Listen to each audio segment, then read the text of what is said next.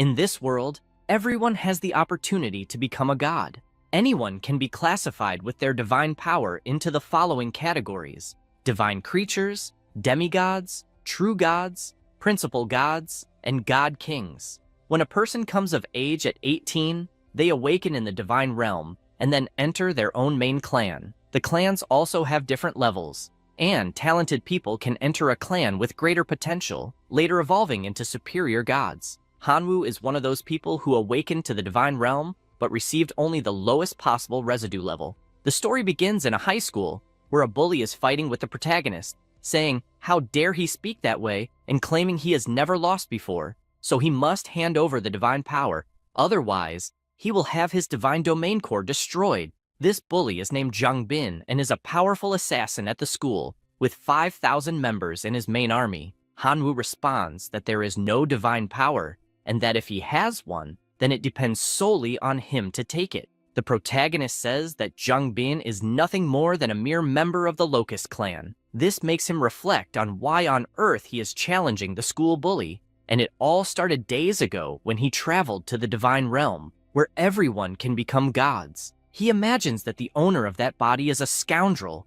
a pitiful creature who awakened to the divine realm at 18 years of age but received only the Locust clan. A bedridden person tells Hanwoo that his parents are lost in the chaos of the Imperial College and are probably still alive, so if an opportunity arises in the future, he should try to find them. He also remembers when a girl named Qin Shuang asked him if he was willing to become her slave and provide enough locusts to feed her Thunderbird every day, she would ensure he graduated from high school, so he should think very carefully about it. Meanwhile, the bullies order him to always provide 100 divine powers on Monday at school, and if he doesn't, he will have to deal with the dwarf army invading and killing his entire clan, thus ruining his bright future. All of this makes the protagonist ponder how he could start this game on Hell difficulty, and in this way, if he continues in the Locust clan, he will never be able to enter the best Imperial universities, much less find his missing parents. This makes him think that his top priority right now is to pass the Yellow Knights massacre, but that's not his style. He enters the machine and puts on the accessory, saying that everyone managed to get where they are, so giving up without even trying is pathetic. With this in mind, he decides to connect to the divine domain until a notification appears that the login was successful. He is surprised, as that world is vast. He observes for a moment and notices the thousands of locusts from his main clan. He opens his system screen to check some of his data, see if there have been any updates, and says that according to his past life's memories, it seems there are only two options: the chosen son and the life sacrifice, and he is confused about what the difference between the two is. Asking the system what it is about, the chosen son of heavenly selection is one chosen by heaven to bring good luck. For each level raised, an additional ability with unique attributes is obtained. Meanwhile, the life sacrifice can sacrifice his biological life in exchange for products of equal value. The exchange products are generated randomly during the sacrifice process. This makes him thoughtful, as the chosen son of heaven should be his golden finger. Meanwhile, the life sacrifice is an additional ability he will acquire with unique attributes during the divine biological stage. Thus, with these incredible powers, he will be able to work hard to fulfill his grandfather's last wish. However, his biggest concern at the moment is to get through the school bully's blackmail the next day. At this moment, he notices something on his system screen, as there was a lot of additional information. He observes all the benefits listed in the system until he finally understands how it works. With this in mind, he decides to take a high risk, and if he wins, he wants the system to become his master. But if he loses, it will be a complete waste. The next day arrives, and already at school, Qin Shuang walks up to the protagonist table, asking if he has thought about becoming her slave, making it clear that she will ensure no one will bully him until he graduates from high school. Hanwoo says his answer is no, leaving her indignant as she doesn't understand why he gave that answer. After all, without her protection, he will be massacred to death by some group of people. He smiles and says that maybe that is the situation. However, Although he has no power or influence, he still has his own dignity, and despite understanding that she wants to protect him, he will not accept any of it. She turns around and says he will regret this situation. He takes a deep breath, but then the group of bullies approaches his table, asking if he brought the 100 divine powers they asked for, and if he doesn't deliver soon, he will deeply regret it. The protagonist tells them to stop bothering him, which makes Jungbin furious, as it seems he is crazy to talk like that, and if he doesn't hand over the divine powers now, he will have his domain core destroyed. He responds that he wants to see him try. The bully is surprised as Hanwoo is tougher that day, and it's hard to understand why. He also looks to the side and notices that Qin Shuang seems not to intervene. The other students start shouting for them to fight in the game. After all, they have never seen what a broken core looks like. One of them also says that the Locust clan is always dropping in level, so it will be easy to eliminate him and make him leave the school. They say that Jungbin's dwarf army can rank among the top 60 in the school, so it will be amazing to see that. The bully takes his card and tells the protagonist that he is looking for death, so later he can't blame him for not giving him a chance. Besides, he says that to deal with trash, he doesn't need to use more than 10 divine points. This is the intrusion card worth 10 divine power points. After blocking the target, a spatial teleportation portal will be generated within the target's divine domain, thus being able to invade the divine domain. Hanwoo immediately flies through the portal until he finally arrives in the divine realm. He stands before a giant door, wondering what it could be. Suddenly, it opens, and inside he can see numerous dwarves with a gloomy look. At the top of the gate stands the bully, saying that in the name of the dwarf god, he orders his army to destroy the fragile locusts until they finally destroy the divine core. With this order, the monsters start shouting excitedly. The other students can watch the fight on a screen projected by the system. They notice that the dwarf army is bigger than before, and probably the strength is already equivalent to the top 50. Another student disagrees, saying that each dwarf is equipped with an iron weapon, so the current strength is equivalent to at least the top 30. They also notice that there are elite-level life forms, and now Hanwoo will have no chance of winning. Qin Shuang observes this battle closely and notices the protagonist summoning his army of locusts. People are surprised, as they don't know what those red-colored insects are, and notice that they are explosive locusts, an elite life form, and as far as they knew, they were supposed to be common locusts. They didn't imagine there were elite-level explosive locusts, and there are many of them. Another student says that it doesn't matter, as even being elite, the combat power won't match that of the common dwarves. After all, trash is trash. The locusts fly towards the dwarves, causing a huge explosion shortly afterward. The protagonist smiles and remembers the previous day when he invoked a huge magic circle, as he was determined to make a big bet. He wanted to retain 10 million adults to maintain racial continuity, and the remaining 2,490,000,000 locusts were all sacrificed. With that, his magic circle is activated, creating a kind of pink fire, and within this fire were the sacrificed locusts. Then the system presents 3 options. The first is 10,000 elite goblin warriors. The second is the Eye of Life, capable of continuously emerging from the source of life to nurture and improve the surroundings.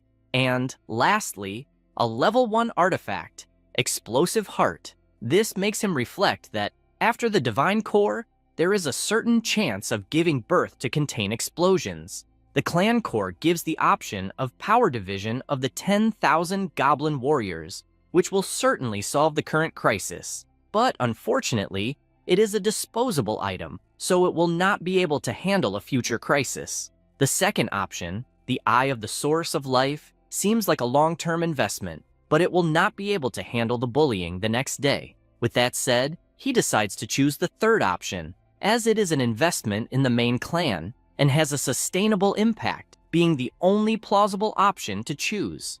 An ice stone appears in front of him, making him grab and destroy it with his hand.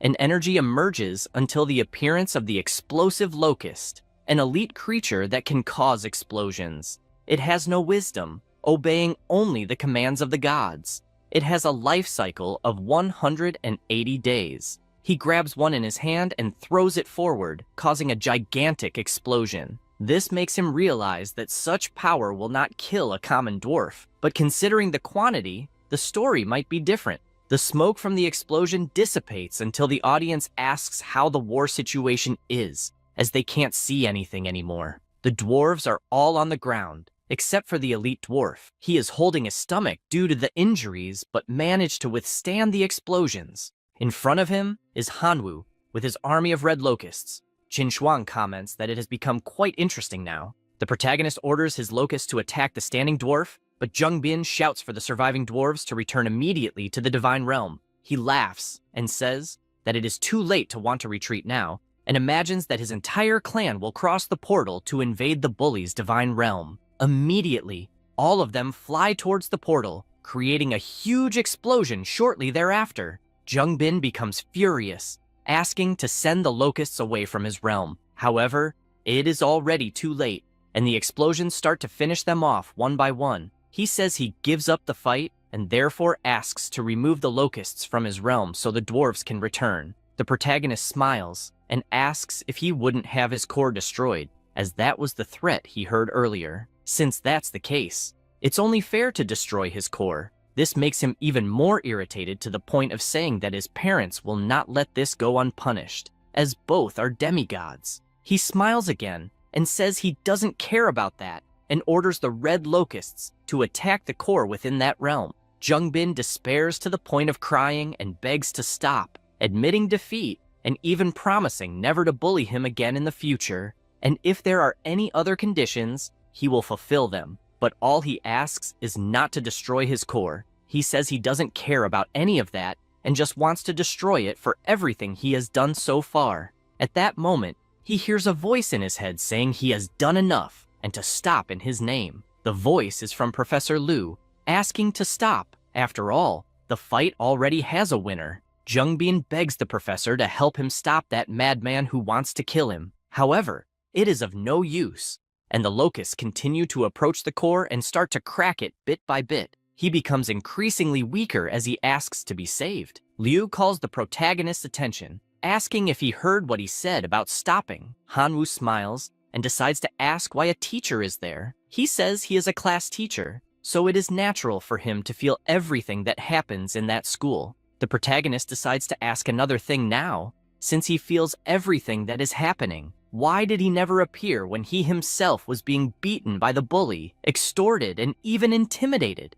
Why didn't he intervene at those times? He gets irritated with the question since Hanwoo doesn't even have demigod parents, so helping him would be like offending Jung Bin's family. With this in mind, he responds that he will explain this matter as soon as he stops the attacks. He decides to ask one last question, saying that if his own divine realm core were being attacked instead of Jung Bin's, would he have intervened to help? The teacher remains silent, not knowing what to answer, but Hanwoo asks him not to worry about it, as he already knows the answer. He says this, and his red locusts explode on the class bully's core, making him cry for having his divine realm destroyed. After that, the protagonist asks the teacher to please leave his divine realm. With that, the screen showing the fight is turned off. Jung Bin lies on the ground, frustrated, saying that it's all over and now he is nothing but a cripple. The teacher runs to the classroom, calling for Hanwoo.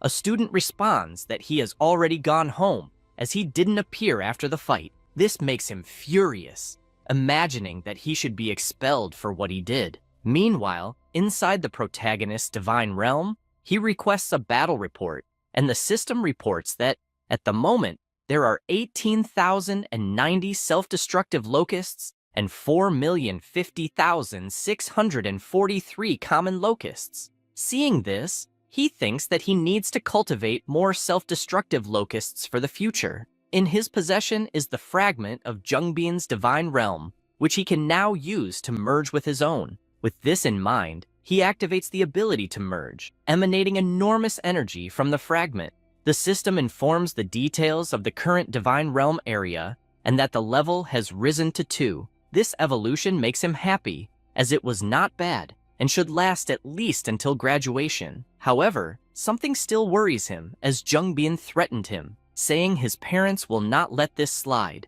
and that is a problem since both are demigods. To make matters worse, the teacher is on the bully's side, so the school will not protect him, meaning he needs to get stronger as quickly as possible. He decides to sell the iron dwarf hammer he won in the battle, hoping to find someone who wants to trade for good items. He notices that someone quickly appears wanting to accept the trade and offers the item Fire Crystal Lava. This reminds him that this fire crystal can increase the fire resistance of the familiar, as well as enhance explosive power. With this in mind, he decides to accept the trade, as with this item, the self-destructive locusts can evolve again. The fragment begins to overflow with enormous energy, slightly changing the structure of the locusts. They remain elite creatures, but their talents are lava explosion. The reproduction capacity is 20 times higher, and they have a lifespan of 250 days. He grabs one in his hand and throws it forward to test. A stronger explosion than the previous ones occurs in front of him, making him excited,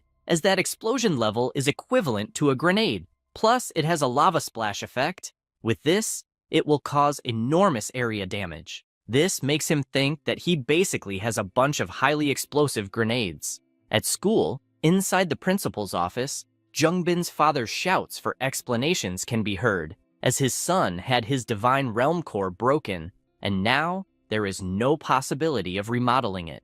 Dean tries to explain what happened and says that the battle was caused by his son, and there are several records of rule violations, as well as bullying in the classroom. He becomes furious as his son had the core destroyed, and the school does not want to take responsibility. After all, if this happened, it was the teacher's fault. Jungbin's mother joins the conversation, saying that the student who did this deserves to be punished, and not only that, but he should also be expelled immediately. Hanwoo continues training his locusts, asking to use growth acceleration to regenerate some explosive locusts. At this moment, Principal Dean calls the protagonist, making him worried as the worst is yet to come. He answers the call, and she says that it is Principal Shu and needs to tell him something. She explains that Jungbin's parents went to the school and are asking for him to be punished for what he did, and tells him about the conversation with them.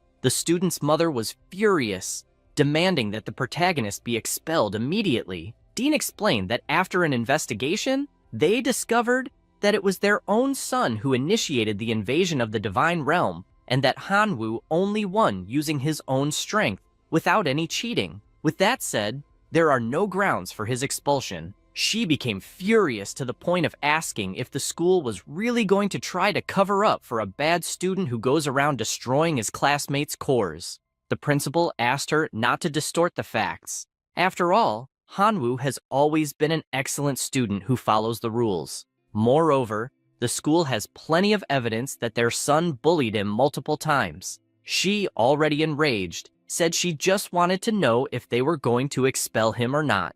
Dean apologized, stating that this would not be possible. Jungbin's father began to emanate a tremendous power, saying that he might accept that the school would not punish Hanwoo severely, but as revenge, he would vent his anger, and said that if they refused to agree with what he was about to say, then he would no longer consider the school's reputation. The principal, explaining all this to the protagonist, concluded by saying that Jungbin's father also threatened to send a legion of 1,000 men to invade his divine realm, regardless of the outcome, and informing him of this was the most the school could do to protect him. After all, a legion of 1,000 men from a demigod is enough to be more than an army of 50,000 ordinary students. With that said, she asked if he would be able to handle the situation. He thanked the principal for her help and said he would go to the school the next day to face this challenge. With that, he ended the video call and imagined that he needed to hurry to become stronger,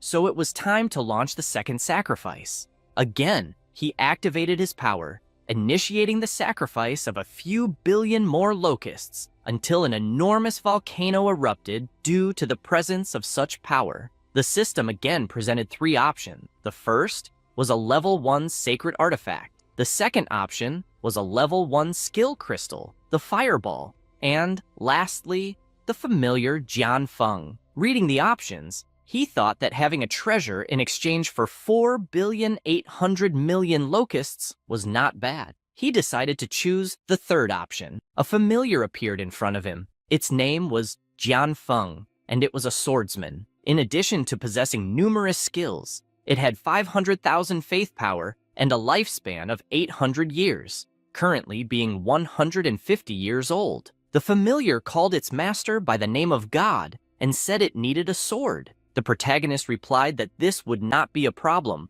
accessing his system to the equipment option for deities. Meanwhile, he pondered that in recent days he had cultivated many locusts until his faith power reached 100 million. Therefore, he currently had 54 divine power points. The equipment was divided into 4 levels: common equipment, faith equipment, divine power equipment, and finally, deity equipment, each requiring a greater prerequisite to use. With this in mind, he decided to buy the Great Storm Sword, handing it to his familiar. He made the first test, delivering a blow to the ground that made several cuts in the air, but told his god that he still needed 3 more identical weapons to fully unleash his potential. This left Hanwoo stunned, as he needed 3 more of those swords, and just one cost 150 divine power points, which were not easy to obtain. Knowing this, and what is to come, with a battle likely involving 1,000 men of a demigod, the MC cannot afford to be careless, checking what else he can find in his system. At this moment, in the divine kingdom of Qin Shuang, she is focused, channeling energy, while several electric birds gather around her, always keeping her eyes closed. All she can imagine is when she was younger and was drowning. Hanwoo ran without thinking twice and pulled her out of the water, giving her mouth-to-mouth resuscitation to save her. She opens her eyes at this moment, and remembering all of this makes her extremely embarrassed, saying that the MC is annoying and deserves to be squeezed to death, adding that she has a grandfather who is a true god and 23 demigod relatives, so she didn't need protection. At this moment, her system rings. It's a call from Hanwoo. She answers, already asking if he has changed his mind about being an obedient slave. He responds that he hasn't since, at the moment he just wants to borrow her divine power. She asks what he has that's special to offer in return. After all, the familiars he showed in the fight are trash, and he shouldn't think he's someone just because he defeated Jungbin, making it clear that she found the explosive grasshoppers to be worthless trash. After all these insults, the MC simply apologizes for the inconvenience and ends the call. She panics because she has no idea why she said all that since the words just jumped out of her mouth, and, dying of fear that there was a misunderstanding, she decides to call him back. Hanwoo answers, asking if there are more insults she wants to say. Embarrassed, she just asks how much he wants from her and requests the account number. After getting this help from her friend, he provides more swords for his familiar, saying that he risked everything buying these countless swords, so he hopes, from the bottom of his heart, that it's worth it. The next day, in the classroom, voices of students could be heard saying that the MC is crazy to show up there, and apparently isn't afraid of the 1,000-man army of the demigod. Another one wants to see if he'll stay so calm after his core is violated. Hanwoo observes everyone talking about this, and, apparently, they all already know what's going to happen, and are clearly hoping it all goes wrong. At this moment, Qin Shuang enters the room, saying that now it makes sense why he called the day before, since it's to compete against a demigod. But she advises him to give up on this effort, because even a legion of 1,000 men from a demigod is enough to ensure he can't do anything. He smiles and says that, in any case, he has no other choice. She responds that he does have a choice. He just needs to become her slave. After all, her family has a true god and 23 demigods, so she could easily talk to Jungbin's parents to stop this. He turns around, thanking her for the offer but declining, going to prepare to face the demigod's 1,000-man legion. A person, watching from afar, becomes furious at how Qin Shuang treats the MC so well, and all they wish for at the moment is for him to die. At this moment, a teacher opens the classroom door with Jungbin's parents and points forward, showing who this Hanwoo is. Mrs. Du immediately becomes furious, calling him a bastard for destroying her son's core. Janlin asks her to calm down because they can't break the school's rules. The teacher asks Hanwoo to come to the front since they can't waste the precious time of the Zhang family. But he smiles, saying he wants to wait for the principal to have a witness. Leitian says that such a small matter isn't worthy of the principal's witness, and that he himself is enough to witness what will happen, and asks him to comply quickly, or else things will get complicated. At this moment, Principal Shumei enters the room, asking the teacher who he is being disrespectful to in this way. He asks her not to worry since he is dealing with a small matter and taking the opportunity to discipline his students. She reminds him not to forget that he is a teacher at a respected school and not a guard dog for a demigod, making that very clear. The students' parents are satisfied with the principal's presence and ask if they can begin. She asks Hanwoo if he's ready, and he, full of confidence, replies that he is. Janlin wastes no time and plays his invasion card. The MC also begins his journey to the kingdom, immediately encountering several gazes directed at him. These are the gazes of fierce wolves. A student watching on the big screen notices that the wolf cavalry, led by a cavalry captain, has power beyond the ordinary. Another boy responds that this wolf cavalry is a combination of green orcs and dire wolves, and they also have a combination of high-level equipment, meaning that Hanwoo is finished. The wolf army prepares to face the MC, as does Janlin, overflowing with immense power as he calls him a bastard for destroying his son's divine core, and for that reason, he will pay with blood. Qin Shuang observes the troops used by the man, and the wolf cavalry is clearly counted as 2 units. Originally, they said they would send a legion of 1,000 men, but at the moment, there are 2,000 combat units, which is a major cheat. The principal remains silent since there is nothing she can do about it. The wolves advance on their master's command, just as the explosive grasshoppers also appear in favor of the MC, impressing some students. After all, there are 7 million elite grasshoppers, and they find it strange since the day before there were only 20,000 left, having no idea how it was possible to cultivate so many in such a short time. It's almost frightening. Another says it won't make a difference since he's facing the elite of the elite, which are the mounted wolves. And unfortunately, there's nothing that can be done. Several explosions begin to happen, and they realize that millions of grasshoppers were sacrificed for nothing, since only a few mounted riders were slightly injured. Leitian says that, indeed, Hanwoo is talented, but he has encountered an obstacle he won't be able to overcome. Otherwise, he might have made a name for himself at the school. Another student finds the unfolding of the fight strange and asks everyone to look closely at the screen. A giant cloud appears in the sky, surrounding the wolves, and it begins to rain explosive grasshoppers, scaring the monsters. The explosions from these grasshoppers were colossal, wiping out all the wolves within the blast radius. Qin Shuang is impressed by what she's seeing and asks what the hell is going on. After all, what kind of grasshopper is this that causes such a powerful explosion that it shoots magma into the air? The principal looks back and asks if there is any student or teacher who has the ability to detect the grasshoppers to provide accurate information about them. A young man uses his power and says that those are evolved elite forms of the explosive grasshoppers. Sumei is pleased to hear this and says it was an excellent job by her student.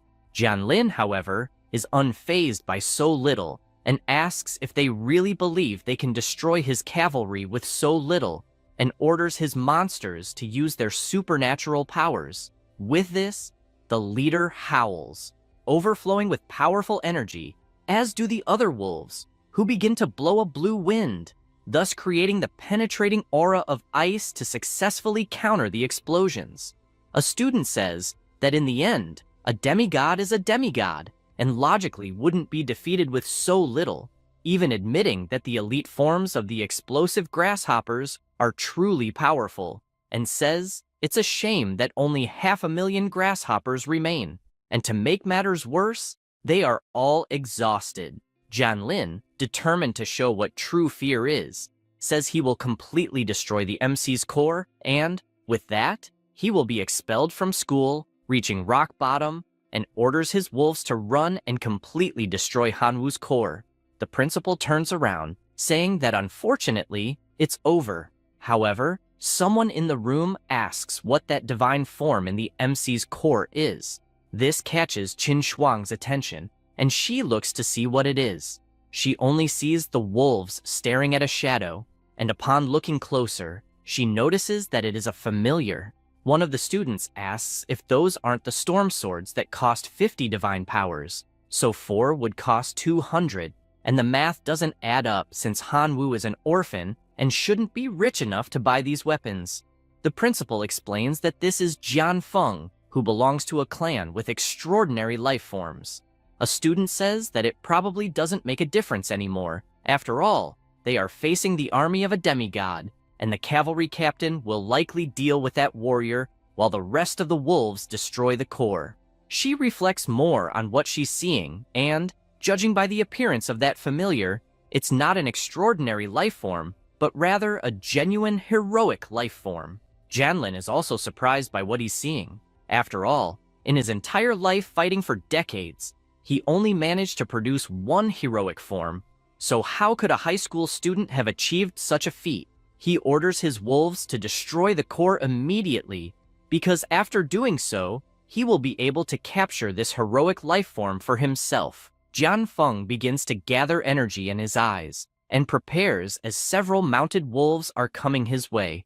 However, they are all repelled with his level 3 ability, Storm Cuts, and he also launches others into the air, using his level 1 ability, Whirlwind. A monster uses its freezing breath, and with that, it manages to freeze the familiar's feet. The wolves take the opportunity to attack, but he simply raises his 4 swords and activates his Iron Cut ability, creating an energy circle in the air that becomes increasingly powerful until it activates, causing a massive hole in the area and destroying everything around.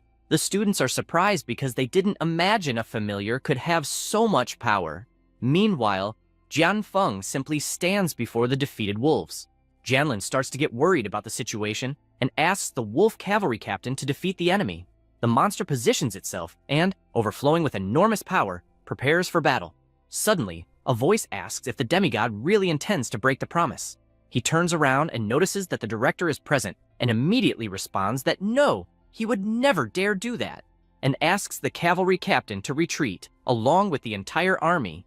The director looks at the MC, and immediately, Jian Feng steps in front, leaving him surprised to see this scene. After all this confusion, still at school, the principal says that Hanwoo did a good job, but he can't relax just because he has a heroic life form, as despite being powerful, they are not invincible. He hears this, and says that he has a request to make. She asks what it would be. He says that he would like to change classes, leaving the teacher surprised by this, apologizing to him for not paying much attention, but promising to teach well from now on, and also receiving a significant amount of resources for daily practice, so he asks for a chance to correct these mistakes. He says, this thinking that clearly this student will become strong and enter a university, so he himself will receive incredible rewards for having helped. However, it's no use since the MC responds that he doesn't want that. His only desire is to change classes.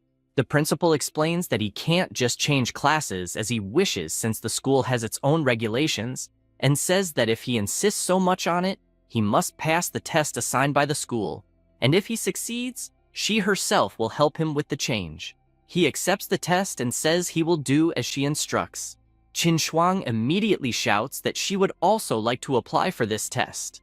The teacher feels embarrassed and asks his student that if she doesn't like something about her teacher, she can speak up, but it's not necessary to go so far as to want to change classes.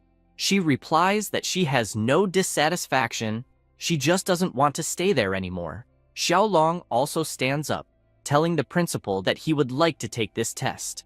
Letian asks the class monitor what he is doing. He thanks for the help he's received so far, but he doesn't want to stay in that class anymore. He also turns to Qin Shuang, imagining that he can't let anyone else have her. The principal informs them that she will prepare the test for the following day. Outside the school, Qin Shuang runs up to the MC, asking how on earth he managed to obtain a heroic life form. He says that this matter is none of her concern, but she responds that it is. After all, he owes 150 divine power points, and if he cannot pay it back, he must become a slave to settle the debt. So the least she is entitled to know is how he acquired a heroic life form. He makes it clear that if she wants to collect the debt, he will pay 5 divine power points as interest. But if she wants to know about the heroic life form, unfortunately, she will remain in the dark. He says this and teleports away, leaving her furious. Inside his divine kingdom, the MC consults his troops and notes that he has 1 billion common grasshoppers, 1 million explosive grasshoppers, and 30,000 detonating grasshoppers, feeling a bit concerned if this will be enough for the class change test. At that moment, Jianfeng appears, informing him that the wolf cavalry is hiding inside the mines, and asks if he should destroy them immediately. This makes him think that indeed, many wolves escaped, and that this army inside his divine kingdom could be a problem, but killing them directly would be a great waste. With this in mind, he orders his familiar to capture the cavalry and ensure they are kept alive. 2 hours pass, and he returns with all the wolves tied up. The system asks if he would like to sacrifice 1 billion grasshoppers and 24 wolf cavalry units. He selects yes and activates his sacrifice ability. This sacrifice grants him a wick, a furnace artifact, and 3 watchtowers. He notices that the wick is indeed good, but how on earth would the grasshoppers handle it? The same goes for the furnace and watchtowers, and he thinks that, unfortunately, none of these items are interesting to him. At this moment, he remembers that he captured a few hundred dwarves in his battle against Zheng Bin, and wonders what happened to them, activating his god's eyes. The dwarves are currently working and notice their master's eye watching them, causing them to thank their god for the wonderful life he has granted them. He realizes that after capturing the dwarves, he ordered them to mine, and definitely, mining and equipment crafting are the dwarves' talents, while the fool, Zheng Bin, forced them to fight. Knowing this, he imagines they have the talent to craft equipment and, without a doubt, will be very useful in the furnace. He sends them there and asks them to forge the best equipment possible. The dwarves are surprised, as the gods have sent a divine gift. Meanwhile, the teachers are gathered. Li Tian explains that everyone is already aware of the class change test that 3 students will take, and that the school has given authority for everyone to create something. One teacher says he has nothing to say except thank you, as they are giving away 3 of the best students as a gift. He says he doesn't care about the tests for 2 of the students, but demands that Hanwu's test be raised to the maximum level since he hates a student who doesn't respect the teachers, and asks all his colleagues to please make this happen. The teachers agree to help, while Li Tian is just furious about being reprimanded by the principal, in addition to having his semester salary cut. The next day, already in the classroom, the teacher presents the 3 envelopes containing each student's test. Xiaolong and Qin Shuang take their envelopes, as does the MC, who is surprised to read that his evaluation test is at level 10, requiring him to defend against 10,000 foreign invaders. The principal asks the teacher if he would like to reconsider Hanwu's absurd test, but he responds that this was a decision made by all the teachers together. The MC asks the principal not to worry, as Li Tian is eager to see his abilities in action. This irritates him, prompting him to say that he should not regret it later. Qin Shuang once again asks him to become her slave, and if he does, she will ensure that absolutely no one at that school dares to intimidate him again. He thanks her for the kindness and says they will see each other after the test. She replies that it's fine, calling him ungrateful. Meanwhile, Xiaolong is eager to see the MC make a fool of himself in this test. The test begins with thousands of goblins appearing in front of him. The people watching on the big screen comment that they heard Hanwu's test is the hardest of the 3 and say it's well-deserved for having offended Professor Liu. The MC is not pleased, considering that Li Tian can't even be called a man for putting so many fire-resistant goblins against him. The professor, on the other hand, claims this is for his student to learn a lesson, as 10,000 red goblins should be more than enough to destroy the divine kingdom, and he makes it clear to other students that there is no hatred between teachers and students, and that after this small test, Hanwoo will certainly understand the good intentions behind the teachers. Meanwhile, the principal is rooting for him. The MC begins his attack, sending his legion of grasshoppers into battle, but the goblins simply summon their fireballs and launch them, exploding all the grasshoppers. The MC already anticipated that mere common grasshoppers would not inflict any damage and decides to use his explosive grasshoppers for the attack, scaring the red goblins. Then, numerous explosions occur, eliminating 400 goblins at once. Qinshuang and Xiaolong return from their tests, and she runs to the principal, asking how the MC is doing. Shumei says the situation is not very good, as grasshoppers are inferior creatures, and even if well cultivated, they still wouldn't reach the top. Hanwoo, seemingly calm, continues to send more and more explosive grasshoppers, eliminating another 3,000 red goblins at once, while the rest desperately try to reach the crystal to destroy it. A student comments that, unfortunately, it's over this time. After all, he may have a heroic life form, but there's nothing he can do against 6,500 red goblins. Qinshuang also laments, as an insane army like that will destroy her classmates' core. The principal immediately contacts the MC, asking that if he can't hold out, he should just admit defeat, as there's no shame in it, and with time, he can rise again. He makes it clear that he's already decided to change classes and will attempt it until his last breath, adding that he hasn't lost yet. He says this while his familiar delivers numerous blows to the approaching goblins, finishing them off one by one. The goblins become enraged, using their roars and launching their fireballs, causing countless explosions on the ground where Jian Feng was, making them believe it's unfortunately over, as the familiar must have suffered serious damage in these attacks. The professor is the most excited, saying that Hanwoo must learn the lesson this time, until a student asks them to look closely. An army of dwarves emerges in the middle of the battle.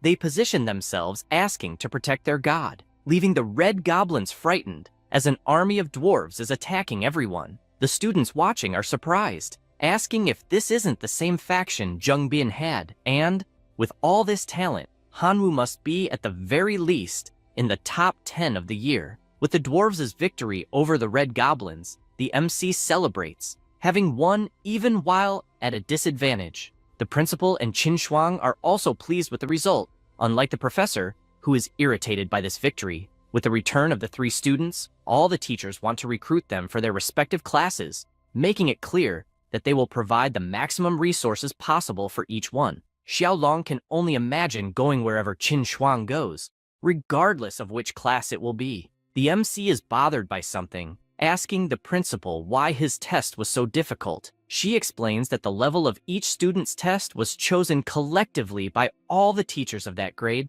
He says he understands and kindly asks to check each vote. She agrees and hands over the summary of opinions about the class transfer test evaluation. All the teachers are dissatisfied with Letian, as it was a disaster supporting him against the student. Hanwoo goes to 2 teachers who clearly voted fairly and asks what resources they would provide if he joined one of them. The first teacher says that this test made it clear the MC's ability to cultivate dwarves, and if he joins his class, he will provide an army of 10,000 dwarves. With this, he will easily make it into the top 10 and have a bright future. The other teacher says that central family cultivation is the most important and has several resources on hand that will be useful in cultivating insects. So, if he joins his class, he will fully assist in the life transition of grasshopper species. With that decided, Hanwoo tells Professor Tianwen that he would like to join his class. The girl, knowing the MC will go there, says she also wants to join that professor's class. The same goes for Xiaolong, as he will go wherever the girl goes. The professor is delighted that so many students decided to join his class, and that's how you win the Outstanding Teacher Award. Besides that, it is great that so many good students are joining his class. He presents a gift to the MC as thanks for deciding to join his class. He notices it is a hive construction letter that occupies a square kilometer of land and can hatch 1 million insectoids annually. This makes him happy, as it was literally tailor-made for him, and he begins to think about his future strategies, as after setting up the hive in his divine realm, he will be able to bless it with 2 level 1 relics. The hive will perfectly amplify the power of both relics and, consequently, the eggs within it. Thus, he will be able to obtain 1 million grasshoppers every year. With this in mind, he thanks the professor for the generosity, and the professor says there is no need to thank him. Just deliver the best results, and that will be a reward in itself. The principal calls everyone's attention, saying that the test of the day is a simple test, so there's no need to take it so seriously, but that in 7 days, the exam will cover the entire school, as it will determine the allocation of resources among classes in the future. After that, within the MC's divine realm, he checks his situation and currently has 2 million grasshoppers, 5,000 self-destructing grasshoppers, 300 explosive grasshoppers, 52 dwarves, and Jianfeng, which is a heroic life form. He worries when analyzing his situation, as with this level of strength, participating in the exam that will cover 7 days will probably result in the worst score among all students, and he definitely needs to find a way to increase the number of grasshoppers as well as strengthen the ones he already has. He also notes that the name of the dwarves is different, now being Redforge dwarves, and flies off as he wants to see with his own eyes what this means. Upon arriving where they are gathered, he notices that the dwarves are indeed different, now being an elite creature with various talents and extremely higher power. This makes him think how great it would be if they were from his main family, as he can only use growth acceleration more frequently with his main family. After that, 4 days pass, and with 7.3 billion grasshoppers currently, he hopes to get something good this time. Activating his life sacrifice ability on all the grasshoppers, he wonders what he will gain this time. The system gives the first option, saying, Sacred Item Level 2, Law of Gluttony. Once charged in the Divine Realm Core, the main race gains the ability to eat voraciously. If the total energy of the consumed food exceeds its own energy by 1,000 times, it can complete its own evolution. The second option says, Hero Model. Giving this to an extraordinary life form can help it be promoted to a heroic life form. And finally, the third option will give a bit of divinity. The MC is pleased as these are definitely all good options, making it hard to choose any, and he thinks about the 3 options. The first option could transform various grasshoppers into elite life forms, but he may not be able to afford it. The second could make a life form evolve to the heroic version, and the third option would give him power equivalent to 100 billion faith, something like winning the lottery. After much thought, he decides to choose the first option. 3 days pass, and Hanwoo is unsure if what is in front of him is a gigantic grasshopper or a gigantic lizard, declaring that it will be the explosive plus grasshopper. Later, at school, Qin Shuang goes to him asking if he has considered becoming their slave, as he has no support or resources, making it impossible to stand out among the various demigods, and says she really thinks his grasshoppers are strong, but in the end, they are not a big deal. She also says she thinks the dwarves are cool, but that they are not part of the main family. The MC thanks her for her kindness, and says he will find out all of this only after the exam. She does not like this at all, and comments that he is driving her crazy. Xiaolong just watches from his desk, wishing that the MC would disappear completely from Qin Shuang's sight.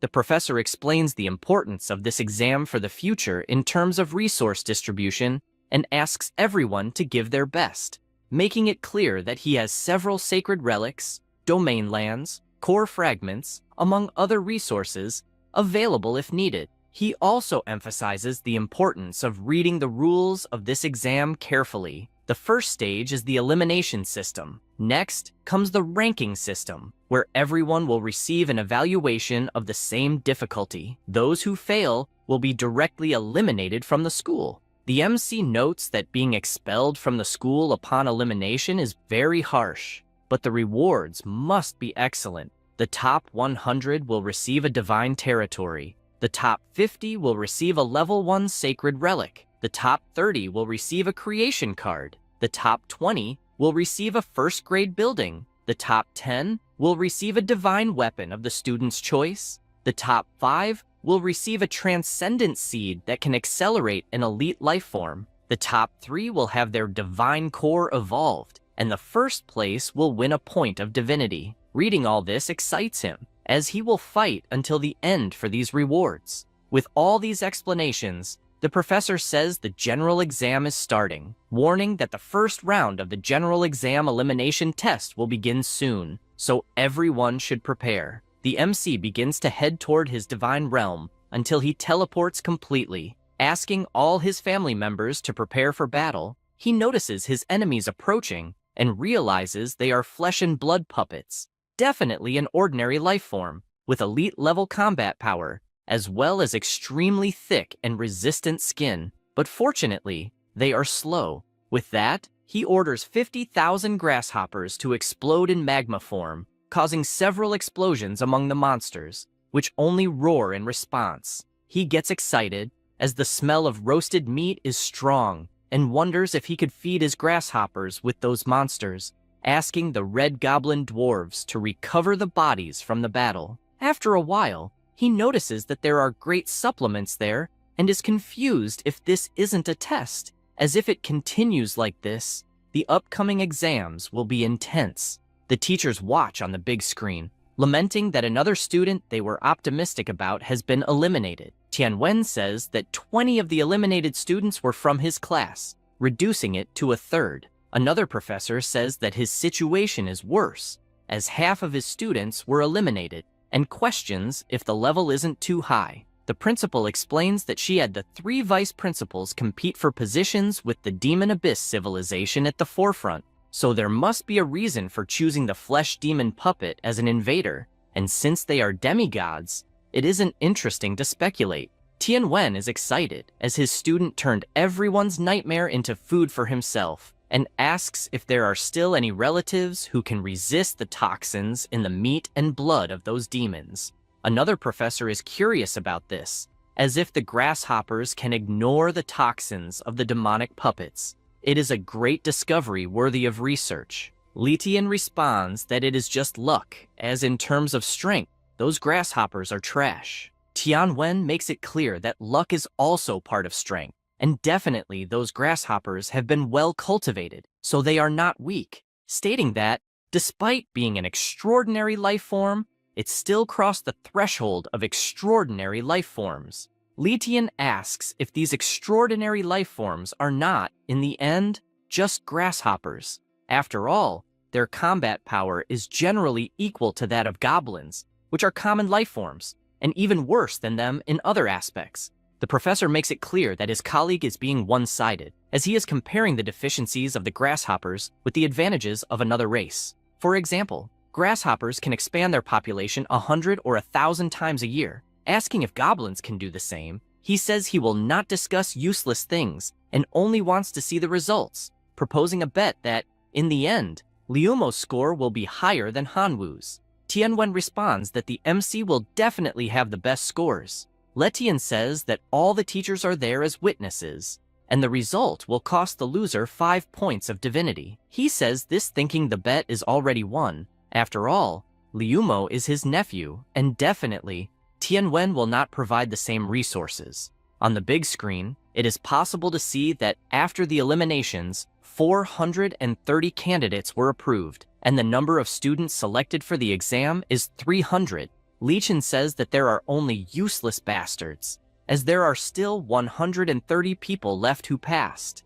Another professor asks him not to blame the students, as it is not uncommon to fail due to the level of difficulty. The ranking test will begin, with various skeleton warriors appearing. The teachers ask if that's really all there is, as it seems more like a giveaway. The MC gets excited, as he has 1 billion hungry baby grasshoppers, and suddenly, so many skeleton soldiers appear, it must be a joke. He orders his grasshoppers to completely devour that army. The skeletons, despite having glowing eyes, had nothing they could do. 2 hours pass and he feels relieved, as it was a great appetizer. However, the second wave of skeleton soldiers begins, but are immediately exploded by the self-destructing grasshoppers. He observes that if the lava continues to rise higher and higher, these skeleton soldiers will not be able to swim through it, increasing the temperature more and more. With this in mind, he asks the red goblin dwarves to pour out the melted lava from the great furnace. They immediately obey, killing all the skeleton soldiers as they come out of the portal. One of the professors is surprised, as Hanwoo is definitely coming up with great ideas. Tianwen says that it is obvious after all, he is in the best possible class. Li Tian is not intimidated, as the MC has just reached the 7th wave, but Liumo is also at this level. At this moment, in Liumo's divine realm, he is positioned with his arrow towers, lightning towers, fire towers, among various other things, imagining that this student must really come from a rich family. The professor is excited, as he invested many resources in his nephew to ensure that he will be in first place this year, until he hears another professor asking to see Qin Shuang's divine realm. Observing her realm, he notes that there are 100 lightning towers, as well as 300,000 elite thunder natural life forms, and 100 giant ancestral trees. This impresses everyone, as her family is truly powerful. Even many demigods do not have as many trump cards as she does, and there are even rumors that the girl is among the top 3 in the series. Li Tian is furious, as he knows all this is because of Hanwoo, and says that the boy will pay dearly for this. After all this, the 10th wave ends, leaving only 18 candidates, and he announces that the 11th wave will begin soon, making it clear that the level of difficulty will increase drastically. A shadow emerges from a red portal, leaving everyone in disbelief that this is a heroic life form. The monster in question is the bone collector of the skeleton race, and it is indeed a heroic life form. It continues walking, and as it passes by, all the bones on the ground begin to tremble, while a pink aura surrounds it. It raises its staff and creates a completely gigantic skeleton being. The bone collector raises its hand, asking its new creation to attack with all its might. The enormous skeleton attacks, saying it only wants to kill, and stomps on the ground, causing a huge explosion, leaving the professors surprised, as only 3 minutes have passed, but 8 students have already given up due to the excessive difficulty. Letian is annoyed, asking why the giant skeleton is so small in Hanwoo's divine realm, and starts accusing him of cheating. Indeed, the skeleton generated in this realm was quite insignificant, even trembling with fear. Tianwen explains that the reason is simple. The bone fragments in the MC's divine realm were burned to ashes by the lava, so the bone collector did not have enough resources to create such a large being, leaving only the bone collector, who is disintegrated by the iron-cutting style of the familiar Jianfeng. The MC begins to yawn, insinuating that it is too easy, as he has just passed the 11th invasion wave. The professor does not accept this result and accuses him again of cheating, insinuating that the student should already know what the tests would be. Tianwen asks what evidence he has for this accusation. The professor accuses him of protecting his own student, saying he will report him to the educational authorities, making it clear that everyone there is sensitive. But Hanwoo's unusual fighting style is suspicious after all. Who would think of cleaning the battlefield after defeating the skeleton soldiers? If he did that, it's because he knew that eventually the bone collector would appear needing bones to summon its greatest creation, and he makes it clear that he strongly suspects that Hanwoo already knew about the tests in advance, which is a cheat that the school should investigate. The principal makes it clear that the content of the exam was decided by the supreme director before leaving, and that even she did not know the content of the tests, asking the professor if he really thinks the supreme director would have done something so stupid. He panics and says no, that he must have been wrong, and that Hanwoo defeated the bone controller by sheer luck, but insists that even if there is no cheating, his scores are very unfair compared to the other students. She asks if Letian, as a demigod, is aware of how ridiculous these words are. After all, the civilization of the divine realm has never been about justice, but rather about survival, and one cannot compare the scores of anyone with anyone else. Highlighting the justice that the professor mentioned, she says that he himself used his authority in favor of his nephew, providing him with resources. Knowing this makes Tianwen angry, as it seems the professor is favoring his own nephew with a colossal amount of resources. And now, it makes sense why the bet was made, though it's a shot in the foot, since the MC passed the wave while his nephew is facing great difficulties. In the divine realm of Liumo, he notes that he is facing a colossal challenge, as his army has been defeated, and says that he gives up on the test. Tianwen informs that the results of the exam are out, as Hanwu has passed and his nephew has failed,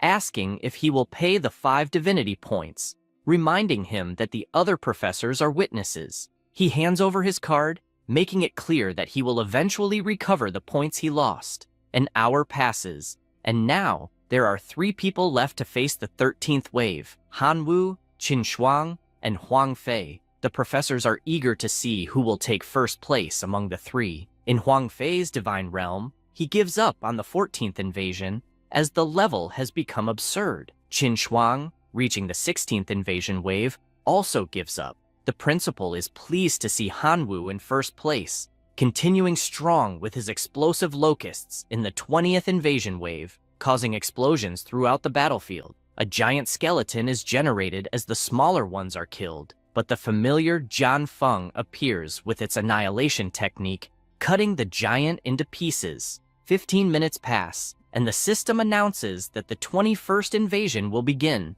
making it clear that the difficulty level will increase dramatically and asking everyone to be prepared. He gets excited, as it seems a great challenge is coming. He notices that a colossal portal has appeared before him and is surprised, as it is much larger than normal. Emerging from within, sitting is the Supreme Lady of the Skeletons, and, as the system made clear, the difficulty level has indeed increased dramatically. Even the teachers are surprised, as that is the Supreme Lord of the Skeletons. The MC observes closely and is aware that the difference in strength is colossal, imagining that the best thing to do is to stop there. That said, he raises his hand in surrender. She, frustrated, asks why he is doing this, and the portal begins to pull her back out of the realm. She roars, furious, and throws a piece of bone that flies past him, causing a giant explosion, even though it was just a simple attack. He asks what the hell that was until the portal finally closes, and he is sent back to the normal world, ranking first on the leaderboard.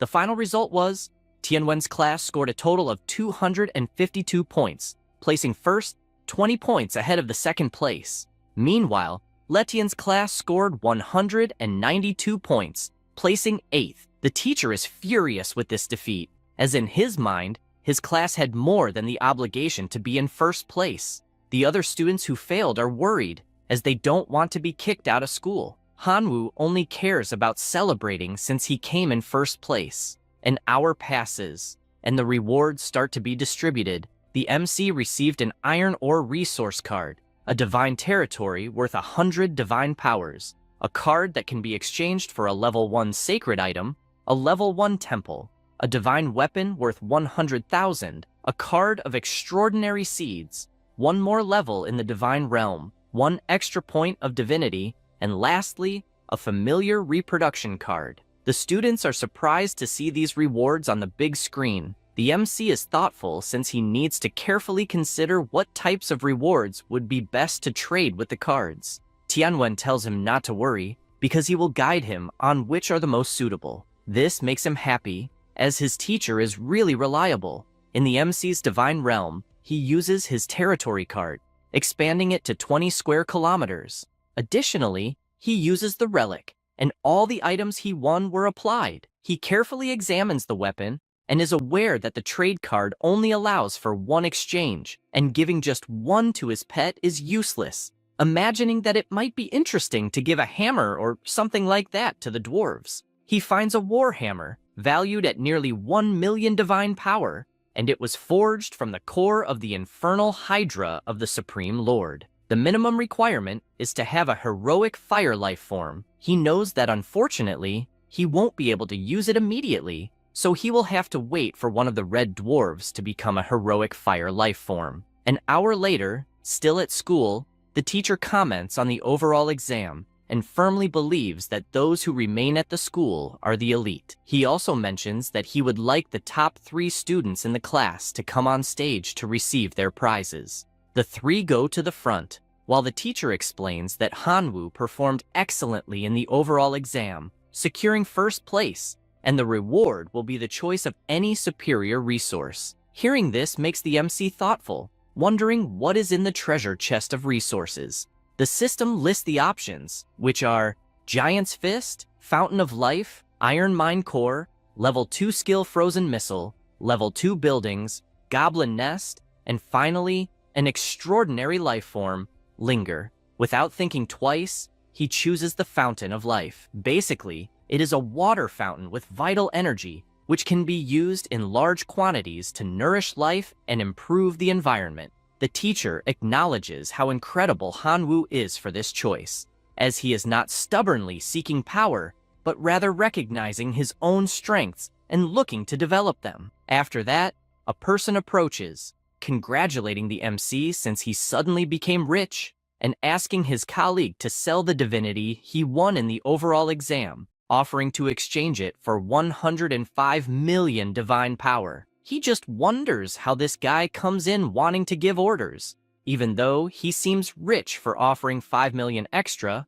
asking why he wants it. The boy responds that there is no specific reason. He just wants to know if the MC agrees to make the trade for 105 million divine power, as that's enough power to focus on the locusts or wherever he wants. The MC refuses the request. The student insists, saying that his grandfather is preparing to be promoted to a true god and needs divinity. So, if the MC sells that divinity, the student himself will owe a favor, in addition to the agreed divine power. This makes him think, as 105 million divine power is really a lot, and with all that, he would be able to greatly increase his locust army. He replies that it is indeed an interesting offer until his phone rings, and when he checks it, he's shocked, as Qin Shuang is sending a message asking him to sell the divinity to her for an incredible 150 million. He can't believe such an absurd amount and thinks that this girl definitely has money to spare. She asks if he really thinks 1 point of divinity is only worth 100 million. She also asks if he has no common sense. Although it's true that a bit of divinity can be condensed with 100 million divine energy, that only happens if the god produces and sells it.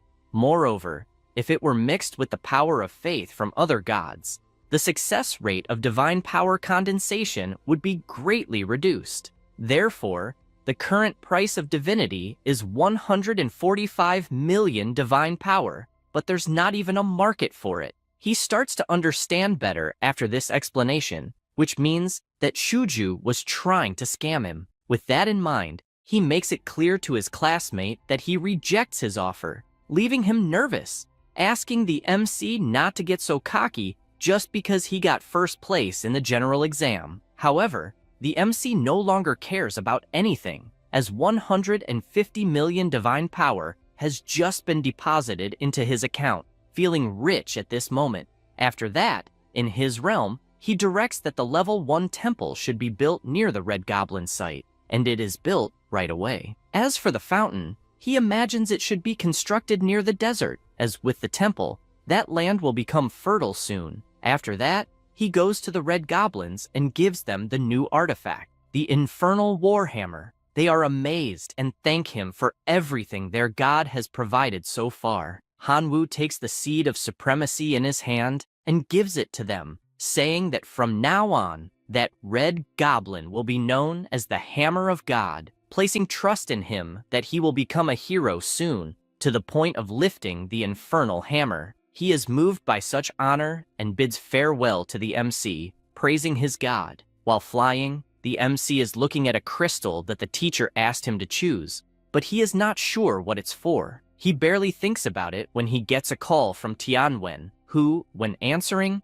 asks if he'd like to see him or something like that. The teacher talks about the question of who would be better, Hanwoo or Liumo, and with that, the teachers bet 5 points of divinity, with Tianwen himself winning that bet. He says he would like to give a divinity card equivalent to 150 million divine powers. Then, he explains the other war reward he won, which is the egg laid by the celestial demon insect king and refined using a special method, which, even dead, will produce 10 liters of magic fetus every day. He emphasizes that, at the time, he said he would support him with every possible resource regarding the core familiars, imagining that for now, it is the only way to help the locusts make a leap in life. This makes the MC reflect that he doesn't have the support of the other teachers, as they consider the locusts useless. But he is aware that if the locusts mastered the path of life leap, assimilating with the celestial demon insects,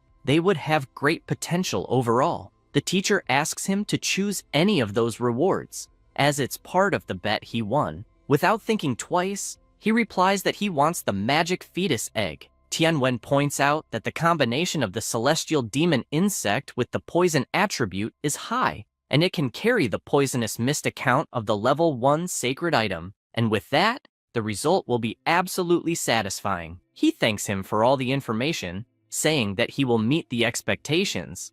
Additionally, he asks if there is any way to provide a large amount of meat, regardless of quality, since the meat at the shopping centers is quite expensive. He suggests not feeding the locusts with meat and also not buying from shopping centers, as the cost is high and the benefit is low. He mentions that recently, the director has been invading the demon abyss, and there should be plenty of blood and flesh puppet corpses there, suggesting he inquire about it. The MC thanks him for the recommendation and ends the call. As he continues walking, he imagines that the effect of level 2 gluttony is quite powerful, as his locusts in the divine realm ate very quickly. Now, the realm's standard production cannot satisfy their appetite, so the best policy will be to find a food source as quickly as possible. He thinks about it and places the magic fetus egg under the ancient tree to make it produce essence faster. After that, 2 days pass, and he notices that some locusts apparently have already eaten the magic fetus eggs, becoming anxious to see what kind of creature will emerge from the cocoon. He also wonders how much longer it will take since 2 days have passed and still nothing. No sooner does he say this than he sees the cocoon cracking, feeling happy that the time has come. A new familiar emerges in front of him. It is the celestial demon insect. It's an ordinary creature. Its talent is cruelty, and its level of faith is fanatical. Hanwoo is pleased, as even though it is still in the common phase, it is 100 times stronger than the locusts. He also noticed that there is no information on the creation, probably because every demon insect must be assimilated by the magic element. By using a few magic drops, he notices that his familiar grows twice as large. Additionally, the law of gluttony also works on this familiar, and it doesn't take long for it to be promoted to an elite life form. With that said, he uses his sacred poisonous mist item, completely changing the form of his new pet. Now, it has become an elite life form, the poisonous mist insect. In another location, the Supreme Director wonders how this could have happened. He is in a place with thousands of skeletons everywhere, wondering what to do with so many broken bones. And even though the corpses are sealed in the card, if the divine power in the card runs out, the corpses will explode again. Suddenly, he receives a call from Tianwen. The professor says he's calling hastily just to ask if he'd like to provide the body of the demon puppet of flesh and blood, as he has a student who would like to buy it. The director asks what a student wants with demon puppets. He responds that they will be used to feed his main familiars, as they are locusts and could eat these flesh puppets with ease, just like they did in the elimination test. The director asks if this particular student isn't the genius who fought a demigod a few days ago, surprised that a small locust could be so useful, and adds that it's a pity that location isn't suitable for the locust's life, as they could introduce a large group of them to eat the flesh of these puppets and save a lot of divine power. He says this and pulls out a card, stating that it contains 1 million flesh and blood puppets, asking him to give it to the student. A day passes, and the professor calls again, saying that the student ran out of meat and asked if there would be a permanent supply. The director can't believe that he used it all in 1 day, and to make matters worse, wants a permanent supply. He asks for a moment to think of something. After coming to a conclusion, he says that there are indeed enough corpses, but it's not something he can provide for free. He makes the proposal to sell 100 demon puppets for 10,000 divine powers. 5 minutes later, the professor returns the call with the MC's response, saying that he agreed to the terms and wants to start by paying 1 million in exchange for the meat. A few days later, Hanwoo is ready with his most powerful army, once again using his sacrifice ability. The options in exchange for this sacrifice are Option 1, Giant Warriors, which are an extraordinary life form. Option 2, Level 3 Skill Crystal. And Option 3, Decomposition System, which breaks down matter and extracts pure energy. He considers all the options, taking into account the 12 billion elite life forms he used in the sacrifice. He thinks about the giants, as they are quite intelligent and their power is overwhelming, and just one of them could be sold for 10 million. However, he is also interested in Option 2, as the Level 3 poison explosion combined with the celestial demon insects, the poisonous mist, and the relic would be a perfect combination. Yet, he knows that his current divine core is at Level 3 and has no open slot to carry this new skill. After analyzing everything, he decides to choose Option 3, as it's said that energy crystals are the food of magical familiars, and they are quite expensive. Upon choosing this option, a huge machine appears in front of him. He decides to start by experimenting with a bit of iron ore. 5 hours later, the result is 3 iron crystals. He takes one in his hand to analyze, and knows that an iron crystal can be used as food for some special races, in addition to being useful for forging weapons. And each one is worth 5 points of divine power. He will definitely be able to make a great fortune in the long run. Suddenly, a voice echoes in his head, saying they were attacked by the undead during mining, injuring 3 companions. At the moment, the leader of the Red Dwarf clan is in battle, asking for their god's support if possible. He is surprised, as apparently the temple is contacting him, but he doesn't understand how on earth there are undead in his realm. To better understand what is happening, he uses his divine vision and sees the Red Dwarf facing an undead, but finds it strange that the undead's clothing is very similar to the Supreme Lord's. He also finds it odd that the enemy is handling such a powerful dwarf so well. He gets excited, as this is incredible, and tries to consult the information on the monster, but is startled to find that the consultation failed, as the skeleton is not his follower, and he has no other means to view the information. Suddenly, Jian Feng appears to face this new challenge, delivering the first blow quickly and making the skeleton's head fall to the ground. However, right after, the skeleton rises again with its entire body. The MC appears, trying to make the skeleton submit to him,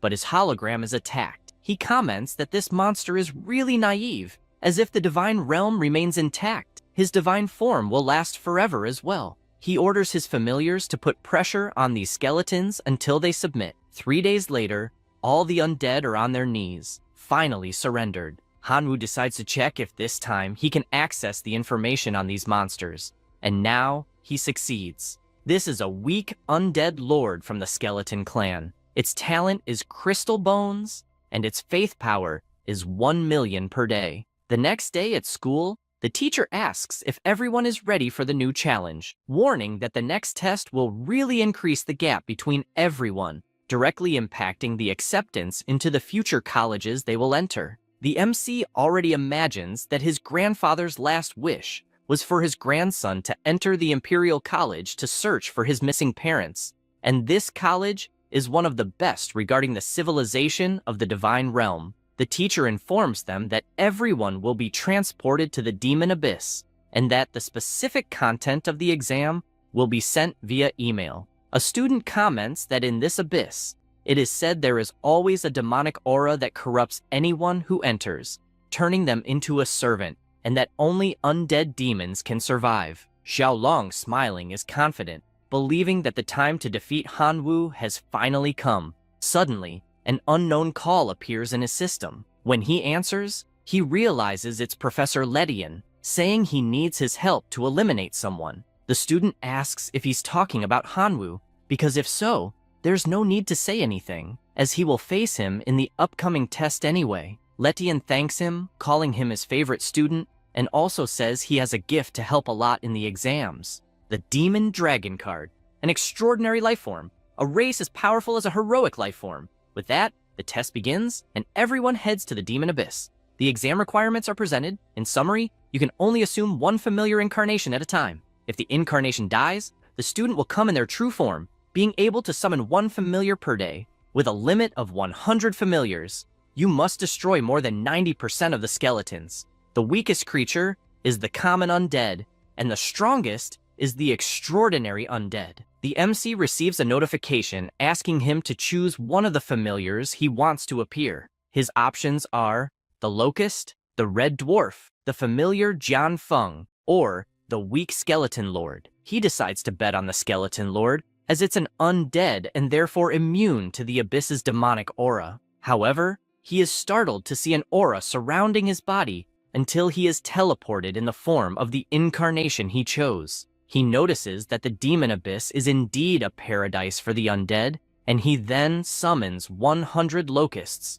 A dark curtain begins to rise, and he notices that, as he suspected, the demonic energy is truly the nemesis of familiars. After walking a bit around the area, he finds the Bone Demon fruit and orders his locusts to harvest it. No sooner does he give this order than he feels something strange, looking behind him and seeing a giant army of the undead. As they approach, he gets excited, as it's the perfect time to test the attack and defense of that skeleton form. 10 minutes pass, and the MC feels confident after testing his movements. He imagines that, despite all this hard work, the demon fruits will only provide 20 evaluation points, but the 100-point task requires defeating a demigod, and he stands no chance if he continues like this. He orders his army to go gather more fruits, betting on quantity. A day passes, and he is in possession of all the demon fruits in the abyss. He opens his system, since he has a plan, asking if anyone wants to buy 100 bone demon fruits for mission 49. He adds that he's also open to trades. The first person to read this asks how he can do that, saying it's cheating. Another person replies that it's not cheating, it's called resource integration, and also says they'll take some fruits, offering 50 points of divine power. Another person responds that they'll also want 50. Lastly, Professor Tianwen asks him to only trade resources obtained in that plane, giving him the first warning. With 3 warnings, he'll be disqualified from the test. The MC can only think that he's truly a business genius, as he finds a solution to every problem. A person transformed into a familiar says they were worried about where to find Hanwu, but with these messages revealing the location, they wonder how he'll survive this time. It's revealed to be Xiaolong in his dragon form, accompanied by his fierce wolves. The MC notices his ranking dropping and becomes frustrated as he has a very weak familiar, making it quite difficult to gain points. If he doesn't complete advanced missions, he'll be surpassed in no time. Suddenly, he spots an army of skeletons behind him and decides to walk toward them. As he approaches, he lets out a loud roar and comments that he isn't sure if his incarnation as a skeleton lord can control them. One of the monsters observes the MC closely, and they all stand still, staring at him. He asks if they recognize him by any chance. Immediately, the skeletons bow. These are the common undead class skeleton soldiers, and their faith is that of true believers. Hanwu is surprised, not understanding what's happening, as suddenly, more than a dozen skeleton soldiers, all true believers, submitted to him for no apparent reason. Without thinking too much about it, he asks his familiars to rise and patrol the camp. An hour later, his army grows. He now has a skeleton knight with the talents Iron Bones and Skeleton Summoning. His faith is that of a true believer. Hanwu simply can't believe what he's seeing, as his small army suddenly became incredibly powerful. The Skeleton Knight reports that he was a member of the First Skeleton Legion during the confrontation against the Flesh and Blood Demon, and after the team separated, he had to stay behind. He also explains that due to the invasion of corrupted corpses, zombies, and puppets, his soldiers dwindled day by day, so he ended up sending skeletons to search for the Bone Demon fruit. The MC better understands the situation and is pleased that this new troop is under his command, pondering how to make them stronger. he decides to check the current ranking and has already dropped to position 178. Seeing that his situation isn't great, he decides to start playing for real, announcing that he'll give bone crystals and leave the rest of the equipment for his soldiers. 10 minutes later, the army appears stronger, with the MC announcing that the current target will be the flesh and blood demon puppet.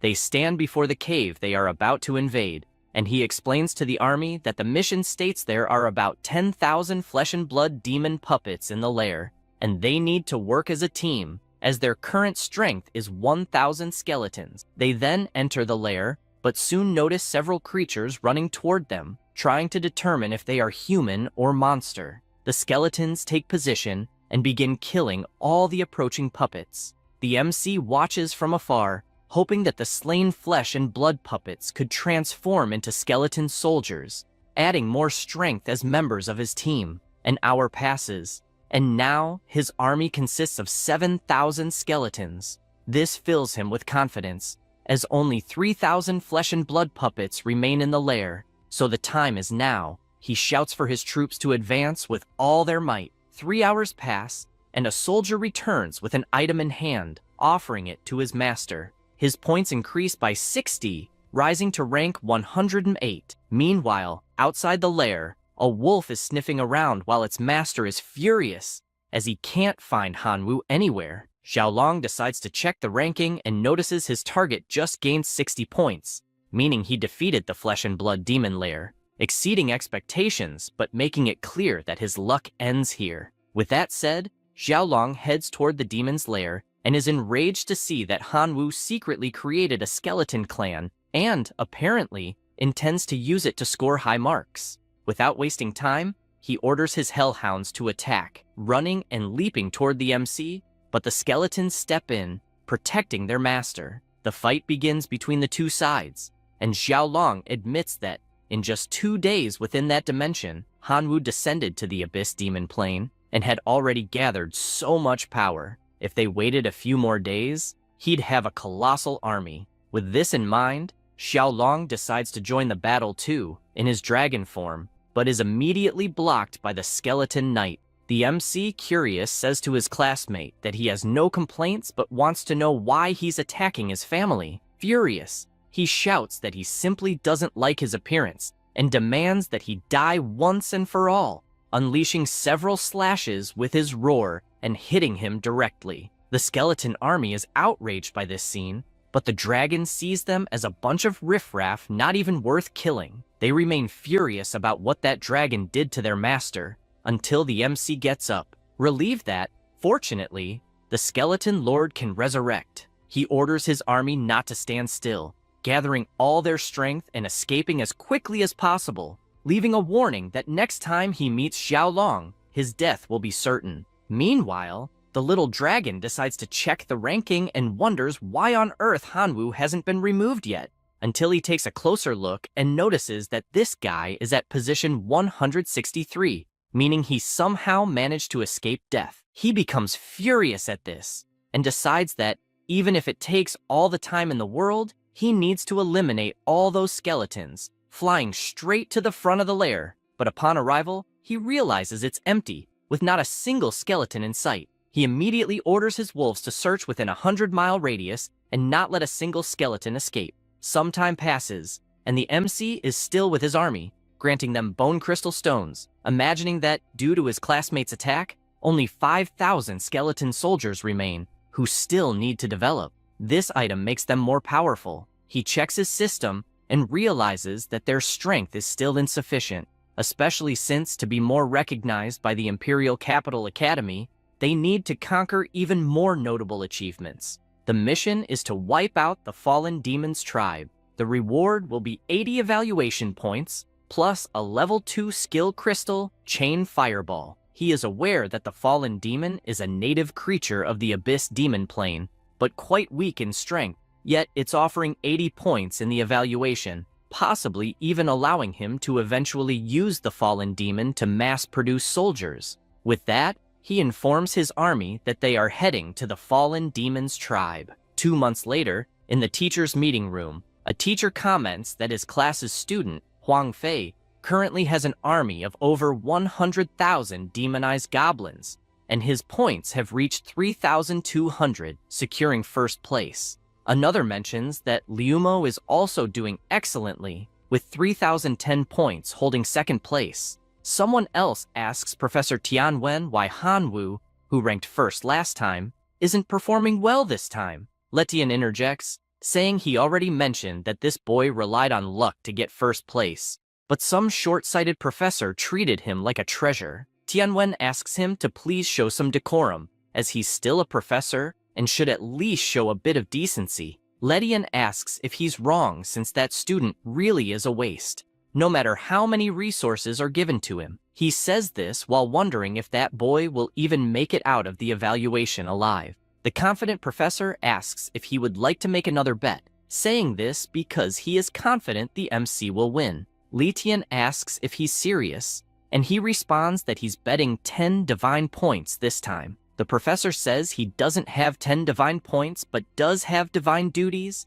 and wagers his level 3 divine healing. Tianwen accepts and informs them that Hanwoo has begun handling a task worth 80 evaluation points and is about to succeed. He imagines that a task worth 80 evaluation points is extremely difficult for a high school student, and once completed, it will undoubtedly draw the attention of universities. And even if the final score isn't excellent, just appearing in front of the universities will be worth it.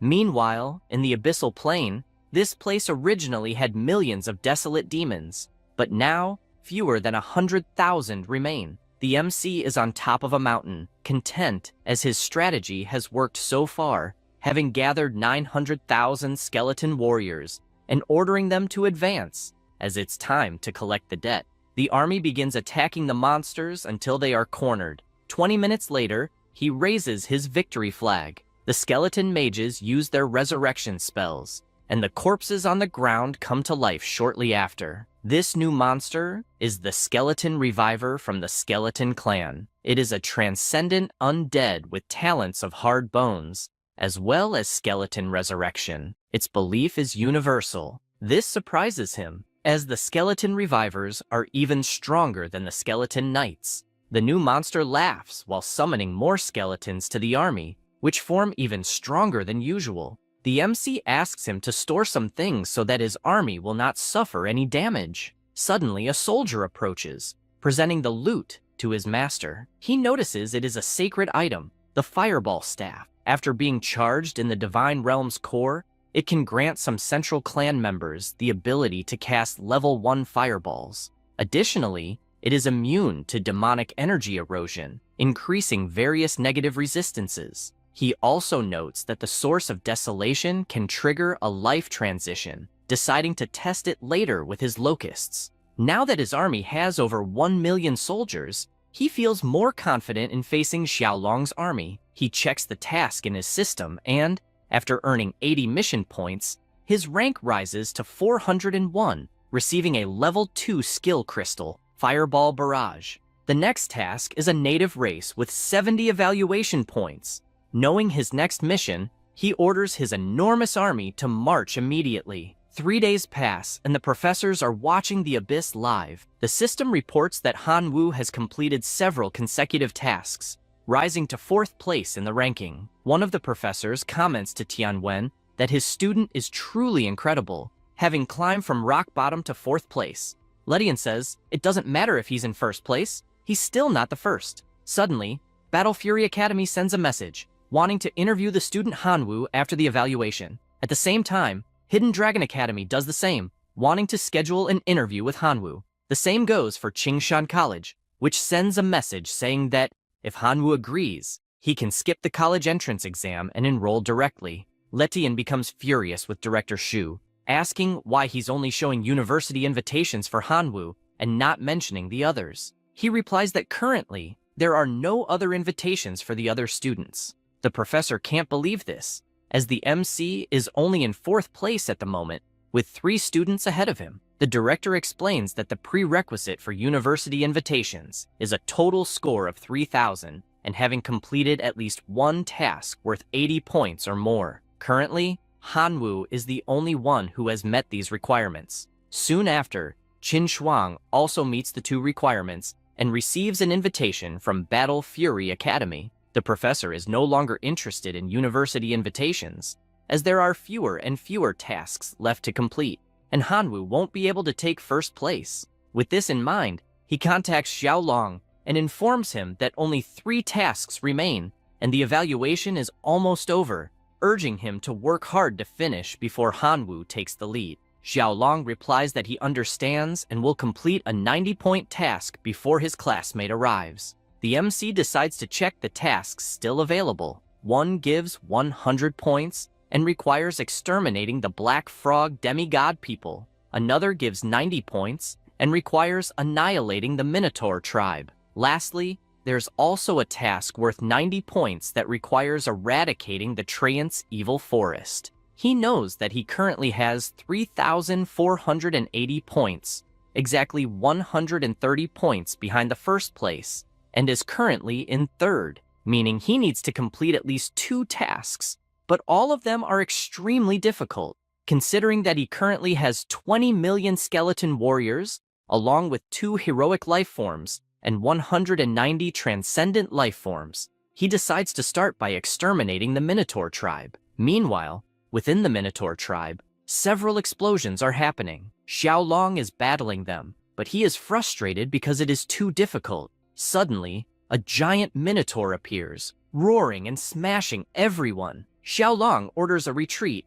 saying that as things stand, they'll only deplete their resources. The other student agrees, as even if they combine forces, they won't get past this evaluation level. However, he's shocked as he looks ahead and sees a colossal skeleton army, wondering what the hell this is. They assume they're unlucky to have encountered so many undead until they observe these skeletons fighting against the Minotaurs. The two notice that although they are numerous, their combat power is weak, and they could break through easily. The MC realizes that they want to flee, but warns them it won't be so easy, summoning his bone controllers. The powerful skeletons emerge and charge into the attack. The skeleton mage uses his magic and constantly summons the dead into battle. The two become desperate as they witness the dead lizard men turning into soldiers for the skeleton army, having no idea how they'll fight against this. Xiaolong decides to prioritize eliminating them, but a giant skeleton orders that neither of them move, leaving both paralyzed.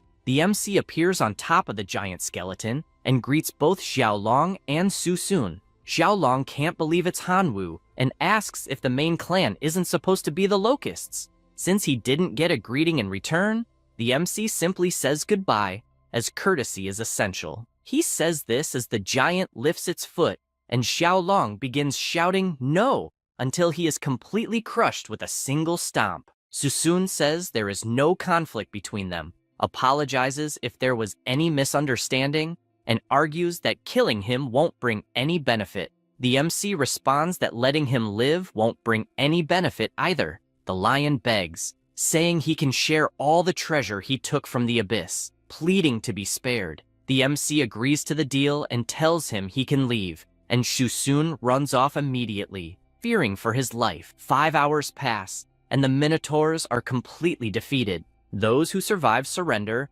promising to submit to their new master. With that, the mission is successfully completed, increasing his points by 90. Now, his total is 3,570, 40 points behind first place, with 2 missions left. Suddenly, there's only 1 mission remaining, meaning someone else completed one. He panics, trying to figure out who succeeded, and sees that Qin Shuang has moved up to 3,580 points, reaching second place. He's happy for her, and not surprised, as she's a powerful person. Now, he only has the task of exterminating the semi-divine Black Frog people, but he feels unsure, as the difficulty is very high. However, to attract the attention of Kyoto Academy, which is top tier, he needs to secure first place. He orders all his troops to move out, as their next destination is the nest of the Black Frog people. At the school, it is announced that 11 classes have already finished their evaluations, and only 3 students from Professor Tianwen remain. They check the leaderboard and see Qin Shuang in second place, Hanwoo in third, and Susun in 7th, but they don't understand what they're still doing in the abyss. Latian comments that they must be confused, as the only remaining task is to kill a semi-divine being, and they are daring to face it, not realizing that if they fail, they'll lose everything, as it's a task none of the 11 classes dared to attempt since no one in history has ever succeeded. Tianwen agrees and says that's exactly what the two are going to try, as they are challenging the semi-divine frogman, having full confidence in their students. She starts her attacks with her birds, and several electric blasts strike down on the enormous frog, electrocuting everything around it. The powerful monster calls them reckless and activates his protective shield, shouting that they've just invaded the tribe and killed his people, so he will curse them all. She worries because this is not good, and a massive power rises toward her in the form of a bird, causing her to slowly fall as she's injured. She is forced to use her divine purification and recovers, regaining her confidence and launching more lightning at the chief's shield, which starts getting hit from all sides. Her army of sparrows also helps, using their electric attacks in unison, causing more and more damage to the shield until it completely shatters. The frog, which is huge, uses its mountain-devouring demon frog ability. She can't believe what happens next, as the monster grows absurdly, even though it was already massive before. The demon frog immediately lashes out its tongue and captures Qin Shuang, swallowing her right after. She simply refuses to accept this outcome, but with the frog's colossal size, her lightning attacks become completely insignificant. Suddenly, Hanwu contacts her, leaving her in disbelief that he's calling in the middle of this situation. She decides to answer,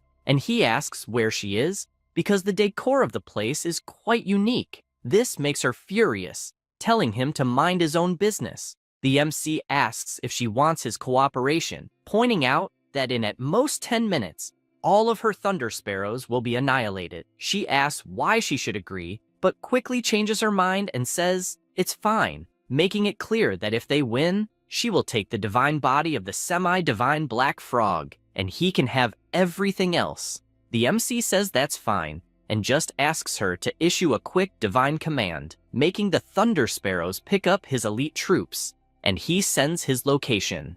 The sparrows arrive at the scene, surprising him as they were very fast. He waves to show where he is and mounts one of them. The skeletons do the same, and they all journey through the skies, descending and attacking all the enemy frogs. The MC laments that the skeleton soldiers are really weak, as part of his army has been decimated, but on the other hand, the total number of fragments has increased. He continues flying over the area, saying it's time for the bone controller to take action. His soldier starts concentrating a powerful magic and summons a new giant skeleton, more powerful than the others, using the bone fragments scattered on the battlefield. The enemy frogs are performing a ritual, but the giant skeleton stomps on everything with its colossal size. The MC orders the Bone Restorer and his demon shaman bull to attack with full force. They waste no time and charge at the enemies, attacking every frog they come across. The Bone Restorer uses his power, summoning several skeletons from the dead bodies of the frogs.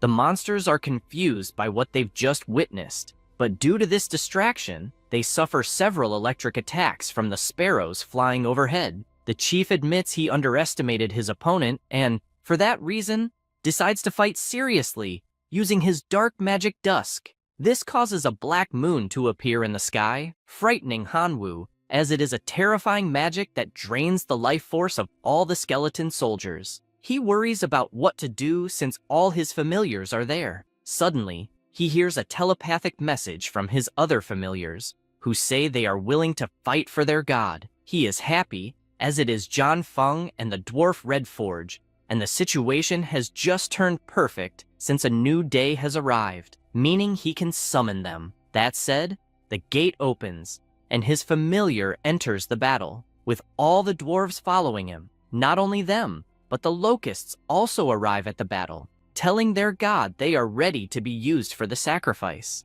This catches his attention, and he immediately activates his sacrificial ritual on all the locusts. He notices that the reward for the sacrifice is simply perfect, and wonders if the heavens are on his side. The item is the Sacred Flame of Hope, a special item that dispels darkness, eliminates any negative status, and grants positive energy to the familiars. Raising the torch, he asks for the light of the sacred flame to dispel all the darkness in the area. This worries the monsters, as their advantage has just gone down the drain. The MC simply smiles and says now it's time for the counterattack. The chief can't accept that this person has a divine item and is dissolving his dark art, as this should be completely impossible. Meanwhile, the MC flies over the battlefield, dispelling all the dark magic in the area, and upon observing the monster, he begins to suspect that Qin Shuang was swallowed by the demon frog, which devours even mountains.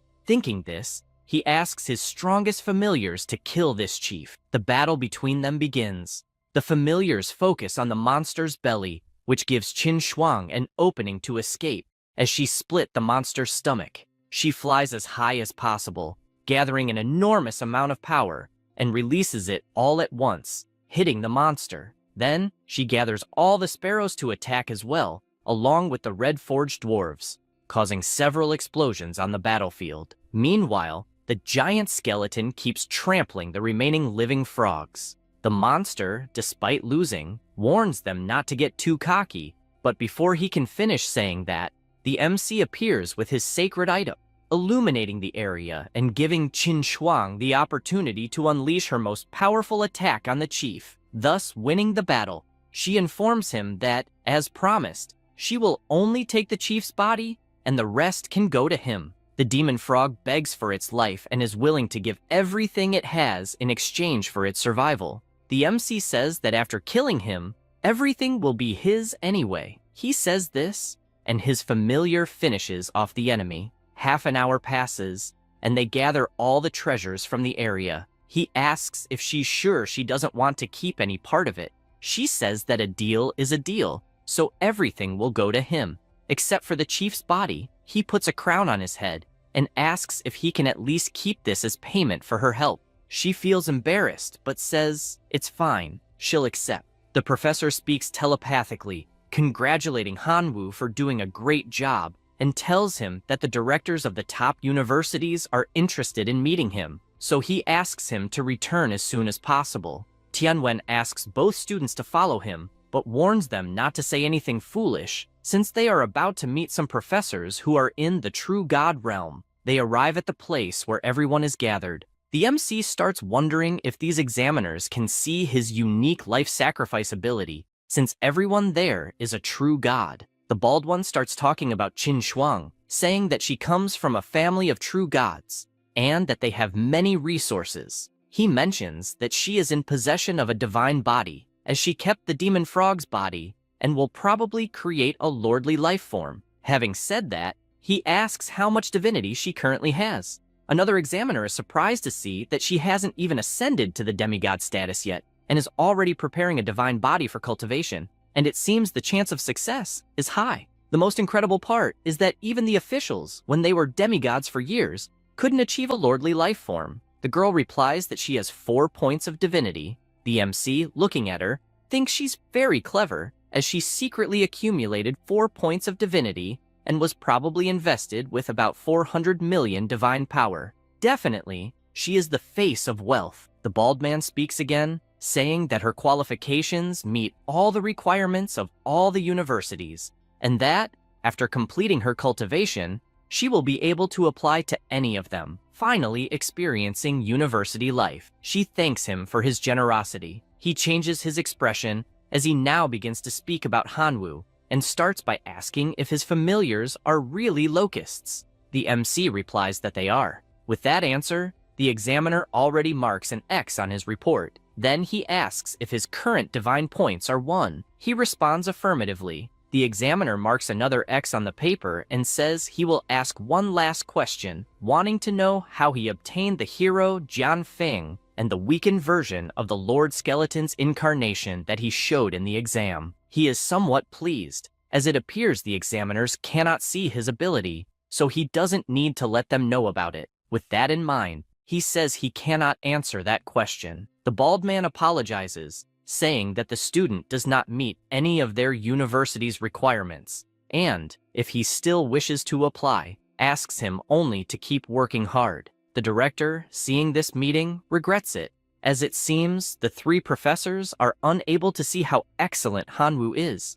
He just smiles and says he understands, as he will continue to work hard. The bald man wishes him all the luck in the world from here on. Tianwen tells the MC that the top universities have high standards, so it's really hard to get in. But he also mentions that there are several elite universities that would love to recruit him if he's interested. He says it's not necessary, as his true desire is to enter Imperial University. He says this and leaves the room, meeting Qin Shuang. She tells him that she's going to cultivate a lordly life form and then join one of the top universities as a reserve student, where the resources are more suitable. Knowing this, she asks if he is really going to Imperial University. Hanwoo replies that he definitely is. He says this, imagining that his parents were lost in the Star Sea of Chaos, so it will be necessary to join that specific university to learn more about it. She says she understands and that she's also going to Imperial University in the capital. After all, as a reserve student, she will definitely progress greatly with the resources they will offer, and probably, when they meet again, they will both be opponents. After saying that, she tells him it's not too late to become her servant before she enters the university. He turns around and replies that he has made a lot of money on his own, so it makes no sense to become her servant. Besides, he informs her that he has some things to take care of, so he will be leaving. She says goodbye, thinking that, although he's a bit silly, he's still cute, especially in that skeleton form. Afterward, in his divine realm, he begins to absorb the divinity card. His level is that of a divine being. His divine talent is the Chosen One. He possesses various powers. Currently, he has 219 extraordinary life forms, 49 million elite life forms, and 2 billion ordinary life forms. His familiars include John Feng, the Red Dwarf, the Bone Controller, the Bone Revitalizer, and the Demon Shaman Bull, along with many others. He is pleased because with the money he has, he will be able to upgrade his familiars' equipment, drastically increasing their battle power. However, he is currently interested in building a life leap path for the locusts. Starting by using the immolation fountain, a black cloud moves toward the locusts. He notices that their resistance and toughness have increased. Essentially, there was a significant boost in their resilience and resistance to negative effects. Clearly, it is an evolution in the defensive direction. He then decides to use the Dark Frog's heart to build the path for dark spells. With this, they will be able to fly stealthily and cause all kinds of negative effects on enemies. Now they are on the path of assassination and should be called Dark Spell Insects. Suddenly, one of his familiars contacts him telepathically, apologizing for the stupidity of their people and explaining that during the decomposition process, they accidentally dropped the sacred staff into the decomposition machine. Apologizing once again, he flies off at full speed since this will be a huge waste, and he needs to check it out personally. When he arrives, he finds the younger brother of the Hammer of Gods begging for forgiveness, having dropped the sacred staff into the decomposition machine. He tells him to calm down and simply remember this mistake so that something like this doesn't happen in the future. After saying this, he looks at the machine processing the staff. In exchange for using such a great item in the machine, the system provides 3 different items, 2 fire crystals, a golden crystal, and a source of sacred artifacts that can be used to improve and repair sacred items. He is surprised, as it seems possible to repair sacred items, and wonders if his law of gluttony, which seems to be broken, could be repaired. He says this while looking at the options in his system. A notification informs him that common life forms can evolve into elite life forms by consuming more than 999 times their own energy. He notes that it used to be 1,000 times, but now the requirement has decreased, deducing that with the sacred source, it should be possible to completely fix the law of gluttony. However, the sacred artifact source needs to be disassembled from sacred items, and he can't imagine where he would get so many sacred items. He decides to check what people online are saying. The topic is, the user possesses a weapon that is both divine and sacred, damaged in a battle in the wilderness, and without it, their combat ability has decreased significantly. Now they are seeking help from someone in the divine realm to restore it, and any amount of divine power will suffice as long as the artifact can be repaired. The first person tells them to give up, as it's impossible. The second says they once tried to fix it, but to no avail. The MC wonders if the sacred relic source could repair a weapon that is both divine and sacred. With this in mind, he replies to the forum that he might be able to help, and if they want to try, they should contact him privately. This person quickly calls the MC, surprising him with the speed of the response, and when he answers, the person asks if he can really help him restore the weapon he has. He responds that he'll at least try since this guy posted so long ago and apparently hasn't found a solution, so he has nothing to lose. He asks him to trust him and send some sacred relics. The guy says he already downloaded the anti-fraud system from the divine realm, so there's no point in trying to trick him. After that, he asks what level of relic will be needed, mentioning that he can give anything below level 4, but if a higher level is needed, it will take some time to get it. Hanwoo is surprised that this person has level 4 relics, meaning he's pretty wealthy. The MC smiles and says that level 1 will be enough. Immediately, a giant box appears in front of him, startling him because it was sent so quickly. He stands up, surprised, thinking there are probably about 100 sacred relics inside, and wondering if he should block this guy and run off with the items. However, he decides against it since the Divine Realm's anti-fraud system seems quite intimidating. He just takes the relics and throws them all into the decomposition machine.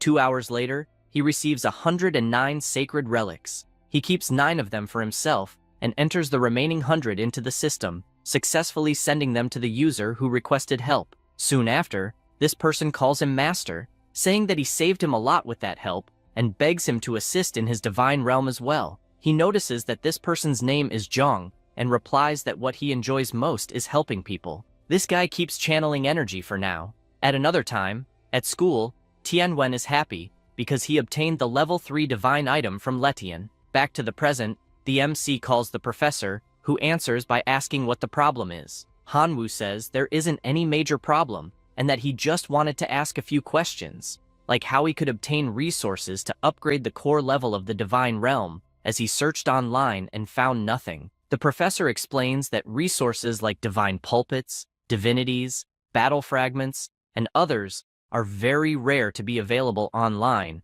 because whenever they are listed, someone buys them immediately. He makes an offer. If his student helps defeat Ledian, he will give his collection as a reward. The MC thanks him. The professor continues explaining, saying that actually, there is another way to obtain resources, and in fact, he himself had a similar problem with not being able to carry good relics due to a low-level core. In that situation, he sought help from a senior who took him to the Blood Arena, where the winner of each competition receives a Divine Realm core fragment. With this explanation, he asks Hanwoo what he thinks, reminding him that losing will result in a significant loss of his army. However, if he wins, he can get core fragments.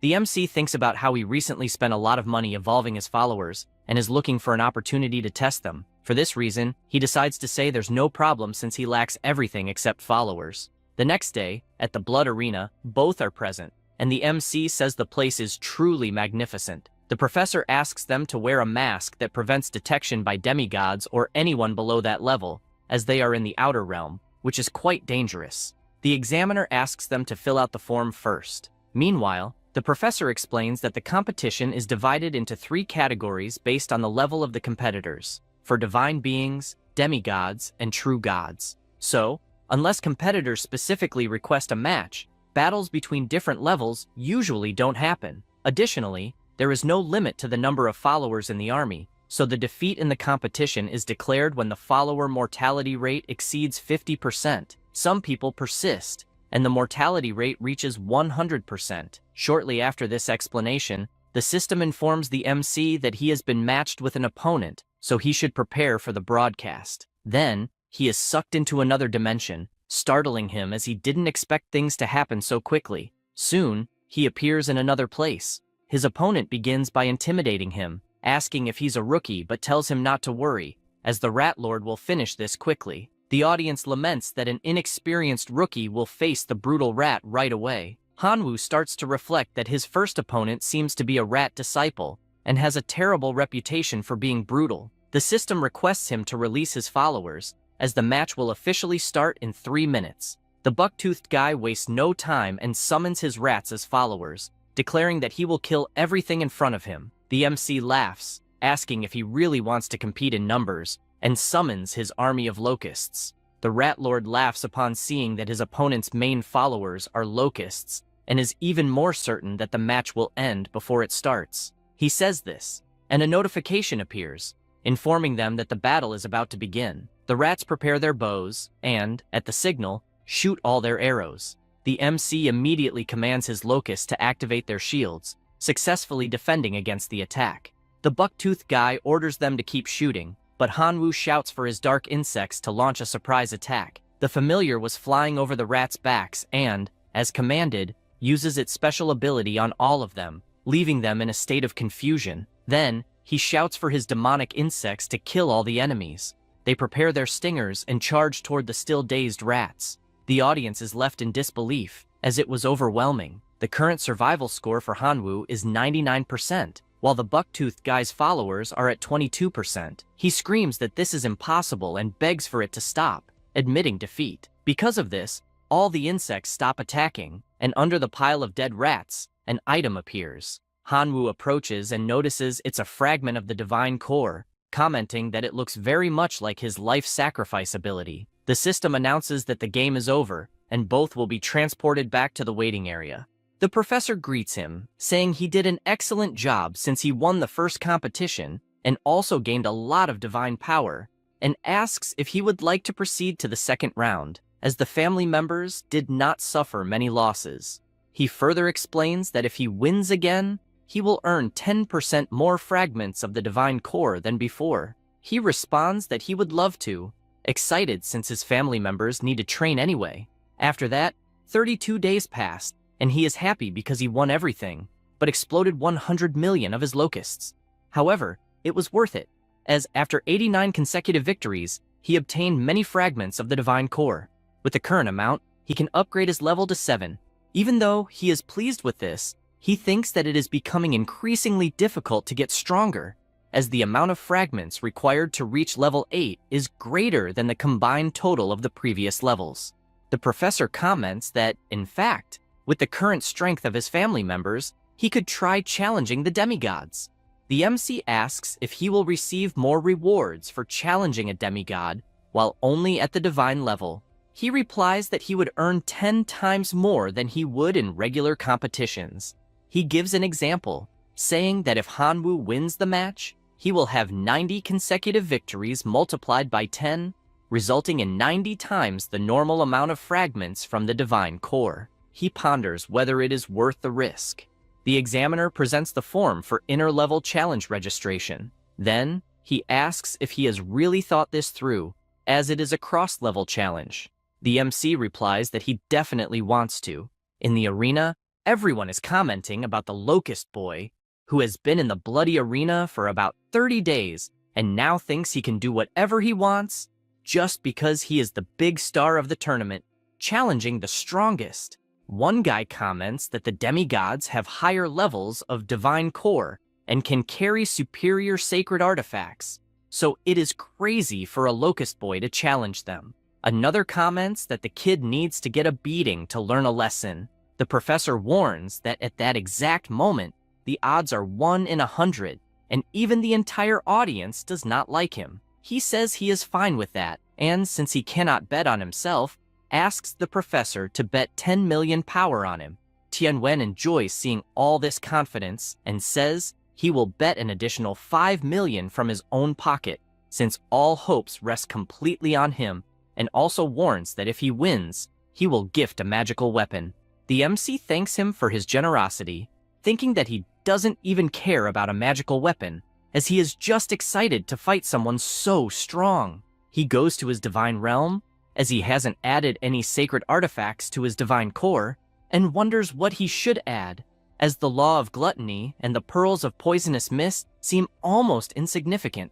Suddenly, the guy who had helped him before contacts him, asking if his master has extracted the source of sacred items that day. Hanwoo confirms if this guy can really find level 4 or lower sacred items.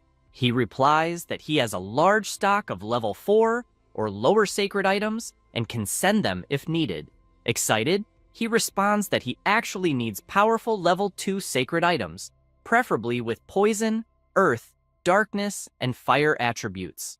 Hardly asking for this, a giant box appears before him, coming to the conclusion that this guy is definitely very rich. He starts by acquiring the level 2 sacred relic, Lava Orb of Earth and Fire. It has earth and fire attributes, which can improve the defense and resistance of his family members, as well as enhance their recovery rate. The second item is a level 2 sacred relic, the Nail of Shadows. This has a shadow attribute. When charged to the domain core, it allows the compatible family member to understand the level 2 ability, restricting the opponent's movement by nailing their shadow. He finds both interesting, as they are good for the submerged locusts and the locusts of the Dark Curse. That said, he decides to combine the two relics, causing a massive explosion in the sky. Then, he summons his locusts to absorb the new power, and immediately they become more powerful, as they have evolved once again. This makes him more confident, as future battles will be promising. Hardly finishing this thought, he is summoned by the battle arena, which asks the competitors to go immediately to the preparation arena. He teleports right away. Upon arriving at the battle arena, he finds the crowd cheering frantically for Mr. Elephant. The demigod is pleased, as it must be quite a stroke of luck to encounter an inexperienced rookie in the bloody arena, and he asks if he is ready to die along with his family members. He also says it is admirable for someone of low level to challenge a demigod, but makes it clear that courage is not strength, and for this reason, he will show the terror that someone of this level can be, subsequently summoning his army of giant mammoths. The audience supports him, urging him to crush everything and put on a show in this battle. He mounts his giant mammoth and asks the MC to do his best to entertain the crowd. He responds that it's fine and asks for his swarm of locusts to appear, feeling confident in his Dark Curse locust, as it has been nurtured by the combination of the Law of Gluttony and the Shadow Nail. The explosive submerged locust also had a combination of gluttony and the lava of earth and fire. His opponent finds this interesting and believes the fight will be cool, then asks his army of mammoths to attack the locusts that are on the way. Hanwoo does the same and commands the Dark Curse locust to attack, then launches their stingers, completely immobilizing the monster's shadow upon hitting it. The big guy asks what cheap trick he is using, but before he can finish, another swarm of locusts attacks using toxic explosion. However, the Thunder Mammoth remains still, showing no reaction. His master makes it clear that it doesn't matter if the locusts have become a transcendent form of life, as his giant mammoth would never be harmed, even if it stood still forever. The MC asks if he is sure about that. Then, a colossal explosion erupts in the arena. Mr. Mammoth realizes that Hanwoo is trying to win by numbers and decides not to let that happen, ordering his army to advance as quickly as possible. The MC does the same and commands them to explode, causing more explosions towards the mammoths. The demigod decides to resort to 3 divine arts: armor, blood chi, and healing. His wounded mammoths begin to rise, gaining significant resistance against the explosions. He admits he didn't expect to have to use a divine art, and for this reason, he acknowledges Hanwoo's strength. Therefore, he states that after killing 50% of his army, he will allow him to surrender to avoid further losses. The MC simply smiles, asking if he thinks that's all he has, and shouts that giving up is not an option, calling for his demonic bull clan to emerge. They charge toward the mammoths, leaving his opponent frightened, as Hanwoo indeed has a demonic bull as a familiar, watching as his mammoths are defeated one by one. Then, the gate opens, as it is now the skeleton clan's turn to attack, led by the Skeleton Lord, Bone Controller, and Bone Restorer. The MC asks the Bone Restorer to decide what will happen in the battle, making the controller jealous. His servant leaps toward the mammoths on the ground and begins to use his magic to summon them from the dead. Mr. Mammoth starts to worry, as these skeletons are far too annoying, but makes it clear that it is not enough to shake a demigod, ordering his family members to attack using the War Gun skill and commanding his powerful mammoths to completely crush the enemies. The MC orders the Demonic Bull Clan to retreat and asks the Bone Controller to advance. He stands in the middle of the arena, gathering all the bones present, and his size grows in a surreal manner. Giant, dozens of times larger than the giant mammoths. Mr. Mammoth is intimidated by this heroic form of life, but uses his multiplication ability, making his mammoth grow colossal as well. After that, he charges toward the giant skeleton and tries to destroy it with his tusks, but he is blocked. Furthermore, he starts shouting and lifts the mammoth with all his strength, throwing it down to the ground. Then he jumps and attacks with his fist, but the mammoth manages to hold the punch with its trunk and throws him to the ground this time, raising its legs and trying to stomp on him. However, the bone controller manages to jump back in time to avoid being crushed and counterattacks, kicking the mammoth in the face. The MC shouts that it's time to end this, and his familiar obeys, jumping on the monster and attacking multiple times, grabbing one of the tusks and breaking it in half. Mr. Mammoth is terrified of the situation, asking his family members to get up and react, but the bone controller doesn't give him time and grabs the other tusk, breaking it as well.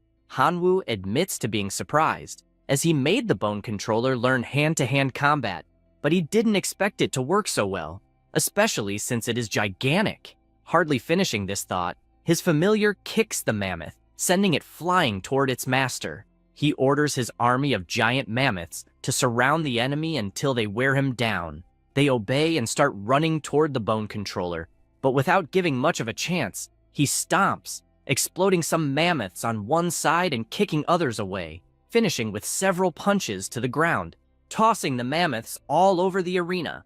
However, the army of mammoths is still very large, and many of them manage to reach the familiar, hitting its leg and making it fall to the ground, allowing everyone to swarm and attack. The enemy shouts to finish off the giant skeleton at all costs, but the MC doesn't stay still and asks his demonic bull to rescue the bone controller. The army arrives at the battle, beating the enemies, and the skeletal mage takes the opportunity to use his resurrection magic, summoning the dead mammoths and using them to attack as well. The audience is incredulous at the battle, as the family members of the Lord of Elephants are already outnumbered, and the Grasshopper Boy has achieved total annihilation. Then, he admits defeat and gives up the fight, resulting in a fragment appearing on top of the pile of bodies. The MC approaches to pick it up and notes how heavy the fragment is coming from a demigod. Suddenly, someone calls for Hanwoo, saying that the administration of the Bloody Arena wants to meet him, being teleported immediately without even realizing it. Upon arriving at the location, a person asks him not to be afraid, as they will not harm him. He asks what they intend, dragging him forcefully there. The administration explains that they watched the fight, and it was an excellent demonstration of talent, proof that he is worthy of being the heir of the Bloody Arena, explaining that this place is a test to choose a successor for the master, and that anyone who manages to win the challenges and the rankings will be in a position to be the successor in the Bloody Arena. With that said, they ask if he would like to be that person. He is left speechless, having been caught off guard by such news, especially since this arena gathers an absurd number of people and races that visit it every day, and the amount of divine power obtained by these individuals is no small matter. He doesn't understand how such a great opportunity has fallen into his lap so easily. Taking a deep breath and imagining that, before making a decision, he needs to know how many successors still exist in this arena. He then asks what the advantages and responsibilities of being a successor of the Bloody Arena are. The hologram soon notes that Hanwoo is not there for his own interests, and this is surprising. Due to this sincerity, they decide to explain, stating that there are currently 349 successors, among them 221 divine beings, 118 demigods, 9 true gods, and only 1 supreme god. They also explain that upon becoming a successor, he will receive the eternal coordinates of the Bloody Arena and will be able to teleport, without any equipment, to any of the realms of the arena, at a cost of 1 million divine power per teleport. In addition, he will also receive the license to build a special blood arena in his divine realm to create familiars. He then explains that upon reaching 500 successors, the the bloody arena will initiate the succession ceremony, which will take place in the arena itself, and the best among the 500 successors will become the master of the bloody arena. The MC quickly realizes that, given the nature of this arena, the succession ceremony will definitely not be simple, as there will be 500 people fighting, and only the last one standing will become the master. However, he imagines his current position, now entering as the 350th, and concludes that it will take a long time to reach 500 people, potentially having become the supreme god by the time it arrives. The leader of the arena asks once again if he is willing to become a successor. He replies that he is. With that, a notification arrives, congratulating him for being the 350th person to become a successor of the bloody arena. Suddenly, a laser hits his chest, leaving him confused, and a light appears above him. The teacher who was in the room runs toward him, telling Hanwoo that he is indeed a lucky star, as they made a fortune there. Hearing this leaves him confused until Tianwen hands him something, asking him to keep it. He looks at the screen of the cell phone and simply cannot believe that there are so many zeros there, as his account now stands at 1 billion. He comments that it is really hard to imagine how to spend so much, but suggests that he buy a suitable magical weapon first. Hanwoo asks if he is sure about that, as he is still just a divine being, not even a demigod, so he is not sure if he could control a magical weapon. He asks him not to worry, as a teacher, he would not suggest something that would harm him. Moreover, he knows a very good store that he can recommend. The MC says that this is perfect, as it is quite a coincidence since he wanted a new weapon. Suddenly, Mr. Mammoth appears running, calling out, "Grasshopper boy," and saying that he finally found him. The MC runs behind the teacher, asking him to save him. The teacher protects him, saying that in his presence, no one would dare harm one of his students. The bearded man asks them to calm down, as he is not there for revenge or anything like that, and explains that he would just like to befriend them, saying his name is Meng and he is a freshman at Western University. The MC greets him and asks if he is really from that university, making sense of why he is so powerful. He comments that Hanwoo is still not old enough to take the exams and would like to know which university he is thinking of going to. The MC replies that he is not going to any, as he is still a high school student and therefore cannot even take those exams. The guy is flabbergasted, unable to believe that this is true, and says it is impossible. It must be a joke. He asks why he would lie, adding that the person behind him is his teacher and could guarantee it.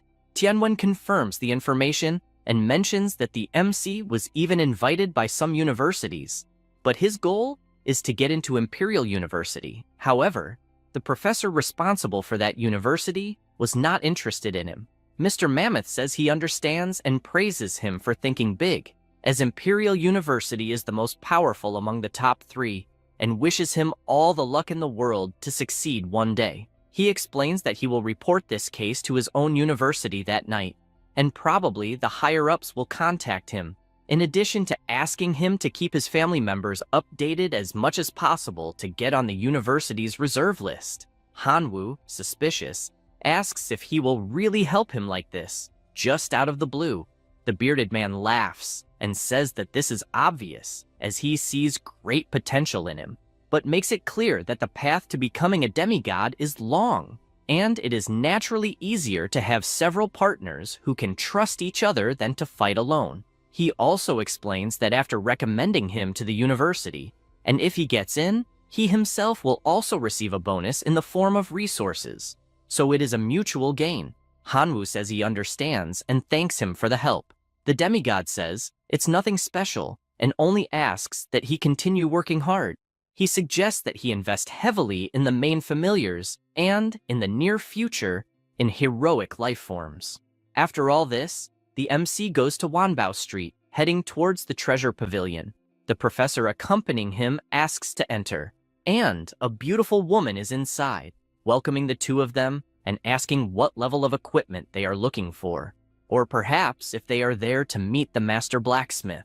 They walk inside, and she mentions that she has already contacted Master Tony informing him that Tianwen is there to see him. The MC finds the name Master Tony strange, as it sounds more like a good hairdresser, and wonders if he is really a professional blacksmith. After walking a bit, she politely asks them to enter the portal. The two stare at each other for a moment and decide to cross it. Upon arriving on the other side, Tony tells Tianwen that this time he brought a very fat sheep. The MC laughs, wondering if it's too late to run away. The professor steps in front and asks the blacksmith to be serious, as there is a student present. The hefty man decides to explain how things work there, stating that the shop is friendly to everyone, but there are no special discounts for students. This leaves him upset, as there should be some student packages since it's not easy to make money as a student, and he had to work so hard to earn $1 billion. The professor tells Hanwoo that, despite Master Tony's tough talk, he is an excellent blacksmith. The hefty man feels happy to hear this, as, after so many years, he finally hears a kind word from the professor. But inside, he wonders who he is calling tough. He invites the MC into the tent as he will show him his work. The place is huge, truly impressing Hanwoo. The master craftsman explains that each piece has his seal of approval and is made by him personally. As they walk around, the professor asks the MC what he liked most inside. He ponders, considering the possibility of having to face a test from Western University in the future, noting that goo pots are worth 4 divine beings, which is less than 600 million divine beings. But without thinking too much, he says he wants that. The 2-star magical weapon, the goo pot, explaining that this item contains a space that can host up to 100,000 insects for the goo refinement ceremony. The insects will fight each other, and the last survivor has a certain chance of leveling up, potentially reaching the heroic life form. The professor is pleased with this choice because, although the goo pot is not very powerful in itself, it is the most suitable artifact for Hanwoo. Tony informs that it costs 4 divinities or 580 million divine power, and asks if he thinks it's worth paying such a price. The MC is shocked by the price, but Tianwen draws the blacksmith's attention, asking him to charge less or give it for free, or else he will scold him.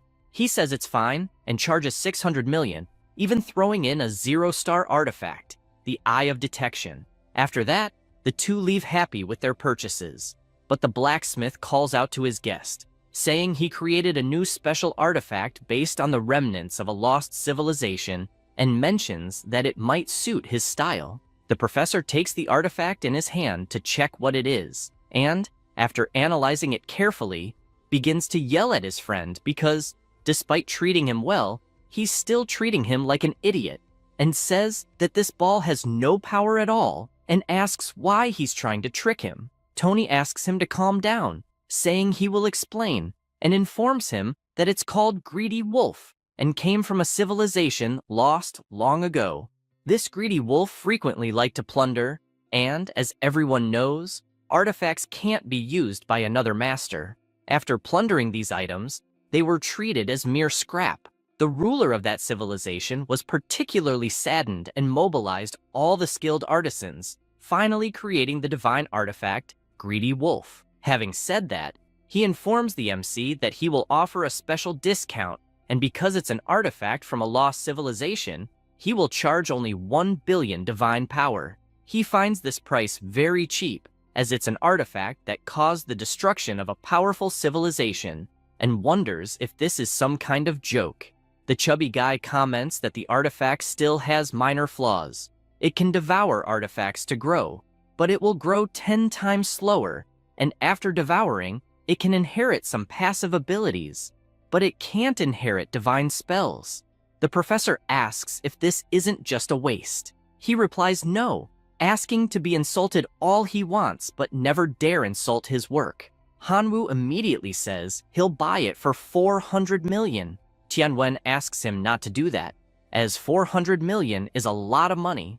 In the MC's mind, this greedy wolf can devour artifacts, so he could take them from enemies to strengthen it, and tells the professor that he misunderstood, saying he really appreciates the artifact created by Master Tony, who was able to forge the greedy wolf with just a few fragments, but says that unfortunately, he's poor and only has 400 million left, asking him to sell the artifact for that amount. The chubby guy asks if he really values this item so much. He replies that of course he does.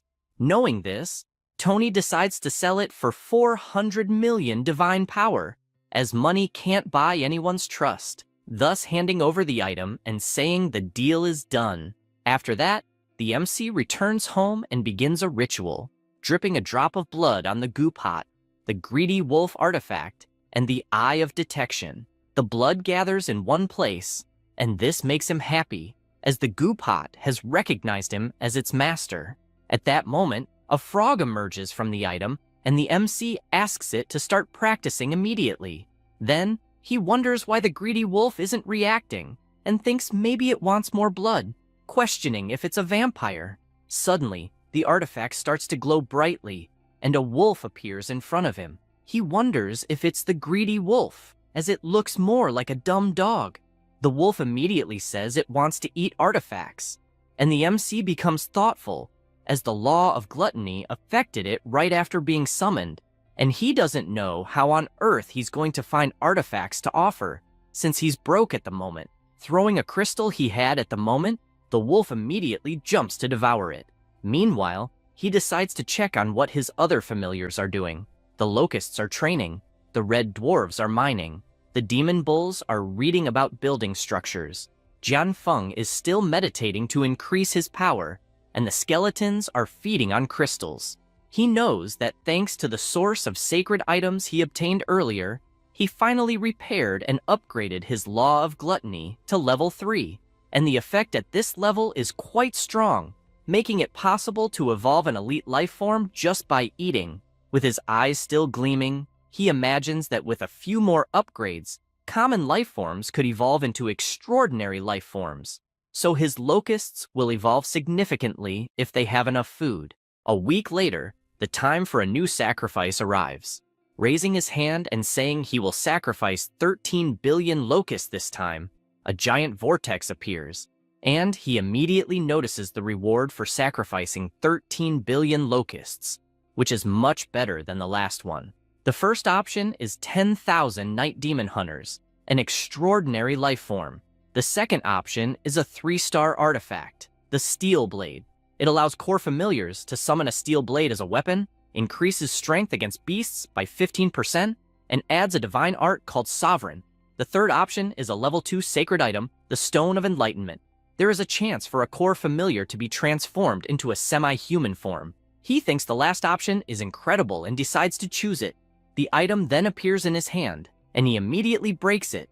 A beam of light from the sky shooting toward the elite locusts, evolving all of them, leaving the MC amazed at what he is witnessing. Now, he possesses the Locust Man. It is an extraordinary life form, and its talents are flight, low intelligence, and a humanoid body. He is impressed because the faith power of his new familiar is extremely high, at 50,000 per day.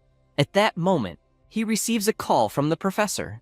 Tianwen tells him that Western University has issued a notice for him to take the test again, and an admissions professor will be coming to the school the next day to test him, asking him to prepare in advance. He thanks him for the warning. The next day at school, Shuju approaches him, asking how the divine realm has been lately, and says that if he needs some resources, just let him know.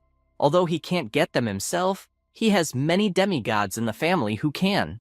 This makes him happy, and he asks if by chance he could get some divine core fragments, since he needs a certain amount to go from level 7 to 10. His friend says it won't be a problem, but unfortunately, it's quite expensive, and even considering their relationship, it will still cost 400 million divine power. He says he understands, thinking that poverty really limits a person's evolution. Shuju offers an alternative, saying that his family made a proposal to sell him 1,000 skeleton knights, an extraordinary life form, which could compensate for that amount in divine power.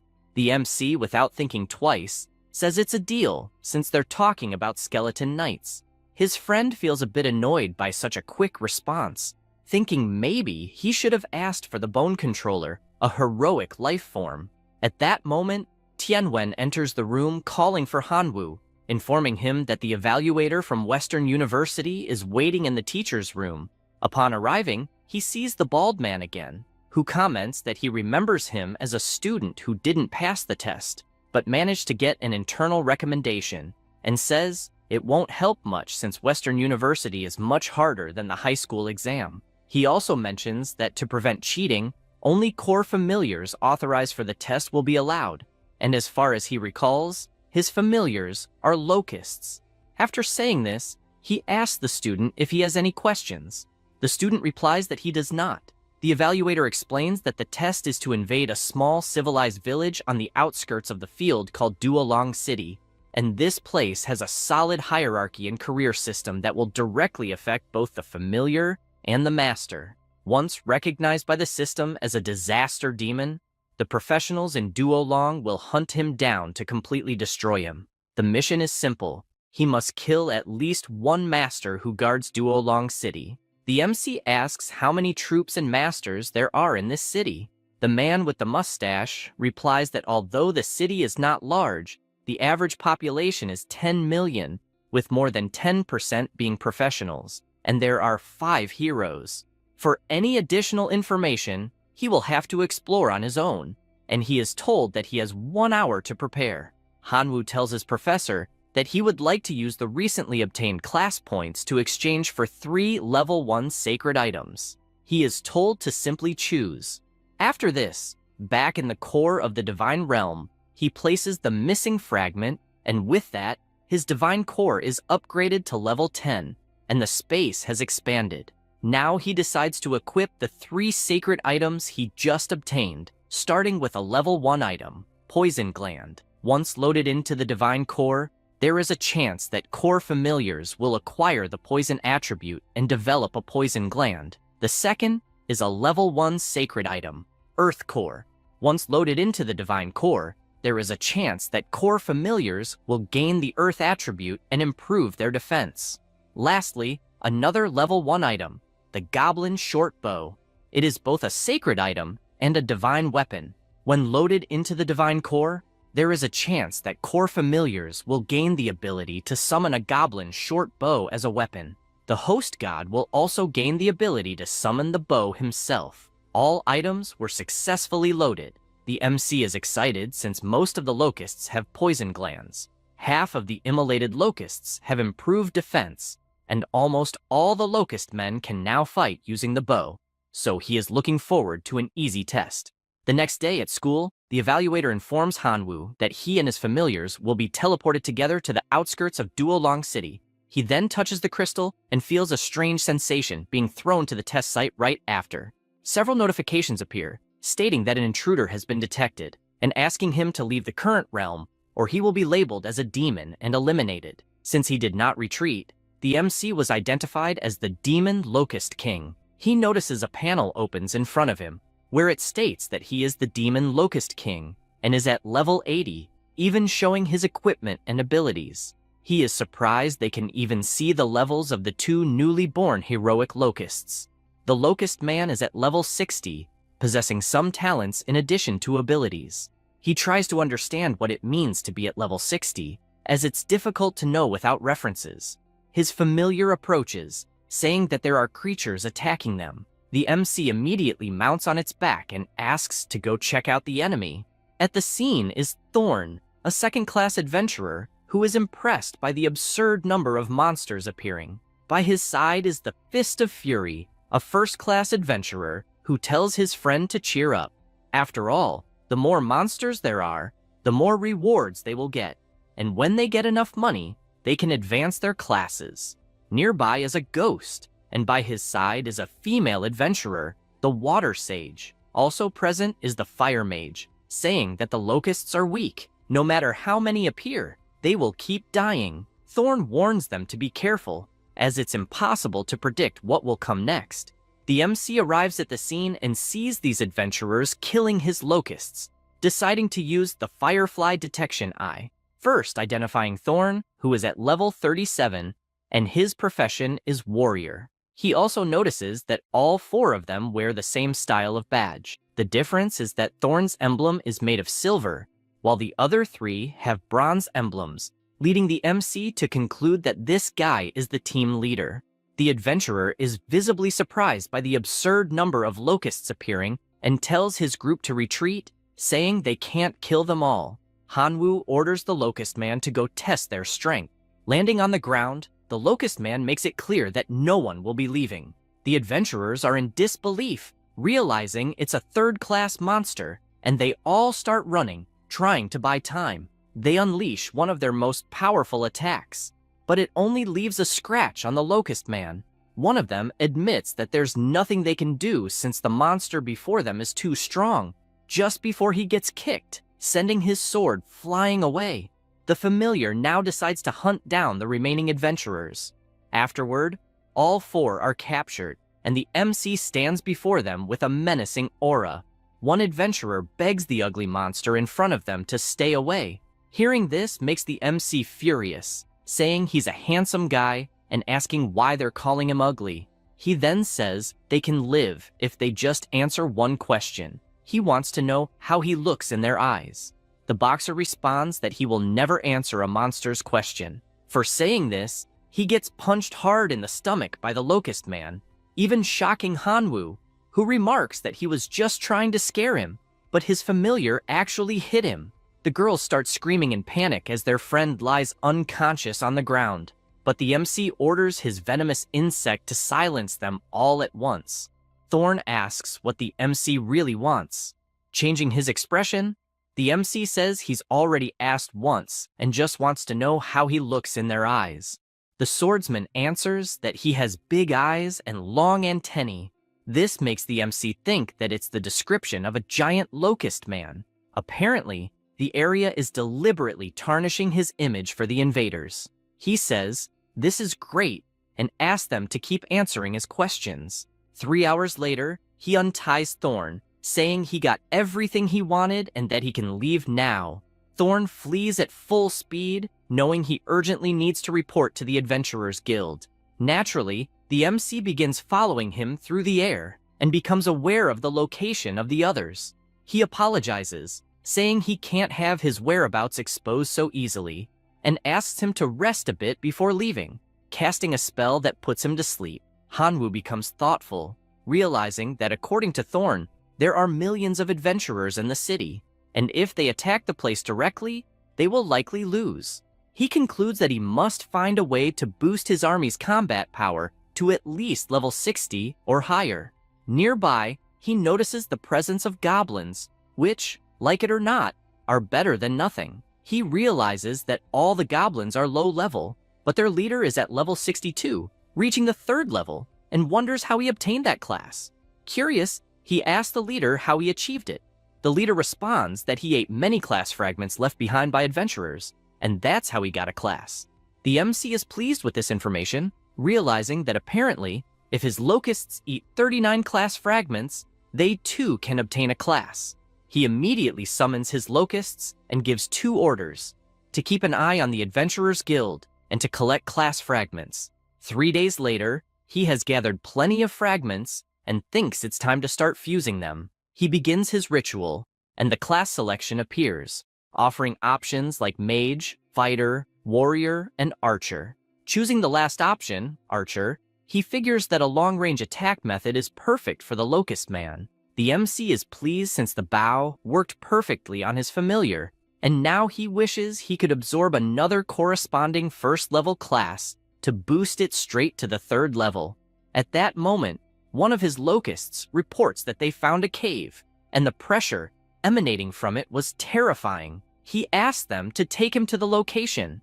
Upon arrival, his locust says the place is just ahead, and Hanwoo immediately senses the terrifying aura coming from within, as it even has a hint of divine power, making it definitely worth investigating. He enters the cave accompanied by 2 locust men, and looking down, he notices a giant dragon sleeping in the cave. He recalls the professor once saying that some civilizations from other realms used to isolate enemies they couldn't easily kill, and apparently, the black dragon in front of him is a poor creature sealed there by some powerful being.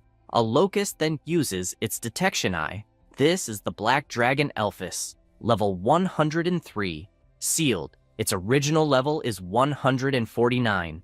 Its profession is a rebel belonging to a special race, with other details unknown. Suddenly, the dragon opens its eyes, leaving the locusts stunned. The MC yells at his familiars to stop, but both are trembling in fear. Elphys stands up and asks how they dare interrupt the meal of the great rebellious black dragon. He says this and prepares to attack, while the MC shouts for everyone to retreat. Several explosions follow, 5 minutes pass, and he returns to the dragon's lair, asking if it's done venting. The black dragon gets ready again, calling Hanwoo insignificant scum since he's trying to take advantage and, for that, will never be forgiven. The MC runs again, knowing there are still 4 minutes left. After 10 minutes, Hanwoo returns and tells the dragon he's not there to provoke him. On the contrary, he's there to help. Elphys says he has already seen through his tricks, so he asks him to leave immediately before he has to devour him whole.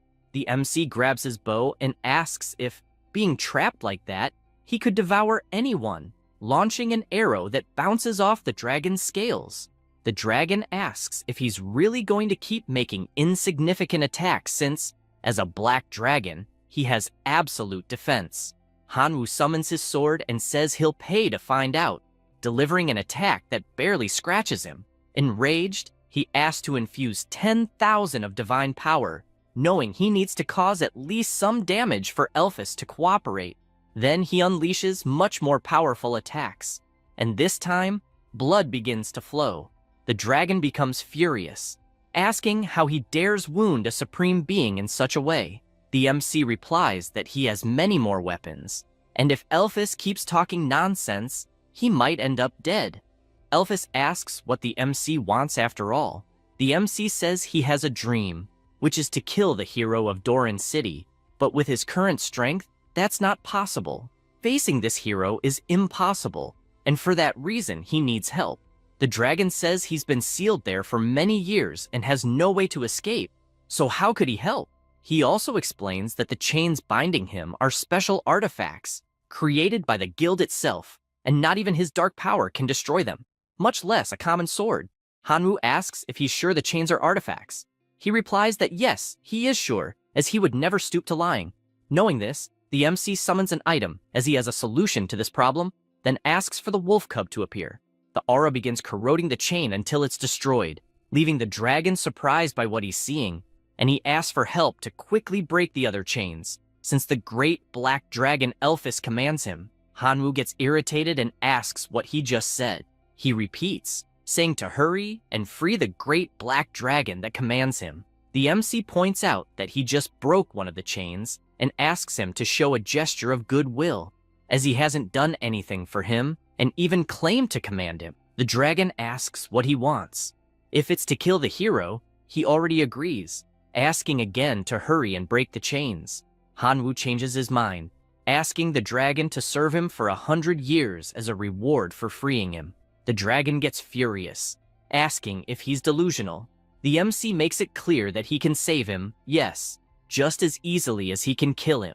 And if the dragon isn't willing to help, he can still be used as a stepping stone to increase his power, as he's heard that dragons are treasures from head to toe, and even the bones would fetch a fortune. Elphys is intimidated by this, and, with no other choice, agrees to serve him for 100 years, begging him to break the chains, as he doesn't want to spend another second trapped there. The MC tells him not to rush, as they still need to sign a contract. The dragon asks if he's trying to enslave him, warning that dragons will never be enslaved. The MC summons a crystal and says he's already sensed his weakness from afar, and will let him eat that resource only after signing the contract. The dragon sees no way out and signs, using his paw. With everything settled, the wolf cub jumps to devour the rest of the chains, as they are artifacts, destroying all of them. The cave completely explodes due to the dragon, who is happy to finally be free.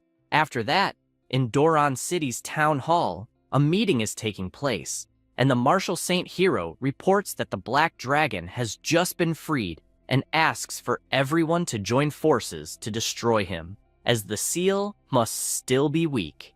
Rose, who is also a saint hero, says the dragon will probably hide to regain all his strength, and since the area outside the city is vast, she suggests asking for the help of all adventurers in Doron City. Another hero says that the dark power emanating from the black dragon will cause a large number of monsters to grow stronger. This is Jamie, the ice and fire sword hero, emphasizing that they should take the first step and initiate action before the monsters revolt. Carl asks if a single weakened dragon is really a reason for all this concern, and asks his dragon slayer brother what he thinks about it. He responds that a simple dragon isn't a reason for such a fuss, saying he's already killed one of the wind element alone, and although it was difficult, it wasn't impossible. Gordon says he understands, but warns that this dragon is different, as according to records, this one specifically is from the rebel race, so they shouldn't underestimate him. Ben asks if he's underestimating his strength. After all, he himself is a 4th Revolution Dragon Slayer, chosen by destiny itself, with the sole purpose of obliterating these monsters. The bearded man stays silent after hearing this. Ben only asks everyone to take care of the city's defense, while he personally deals with the escaped dragon. The archer says he supports him, and will also accompany him on this journey. At this moment, the MC is gathering various monsters, taking advantage of the black dragon's presence. He asks them all if they want to continue living under the massacre of adventurers, telling them that the great rebel, the black dragon Elphys, has summoned all the monsters to unite and form a monster alliance to fight against the Adventurers Guild. The monsters ask if it's really possible to gather the forces for such a thing. He imagines that, after all, the strength of his familiars is limited, so if he wants to win, he will need to use these shrimp and crabs to keep them under control. With that in mind, he tells all the monsters that he can help them improve, as this alliance offers a reward in the form of power crystals.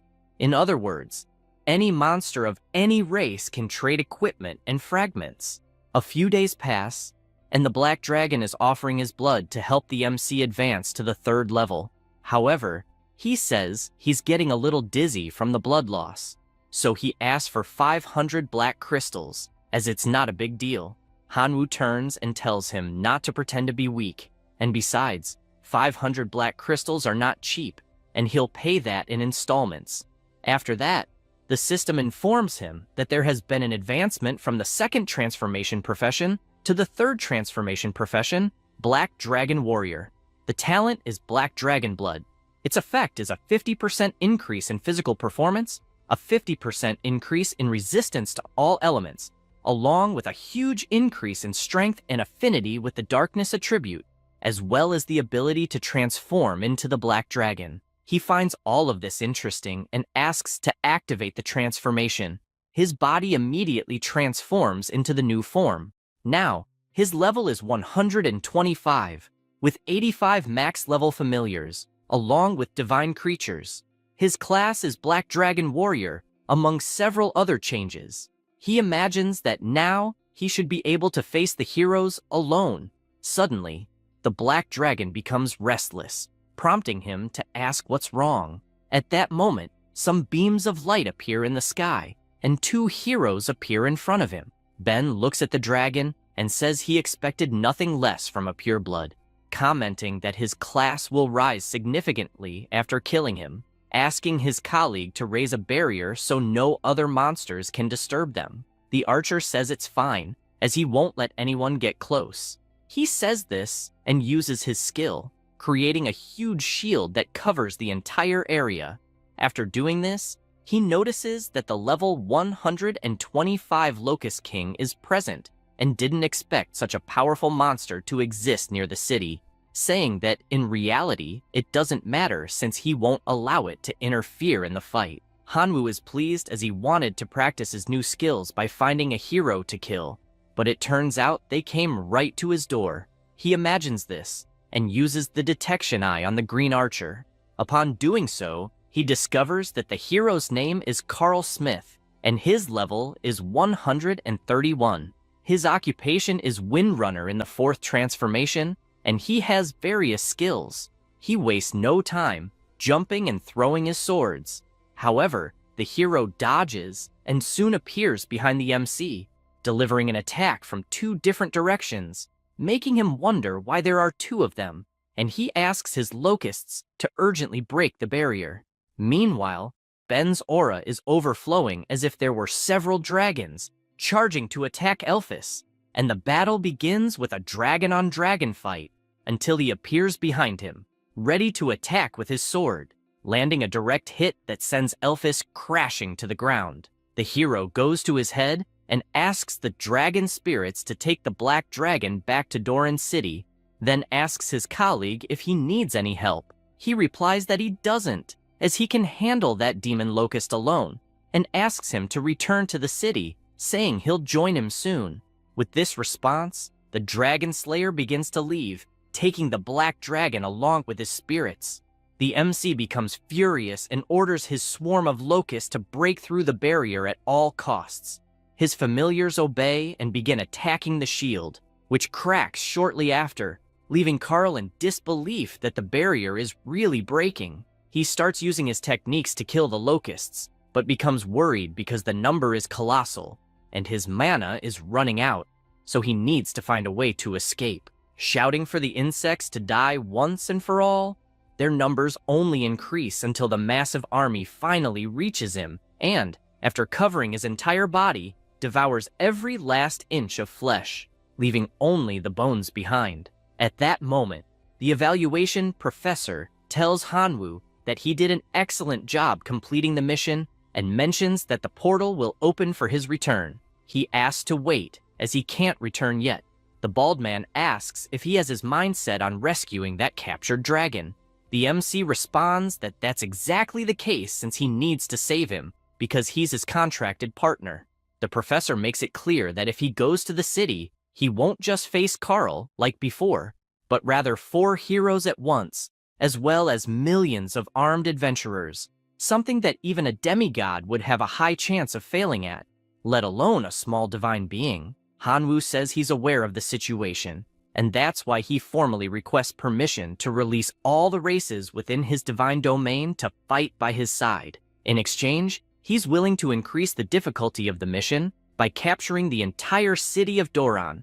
The examiner is surprised, as it takes a lot of courage to challenge an entire city, but he approves the request. With that, a portal opens, and his familiars begin to appear, along with John Feng, who is at level 140. The Red Dwarves, God's Hammer, are at level 113. The Demon Bull clan is at level 135. Lastly, and not least, the Bone Controller at level 75, the Bone Reviver at level 86, and the Skeleton Lord at level 132. He is aware that there are many adventurers in the city, and while his familiars are strong in combat power, they are still few in number, so he imagines he needs to find a way to keep those low-level adventurers away. He then asks his locust to send a message to the allied monsters. Meanwhile, in the forest, a wolf is gathered with the goblins, saying that the black dragon is dead, so there's no point in the alliance, and also says it's ridiculous for a small locust servant to have come to invite them to rush to the city to rescue him, suggesting they should just kill him and take the power crystals. No sooner does he say this than his head is cut off, leaving the goblins scared and confused. Hanwoo laments this bunch of ants, since not only do they lack honor, but they also want to kill him, threatening them all, as it seems they are looking for death. One of the goblins asks how he dares to do this, considering they are already vassals of the Black Dragon. Hanwoo simply unleashes a wave of energy that throws him violently to the ground, adding that he's not asking them to attack the city, but commanding it, making it clear that disobedience will result in death. Immediately, they all bow, praising their god and saying they are ready to follow orders. With this conclusion, the MC orders all under his command to attack the city. At this moment, the Black Dragon is imprisoned inside the city. An adventurer approaches the Dragon Slayer, saying that the ceremony to execute the dragon has already been organized in the square, and also mentions that Rose asked why Carl hasn't returned yet. He ponders this, as it really has been 12 hours, and the Wind Hero hasn't appeared yet. With this in mind, he says that perhaps the boy was delayed on the way, and, After the ceremony, he will personally go after him. No sooner does he say this than he is startled by a sound. It was the city guards announcing that a massive horde of monsters is attacking the city, asking all adventurers to prepare to fight, except for the women and children who should seek shelter underground. It also warns that it's possible to see that the monsters are ents, goblins, and others. All the monsters are united. The guards shout for the mages to use magic to bring down the flying monsters as quickly as possible. But just as they say this, they get several arrows to the chest. The attacks came from the Locust Men. The mages counterattack with their spells, but despite the large explosions, the locusts simply fly away. Meanwhile, a large goblin wields a hammer and strikes the gate hard to knock it down. Hanwoo immediately orders his skeleton commanders to attack while reviving a new army. They promptly obey and begin to revive those who died in battle and soon charge toward the humans. Finally, the big orc manages to knock down the gate. Rose was already waiting on the other side for this to happen. She summons several thorny vines that head toward the giant goblin, trapping it. Then, the Dragon Slayer appears, setting everything on fire, preventing the goblins from invading due to the flames. Meanwhile, Gordon orders the adventurers to hold their positions. The mages prepare and fire their powerful attacks, causing several explosions where the goblins were. Ben, who is near the Black Dragon, asks the adventurers to successfully repel the invaders and, as a reward, promises to give a show of slaughter with that dragon. The MC wastes no time and asks the Bone Controller to take action. He positions himself beside the numerous bones on the battlefield, and a new body begins to materialize, forming the giant skeleton. It moves toward the burning vines, grabbing one and pulling it out, clearing the way for the entire army to enter the city. Hanwoo is with them and yells at Elphys, who is present, to save him. At that moment, the dragon opens its eyes and asks how he managed to get there. The heroes watch from afar, wondering how he dares to cause so much trouble. Gordon leaps, flying to attack, shouting that miserable monsters were made to be pulverized, yelling for him to die once and for all. However, the demon bull appears, delivering a solid blow, asking how he dares insult his god. Rose decides to help, summoning her thorny vines. But a red dwarf appears with his divine hammer and counters, setting all the vines on fire. While she wonders what the hell just happened, Ben is also displeased with the turn of events, as only a few minutes were left, and asks how he dares ruin the plans like this. He then summons his dragon spirits and orders them to die immediately. One of them prepares to devour Hanwoo, but the giant skeleton appears, landing a solid blow. The dragon tries to retaliate, and the two begin exchanging blows. The skeleton lord, observing this, simply says he's very hungry and immediately leaps onto the dragon's back, biting it. The dragon can only scream in pain since it cannot attack its own back. At that moment, Ben appears, yelling how a mere skeleton dares to try and devour the dragon's soul and asks if it's looking to die, delivering a solid blow that sends the skeleton lord crashing to the ground, even knocking its arms off. However, its body immediately reassembles, and it leaps again, biting the dragon's body once more, while the hero stands in disbelief at what he's witnessing, asking what kind of monster this is. Hanwoo immediately summons the greedy wolf and asks him to bite the chains. Elphys tells his trusted partner that he has the word of the great black dragon, that he will always remember this act of kindness. He then asks to serve him for a few more 100 years to repay this favor, asking him to eat some black crystals to regain his strength. Suddenly, something catches his attention, and looking back, he sees the red dwarf, Divine Hammer, being brutally attacked by the vines. He immediately shouts for his army to help, realizing that things cannot continue like this, or he will be completely annihilated. Elphys calls his dear friend, saying he would like to give him a gift by granting him his own name. So from now on, Hanwoo will also be the great rebel. He then casts a spell with his eyes. The system informs that the rebel has been acquired, but the effects are still unknown. The MC, feeling all this power in his body, targets the Dragon Slayer and charges full force into the attack, landing a blow that, although blocked, causes the hero to bleed from the devastating force of the strike. The Skeleton Lord, who was nearby, takes advantage of this distraction and delivers a solid hit, piercing Ben's chest. After finishing him off, he begins to summon his dead body, and a heroic mutant life form appears, the Blood Skeleton. The MC, losing patience, delivers a flying kick to Rose, sending her crashing to the ground. Furious, she says she can't believe the Dragon Slayer is dead.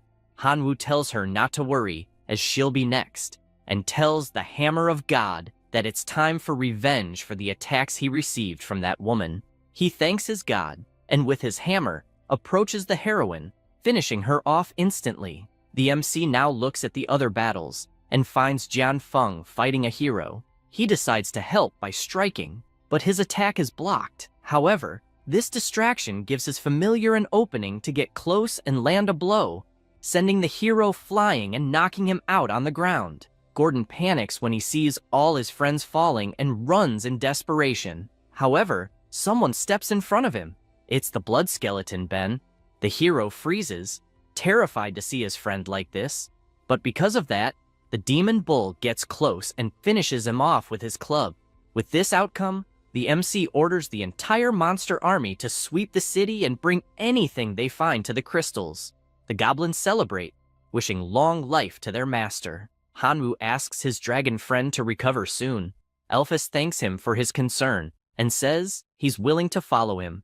At that moment, the examiner professor contacts him, congratulating Hanwoo for completing the mission and creating a miracle, informing him that the teleport portal is ready and that he has 3 hours to organize the war spoils. He thanks him and asks if he could build a stable portal to his divine realm from there, offering to trade all the war spoils for it.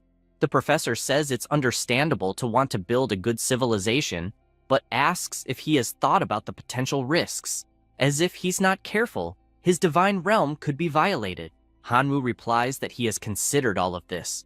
The professor agrees and says that within 10 days, he will help stabilize the portal. 10 days later, Hanwoo tells the Skeleton Lord that he will leave Duolong under his command, leaving the Skeleton Tribe and the Demon Bull Tribe to protect it and prevent professional adventurers from counterattacking. He asks that if the city cannot be saved at some point, they should just teleport back to the Divine Realm without losing many familiars. He says he understands the instructions. With everything settled, the portal opens for Hanwoo to return, and upon arriving at school, he begins walking down the hallway when the teacher asks what happened to his eyes. He doesn't quite understand the question and decides to check with his phone camera, noticing that his eyes are black and yellow, and he suspects it's because of his special profession, Rebel. Deciding to access the system to check the current information, when he tries to learn more about the Rebel talent, he is blocked by a notification stating that he must at least reach the semi-god level to qualify to view this talent, which he finds annoying since he is still far from that.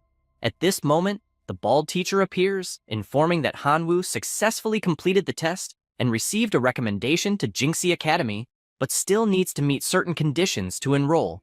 He explains that one of these conditions is having special abilities and fulfilling at least 2 out of 4 requirements that will count. First, family cores as elite life forms naturally born.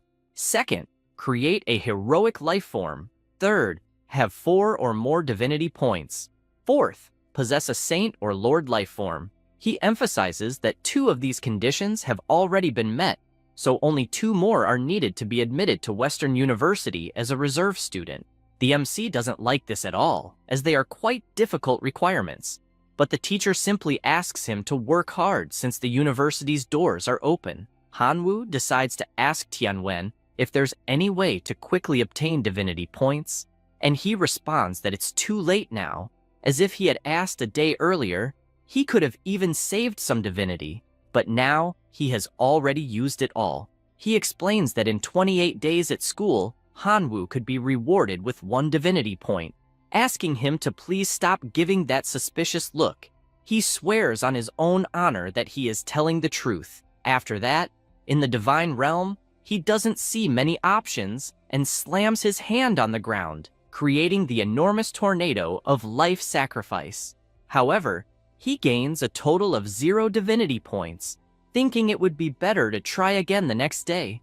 The same happens the following day, and it keeps happening until a week later. He laments, as he once had a divinity card in his hands but didn't value it, trading it for 150 million divine power, and now he regrets it. He says that if he ever gets another chance, he will hold onto the card tightly to avoid selling it. At this moment, a notification arrives in his system. It's Yuan, calling for his master, and asking if he has already received the sacred relic source that is part of that day. He is aware that this person is a true god, and maybe could even lend him some divinity. With this in mind, he asks if he could borrow a few points.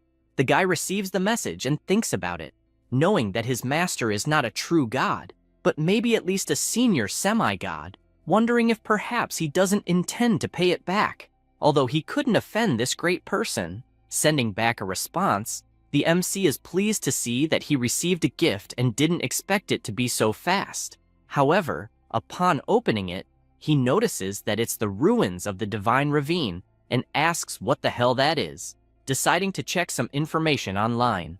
The ruins of the Divine Ravine are a place abandoned by divine civilization, where radiation caused by excessive research turns life forms into mutant monsters. These monsters consume radioactive minerals, which crystallize in their bodies, forming gene stones. These stones are valuable and used to cultivate familiars, popular among semi-gods and true gods. Hanwoo is surprised since his new colleague really thought big, as it's something that allows a divine being to compete with semi-gods and true gods for the gene stone, and he wonders how many points this ticket will yield. He then checks out some artificial mutant beast farms, feeling pleased since he owns a decomposition machine. So, the low-quality radioactive minerals can be refined, and if these beasts eat them, they would undergo rapid mutation and condense genetic stones. Because of this, he decides to visit a city outside the divine realm. He is wearing his mask, as he is not familiar with the place, so safety must come first. At this moment, a person approaches, assuming the MC is visiting the ruins of the Divine River for the first time, and says that he will need an honest and reliable guide. Hanwoo thinks about it and asks for at least one reason to hire him. He says he knows the 18 gathering spots of mutant beasts in the ruins, and that each place has unique characteristics. He also explains that he knows all the supply points in the city, knowing who is honest, who is cunning, who loves to play tricks, ensuring he will get genetic stones at a good price. The MC says that's good enough, as he just wants to know if there's a merchant around who can sell radiation ore. The man gives a mysterious smile, understanding better the reason for his visit, and says that maybe he doesn't know, but recently a god king bought a lower-grade radiation ore, causing the mutant beasts to die before even completing their mutations, and the breeding farm, which had been invested with 1 trillion divine powers, ended up in ruins. At that moment, someone says that the person simply didn't buy from him, making the MC turn to see who spoke. The person greets him, saying his name is Heiko.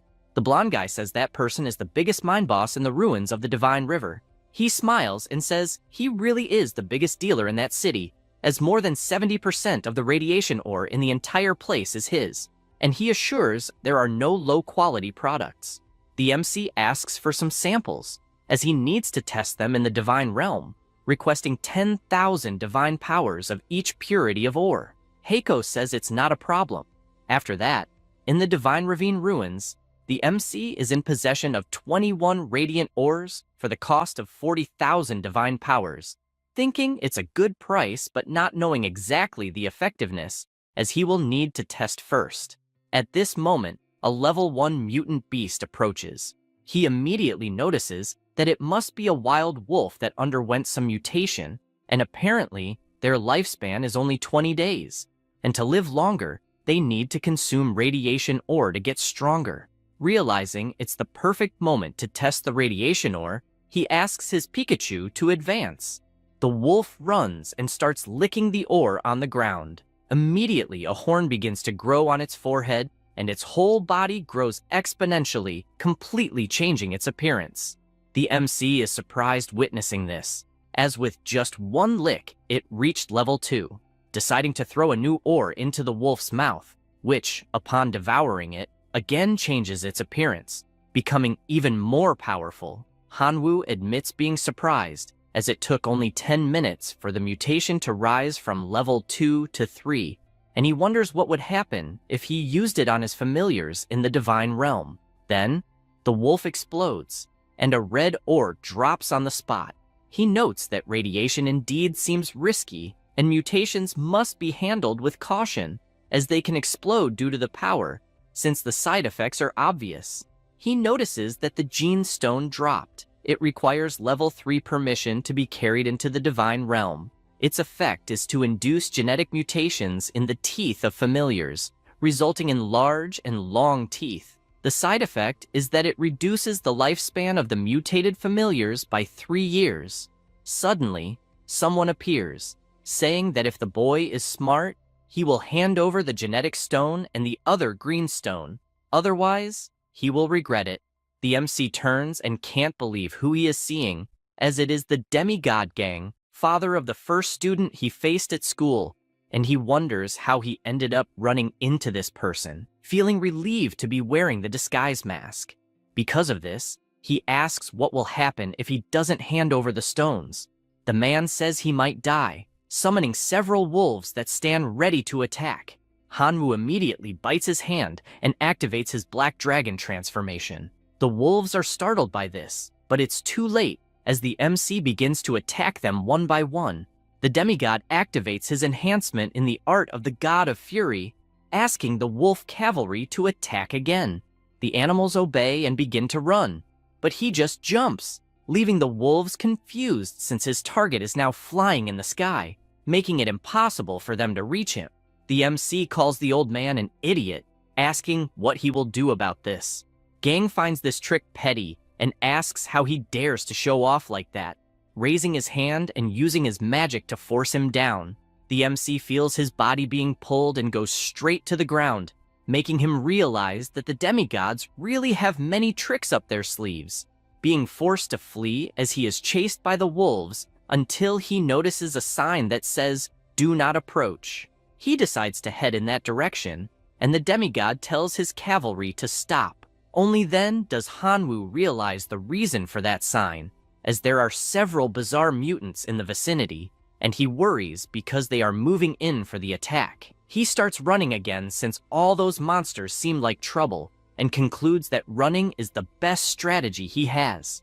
At that moment, the beast notice the presence of the wolves and begin to attack them. Gang doesn't let this go and counterattacks with his punch, finishing off the mutants that were there and asking where the hell the boy went until he looks to the side, sensing a slightly frightening aura, and for that reason decides to leave. At this moment, the MC is in front of a river, relieved to have managed to escape and dying of thirst. At this moment, a fish approaches and jumps out, startling him with the shit he is seeing since it's a fish with legs, meaning that the river is also full of radioactive waste. He then decides to look at the map, wanting to find a river, but realizes that he is lost. At this moment, more mutants are approaching, and he tries to calm down since he's there anyway, so it's better to gain some more genetic stones, throwing his red stones at the monsters. After they eat, they all explode, and he realizes that it's not so difficult to obtain the genetic ores. After a while, already at night, the MC worries since it's getting dark and it's not safe at this hour in nature, imagining that he should go to the top of the mountain since it seems like there's something there, because as far as he knows, that area is abandoned, so there should be buildings with no one inside, as it's safer to rest in an abandoned building than in the forest. Transforming into a black dragon and flying to the location, as he approaches, he notices that it's actually an abandoned castle, and as he walks, he realizes that the place is deserted, but is aware that he needs to be careful since there could be wild animals living inside. He then notices some papers lying on the ground and seems to sense an energy fluctuation coming from within. Upon checking what it is, he sees some people performing a kind of ritual and wonders what the hell this means. One of the men in black comments that, despite being condemned for investment failures, the God King paid the price of hundreds of billions of divine power to create the opportunity for that ceremony, so the operation must be successful, stressing that time is almost up, so they should proceed with the ceremony at once. The night passes, and the stones are positioned in a magic circle. A huge light rises above the castle, and the magic circle becomes gigantic in the air. They are happy since this means it worked, as they have definitely managed to touch the seal of the ancient civilization. The MC worries about this since the internet says that the project for that location had been abandoned and sealed by the divine civilization due to its high risk factor. And apparently, the rumors were true, since the God King used the mutant beast farm as a front while secretly researching a ritual to break the seal.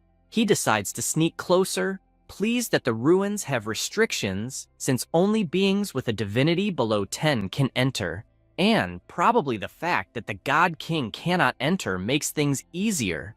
The beasts begin to look at the sky as something is happening. Suddenly, a warning notification appears, stating that it has been detected that the unlocker is not a superior warrior of the Kamigawa civilization and is considered an intruder. Therefore, the unlocking is suspended, activating anti-theft mode and releasing the Class 6 mutant, the Gamora. In addition, it is informed that the formation has been obstructed and the source of the mutation has forcibly broken the seal and is currently being suppressed. This causes the heads of those responsible for the ritual to start aching. Hanwoo is confused, wondering what the hell is happening for the people to be like this. At this moment, something emerges, greeting the lovely players present and stating that it is the source of the mutation and would like to thank them for helping him free himself from the chains, weakening the seal. Because of this, he will give a gift that will actually make them become a vessel. Everyone starts to panic, asking who the hell he is. The monster explains that unfortunately, only one can become the vessel and asks them to play a little game. Then, a strong green glow appears, and this being begins to walk towards everyone.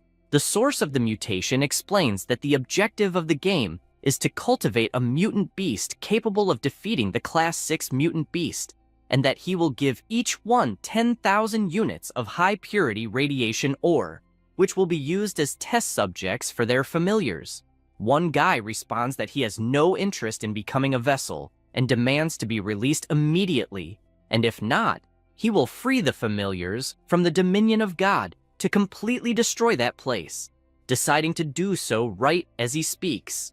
However, he gets frustrated since, for some reason, he cannot connect to the divine realm. Then, Gamora appears and devours this man, fully manifesting at the location in front of everyone.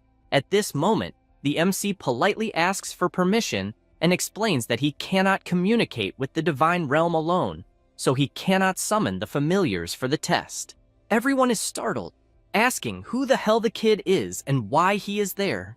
The source of the mutation states that he will not regret this mutation and invokes the portal to the divine realm, leaving him worried as things have become complicated, since the setup was made so that it is only possible to take the familiars out of the realm, but he himself cannot enter, so he will not be able to escape. 3 hours pass, and one guy comments that the situation is not good at all, as most of his familiars died after consuming the radiation ore, and only 10% improved slightly.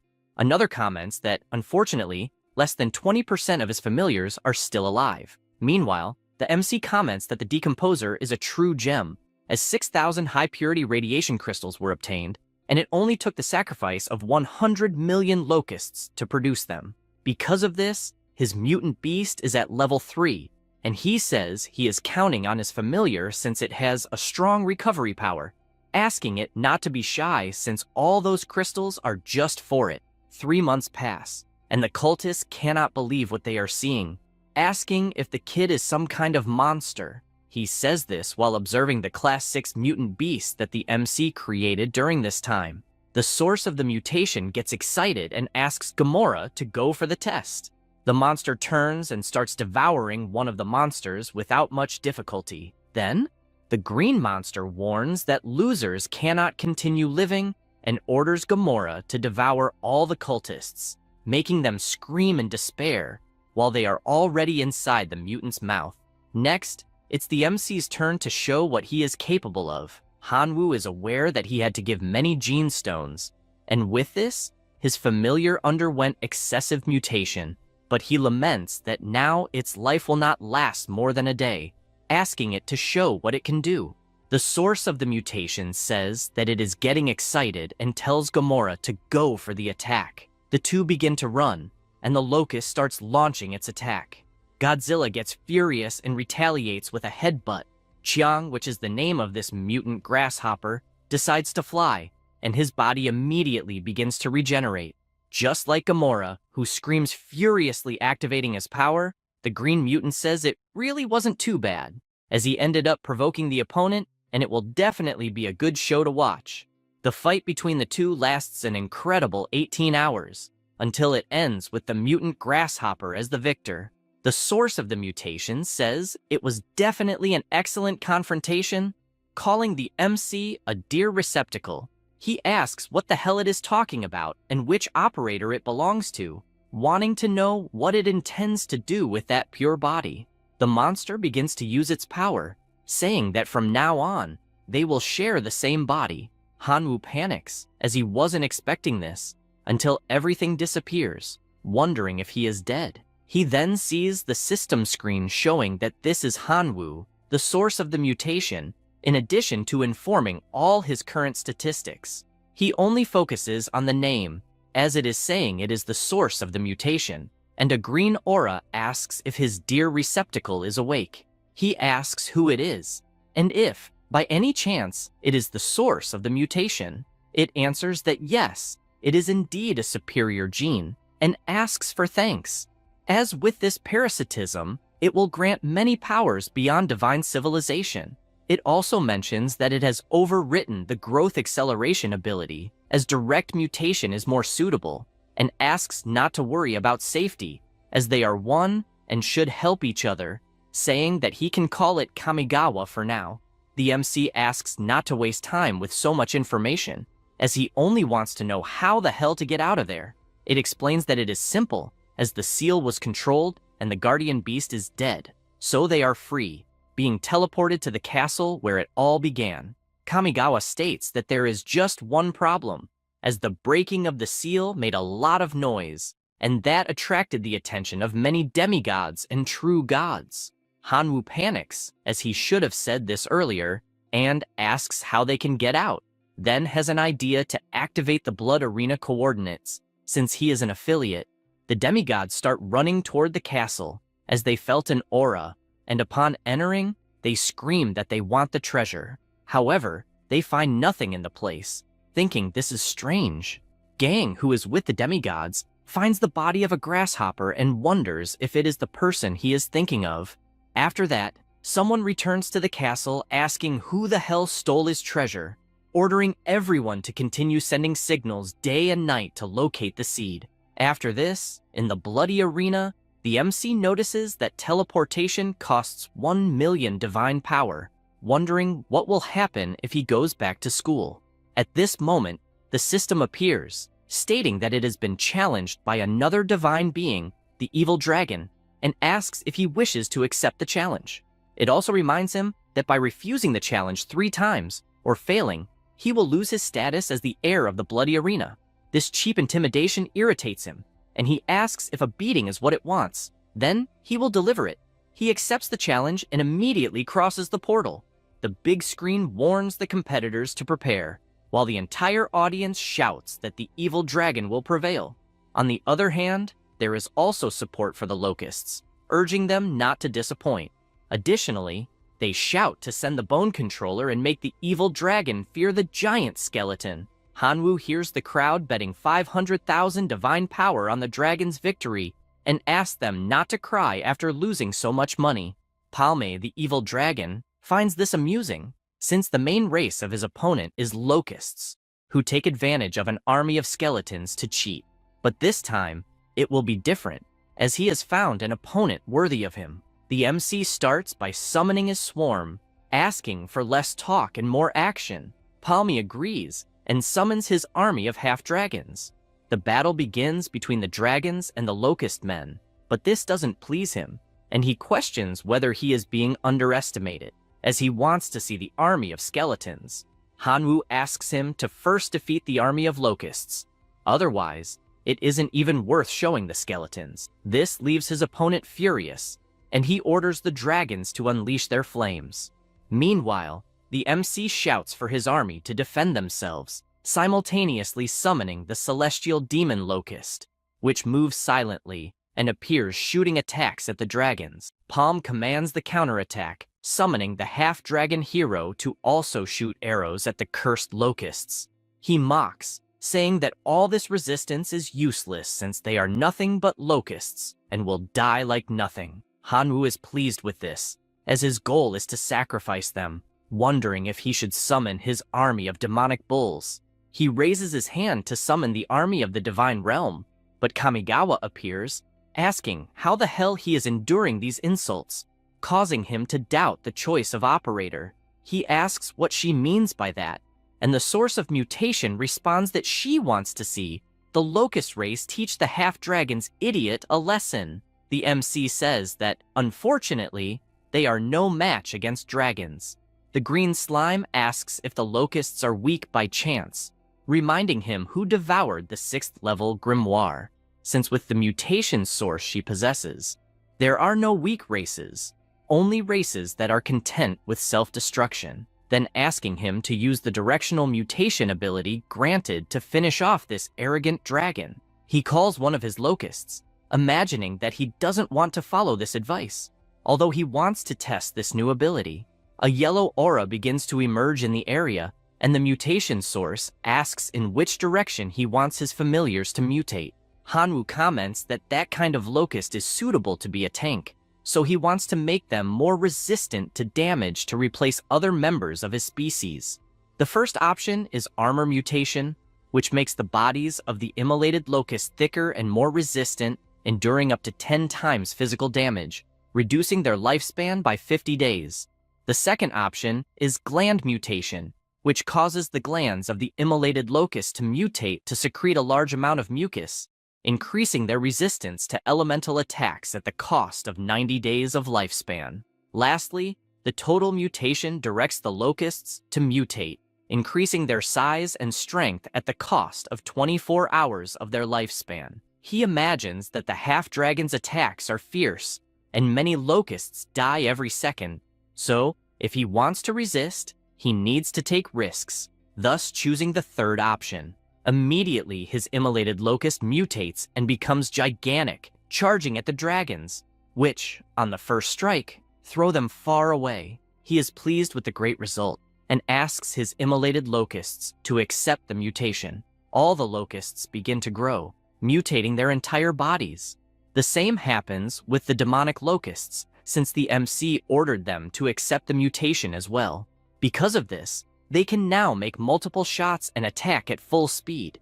Palm doesn't understand what the hell is happening, and asks if the army has taken any steroids, questioning where the referee is, since it's clearly cheating. Hanwoo laughs at this, and asks his locust men to accept the mutation. With that, they create armor all over their bodies, and begin to frantically attack the half-dragons, who are forced to retreat. He then orders them to completely annihilate the half-dragon hero, but his opponent falls to the ground, asking him not to do that as he is surrendering. The gamblers shout indignantly as they bet 500,000 divine power, and the garbage made them lose everything. The MC loves hearing this since he warned they would cry after losing the bet. With this victory, he obtains another fragment of the divine realm, as well as a mark in the bloody arena. After that, in Hanwoo's divine realm, he is presented with the special bloody arena building, where the family members can enhance their skills. The winner has the chance to be promoted, and there's a small chance that the hero model's guidance will be ignored, allowing the extraordinary life form to be directly promoted to a heroic life form. He notices that defeating an heir changed from an extremely small chance to a very small chance, Being surprised by this absurdity, he is also surprised by the core of the divine realm, as it is brighter than before. The source of the mutation asks why he is surprised by so little, as, compared to his value there, that is just the tip of the iceberg. Hanwoo agrees, saying that the chief is correct and that it will definitely improve more. Kamigawa replies that this is correct and asks him to kneel. This stresses him out, imagining that when he becomes more powerful, he will definitely kill that filthy green slime. He then activates his life sacrifice to see what reward he will get this time. The first option is a level 4 relic, the Armor of Temperance. Once charged in the Divine Domain's core, the clan can gain the ability to summon the armor. The second option is a level 3 building, the Observatory. Established in the Divine Realm, it allows clear observation of situations 10,000 kilometers away. The third option is the Book of Production of Flesh Puppets. Use the flesh and blood of powerful creatures to create a flesh puppet with powerful biological characteristics. When a puppet is created, its strength and ability are constant and cannot be enhanced. He thinks the last option is amazing, deciding to choose it, wondering if he will get a great upgrade this time. Half a year passes inside the Divine Realm, 10 days outside. The MC imagines that the investment of 10 million divine power was very worthwhile, as just looking at his new creation makes his eyes shine. He imagines that the strength of this flesh puppet is equivalent to that of one of the strongest heroic life forms, also noting that it is as resilient as a wolf, naming his new army member Chiang. He then imagines that it is time to face the real challenge, telling his grandfather that he has already entered the Imperial University of the West, but asks him not to worry, as he will still go to the Chaos Star University to get news about his father. 3 days later, at the Imperial University, he is surprised by the place, asking if it is really the best university available, as even the passers-by on the streets, more than half of them are emitting demigod power. At that moment, someone catches his attention, asking if he is Hanwoo, the reserve student from the Imperial University. He turns and replies that yes, he is. The man greets him and says he is there to pick him up, politely asking him to follow him to the aircraft, as he will take him to his new accommodation. He decides to follow, and they leave through the air. After flying for a while, they arrive at the location, and the man informs him that he will take him to the dormitory. The MC is curious about the place and asks where the other students are. The professor replies that this place is just for him, leaving Hanwoo in disbelief, as this is far too extravagant. The man bids farewell, wishing him a good rest and reminding him to arrive on time tomorrow. He decides to absorb divinity quickly, as there must be many talented people in that place. The next day, he continues walking through the hallways while hearing gossip from people saying there is a new transfer student who is probably just trash, as good students pass through the special process smoothly and do not need to enter through the back doors. Hearing this makes him worried, as those people are clearly trying to pressure him down. Hardly thinking about it, he gets startled when he sees a woman approaching stealthily, asking if he is Hanwoo. She explains that she is the teacher of the reserve student class, asking him to call her Lena, and offers to show him where the classroom is. The two enter as she asks everyone to be quiet. Qin Shuang, who studies at that university and in that class, shouts Hanwoo's name. The other students, seeing this, ask what is happening. As it appears, the goddess knows the boy who entered through the back doors. The teacher demands silence, informing that the new classmate's name is Hanwoo, and that he used to study at the same school as Qin Shuang. A boy, dissatisfied, shouts, wanting to know why the new student was admitted to the reserve class. The teacher begins by saying that she doesn't know exactly what he learned at other schools, but makes it clear that in her class, one must raise their hand before saying a word, and if they don't understand, she will find a way to teach them very well. She says this with her frightening gaze. This terrifies the student, who apologizes, as he shouldn't have asked a question so hastily. She says it's fine, asking him not to make any more violations, in addition to suggesting they ask Hanwoo himself how he got a spot in the reserve class. Zudi, careful not to irritate the teacher, asks Hanwoo if he would mind saying how he got into the reserve class, as he wants to challenge him to see if he is truly worthy of being there. The MC raises his hand and says he will need to decline. This infuriates him, calling the MC trash for not being man enough to accept a simple challenge. Furthermore, the whole class supports him, calling him a coward. At that moment, Qin Shuang slams her hand on the table and tells them to stop, saying that Hanwoo has never provoked anyone, so she wants to know why they are slandering him without even knowing him. The MC just watches, imagining that it was to be expected from Qin Shuang, as no matter where she goes, she always finds a bunch of little dogs. Moments later, the teacher leaves the room, and a group heads toward the MC's desk. However, his friend steps in front, asking what they are doing and requesting that they go over her first if they want to intimidate someone. They inform her that the matter has absolutely nothing to do with her, asking her to please get out of the way, and calling Hanwoo, saying that if he has the courage, he should not hide behind a woman. He takes a deep breath and stands up. At this moment, Zudi approaches, saying that a mere transfer student who entered through the back doors shouldn't be studying there, in addition to accusing him of not even being qualified to study with everyone. Because of this, he asks him to leave the reserve class, warning that otherwise, he will beat him until he does. The MC turns to Qin Shuang and says that it must be quite difficult to study with that bunch of idiots.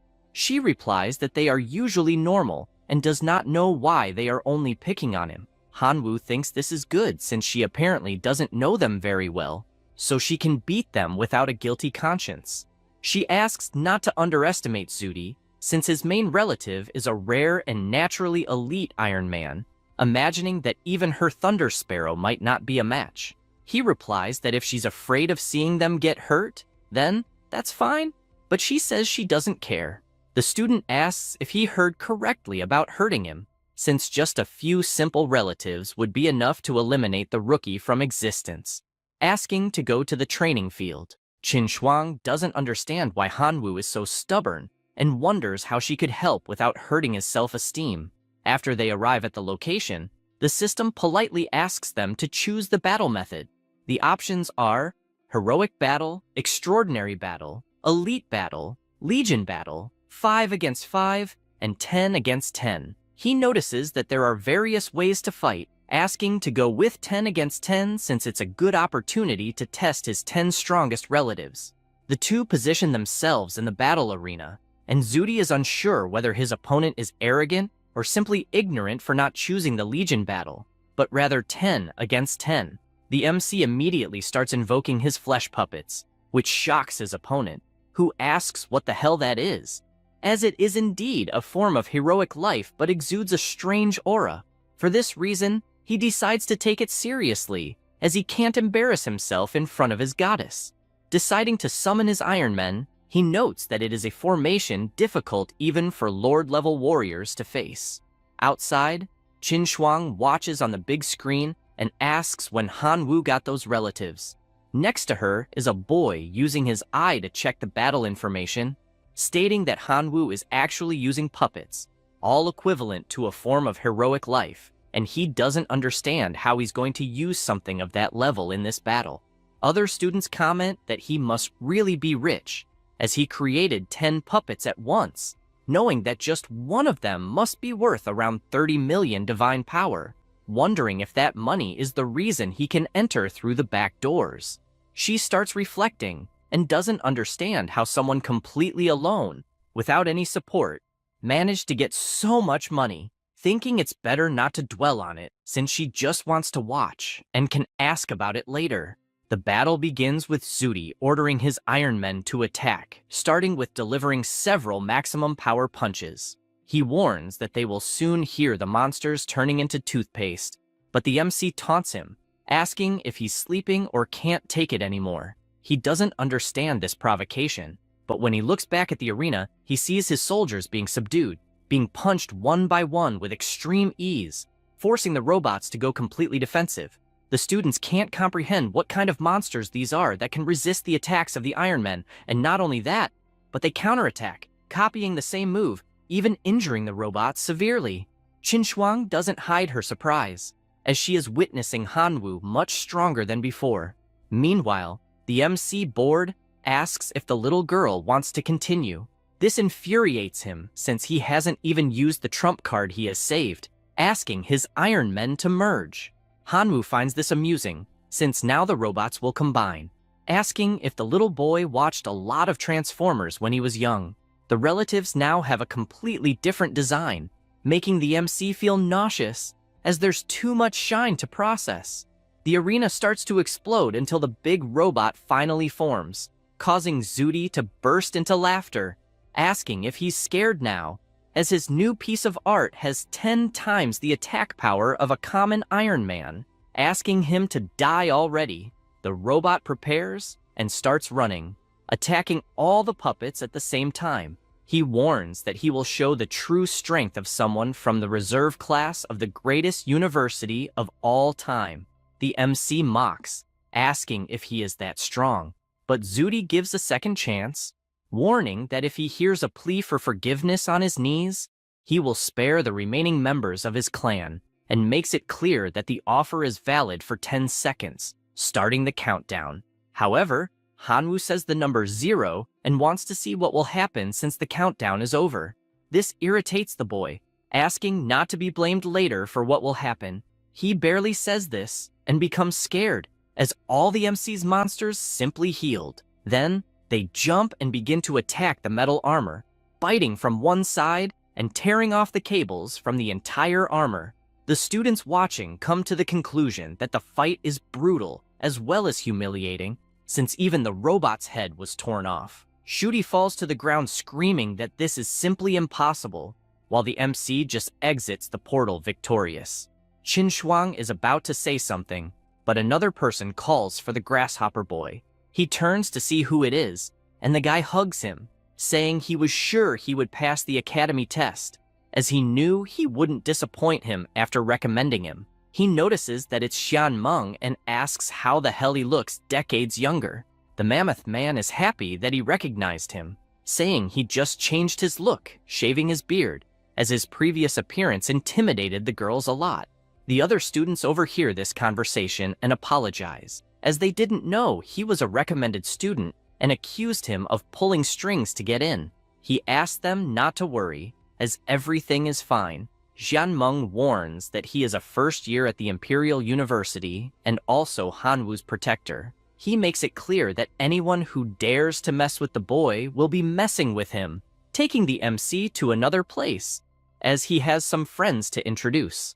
After going up the stairs, he informs his two friends that he is with the boy they mentioned. Ziaxian introduces himself, saying he is a freshman at the academy and that it is a pleasure to meet him. The girl does the same, saying her name is Yelling and asking if he really defeated Xian Meng in the arena. He greets the two seniors, saying that he is a rookie at the university and that defeating their friend was pure luck. She makes it clear that having luck is also a strength, sharing that they discovered that the next class of the reserved class will be a survival simulation in Outland, the zombie city, a low-level secret realm. And with that said, she expresses her wish for him to bring something for them. The MC comments that the three seniors seem to be specialists in demigods, so why would they need a mere novice? The girl laughs, asking him not to be so modest since he is nothing like a novice, and explains that the zombie city is the low-level secret realm of the university and, according to regulations, can only be used to simulate an important class for reserve students, so they cannot enter. Mr. Mammoth says that's true because if he could enter, he would completely destroy the city. His friend, laughing, agrees with all of this. She also mentions that there is an extremely rare resource in this secret realm called Wisdom Fruit, which can help non-human races improve their intelligence, as long as they are willing to pay 1 divine point for each fruit. Inside, the MC imagines that he really needs those divine points, and, for that reason, replies that he will help. Yelling asks him to take the seed he has in hand, as it will be extremely useful for the next major class. After that, already at night, Hanwoo is lying down, thinking that he could prepare for the ascension ritual of the demigod after accumulating 6 divine points. But he didn't expect there to be such a long way to go. recalling that the teacher said he could prepare for the ceremony to become a demigod as soon as he reached 6 divine points. However, a demigod with 6 points is a hybrid and can only be fused with lower-level divine authority in the future. For this reason, the students of the Imperial University do not waste their potential in this way and usually continue evolving. She also explains that after increasing divinity by 6 points, the required amount will increase, with the 7th point requiring 2 divine points to be absorbed, just as the 8th point requires 3 points, and so on, up to a maximum of 10 points, as promoting demigods at the 10 divine point stage have the greatest potential. So, in the future, he may even fuse 5 divine authorities. He is amazed by the amount of important information she shared, as well as realizing that she has many hopes for him. For this reason, he will do his best to earn those divine points. After that, a few days pass, and one of the students asks Hanwoo if he heard that in the next main class, they will do a supernatural survival simulation and go to the low-level secret realm called Zombie Tower. He even found out that some veterans are buying resources that novices find in that place. Zudi calls the MC to bet since it's an important class.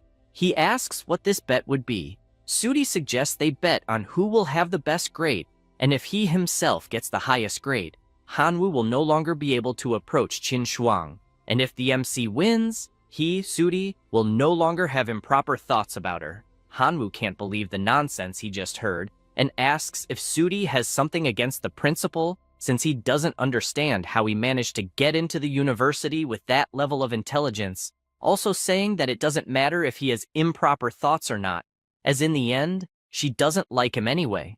Zudi says he doesn't care about that as long as Hanwoo stays away from her and is willing to pay any price.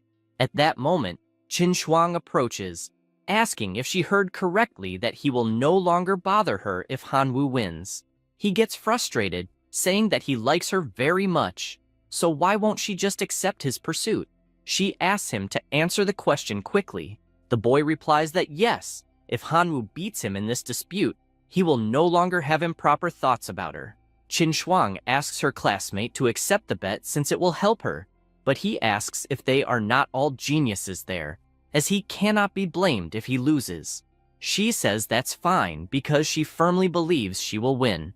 At this moment, the teacher asks if everyone is ready, commenting that they should already know the information for the main class, explaining once again that it is a supernatural survival simulation, so the difficulty will be higher than for the secondary classes.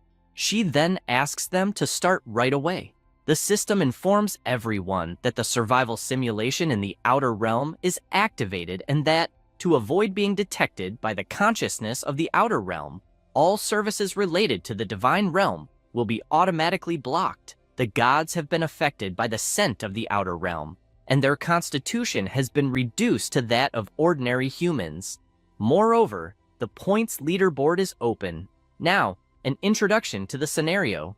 Zombie City is a beautiful place, and the hospitable zombies will kindly rip the brains out of guests and eat them to show their welcome. Whenever night falls, they go out to hold a carnival.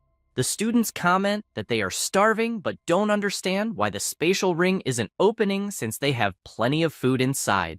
The MC imagines that everyone there are deities, so they could go 10 days or even half a month without feeling hungry. However, with the damaged divine artifacts, everything indicates that this is part of the survival test. Imagining that at least the most critical skills are intact, he figures everything will be fine.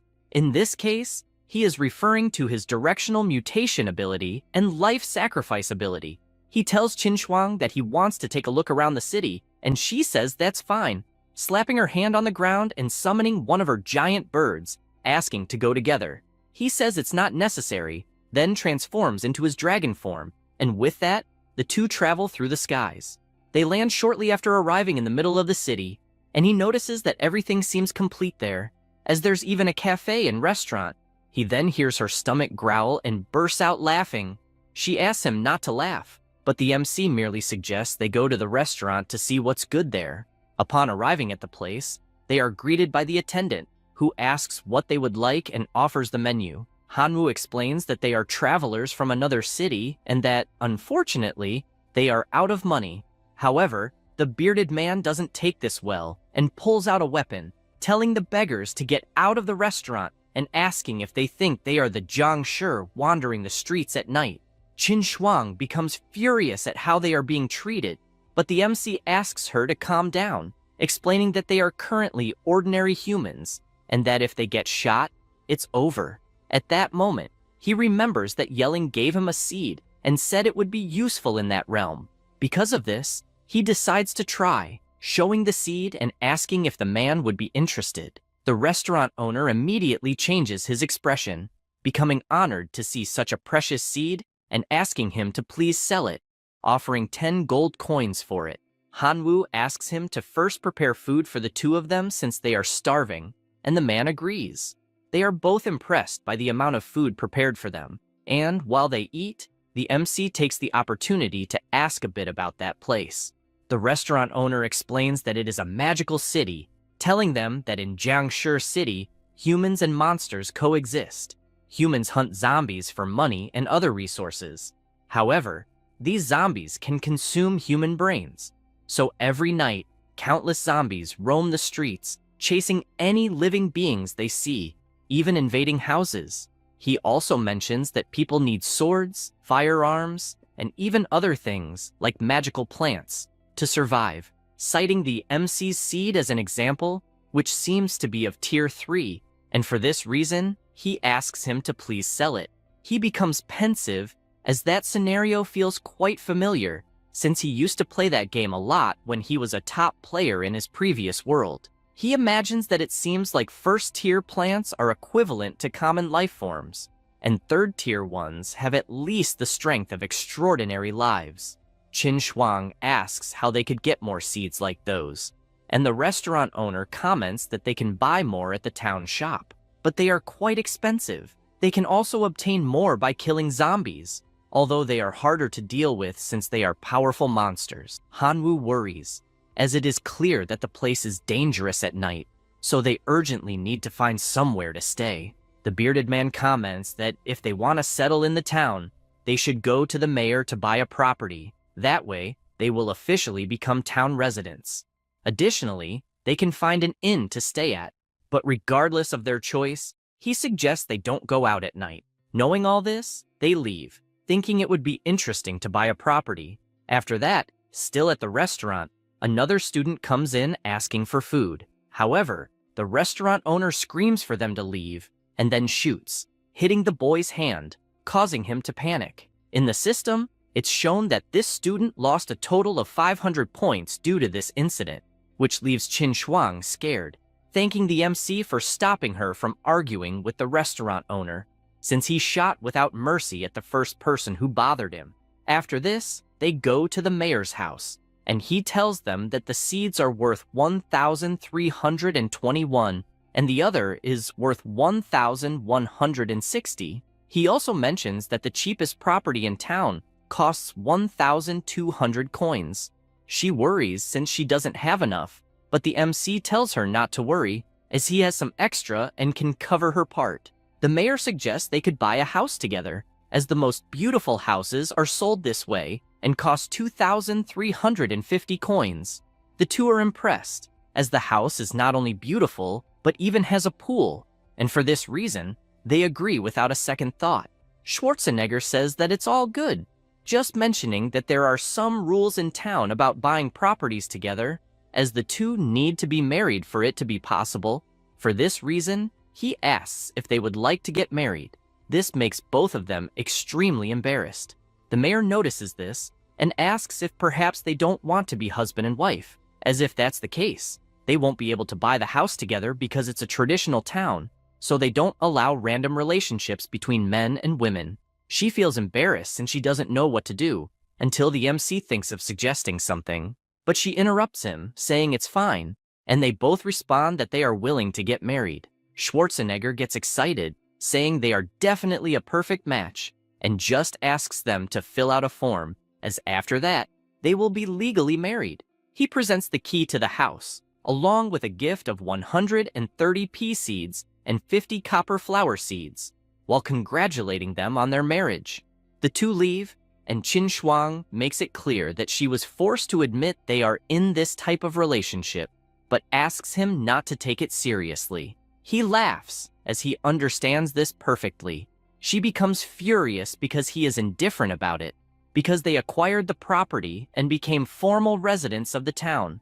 Both received 1,000 points, putting them in first place on the leaderboard. The two arrive at their new house, and he is amazed since the house is incredibly luxurious. She doesn't care that much about it, as a house like that is nothing compared to the one she owns. She then goes upstairs, saying she will take a shower and go to bed, as she is exhausted.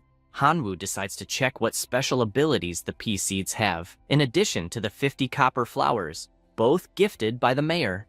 An hour passes after planting them, and he decides to walk around the house, heading to the room to tell Qin Shuang how the seeds reacted. However, he finds her only in her underwear and feels extremely embarrassed about it. In addition to being kicked out of the room the very second, he tries to apologize, as that wasn't his intention. The MC is outside, wondering if the seeds grew quickly, so they must be powerful. Suddenly, Qin Shuang arrives, asking what he is grumbling about. Only then does he notice her presence, getting embarrassed right away. This leaves her thoughtful, to the point of asking why he blushed as soon as he saw her. He, with the good memories he had moments ago, says it's nothing much. She is dying of embarrassment since she knows what it's about, and makes it clear that he didn't see anything unusual in the room, and that it should be forgotten. At that moment, they both hear a sound, and she uses her light technique to illuminate the area, noticing a horde approaching with several apparently hungry zombies. Hanwoo comments that the moment is perfect since he wants to see what the plants are capable of, asking them to fire their attacks. However, the peas barely move the zombies, leaving him frustrated since he didn't think the attack power would be so pathetic. Because of this, he decides to use the darkness attribute bonus, and the power of his plants increases considerably, also growing much larger. Now, with the more powerful attacks, the zombies begin to die, giving a point for each kill, and a few even drop some items. He notices that using dark abilities is very exhausting, and that soon they will be surrounded again, so he doesn't know exactly what they should do. Qin Shuang asks them to do something quickly, since apparently Suti has bought some property as his score is at 1,300, and if it continues like this, they will lose. Hanwoo is deep in thought about the plants since they need to find a way to speed up their zombie kills, and he concludes that they are considered living organisms, so they must have genes that can mutate. With that, he decides to test his directional mutation on the plants. With this initiative, 4 options emerge. The first is the range mutation, which extends the range of the pea shooter. The second mutation is the firing speed, which accelerates the firing rate of the pea shooter. The third option is the multiple head variant, which increases the number of firing tips of the pea shooter that can attack. The fourth option is the root mutation, which increases the size of the roots of the pea shooter. He imagines that all are good options and decides to test all 4. Because of this, the peas change appearance due to the mutation, and the killing begins since they are much more powerful now. Suddenly, another monster appears, and they notice that now the zombies seem to be stronger. One of them firmly holds the flag and throws it with all his strength towards the plants. However, he misses the target, becoming confused since he could have sworn he threw it in the right place, but barely thinks about it and is mowed down by the mutant plants. The MC, who has the flag in hand, comments that he will confiscate it and remembers that he also has the copper plants since they can also mutate. The first type of mutation for them is multiple production, which increases the production rate of the coin flower. The second option is the absorption mutation, which increases the range of the coin flower in absorbing dead air. He gets excited, saying that he wants all of them since with that he will gain a lot of coins. Qin Shuang gets excited about this while looking at the leaderboard, as she managed to surpass Suti. This guy can't believe it since he fell to second place on the leaderboard. However, he doesn't intend to let this slide, deciding to use his level 4 plant, the dragon grass seed. 2 hours pass and a dragon is formed from this seed, which with just one fire breath decimates several zombies at once. His points go up until they reach 1,610, surpassing Hanwoo. He calls the MC a bastard, as he is nothing more than a person without parents who wants to face a descendant of a true god, and for that reason will lose miserably. Morning arrives, and the sun grows stronger, decimating all the zombies present in the city, as they can only come out at night.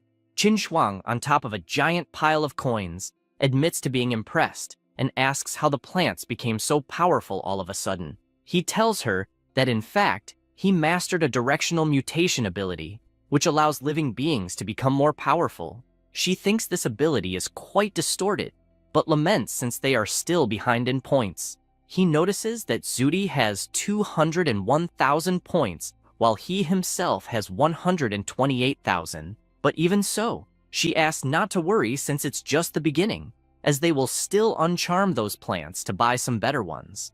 Night falls again, and their plants are now level 2 and level 3.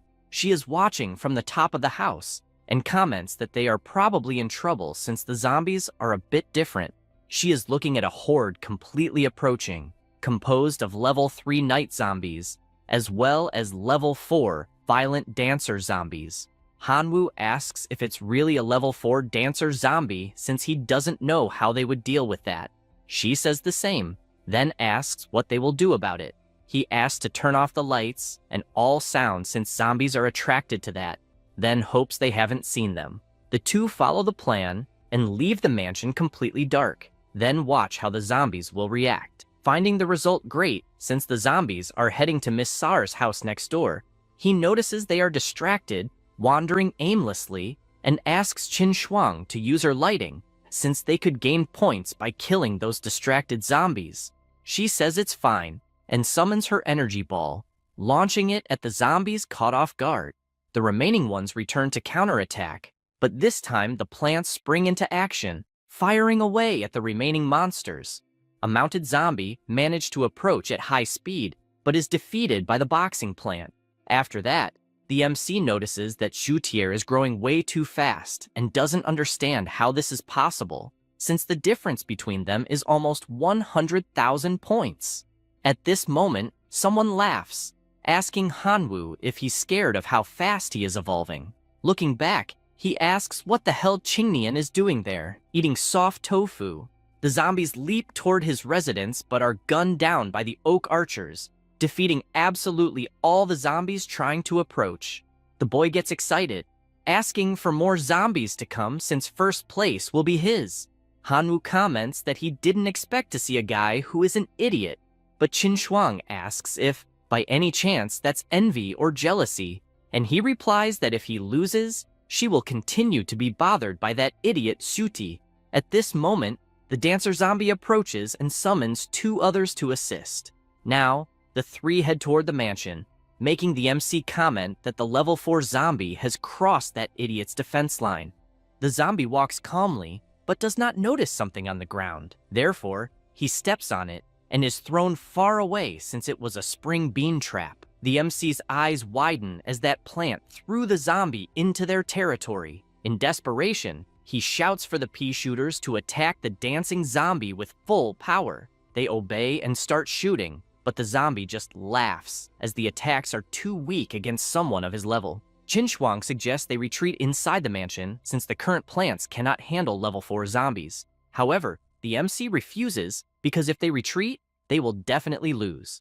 Deciding to handle the situation personally, he transforms into his draconic form. He charges forward and lands a solid punch, but notices it has almost no effect. Taking it seriously since his punch was useless, he asks to prove himself in the name of his idol Ralph. He says this and launches his machine gun combo, causing the zombie's head to detach and fall to the ground immediately. A notification appears, informing him that he defeated a level 4 dancer and dropped a seed of the same level, along with a pair of crocodile shoes, a tap dance record, and 500 points. Hanwoo is concerned as that level 4 dancing zombie was extremely difficult to defeat and nearly dislocated his shoulder, earning only 500 points.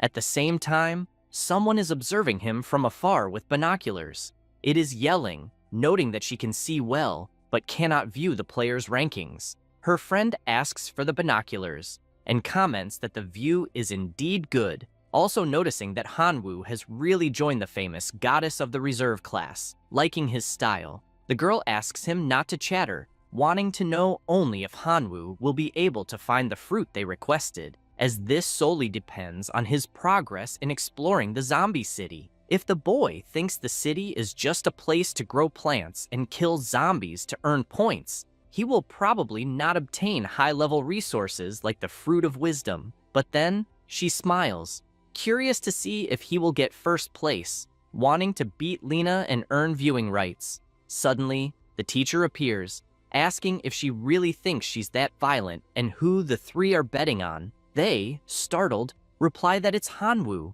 Lena finds it interesting and asks them to follow her, as she will give them viewing rights.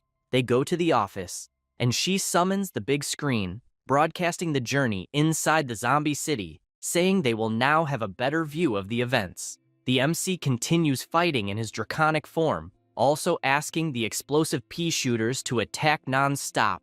The plants obey and start firing, while he flies away to avoid getting hit amid the gunfire. Mung comments that the firepower of those plants is comparable to second-order plants, which is an incredible feat. The girl understands why her friend Mammoth lost a battle against Hanwoo since the boy is really strong, but she remains curious, not understanding why a third-level zombie would attack his territory, as the configuration should not attract third-level or higher zombies according to logic. Once again, the spring plants catch the zombies and throw them into the MC's territory. Observing this, they question whether it's a bit dishonest to do something like that, since it's clearly intimidation, wanting to know who is sponsoring those reserve students to have such strong power. The teacher informs them that the student in question is named Chingnian and is not sponsored by anyone, surprising the three as it seems impossible to be that strong without third-party resources.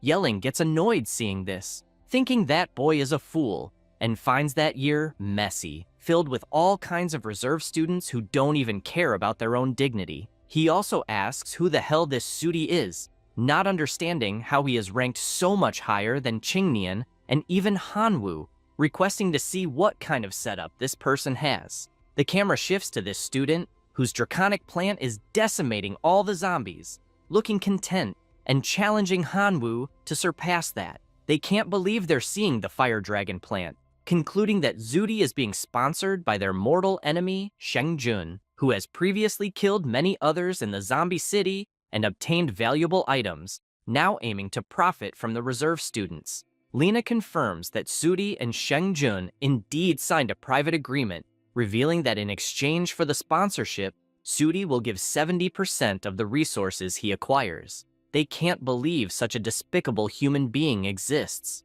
At that moment, Sheng Jun approaches, asking how they can talk behind someone's back, and deduces they are there to watch a reserve student. Because of this, he asks if they want to place a bet to see which sponsored student will achieve a better ranking. Mung responds that such a bet is pointless since they found out about the sponsorship Sudi received from him. This makes him furious, asking if the trash there is truly cowardly, given that they joined one of the best universities of divine civilization and are still sticking together to form a useless club, lamenting being in the same class as them. The Mammoth Man gets angry hearing this and charges forward, but his friend holds him back, aware that this provocation is being done right in front of a teacher. Then, she mentions that this so-called useless club is precisely to help students from poor families raise resources, accepting the bet to see which preparatory student will have the best score. He agrees, wanting only to know if she will bet 10 divinity points.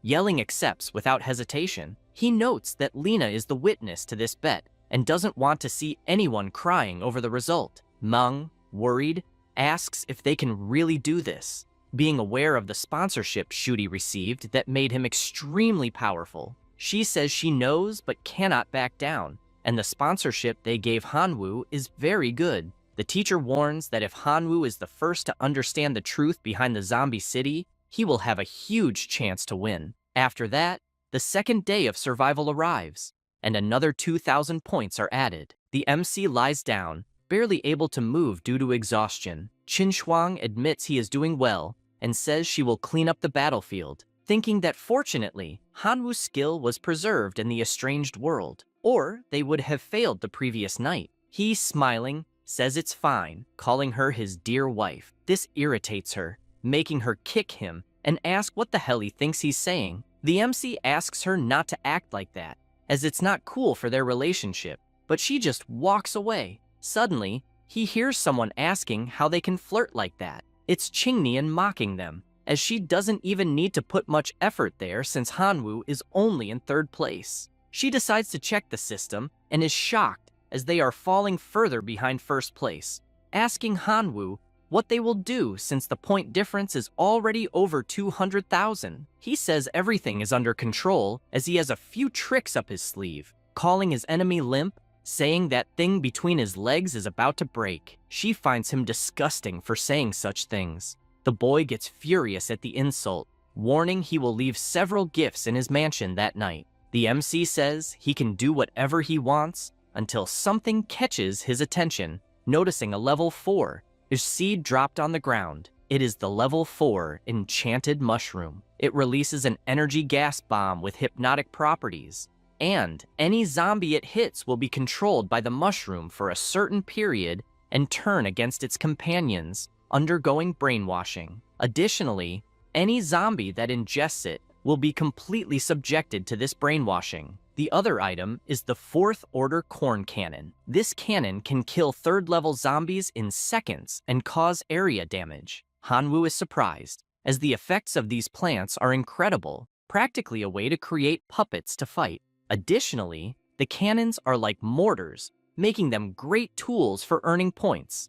Next, Qin Shuang suggests going to the store to sell the loot they acquired and buy new high-level seeds. He agrees, calling her wife, but changes his mind and decides to call her by her name. She gets embarrassed, wondering why he doesn't just call her wife since it's on the tip of his tongue. An hour passes, and they leave the store. Hanwoo comments that he thought the tap dance record dropped by the level 4 zombie was a treasure, but the store didn't even accept it. She explains that last night's harvest yielded 243 gold coins, which isn't bad. Moreover, the shop owner mentioned that the mayor is a collector of melee weapons and might exchange that pole for an excellent weapon. He replies that whatever the lady of the Han family says goes. She retorts that it's the Qin family, as they will inherit her name, but he says that's not right, for if it were at the Qin mansion, he would become a son-in-law as well. She gets angry because he is clearly taking advantage of the situation, but the MC just shouts that there can't be domestic violence there. Shortly after,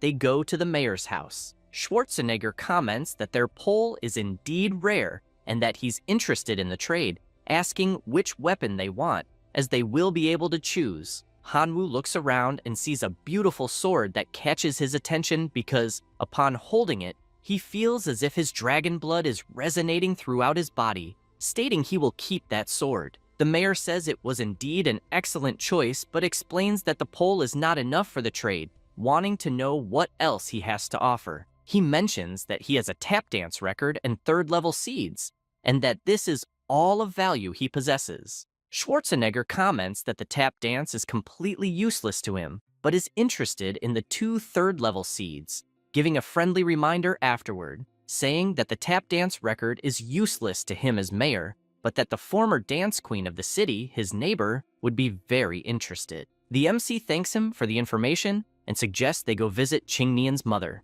After walking a bit, they pass in front of Sudi's residence, admitting it is indeed stylish and extravagant. He approaches, stating that the difference between the two is growing and that it is even more humiliating to have fallen to 3rd place, suggesting he admit defeat once and for all. And if he does, he might allow him and the goddess of the study hall to study together. Hanwoo mocks, calling Qin Shuang wife and asking if that idiot is her friend. She replies that she has no idea who he is. Sudi becomes furious upon hearing him call her wife, warning that now he will be crushed. The two pay no attention and walk away hand in hand. Seeing this makes him even angrier, making it clear that he will not just beat Hanwoo, but will cut off his hands.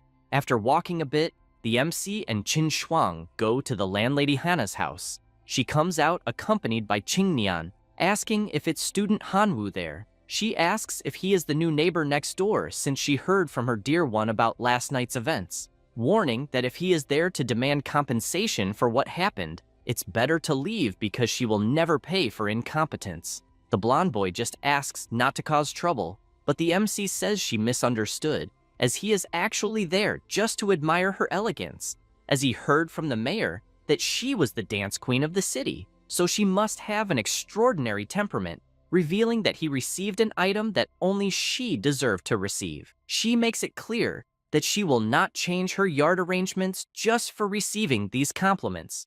But the MC shows the item he received, asking if she could reconsider. Qingnian sees this and asks if he really thinks he will make peace using an old, tattered book. However, the woman immediately recognizes that it is the lost dance step of the King of Dance, and, because of this, asks him to name any price, as she is willing to pay whatever he wants. This makes the blonde boy desperate, since if Hanwu asked for something like expelling him from there, it would be over. With this in mind, he tries to convince him by saying that they have been longtime friends. However, the MC simply hands the book to Hannah, saying he will send her more records if he finds them. She thanks him for his generosity, apologizing for her earlier rudeness, and saying she would love to be a closer neighbor. With that, they say their goodbyes, and a notification appears, stating that friendly relations have been established with the city's resident, the Queen of Dance Hannah,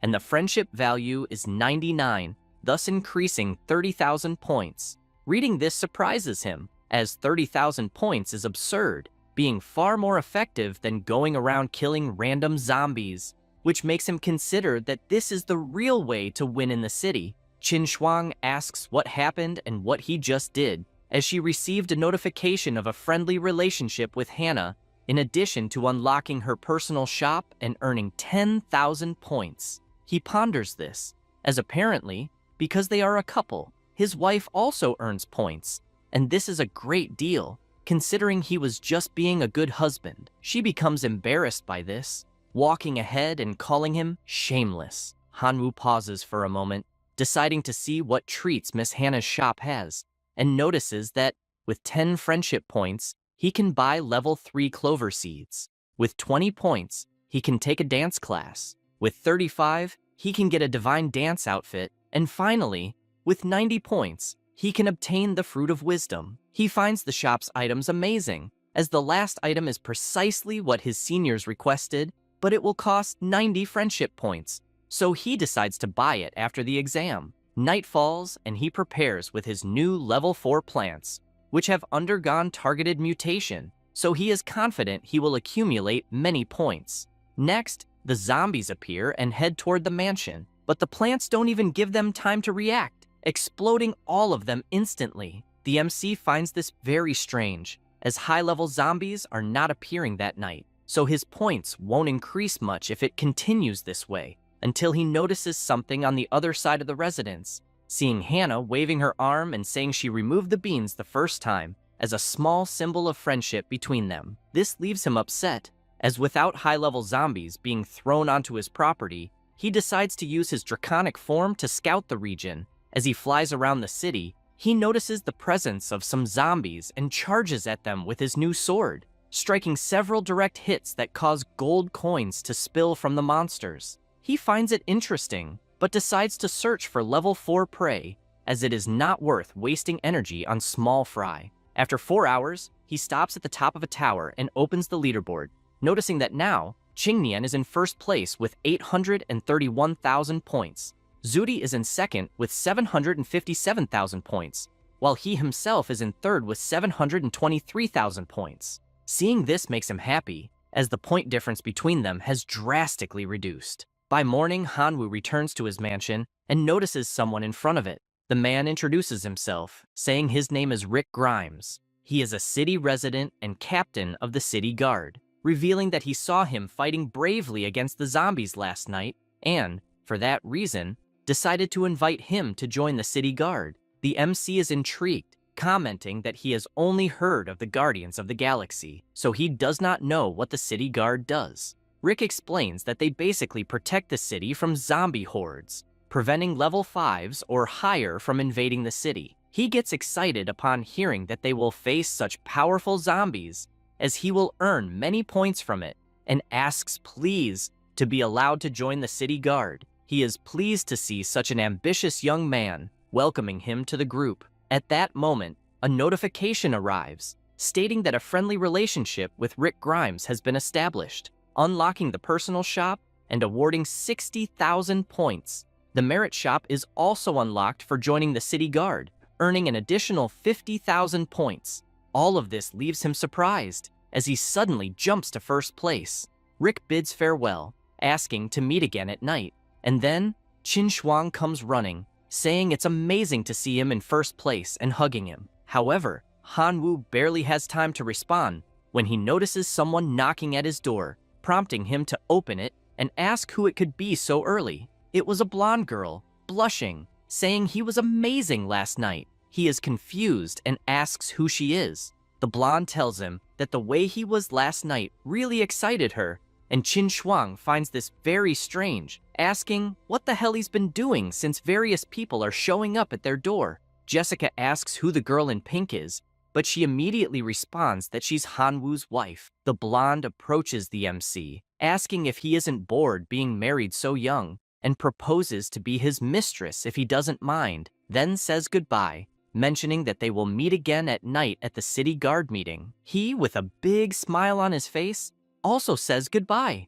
but Qin Shuang doesn't like it at all, saying his expression looks like someone reluctant to leave that city, instantly becoming furious, calling him a scoundrel and accusing him of spending the whole night having fun with other girls, which must be why his points rose so fast, apparently following Qingnian's example. Han Wu panics, as it seems there is a misunderstanding, explaining that he doesn't even know that girl and only went out at night to hunt zombies, which the guard witnessed, and that's why he showed up at the mansion to invite him to join the city guard. She feels embarrassed, having made a mistake, but asks why he didn't say anything earlier, since a girl showed up at their door all excited, making her think wrong things. He asks her not to make false accusations out of jealousy, as he's only doing all this to try to catch up with Zudi and help her win the bet. She retorts, shouting that she's not jealous, and, in fact, it's none of her business what he does or doesn't do. After this confusion,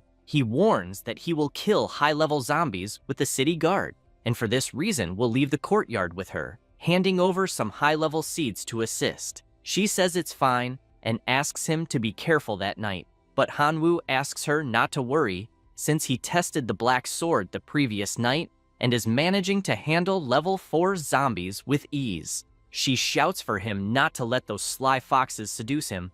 Later that night, in the city, the MC gathers with the city guard, and Jessica immediately clings to his arm, asking if he already missed her during that short period. Johnson introduces himself and tells Jessica to settle down since Han Wu already has a wife. Another squad member approaches and asks what his combat specialty is. Han Wu immediately transforms into his draconic form and flies away, explaining that he can transform twice. The girl becomes even more infatuated, saying that this man is definitely her type, and asks the captain to let her lead him since she loves working with handsome young men. Rick agrees, asking her to guide Han Wu, but makes it clear that battles against zombies are extremely dangerous and asks them to be careful. She draws her 2 pistols, declaring that she's more than ready for battle, leaving the MC surprised since those are level 5 plants. One is a flame shooter, and the other is an ice shooter. Johnson also gets ready, using fusion with a level 5 giant walnut.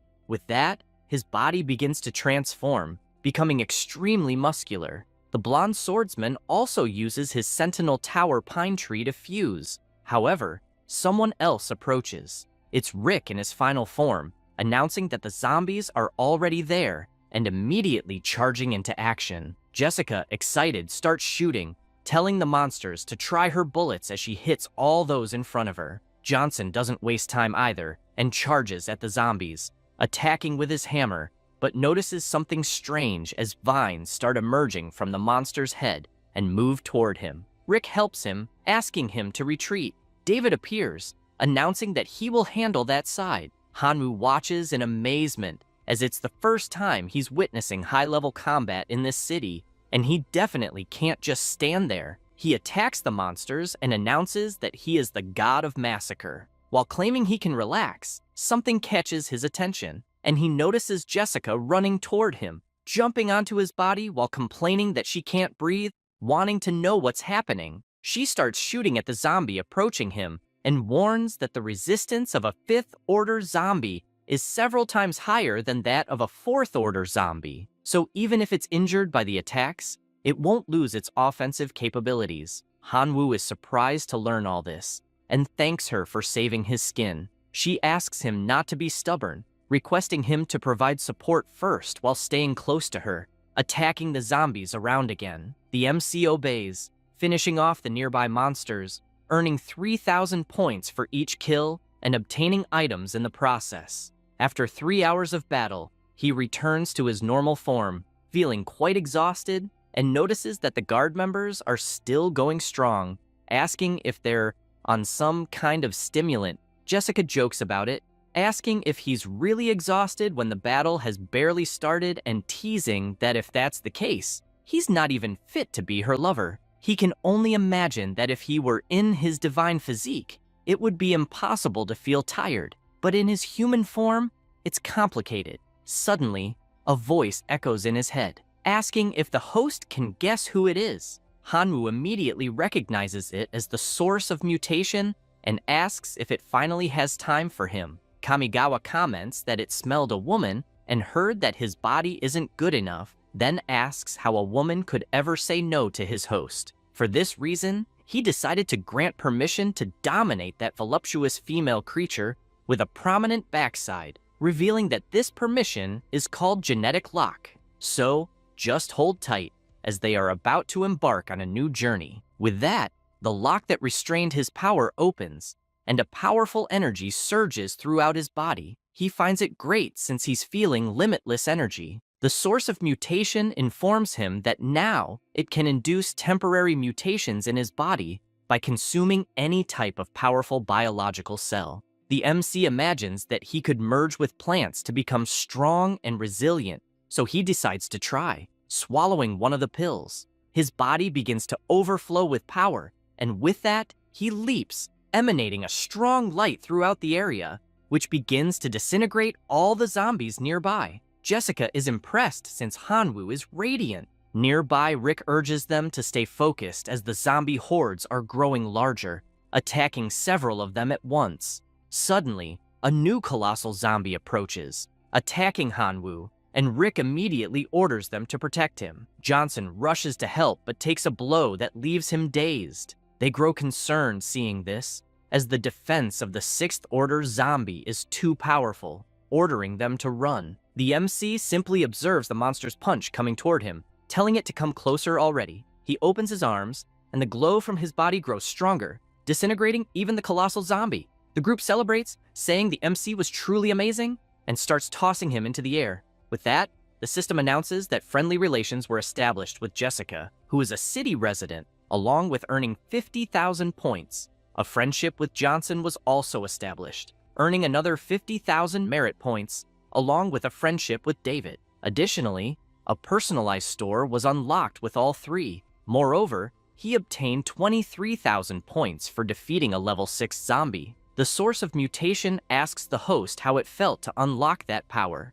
The MC admits it was truly incredible, but soon grows worried as the slime warns it has bad news to share. This makes him furious, wanting to know what that bad news is since he has nothing else to offer, besides the fact that his divinity was earned with great effort. The source says it doesn't want that, and that the bad news is merely that the ability has side effects. He feels relieved since his divinity won't be stolen, but still shouts, as he wasn't warned earlier that such damn power would have side effects, wanting to know if he'll end up crippled or something like that. Kamigawa asks how the host of the supreme source of mutation could be so timid, explaining that the side effects won't threaten his physical body, revealing that the genetic lock simply cannot be used continuously, so he'll just need some time to cool down. The MC finds this very suspicious, as it apparently just requires waiting for a certain cooldown, which is good if you think about it, asking next what could happen if he tries to use it again before the cooldown ends. The slime warns that his physical body is fragile, so currently, he can use that ability once every 10 days, and if used frequently, the genes will fall into disorder, and permanent mutations will occur. The MC says he understands and doesn't want more details since this is bizarre. At this moment, Rick shouts, asking him if he's feeling discomfort. Hanwoo turns and says he's fine. Jessica runs to him, excited, as she found his performance incredible, qualifying him to be her lover, and asking if he'd like to spend a wonderful night with her. He feels embarrassed by this proposal until Johnson interrupts, asking her to stop bothering him since Hanwoo spent a lot of energy and is probably tired, suggesting that he go rest while Johnson handles the remaining zombies alone. The MC admits that he's really tired and will rest a bit. Saying this, he starts walking through the city, imagining that he won't be able to use the genetic lock for the next 10 days, so he needs to improve his basic combat skills until he remembers the personal store of the city guards. Wondering what interesting things it might have, he opens the system and quickly notices the plant fusion technique, as it is perfect for filling the cooldown gap of the genetic lock. The mutation source becomes intrigued and asks if that pile of junk will be enough to satisfy him, since plant fusion is nothing more than a rudimentary method of transplanting different life forms. This leaves Hanwoo disheartened, as it costs 70 friendship points, and the slime is making it seem useless. But he can't help it, as the genetic lock takes so long to recharge. Kamigawa says that's not the case, explaining that the culprit here is his weak body, then asks if he believes that, with a slight modification, he could take the plant fusion technique to a higher level, and mentions it would only cost 2 divinity points, but it's no use as he admits he's out of money. Then he says goodbye. This frustrates him, as he hates stingy people, and he lowers the price to 1 divinity point, saying he can't go any cheaper. The MC feels proud inside, considering himself the king of bargaining, and agrees to the deal at that price. The slime snaps its fingers, and the MC's head explodes with information, realizing the plant fusion technique has been improved and can now fuse up to 3 plants at once, with an additional quota for level 6 seeds, which is undeniably amazing. Kamigawa, however, warns that he will want the divinity point later. The MC tells him not to worry about it and begins tinkering with his system, remembering his attribute is dark. So he places the level 5 Death King Adalia in the first slot. After that, the 4th day of survival arrives, and another 4,000 points are credited. The MC looks up and notices the points are expanding, also realizing Qin Shuang has appeared in the rankings and could defeat Su Tie in less than 2 days. He is in first place with 1,400,000 points. Qing Nian is second with 1,200,000, Su Ti third with almost 1 million, and Qin Shuang fourth with 736,000 points. Afterward, he returns to the mansion and, happy with all the results, asks if his dear wife is busy. She, sitting on the floor, notices he's all cheerful and asks if he had fun with that hot girl. He replies that his mood has nothing to do with that, but she throws several items into his hands, saying they're all his, and he could sell them. The MC says he doesn't need them anymore, and asks her to keep the items, wondering why she's being so formal since they are a couple. Qin Shuang, annoyed, starts hitting his head, reminding him that they agreed to split everything equally, so he should take his share, because she's not a girl who likes taking advantage of others. She leaves shortly after, saying she'll go learn to dance with landlady Hannah. He says it's fine, just asking her to come back early. Internally, he thinks she's truly a smart girl, as she knows how to earn points by befriending the city's residents, and for that, he's proud. Afterward, 9 days pass, and Hanwoo meets once again with the city guard squad. He notices something strange and asks if something happened, as everyone seems worried. Jessica responds that there will be a lunar eclipse that night, which happens once a month. With it, the zombie invasion will be much stronger than usual, and during last month's invasion, a girl named Jasmine was lost forever due to the difficulty. Rick then shares that Jasmine's death was his responsibility and promises that no member will die tonight. Everyone shouts at him not to say that, and the girl grabs the MC's hand, warning that it's likely she won't be able to protect him that night and asking him to promise to run if he's in danger. This makes Hanwoo reflect, as he is currently the weakest in the city guard and will definitely be the first to die if he encounters danger. That must be why she's worried. With this in mind, he responds that he's a man and that, in fact, he should be the one protecting her. Jessica is pleased with this response and asks him to be careful. He, aware of the dangers that will arise that night, runs to the point shop to see if there is any useful equipment. The shop offers the following items: artifact armor, which costs 12,000 points, night vision fruit, 2,000 points, vigorous flower, 1,500 points, physique herb, 1,000 points, level 5, golden dragon herb, 120,000 points, and finally, man devourer, costing 5,000 points. His current points are 95,000. He spends all the points he has and begins slotting them into his ability, which he acquired from the mutation source to fuse the plants. The MC imagines that the golden dragon herb also contains dragon genes and is starting to attract the blood of the black dragon. Screenwriter's note: we don't know how he purchased this 120,000 point herb with 95,000 points, but it's fine. His body begins to transform until it enters his even more powerful draconic form, exuding a sinister aura. Rick looks up and warns that time is up since the eclipse has begun and the hordes will start appearing. The zombies begin to feel the power of the eclipse and, as a result, transform, becoming extremely more powerful. Rick warns that the zombies have mutated and their levels will continue to increase, so everyone must prepare, as the battle will be tough. Jessica says she is more than ready, as are Johnson and David, with the entire squad taking their points positions. The monsters charge, and the captain retaliates, shouting for everyone to attack. The zombie starts tanking all the shots Jessica fires. While they try to defeat the enemy, Johnson yells for the two to focus on long-range shots while forming the defensive line. Hanwoo imagines he can't lag behind and delivers a powerful slash to the colossal zombie. As soon as he does, he is pursued by other zombies, forcing him to defeat them one by one, and Rick praises him for doing an excellent job. An hour passes, and the fight continues frantically, with zombies appearing constantly. At this moment, the captain shouts for Jessica to look for the mayor to request reinforcements. She immediately complies, asking them to hold their ground. As soon as she says this, David takes a hit to his armor, and his comrade protects him, asking him to be careful. Rick approaches, noticing his team struggle, and begins shooting at the zombie, also attacking with melee strikes. Subsequently, a notification arrives for the MC, informing him that the 10-day cooldown has expired. He is pleased with this and flies to the front of his squad, announcing that he will buy time for everyone. But Rick asks him not to push himself too hard and to run immediately if necessary. He explains that he is also a member of the city guard, so he has a duty to protect all inhabitants. He says this and activates his ability, unlocking the genetic lock. His body immediately starts overflowing with immense power, and several giant vines sprout from his body, heading toward the zombies.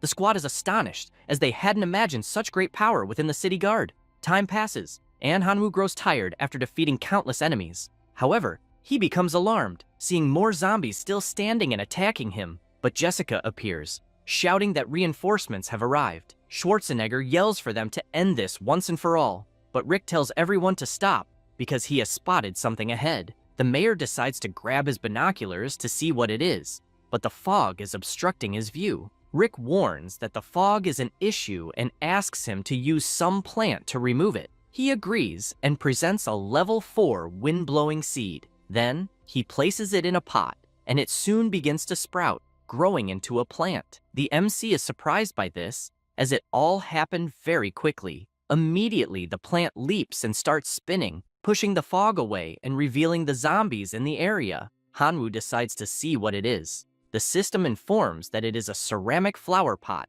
a container used for planting seeds, which can increase the growth rate of the seeds planted in it by 100 times. At this moment, the mayor notices that he liked the pot and comments that he might give some more later, as Rick said good things about him, especially that night of the eclipse, so it could be considered a gift from the city. He thanks him, and then a notification appears saying that he has established friendly relations with Arnold Schwarzenegger, unlocking the personal shop and earning 100,000 points. Immediately, the MC opens the mayor's shop, as it must have many valuable treasures, and quickly spots a plant of interest. He uses it, and poisonous mushrooms begin to grow on the bodies of zombies. He approaches to see what's happening and feels pleased, as the Black Plague mushrooms spread fast enough. Because of this, Hanwoo flies high and begins using life sacrifice on the mushrooms embedded in the monsters. Immediately, an aura takes over the entire area, and several colossal explosions start to emerge. As a result of the life sacrifice, the system presents 3 options for him to choose which to redeem. The first is a level 9 seed of the Tree of Wisdom. Planting it in the Divine Realm can maintain the stability of the Divine Realm, extend the clan's lifespan, and produce fruits of wisdom after reaching adulthood.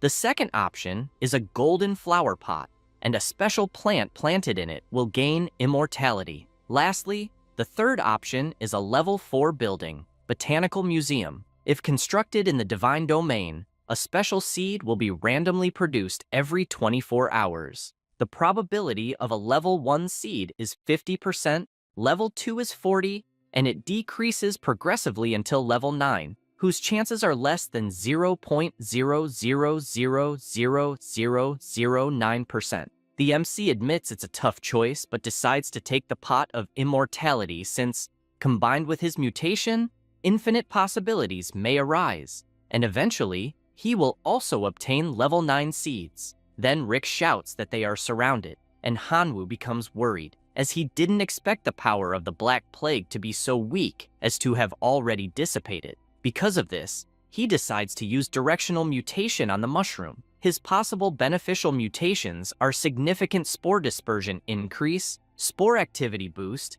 and spore growth acceleration. He orders all 3 directional mutations to be activated simultaneously, making the wind flower more powerful and completely dissipating the fog. With that, Rick celebrates, as the speed of the zombie horde has decreased and everyone present cheers. However, the mayor warns that things will get complicated at that moment since the eclipse is entering its final stage, making the zombie hordes more ferocious. The MC is not pleased with this, as the eclipse is indeed at its peak. A zombie begins to mutate, growing colossally, with 2 enormous horns emerging from it. The mayor shouts for everyone to retreat, and people start running, wondering if they are about to die. The MC observes the chaos and concludes they will lose if the city's morale falls, so he needs to lift everyone's spirits. He takes flight and shouts for no one to fear the zombies, as they will definitely win. Saying this, he charges full force against the monsters. The people feel confident, making Hanwoo happy that it worked. However, a giant vine comes toward him and grabs him, leaving him scared. Jessica panics upon seeing this and starts running toward him, but Rick stops her, as it would be certain death if she went unprepared,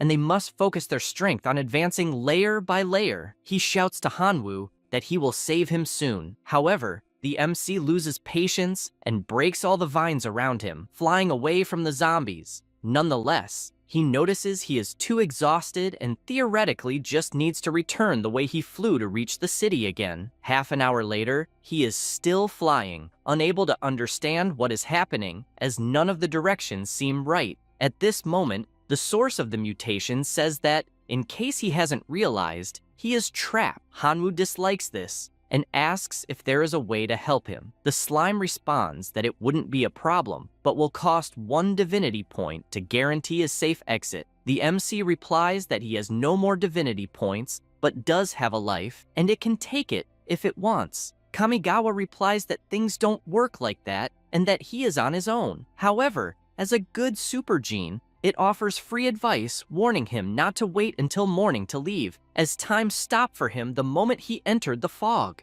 Hanwoo dislikes this, as if it's true, he is in grave danger, but he doesn't understand, as none of the directions, north, south, east, or west, are correct, leaving only the sky or the ground. Thinking about this gives him an idea, and he decides to fly straight up, as he doesn't believe the fog has no end. After flying for a minute, he notices something strange. An enormous barrier is there. This infuriates him, and he draws his sword, questioning if they really think a barrier like this will trap him like a turtle in a jar. Even one of his strongest attacks creates only a small crack. Because of this, he decides to launch numerous attacks simultaneously, eager to see how long it will hold. As a result, the crack grows until a massive hole appears in the barrier. He is startled to find a colossal tree before him that shouldn't be there. Suddenly, a voice echoes in his head, welcoming the outsider. This startles the MC, trying to figure out if it was the tree that created all this, and not understanding how it knows who he is, and that he is still a foreigner, wondering if his simulation test identity was exposed and that he is probably screwed. The tree asks him not to be nervous, as it won't kill him, and warns that it will simply need a favor to save that world. This intrigues him, making him wonder if the favor is to kill all the zombies. But the ancient tree responds no, as the real task is to expel the residents. He finds this perplexing, suspecting there is a deeper story behind it, so he sits down and asks her to explain further. She says she is the Tree of Wisdom, the guardian of that secret realm, living for 10,000 years, and that it had always been a peaceful place until an outsider discovered the secret realm and occupied it by force. This person also sent a large number of followers to collect seeds from the special plants she cultivated, selling them as rare resources, which is why she couldn't stand seeing her descendants sold as merchandise. In fact, there had been peace in that realm for over 10,000 years, as she has no combat abilities and could not fight the invaders. Because of this, he had no choice but to seek the god of death and, at the cost of worshipping him, asked for power and vengeance. From that moment, he gained the ability to transform living bodies into zombies. After that, the war between zombies and humans began. For 1,000 years, the number of zombies grew, and humans gradually failed to resist. Then, 30 years ago, he led a general offensive. Until then, they imagined victory was certain until a powerful figure descended like a comet. Somehow, this being had cultivated powerful level 4 plants, such as fire dragon grass, which prevented them from taking the city. With this outcome, years later, she was able to realize that the mysterious person might be an outsider, as he possessed different abilities. And, as she launched a new attack on the city, she could see that he is one of those people with extraordinary powers. The MC says he understands, and if he's not mistaken, she wants him to betray the city to help her. The ancient tree responds that if he helps her, she will give him 10 fruits of wisdom. He remains silent for a moment, imagining that 10 fruits of wisdom are nothing less than 10 points of divinity, and that's insane. Furthermore, she emphasizes that she can offer 3 divine bodies that, although dead for 1,000 years, are still active. This makes his eyes shine, as the proposal is too tempting, but he feels frustrated inside, as he could easily deal with the humans. However, that zombie city is a treasure of the Imperial Academy, and the god behind it is most likely a high-ranking leader of the Imperial Academy. In other words, if he helps her, he could face great trouble with this being, and that would indeed be a major problem. With this in mind, he asks for her forgiveness, as he will have to refuse. However, before he can finish his sentence, she emphasizes that if he is willing to help, she can recommend him to the great Lord of Death. He can't believe what he just heard, as it is a chance to obtain the powerful level 5 divine position of death, and if he truly achieves it, he would be worshipped by all gods. The ancient tree asks if he is willing to accept with all these offers, and he responds that he will do his best to try, but first, he will need to contact the realm of God to seek his followers, as otherwise, he won't be able to do much with just his own strength. She thinks about this and responds that it is not impossible, but he will need to make an oath to the god of death, as if he dares to violate the oath, the Xiaxun clan will be subjected to the oath of death until its extinction. The MC imagines that the tree is truly afraid that he will dominate the entire secret realm once he gains power, and is definitely underestimating the appeal of the level 5 divine position of death. Because of this, he begins to make his oath as he is willing to do so. Immediately, a magical seal appears on his hand, leaving him startled as it was too fast. Then, some vines emerge, forming a passage, and his locusts come through the portal that directly connected to his divine realm. Seeing his kin again makes him happy, as by that point, he should have reached a lordly form of life. The tree comments that she has fulfilled her part, so she expects the outsider to fulfill his part of the agreement as soon as possible. She barely finishes speaking and opens a portal, throwing him through it, making him fall to the ground. He gets irritated as the damn tree was rude, throwing him out like that without even offering a coffee first. But his bigger concern is how he could get rid of all the city's inhabitants. He decides to fly over the city until Rick spots him, as does Jessica, who immediately runs toward him, hugging him and feeling happy to see him well. The MC feels embarrassed by this reception. At this moment, the mayor approaches, saying he will be given the year's prize for his great contribution. Hanwoo responds that it's unnecessary and that they could convert it to money. Then, the sun appears, and all remaining zombies are eradicated. The ranking table is updated with Hanwoo in first place, with 12,030,000 points, and Qin Shuang in second place, with 8,720,000 points, Qingnian with 7,920,000 points, and in fourth place, Suti with 7,890,000 points. Zudi, seeing this, is inconsolable about the points gap and has no idea how he will catch up. Imagining that now he will have to resort to dirty tricks, he grabs his bag of gold and leaves his house, heading to another residence. There, he asks if that person is the most powerful assassin in the city, offering 8,000 gold coins to help kill Hanwoo. The masked man accepts the proposal, asking him to wait for good news. However, a grasshopper was flying over the area, and the MC sees this, finding it amusing that his rival cannot win head-on and is now taking the dirty path, making it clear that he cannot blame him if he dies because of it. He then orders his familiars to invade his rival's entire mansion, attacking his plants and destroying them one by one until devouring them all. Elsewhere, Qin Shuang asks if those are not his grasshoppers and how he managed to summon them there, also wanting to know what on earth he is doing. Hanwoo responds that it is a secret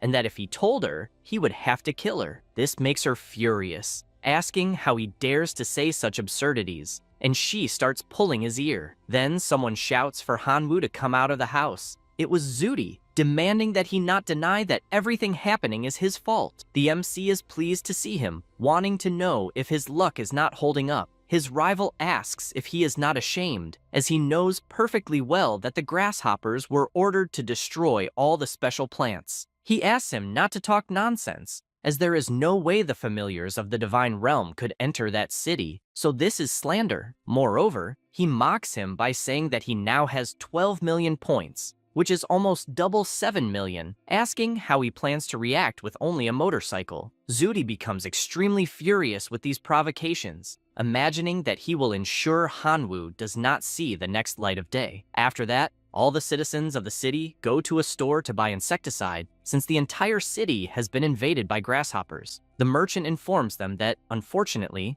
the store's stock ran out quickly, so he asks them all to return to work, as they can check again the next day. They ask what they're going to do since the plants are dying, including level 4 plants. At this moment, Schwarzenegger appears, announcing that the city is activating the emergency shelter plan, and that they only need to endure the trial of that night. The MC keeps watching as his plan is working, because if the residents are not in their homes, the grasshoppers will be more effective in devouring the plants to the point where they will have devoured them all, and the residents will no longer be able to resist the zombies. So, even if they don't want to move, they will be forced to. Night falls, and Hanwoo meets with the city guard. Rick sees him and says that the task that day will be relatively easy, explaining that the zombie army suffered many losses the previous night, so they can rest peacefully. Jessica runs to him, saying that if he wants to join her to stay by her side, she would love it, but he responds that actually, he needs to take a walk as he is going to buy some things.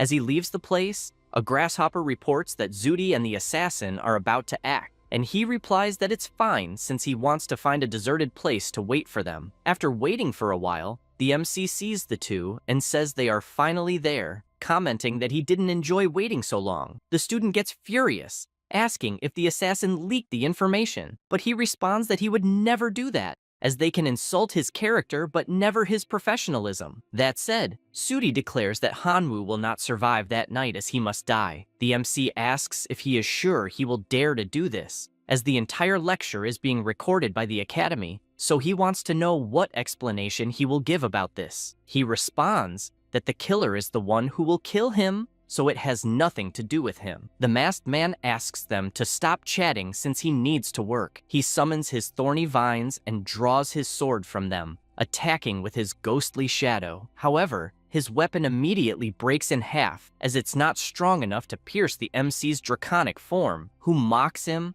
asking if 8,000 gold coins were really worth it. The student retreats instantly, asking how he knew about the 8,000. The killer notices this and asks if he will really betray him like that. However, Hanwoo summons his locust men since it's his turn to play. Zuri panics upon seeing the familiars, as it should have been impossible to summon them there. Before he has time to think, Hanwoo orders his familiars to kill the killer, and all the locusts charge. He then flies towards Zuri, wanting to entertain him personally. This scares him, and he warns that he can't kill him because the Academy is definitely recording what's happening in the city. So if he does, he'll have to explain it to the administration. He agrees, saying it's fine to cripple him and then throw him into a pile of zombies, as if the monsters devour him, it won't have anything to do with him. Zuri immediately runs, begging him not to get closer, but it's useless as the MC, in his draconic form, approaches instantly and slams him into the ground. The student begs him to stop hitting him because if he continues, his family won't take it lightly. Hanwoo doesn't care, as he isn't a coward, throwing the boy straight into the zombies. He then checks what's left and admits it was brutal since almost nothing remains. He says this and flies off, asking his familiars to take a break and rest. The day goes by, and all the citizens gather with the mayor,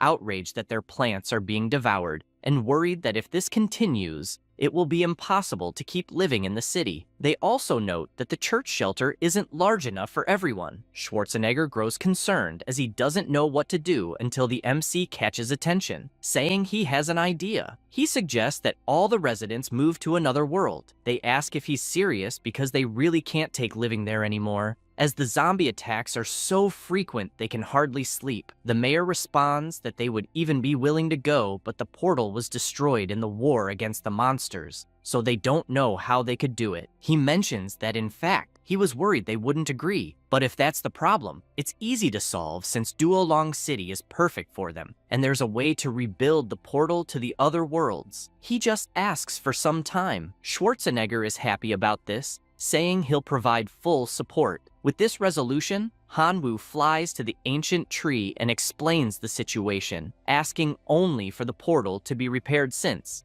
with that, he'll be able to get everyone out of the city, leaving the place free of humans. She is pleased to hear this and thanks him, saying she'll keep her part of the promise and asking him to enter the dense forest at night when the moon is full. At nightfall, Hanwoo takes everyone to the forest, and the mayor asks if he's sure a portal will appear just because it's a full moon. Then Jessica screams, asking them to look ahead, questioning if that enormous tree is really the tree of wisdom. Near them, a portal appears, and everyone begins passing through it. Hanwoo bids them farewell, saying they'll meet again soon. The residents cry with joy as they can now live in peace thanks to a benefactor. Jessica kisses him on the cheek, asking him to please remember her, and then crosses the portal. He feels pleased that the evaluation is finally over until Lena contacts all the students, informing them that the evaluation in the zombie city is complete. With that, everyone is teleported back to the classroom. She congratulates everyone who successfully returned, informing them that 2 students perished in the secret realm during the survival assessment, wishing these individuals greater strength in facing future assessments in their next lives. Hanwoo becomes thoughtful, realizing that apparently perishing in the secret realm causes the same to happen in the real world, which is undeniably cruel. However, he is startled to see Suri safe and sound, and asks how on earth that guy survived. The teacher requests everyone's attention as she announces the assessment results, starting with Han Wu, who earned 16 million points. In second place was Qin Shuang with 12 million, and in third, Qing Nian with 10 million points. Before she finishes the rankings, Zudi stands up and shouts, accusing Hanwoo of cheating. The MC turns and asks what evidence he has for that. He responds that he saw the locust swarm in the zombie city and even saw him personally summon it. Other students also accuse him, claiming they saw it too. However, Lena explains that the theme of this assessment was a simulation of survival in another world, and there was no mention of being unable to summon familiars. Therefore, if student Hanwoo managed to summon his familiars, it was due to his own power or luck. Zudi does not like what he hears, asking if she is really going to cover for Hanwoo, and, if so, threatens to report it to the higher authorities. The teacher becomes irritated, explaining that he can report whatever he wants to whoever he wants. However, as a teacher, she has the right to punish him for disrespecting a school staff member, and his punishment will be 1 year of forced labor in the black prison plane, throwing him into the prison portal as he screams desperately. She then asks the other students if anyone else would like to join Zudi. They both feel intimidated and apologize to Lena, admitting she is right since no one has the right to disrespect a teacher. She says it is fine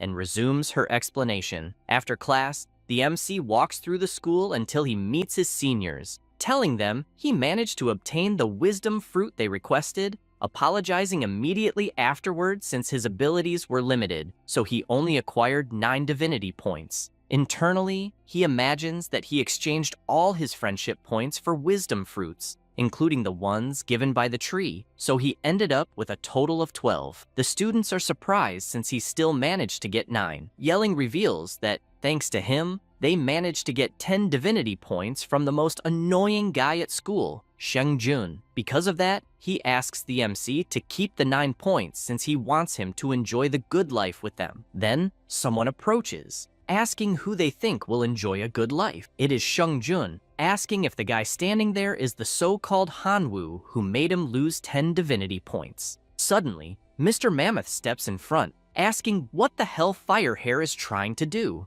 Hanwoo is confused, trying to understand what's happening, while the girl explains that someone there is desperate after losing to them. With that, Ziaqian explains that the guy's name is Sheng Jun, and that he was provoking them before the evaluation. Because of this, everyone bet on who would take first place in the evaluation, and that's how they managed to extract 10 divinity points from him. The MC is surprised, asking the senior who he's supporting in that evaluation. His colleague responds that it was Zudi, and this excites him, wondering if he's blind to bet on that person. Everyone starts provoking, wanting to know what he'll do about it. Firehair feels intimidated and runs off, telling the MC to be careful since the next battles will be against veterans, and if he offends him, he'll send them to hell. With that outcome, Meng apologizes, as that bet caused Hanwoo to make an enemy, and unfortunately, they won't be able to protect him during the lecture. He smiles and says it's fine since he's used to all of this.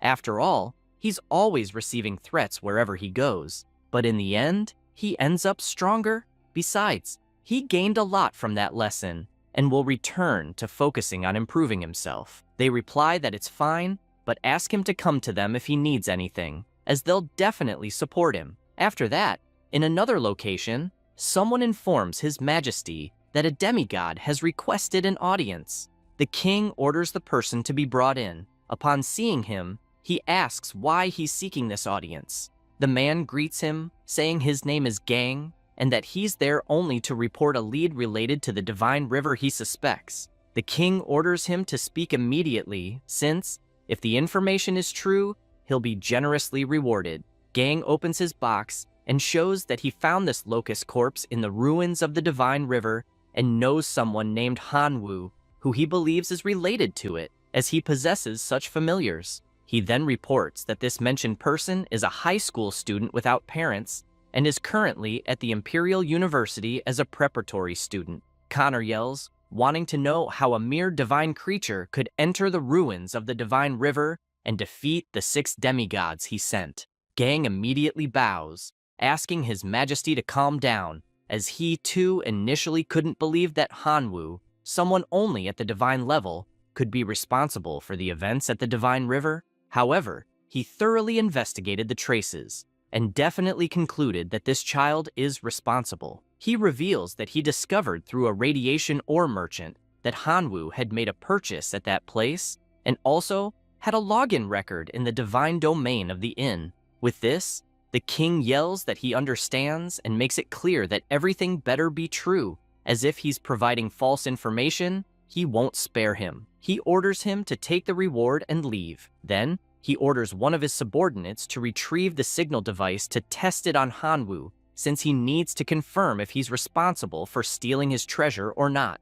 And if he is, he warns he'll turn him to ashes. Shortly after, the MC sneezes, commenting that it's apparently getting cold and that he needs to prepare for the next lesson to level up quickly. Then, he grabs a container he received from Professor Lena and finds it incredible. This vase can bind to a special seed of jade flowers, and in doing so, he'll receive the corresponding seed of the plant with each growth cycle. The cycle is related to the plant's classification. The higher the classification, the longer the cycle. Knowing this, he decides to test the level 6 Shadow Ghost Vine, combined with the plant fusion technique, as it will release a powerful phantom flash ability. Additionally, by linking it to the vase, he'll have that high-level seed forever. After that, Hanwoo looks at the corpses of God, as they can be refined into divine energy of flesh and blood. Moreover, the catalyst works well on the grasshoppers, and if given the fruit of wisdom, their combat power will grow exponentially. Suddenly, Lena calls, and he answers, asking if something happened. She replies that unfortunately, she has bad news, explaining that the zombie city was donated to the academy by Mr. Shuhai, one of the 3 leading professors of the Imperial Academy and incidentally, someone at the god level. However, the city is now lost because the coordinates were destroyed, and this professor discovered that he was responsible. For this reason, he is angry. The MC panics, asking if he will be expelled for this, but she replies no, as the events do not violate the school rules. The only issue is that this professor is upset and will therefore want to challenge him to a duel the following day. With her acting as the referee, Hanwoo feels relieved, commenting that he is not worried about being beaten to death if she is present. The professor asks him not to say that, emphasizing that he must do his best against this professor. Afterward, he lies on the bed, imagining that he cannot avoid this in any way, so all that remains is to have a good night's sleep for the fight of his life the next day. After the night's sleep, at the training field, the seniors cheer for the MC, urging him to do his best and to surrender as quickly as possible if he sees it's impossible. Suddenly, Professor Lena appears, asking Hanwoo to greet the professor who issued the challenge. The two face each other, and Shuhai states that he will not use any skills, divine arts, or other measures in the battle, but will deploy only 1,000,000 members of his divine realm for combat, stressing that regardless of victory or defeat, he wants to make it clear that all this is because of the destruction of the secret realm he owned, asking if there is any objection. He responds that he would not dare, and will definitely fight with all his might, not to disappoint a professor. With that, Lena asks for the duel to begin, stating that the terrain will be mountainous and both parties can summon their familiars, shouting for the match to start immediately. Shuhai summons his army, invoking thousands of puppets. Mong is surprised by the professor's familiars and asks what the hell they are, as they definitely have a powerful aura. Xiaqian explains that they are sapiens, a subspecies of humans, an ultra-rare affiliated race that are extraordinary life forms naturally born with extremely high intelligence and great potential, and with a bit of effort in adulthood, they can ascend to a heroic life form. And, although there are no heroic life forms summoned there, they still emanate an aura just as powerful. The mammoth, knowing this, shouts at Hanwoo to surrender immediately, as the opponent is too strong and even conceding half of the army is still a profit. However, the professor yells for him to shut up, then asks Hanwoo if he is not going to summon his familiars for battle. The MC replies that he will, opening a portal and summoning his grasshoppers, which take over the entire arena with their colossal numbers. Shuhai cannot hide his surprise, as that absurd number of grasshoppers are extraordinary life forms. He is even more impressed since, besides them, there is a Lord-level life form. Additionally, he observes that behind the grasshoppers, there is an army of red dwarf goblins, whose leader is also a Lord-level life form, and the Minotaur race also has one at this same absurd level. Then, Jian Feng appears, leaving the professor speechless, as a Lord-level life form from the Sword Clan is present. For this reason, he asks how many races the MC possesses, as he is at a loss for words. No sooner does he say this than the Skeleton Clan appears, leaving him perplexed, as 5 Lord-level life forms and a bone controller with the combat power of a top-tier heroic life form emerge. This should be impossible, as not even someone at the level of a demigod could assemble an army like this, making him question whether the boy is really only at the divine level. Mang, observing the army, says he thought he narrowly lost his fight against Hanwu. However, upon seeing the full army, he realizes he never had a chance. His friend agrees, as there aren't many freshmen in their class who could gather such an imposing army. Yelling, on the other hand, feels proud to see such a powerful army and says that if the MC officially joins the university, he will achieve great things. The 3 then begin cheering for him, asking him to show what he's capable of. The MC decides to start attacking, commanding his army of grasshoppers to strike. His kin charge forward, but the humanoids clasp their hands together, creating a powerful barrier over them that blocks all external attacks. Seeing this leaves him stunned, wondering what the hell just happened. The puppets counterattack with fireballs, and the MC quickly realizes this isn't good, commanding his grasshoppers to retreat or provide cover. They choose to create a defensive barrier, but the professor shouts that it's far from enough to withstand the attack from his army. Shouting for them to rise, they create a giant energy sphere. Hanwu is left speechless at the sight of such power, noting it's a colossal spiritual bomb, and asks if the professor has been watching too much Dragon Ball Asterisk. Shuhai orders them to fire, and the energy charges toward the MC's army. He yells that it won't work, calling for the Divine Hammer to join the battle. The Red Goblin leaps toward the power, preparing to strike, and smashes his hammer against the spiritual bomb, causing enormous cracks to form in it. Following this, Hanwu orders his grasshoppers to attack, as a breach has been created and the swarm flies toward the army. The veterans are pleased with the battle's progression, wondering if Hanwu really stands a chance to win. However, the professor remarks that the game has only just begun.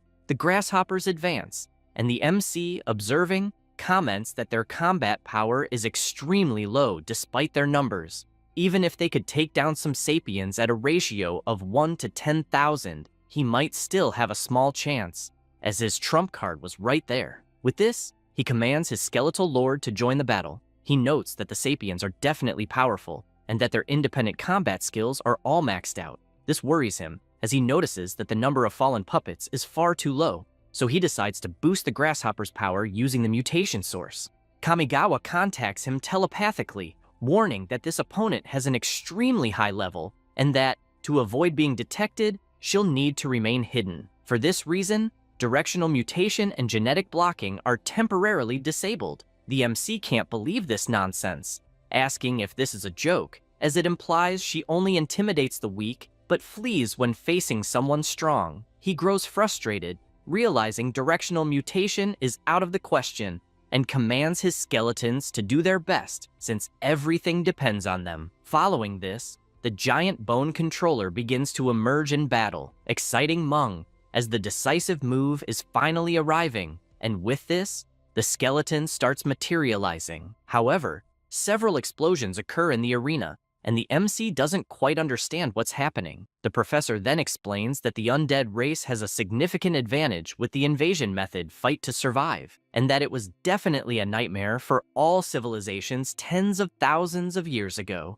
However, that's history, as countless player researches in the realm of the gods have developed numerous ways to combat this race, giving the example that, above the true god, almost everyone has a trump card unaffected by the undead. For this reason, He tells Hanwoo that if this is truly his ultimate move, he has a tough path ahead. The MC comments that the grasshopper's attacks are ineffective since they cause minimal damage. Skeletons cannot be summoned. The small skeleton and the bone controller are completely nullified, and the thousands of minotaurs and dwarves are not enough for the battle. For this reason, it is truly debated whether to just surrender, as he sees Jianfeng and his Minotaur Lord fighting almost alone, and, as time passes, both are becoming increasingly cornered, worrying him because, if it continues like this, they will fight to the death. Because of this, he shouts for the black locusts to attack,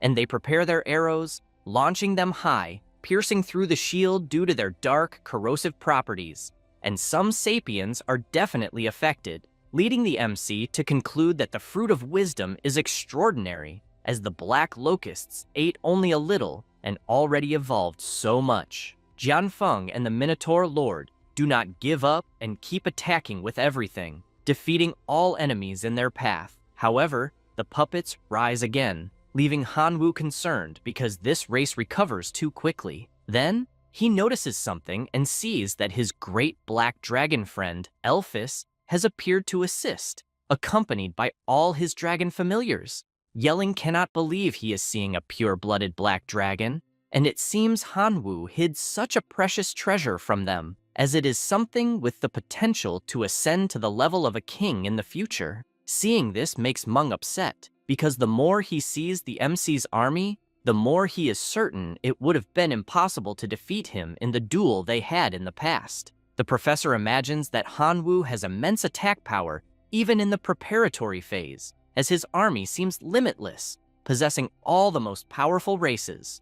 Aware of how impressive the combat power is, and how even greater the recovery ability is, without knowing who will be the victor, the professor asks Hanwoo if they should make a truce. He reflects on this, wondering if he really wants to cease fire. However, Elphys shouts that he refuses the offer. The veterans are shocked by this request, as they never imagined that God Shuhai would ask for a ceasefire, considering whether even he is afraid of Hanwoo. Yelling feels pleased, wondering what Hanwoo will decide. However, Lena makes it clear they know nothing, as Professor Shuhai is actually holding back, because if he went all out, Hanwoo wouldn't stand a chance and is only showing mercy. She explains that, indeed, Hanwoo's displayed strength earned the professor's acknowledgement, and he will definitely not let such a good seed slip away. Inside the arena, he approaches the MC, saying he has calmed down, and explains that continuing to fight will only cause unnecessary casualties,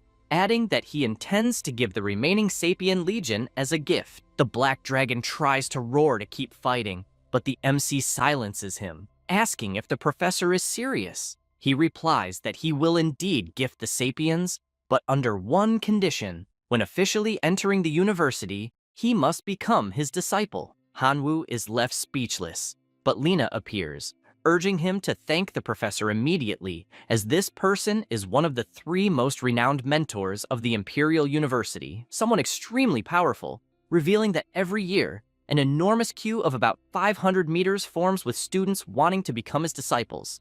The MC finds this strange because, if it is 500 meters, it would mean about 1,000 people, assuming 2 per meter, and she says that is exactly the case, explaining that the Imperial Academy enrolls only 2,500 students a year. This leaves him surprised, running and bowing to the professor, willing to become a student and, if necessary, a disciple at that very moment. Shuhai says he will understand this as agreeing to the conditions he laid out, asking that the 820,000 sapiens that remain be taken to his divine kingdom, considering it a small symbol of his support. However, regarding the learning, he will have to wait until he officially enters the academy. He makes it clear that he doesn't care about the others, but he needs to maintain a high standard in case he becomes his disciple, and following this line, it is necessary to ascend to the level of a perfect demigod. Hanwoo says he understands, since he knows that in order to do this,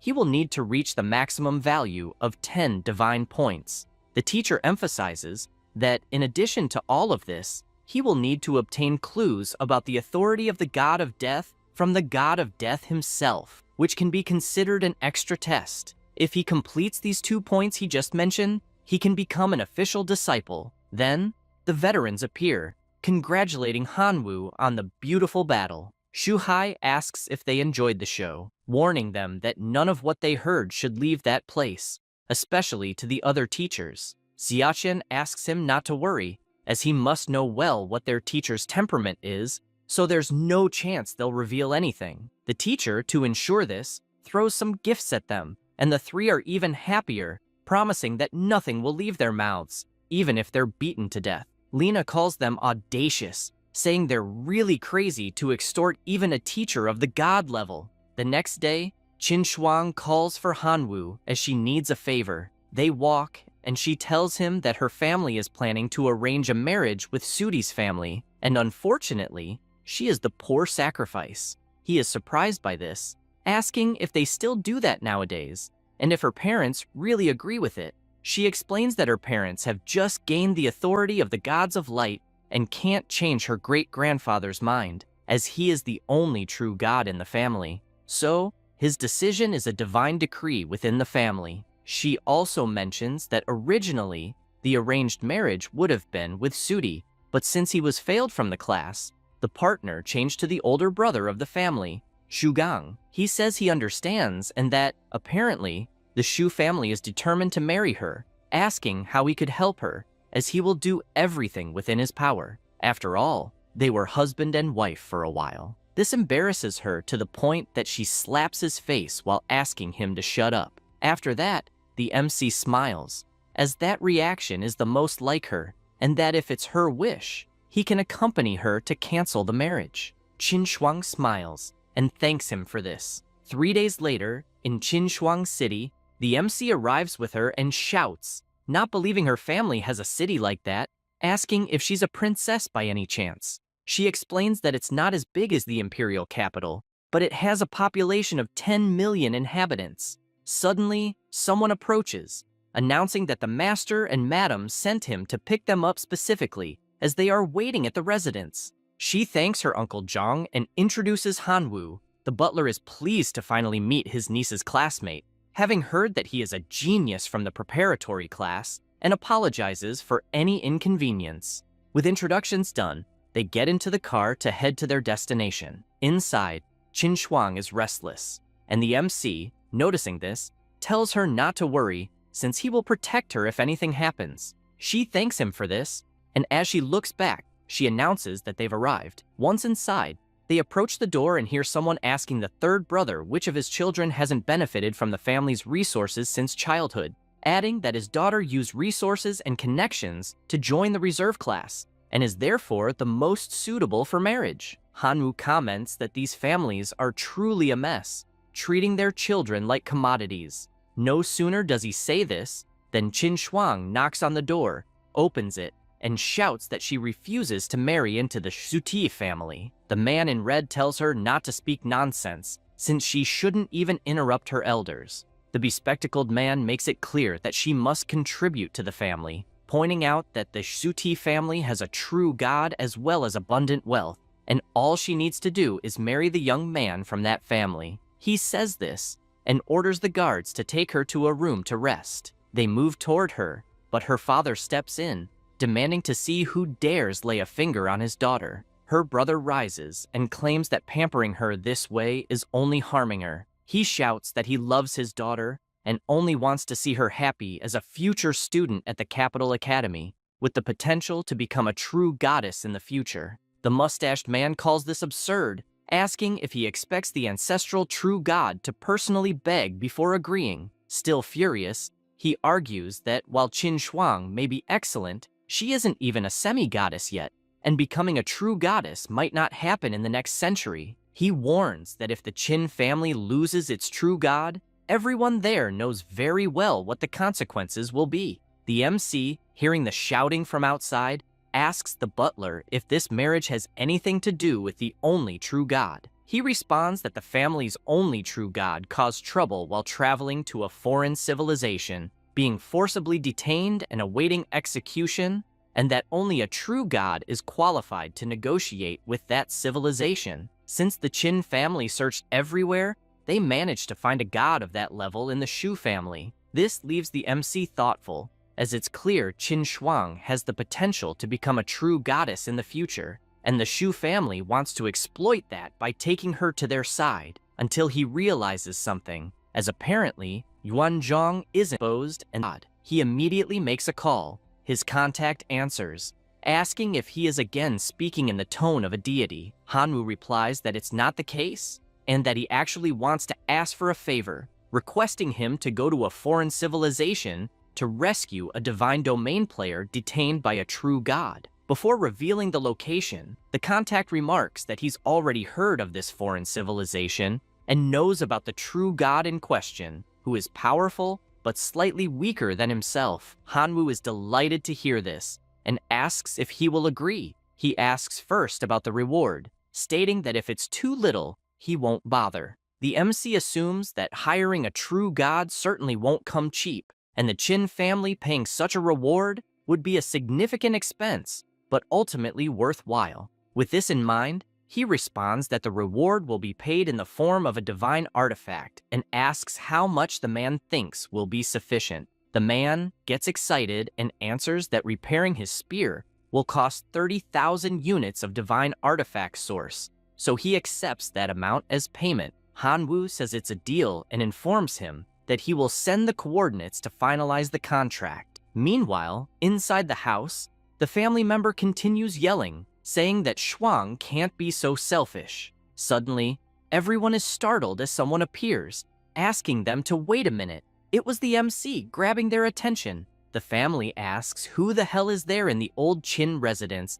and demands that the guy be removed immediately. But Qin Shuang steps in front to stop them, saying that the person is her classmate who is there to help. The mustached man gets furious, assuming the boy looks more like a school boyfriend, and concludes that's the reason she doesn't want to accept this marriage with the Shu family. She asks him not to talk nonsense, but her uncle warns that she is a descendant of a true god and therefore should find a man of equal standing. That said, he asks Hanwoo if there is a true god in his family. Smiling, Hanwoo replies that his family has only him, so there is no true god, not even a semi-god, but they do have plenty of bottles of water. The man comments that marrying someone whose family doesn't even have a true god is asking to starve, and he shows a card, announcing that it holds 500 million divine powers, which is enough to live comfortably. With that, he asks her to take the card but leave Qin Shuang alone.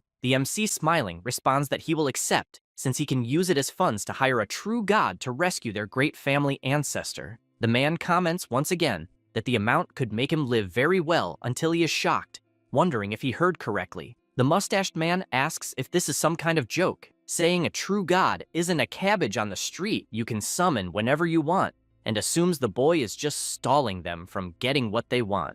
Qin Shuang's father admits he's glad to see a boy defending her like that, but doesn't believe in such an absurdity. She responds that they can trust Hanwoo, and if he says he can hire a true god with 500 million divine powers, she will believe him to the end. The old man lets it slide, as a boy claims he can hire such a powerful being for such a paltry sum, wondering how he plans to hire the Shu family's true god this way. Hanwoo interrupts, asking who said he was going to hire this being from the Shu family. After all, there are many other true gods. Hearing this infuriates the man, saying he's spouting too much nonsense and telling him to leave. However, his brother asks him to calm down until suddenly they are startled, asking if the aura they are feeling belongs to a true god. With that, the MC announces that he invited an even stronger being, and apparently, the person has arrived. They ask him not to talk nonsense at such a critical moment where the patriarch is in trouble, and certainly, when this true god appears, all these lies will be exposed. He says that's fine, and even suggests they ask the person directly. He says this, and goes outside, where his contact is already waiting. Wenzhong, flying, finally descends, and a member of the Qin family runs desperately, welcoming him and asking if he is there to help find their ancestor. He notices that a semi-god is addressing him and deems it unworthy of his attention. The MC bursts into laughter as the guy had been bragging just a moment ago. Then, the true god asks who the Hanwoo is among them. Qin Shuang and her father, observing from a distance, wonder if the boy really managed to invite someone important, just like the rest of the family, as they can't believe such a feat. After the MC responds that he is Hanwoo, Yuanzhong approaches, asking if it's true, thinking that the boy is just a child and not even a demigod. Yet he was calling him brother. Hanwoo, embarrassed, confirms it and asks if he doesn't recognize the source of the artifact he's holding. He becomes pleased to see it's true and comments that he didn't expect him to be so young. Then, everyone goes inside, and he asks if they are members of his family. The MC replies no, as those people have nothing to do with him. This makes the old man worried, thinking that he might hold a grudge against them for being mistreated, and he quickly runs to his brother, informing him that the boy is there because of his daughter, so he needs to persuade him to help them. Everyone does the same, begging the sixth brother to help the family, as if they can secure the help of a true god, they won't need to marry off his daughter. This makes him look at Qin Shuang until he decides to speak with her, commenting that she has a good eye for boyfriends, definitely found a good guy, and should take this opportunity to save her great-grandfather so no one can manipulate her with marriage. She becomes embarrassed, asking what he means,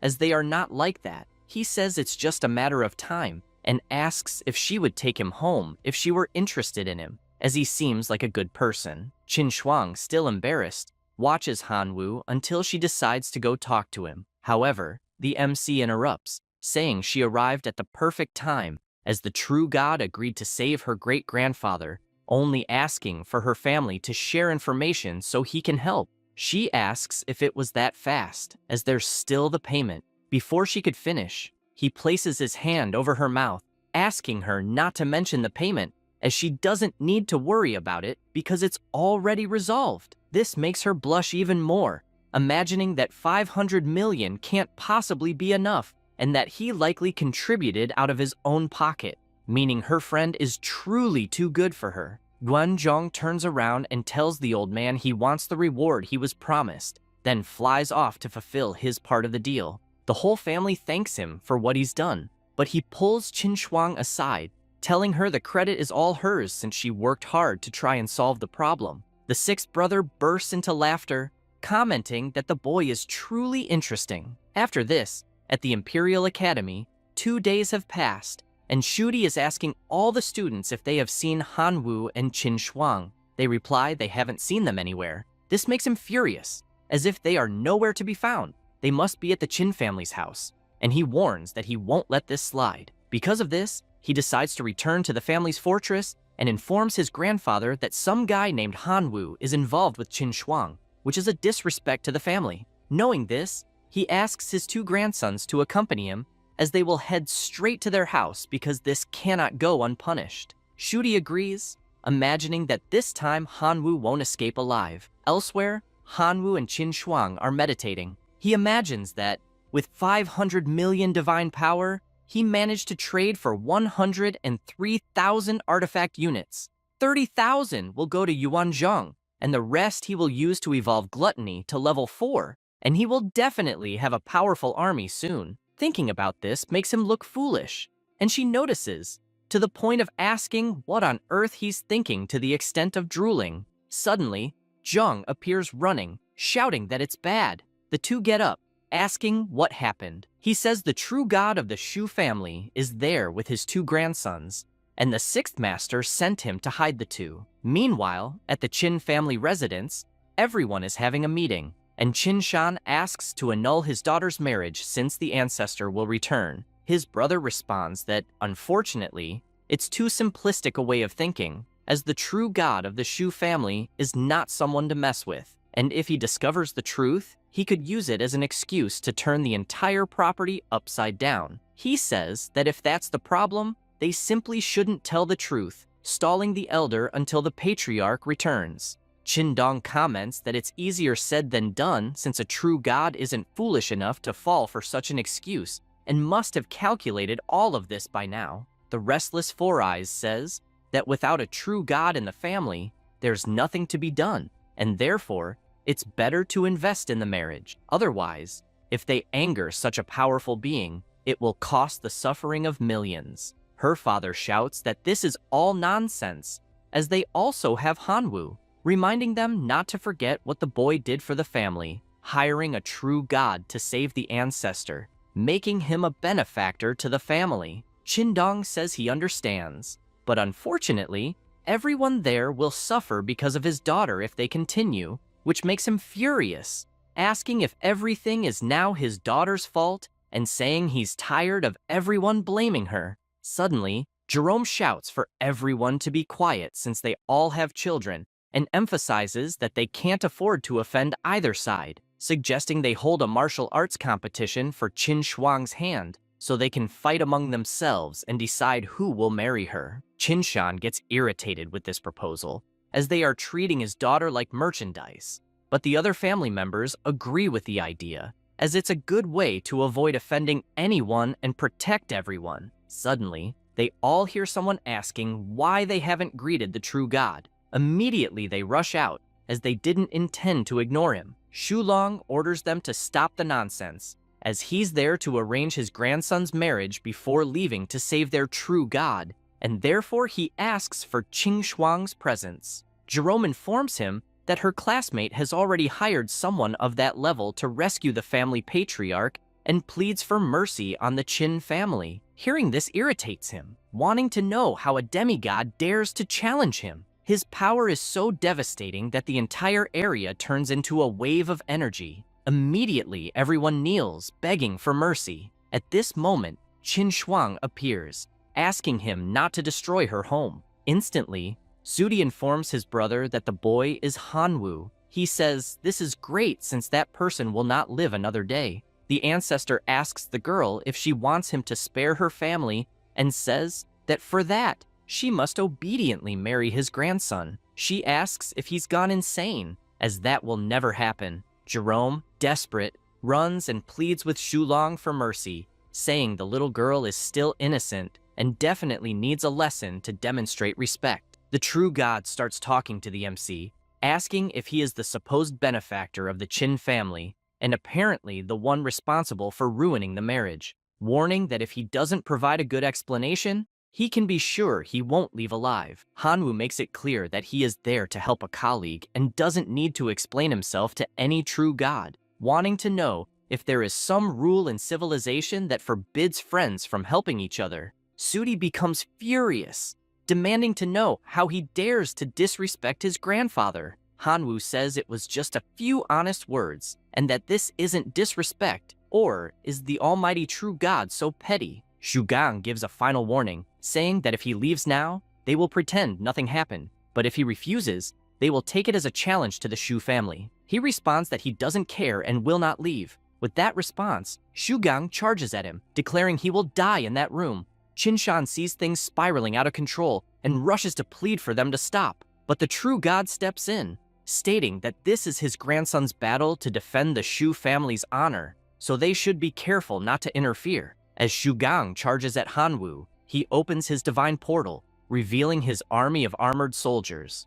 All of them are extraordinary creatures. Hanwoo ponders this, noting that they are powerful familiars with steel armor, definitely stronger than Sudi's familiars. The man shouts for his familiars to crush everything in their path. The MC wastes no time and summons his locust men, and as the army of soldiers approaches, they prepare their arrows while the soldiers ready their swords. At the very start of the clash, the locusts gain the upper hand, winning the battle both with their swords and through melee attacks. Shugang becomes enraged, having clearly underestimated his opponent, but knowing this is his limit, he commands his divine armored soldiers to attack. A hand begins to emerge from the portal, and a giant steel soldier appears.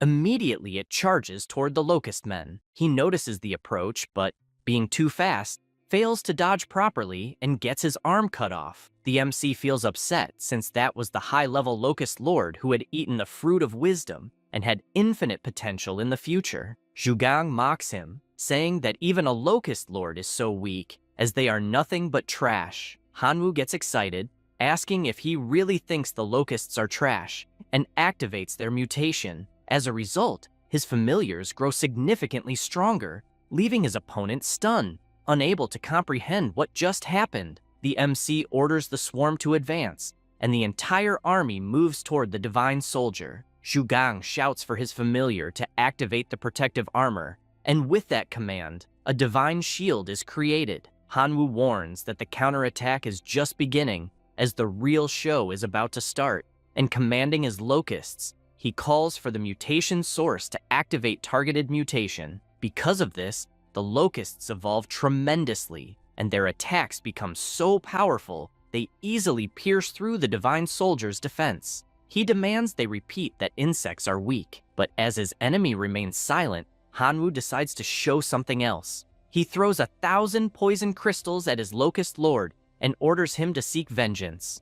Immediately, his arm regenerates, and his body overflows with immense power. As a result, he gains the ability of highly corrosive venom. Wasting no time, the locust flies toward the soldier and unleashes his corrosive attack, destroying the shield in an instant. Zhu Gang panics, asking what the hell that is, and commands his familiar to retreat and return to his divine realm. However, the MC points out it's not that simple to leave, as he can't just do as he pleases. His opponent asks what he wants and becomes desperate upon seeing the absurd number of supreme warriors Hanwoo has, causing him to collapse to the ground, unable to comprehend how so many powerful monsters are still there. And it doesn't stop, as while he looks at the portal, he sees a black dragon emerging from it, forced to witness his entire army being defeated and transformed into a skeletal army, making the MC even stronger. Zhu Gang screams that he surrenders and will immediately withdraw from Hanwoo's divine realm. However, the MC states that it won't be that simple, as it's now his turn to invade, ordering his entire army to invade Zhu Gang's divine realm. Zuden despairs, as he can't wait any longer because if things continue as they are, the familiars will attack his divine realm. He grits his teeth and shouts for the portal to be closed immediately. The soldiers hear this command, but the locusts are already passing through at full speed. Finally, the portal closes, leaving him quite relieved since he feared the worst would happen. However, the divine portal suddenly opens again, leaving him desperate. The MC warns that there are some low-level locusts, and, although they are not very strong, they can build a bridge connecting to the divine domain, which the opponent cannot disconnect. In other words, the destruction of his divine realm is inevitable. Zuden falls to his knees on the ground, pleading for this battle to end once and for all, as well as asking the familiars to return. But he has other plans. After all, it was his opponent who invaded his own realm, so he cannot complain about receiving a counterattack. Hearing this makes him furious, arguing that he is offering a way out by withdrawing the familiars from the divine realm. He also emphasizes that his grandfather is outside and is still a true god, so no matter how talented he is, he stands no chance against this being. Hanwoo states that he is no fool. After all, he knows that by disconnecting the divine realms, the brat will make his grandfather obliterate him with divine power. Therefore, he needs a hostage as a bargaining chip, so his grandfather won't be able to kill him. Otherwise, the grandson will be taken along. This makes him desperate to the point of promising to tell his grandfather not to do anything if he spares him. But it's no use, as the MC simply demands silence because the locusts are searching for the core at this very moment until they finally find it. Outside, an hour has already passed, and the true god is restless, trying to understand why his grandson hasn't come out yet and whether something might have happened. Barely does he say this when the spectator screen appears, leaving everyone in the Qin family surprised, asking to see what is happening. Everyone in that house is in shock because the screen shows Shuden being completely overpowered. They don't understand exactly what is happening, but Jerome explains that Zuden's divine core is probably in Hanwoo's hands at this exact moment and could be destroyed at any time. After all, they are witnessing a locust man standing on top of the divine core, which could be destroyed at any moment. At this moment, Sulong's hologram enters the divine realm and goes to talk to Hanwoo, asking him to release his grandson's divine core. The MC states that he was startled by a hologram suddenly appearing, and this made him unhappy. Because of this, he orders his locusts to accelerate the slaughter of the steel-armored soldiers. The old man becomes irritated upon seeing that he is being ignored and asks what the MC would like in return for sparing him. The MC states that there must be a misunderstanding because in reality, they should now be discussing what the old man should do to be allowed to leave. Hearing this makes the true god extremely irritated, imagining that as soon as his grandson is free, he will torture that brat for 3 days and 3 nights before finishing him off. Suddenly, a lightning bolt strikes, and the true god Yuan Zhong appears. Seeing this makes Hanru happy as his colleague has finally returned, apparently accompanied by another true god. The entire Qin family is pleased to see the patriarch back, and Jerome tells Shulong that it is an auspicious day as the ancestor has returned, and the Qin family will hold a great banquet. Asking if he would like to stay for some drinks, he responds that there is no need, and within the divine realm, Hanwu states that their true god has arrived, so he can release his grandson. The MC states that he will only let him go when his friend is by his side.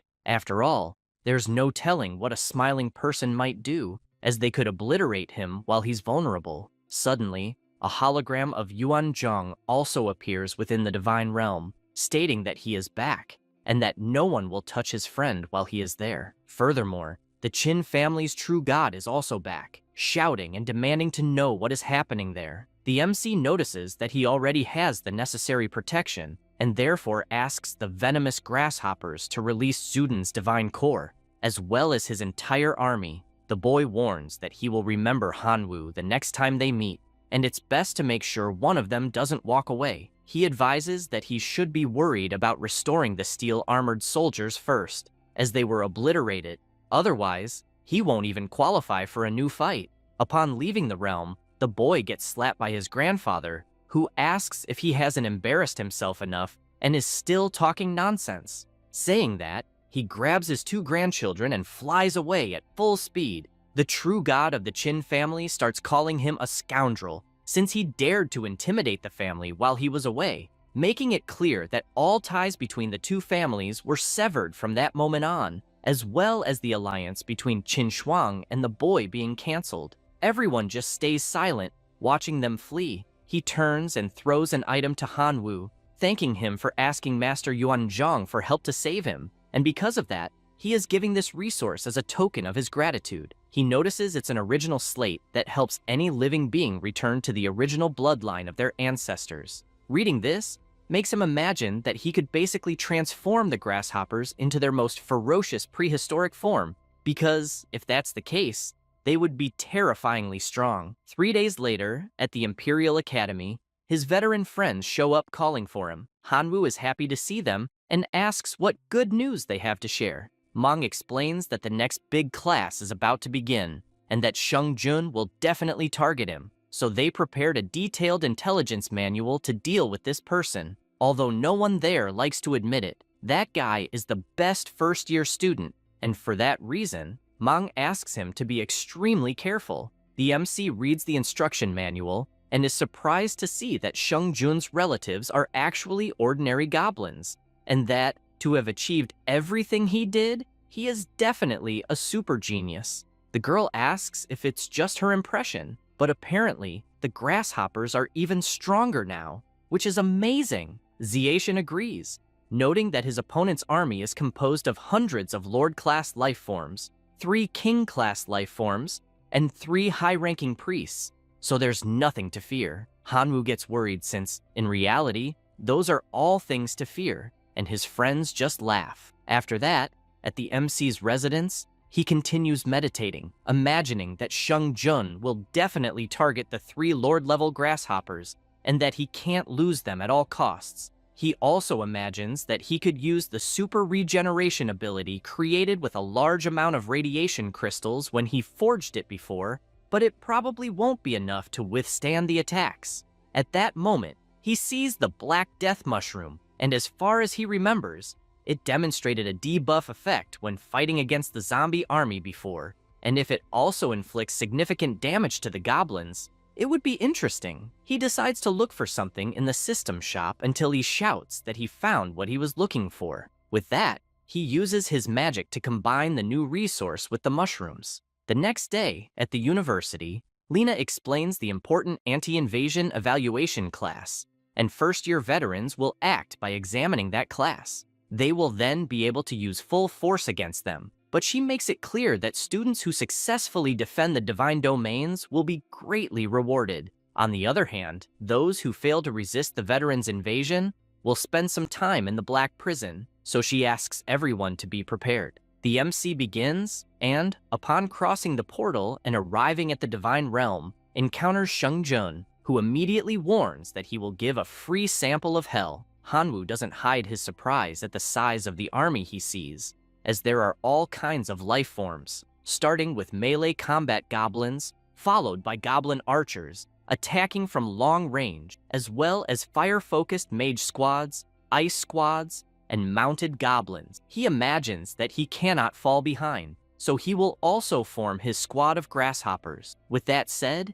he opens the portal and asks his swarm to position themselves by unit. All the grasshoppers line up based on their type of power, leaving the 3 Lord Grasshoppers behind him. The flame-haired one admits to being impressed since, to have climbed so much with trash familiars, Hanwoo must be truly skilled, and for that reason, he will take things seriously, ordering his squad of goblin mages to attack. Immediately, both unleash their fire and ice powers, hitting the grasshoppers one by one. The MC quickly realizes that his opponent is trying to suppress him right away, and shouts for the subjugation grasshoppers to prepare their defenses, in addition to the celestial demon grasshoppers attacking the rear group. With that, the army prepares its defense while the others fly over to the goblin archers. His opponent shouts for the melee goblins to retreat, but Hanwoo says that will only happen in his dreams, asking his familiars to intercept. With that,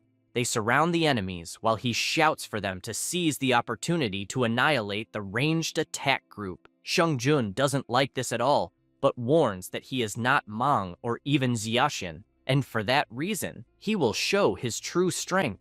Then, he shouts for his army to form a 3-sided formation with concentrated fire, and the fire and ice army starts firing again, hitting Hanwoo's barrier head-on. He becomes worried since the defense is about to break. The attacks continue fiercely, and all the grasshoppers holding the barrier begin to be hit. Sheng-jun gets excited and announces that now he will pay the price for offending him earlier, and with that, he calls for the Goblin Lord to appear. The giant monsters show up, ready to annihilate the Grasshopper Lords. The MC imagines that there are 2 Goblin Lords, and that his hero Grasshoppers will not withstand it, since they cannot deal any damage. However, he considers the possibility of separating them, which would be convenient. For this reason, he orders his army to lure the Goblin Lords away. They obey and start fleeing while being chased at full speed. He immediately commands the rest of his army to load the spores of the Black Plague Mushroom to infest the enemy formation entirely. A black glow starts to fall from the sky,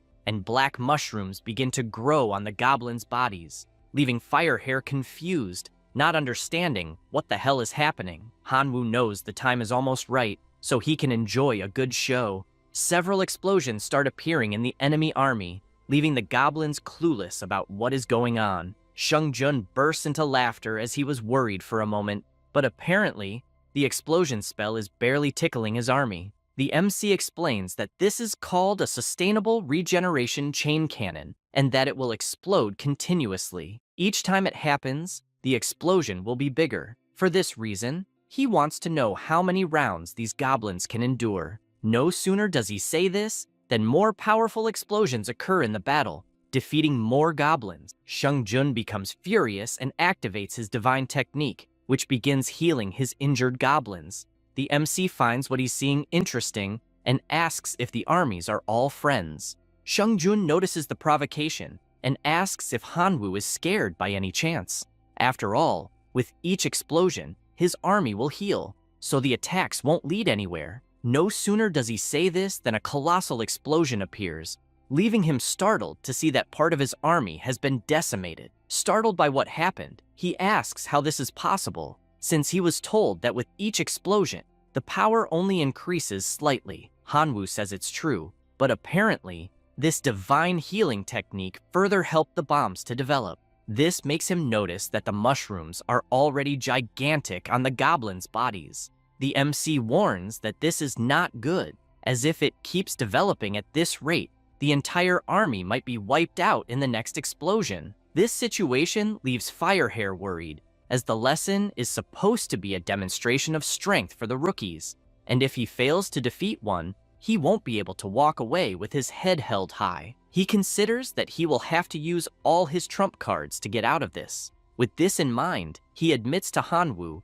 that he is quite strong, but still not strong enough. For this reason, he uses a new ability that increases his army's fighting will, improves physical mobility, and reduces pain perception. Then, he uses his God of War technique, putting everyone into a state of rage. Now, by killing enemies, they can absorb 25% of the damage dealt to recover injuries. In addition, he decides to apply the God of Earth technique. This provides a layer of film that absorbs damage to protect himself and continuously absorbs the power of the earth. Exhausted from using so many powerful techniques, he announces that now it's time to attack. The mushrooms begin to fall off the goblins' bodies due to so many divine techniques. This leaves the MC shocked, since his move was so easily countered. The Goblin Lord shouts for his brothers to massacre all the insects, and they charge forward at full speed. The MC immediately shouts for his army to fight to the death. Meanwhile,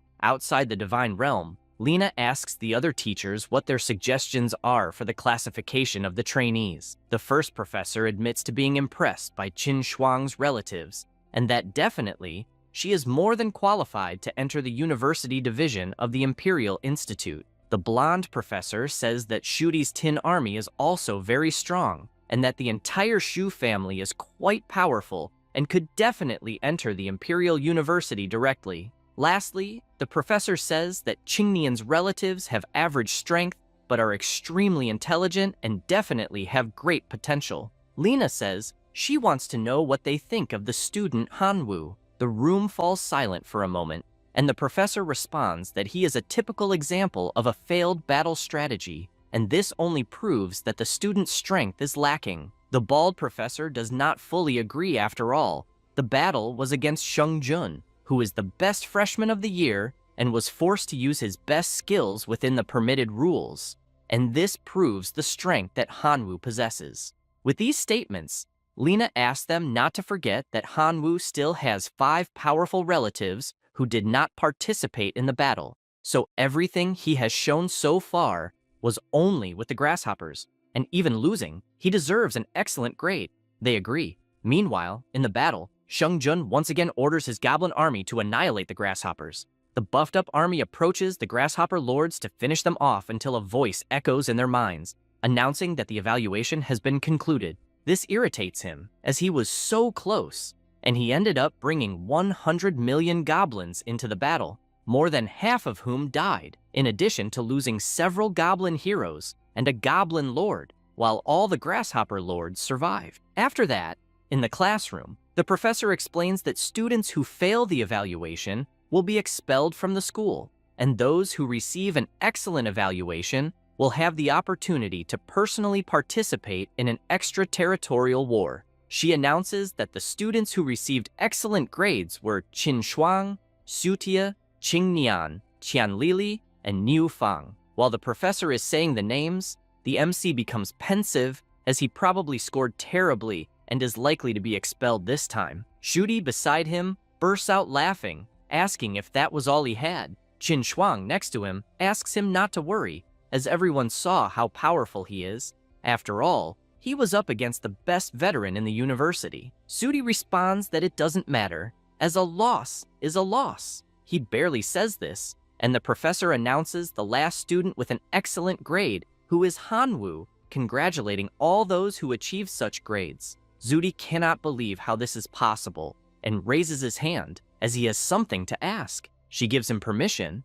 and he asks what the criteria for the great evaluation were, as some students were defeated by veterans and still received excellent evaluations. Lena explains that all the grades for all the students were determined together by several official university professors, and that, although Hanwoo was defeated in the evaluation against Sheng Jun, his performance was praiseworthy among the professors, and because of this, everyone agreed to give him an excellent grade. She says this, and with her terrifying aura, asks if Sudi is satisfied with this explanation. Intimidated, he replies that he is, as he has no further doubts. She continues, saying that the grades have been finalized, and the students with excellent grades must prepare, as in one day, the university will send them to an outer realm to participate in a real extraterritorial war. She says this and leaves the room, slamming the door so hard that it breaks a table.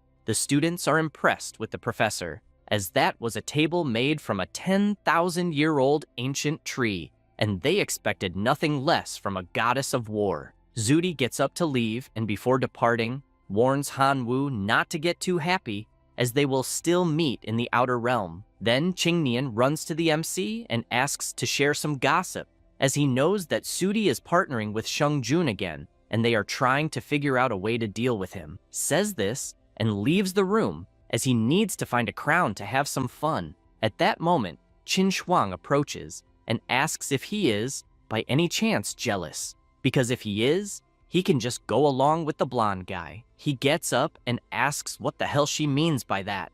At that moment, Meng appears at the door, asking his colleague to take a quick break. They go outside to a private place, and the seniors explain that there are 3 suitable realms that will be invaded by the university, being the Runa civilization, totem, and biochemistry. They also emphasize that they cannot reveal everything, but some things can be shared. Yelling hands over 3 bags, and inside them are information about the 3 mentioned civilizations, as well as some support, but he makes it clear that they can only be opened after entering the respective realm. The MC receives the bags and becomes thoughtful. As to officially become a disciple of Professor Shu Hai, it will be necessary to ascend to a perfect semi-god as a primary condition, and for that to be possible, excellent performance in this war test is required. He barely thinks about it, and the 3 start wishing him good luck. After that, he and Qin Shuang meet Lina. She hands over the simple realm login device,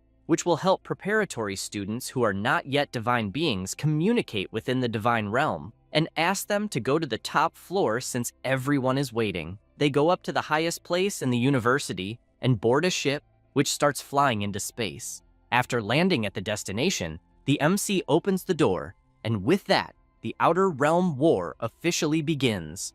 That's all, folks. If you enjoy the video, subscribe and hit the bell. Thanks. Already in the new location, the MC decides to see what is in the bag he received from the veterans, but does not understand how only 1 is left since he had received 3. He opens the small bag but feels confused as he does not fully understand what it is.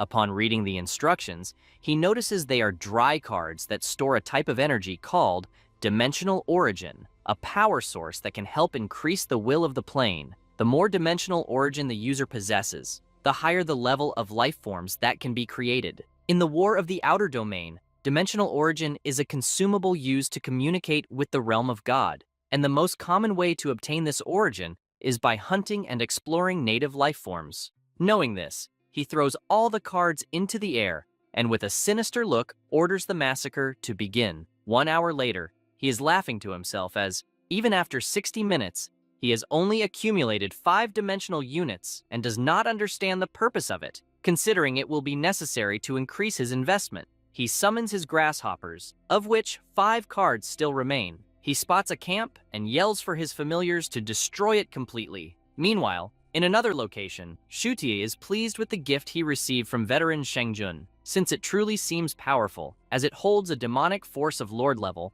that will definitely be strong enough to finish off Han-woo. He also comments that apparently the requirement is to place the MC's hair inside the jar and then simply aim at the target to put an end to him. Because of this, he puts the strand of Han-woo's hair inside, and a demonic aura begins to overflow from the container. In desperation, he orders one of his familiars to break the jar since something feels off. No sooner said than done, as a colossal monster emerges from the container, screaming like mad. After leaving the container, the demonic monster runs off, making Sudi believe that this time, there is no way Han-woo can escape alive. Meanwhile, the MC is channeling an item in his hand and imagines that it is time to update the unlocking of the Black Dragon transformation. He asks to use 5-dimensional units to summon 5 powerful warriors. At this moment, his wolf approaches, joining his army with its powerful aura. Hanwoo then commands his strongest monsters to attack, and the camp is completely defeated. After this,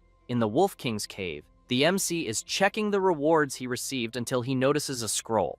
Upon opening it, he is surprised because it is written in a runic language. After arranging the runes in a row in the correct manner, the system notifies that the effects are a 10% increase in strength, a 20% improvement in physical defense, as well as a 20% boost in wound recovery speed. There are also effects on blade-type weapons, with a 20% increase in the chance of causing bleeding, a 15% increase in attack speed, and a 10% life steal effect. Knowing this, he removes his shirt and asks for the rune's effects to be applied to his body, and after receiving them, he immediately notices that his body feels different. Suddenly, he senses something strange and flies off in his draconic form. Upon arriving at the location, he notices that his familiars are being attacked by a kind of wild cat that, incidentally, was managing to finish off a grasshopper with just one strike. The MC grows concerned as these monsters are Lord-level life forms, the demonic cats. His army continues advancing but is easily decimated until one of them draws the cat's attention,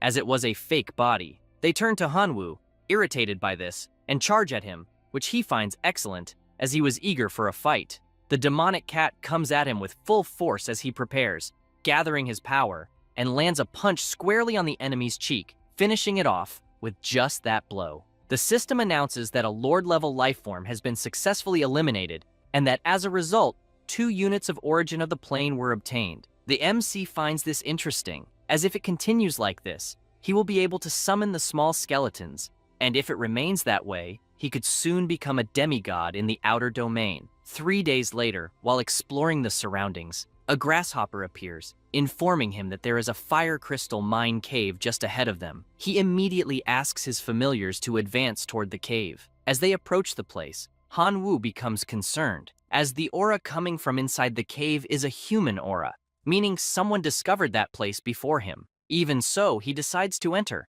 but soon after, he already feels immense heat coming from the cave's depths. Then, he spots a giant lion coming at him, forcing him to transform into his draconic form while provoking the monster. However, out of nowhere, the lion is held back by something, and only then does the MC notice someone pulling the monster's tail. A horned woman begins yelling at the lion, asking why the hell it is running like that. At that moment, Hanwoo realizes who the girl is, and asks if she is Nufeng. She, without much talk, orders him to leave, as it is her territory. He replies that regardless of whose territory it is, he could simply take it and still provokes her by asking what she's going to do about it. Hearing this irritates her to the point where she lets go of the lion's tail and charges at Hanwoo, ordering him to leave now or he will die. Suddenly, green energy begins enveloping his body until a vine starts wrapping around him. The girl looks confused, trying to understand what kind of power that is, and he simply replies that it is specifically made to kill her. She pays no attention to this and lands a full punch on the ground, exploding the entire place. However, she gets startled as something is coming toward her. It is the MC's sword, which cuts off one of her horns, and he warns that the next attack will be at her neck. This paralyzes her to the point where she surrenders, knowing she cannot defeat him, and she says the flaming lion is his. But the MC is not interested in this lion, as it is merely a Lord-class life form, so killing it will not yield much origin from the plane. He then says that, in fact, he wants all the fire crystal ore. Nufeng thinks it is a great deal, as she can keep the flaming lion, and even suggests they cooperate later, but the MC does not pay much attention and only asks the skeleton army to enter the cave to mine the fire crystals. Suddenly, a black cloud appears, and a portal emerges at the cave's entrance. The girl is surprised and asks if this is also one of his tricks, but he denies it, as he almost wet his pants from the size of the portal that appeared. A monster emerges and starts walking, exuding a terrifying aura. This is the demon created by Zuti. Anu, the giant monster, smells Hanwoo and shouts that he will use his blood to wash away the shame. The MC, not understanding anything, simply uses his plant fusion ability, Golden Dragon, and attacks with all his might. But the demon not only defends but completely nullifies the power. He becomes worried and decides to use another ability, this time the Ghostly Flash. At the same time, Nufeng also uses her fireball. Hanwoo becomes thoughtful, considering that maybe the destruction attribute could counter the demon, so he decides to summon the Warhammer, the Crimson Forge Dwarf. He then orders it to tear the demon apart. The Warhammer replies that it will obey immediately and begins gathering all the power in its body. The monster calls him a pathetic worm and tells him to die already, launching several spikes. But the Crimson Dwarf counters with the discharge of its serpents, which create several holes in the demon. Then it leaps with full force, preparing its giant hammer, and lands a direct blow, causing a devastating explosion in the area. The MC celebrates, as things are going very well, but asks not to give the monster any chance to recover. Because of this, the Warhammer continues delivering several attacks, one after the other, leaving Hanwoo surprised at how brutal the fight is. After some time attacking, the demon ended up turning into spaghetti. The MC approaches and notices that the soul remains in the demon, so it is definitely an immortal. But he considers that if he leaves things as they are, that monster will one day return for revenge. Because of this, he says he will let the bone controller devour the soul of that monster. Anu despairs upon hearing this and says he surrenders, even willing to become his slave, and in exchange, only asks to spare his soul. The MC says he does not trust mere words unless he agrees to sign a contract. The demon says there is no problem, and then Hanwoo begins to draft the contract. Newfang starts reading the contract he is writing and cannot believe how someone can be more cunning than the most terrifying merchant in existence. With everything settled, the two seal the contract, and only then does the MC decide to ask what abilities that monster has.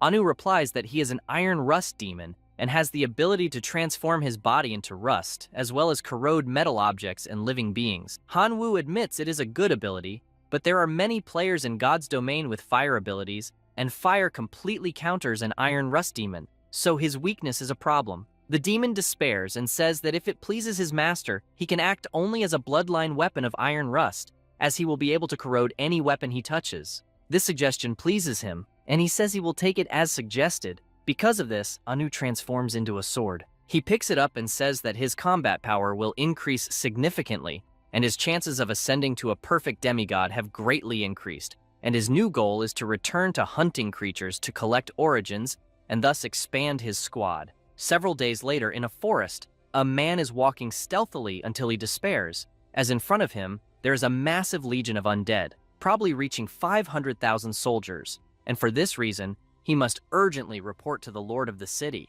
He heads to the castle and immediately reports everything he saw. The king asks if he's absolutely sure that there are 500,000 soldiers in the undead legion. His subordinate, who is bowing, assures that his count is not wrong and also informs that this army is in an area dozens of miles from the castle. Hearing this worries the king, as the city has only 50,000 guards, and even adding the mercenaries, it would at most reach 100,000 soldiers for the battle. Thus, if the undead army attacks the city, it will be total annihilation. Because of this, he orders that a request for help be sent to his neighbors immediately. One day later, on the walls, the subordinate reports that neighboring cities have already sent reinforcements, and now the army has 300,000 soldiers, in addition to 50,000 clerics sent by the church. The king is pleased with this information, as the clerics are extremely strong against the undead, and for this reason, he shouts to everyone to fight to the death against the enemies, asking his army to march and completely annihilate the undead. In another place, the MC is resting with Newfang until one of his grasshoppers approaches, reporting that there are 350,000 human troops approaching. Hanwoo immediately gets up, excited, as it seems the humans there want to fight him. She is startled, asking what that means, and he explains that one of his spies informed him that the human army is on its way to exterminate them. He asks if she wants to fight and gain more sources of resources. She asks if he thinks she is stupid because it is clear he wants to use her as a weapon. The MC then hides in the bushes and notices her presence, which makes him ask if she didn't say she didn't want to get involved. Newfang replies that she is just curious, and it's not like she wants to help. He is happy to hear this excuse and praises her, as he likes her bandit spirit, which makes her irritated, asking him not to touch her and to pay attention since the enemies are approaching. In front of them,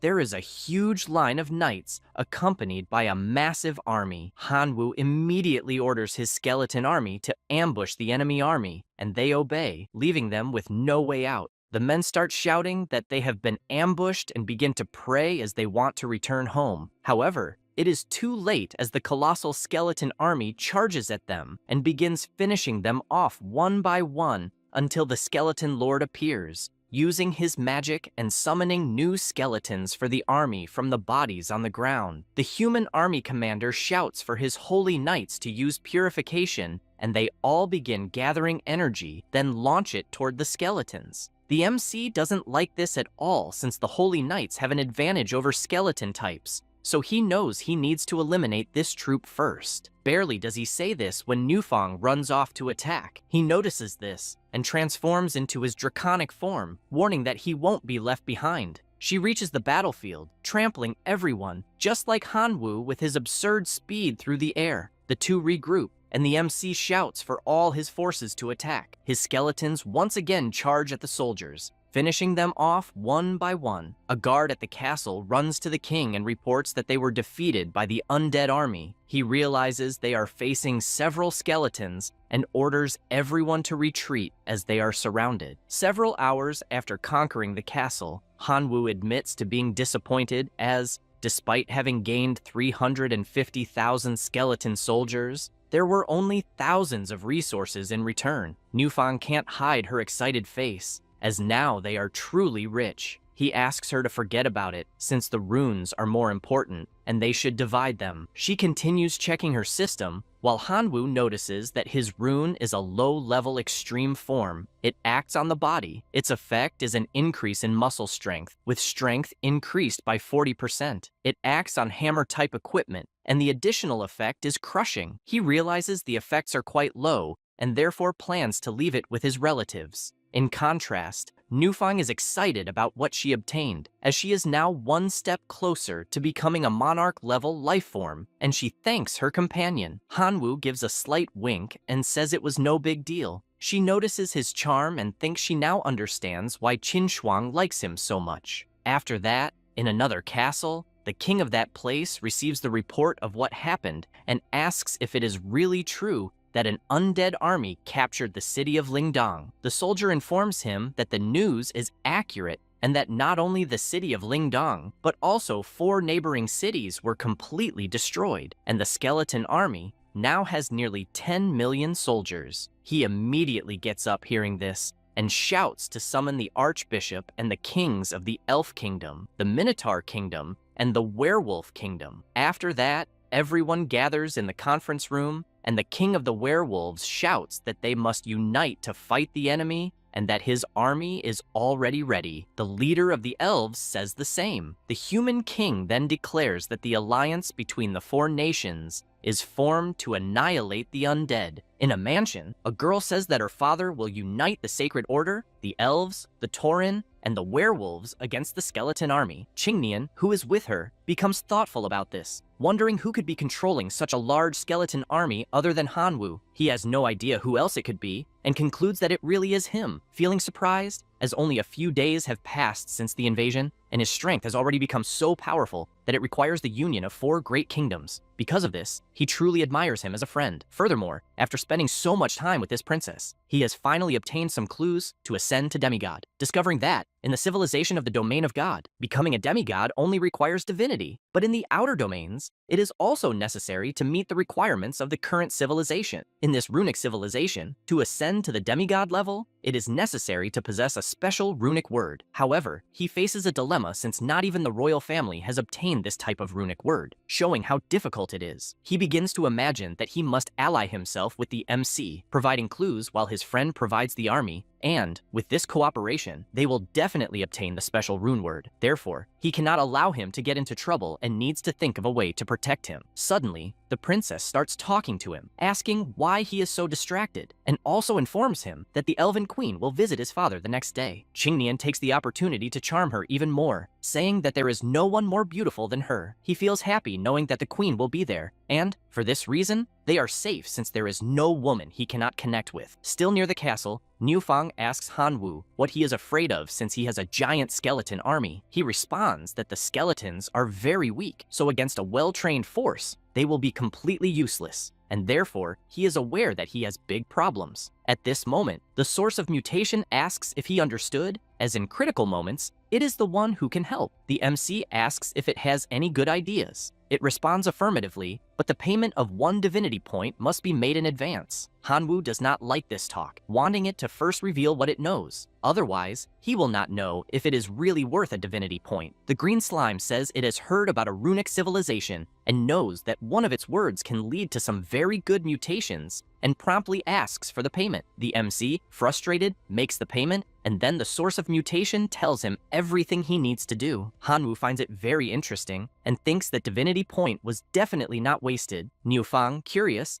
asks why his expression suddenly changed and if he thought of a way out of this stalemate. He, excited, asks her to wait, as she will see. After that, the army arrives to attack the locusts and skeletons together. They begin to attack and are happy to be able to defeat them. However, he notices something strange happening with the locusts and realizes that mushrooms are growing on their bodies. The soldiers remove the mushrooms, and a dark aura begins to emerge from them. The skeletons appear, leaving everyone frightened. Hanwoo just watches, thinking that these black plague mushroom spores were really effective and that it was definitely worth spending thousands of divine power. After all, the black plague mushroom spores can be transformed into a virus, combined with the catalytic plague rune word. The mushrooms have effects on the body, turning the host into a plague carrier, with each cell carrying the plague virus. He declares that he will finish this once and for all, and orders his skeletons to finish everyone. With the blessing of the plague rune, Hanwoo defeated all enemy forces in just 3 days, successfully conquering 10 neighboring cities. 5 special undead heroes were born in the army. Meanwhile, in the castle, the king asks if anyone has a solution, or else the kingdom will perish. And now, only a ceasefire remains to negotiate. His allies ask who the hell they should negotiate with, since they did not see the leader of the army in the battle. At this moment, Qingnian enters the hall accompanied by the princess and the queen, asking to leave the negotiation to him.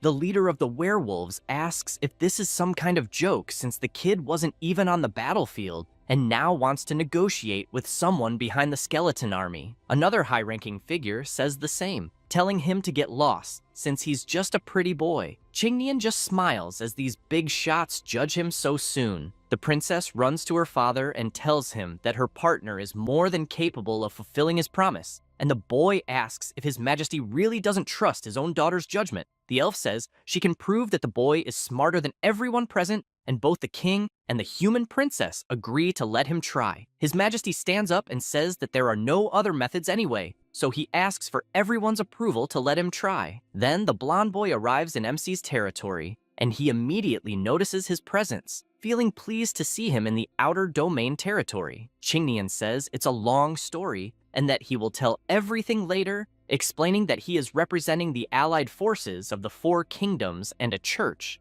and that's why he is there for a negotiation. Hanwoo comments that he has no problem with a truce depending on the price they have to offer. Qingnian asks him to define what he wants as a reward, and he replies that he wants gold, silver, and treasures, as well as runic words since they will be necessary. He also says that common ones are not enough, as they must be precious, and the runic stones should be in the 5-digit range. The blonde boy asks to let the king compensate with 20 runic words, since among them there should be at least 1 high-level runic word, as well as 200,000 runic stones. He says this while imagining that, having accompanied the princess for so long, he must have obtained a lot of important information from her. He also suggests that the elves, werewolves, minotaurs, and priests should contribute double the mentioned amount. He further imagines that he ended up sleeping with the elf queen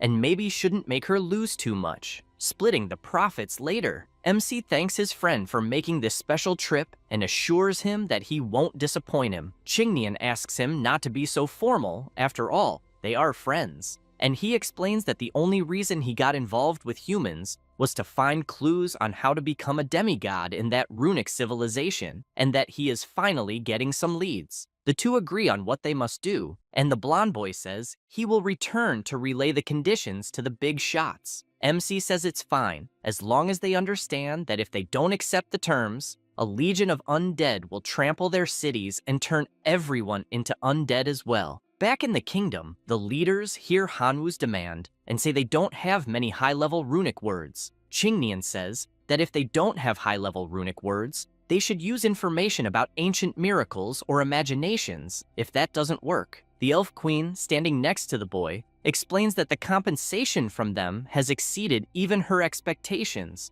so she doesn't understand why the humans are paying so little. The blonde boy says that many humans have been turned into undead, and for that reason, the king wouldn't want the same to happen to the elves. The princess, also with the boy, says that her father will have no objections to the request. Qingnian comments that the negotiations went very well thanks to him, and therefore, he wants to know if there won't be a reward. She, embarrassed, says there obviously will be. At that moment, the door opens and the Pope enters, shouting that these conditions are nothing short of armed robbery, and that even so, everyone is agreeing, making it clear that the church will never bow to undead creatures. The blonde boy tells them to do as they wish. The Minotaur and the wolf imagine that it will be interesting to let the church fight this battle, since if they end up winning, they won't have to pay this reward. In fact, they could even help exterminate the Skeleton Legion, and if they still lose, they can figure something out later. Then, the entire undead army stands before the kingdom's gates. The Pope imagines that in the previous war with the Allied forces, although they sent a large number of priests, the church's central force was not involved. However, things are different now since he has summoned elite priests to participate in the Holy War. He stands before his 3 elite legions, knowing that the combat power of these commanders is close to that of demigods, and that they have never been defeated. That is the church's domain, so who wins and who loses is still unknown. Meanwhile, Hanwoo is looking at the place and notices that all the buildings are made of light crystal ore, and the power of light is everywhere, which is highly effective in suppressing his undead. He also realizes that the Pope has summoned the elite troops, but fortunately, Qingnian had already provided information that this could happen. However, he does not hide his surprise since the combat power he is witnessing is incredible. He begins to reflect that Brightport, at that moment,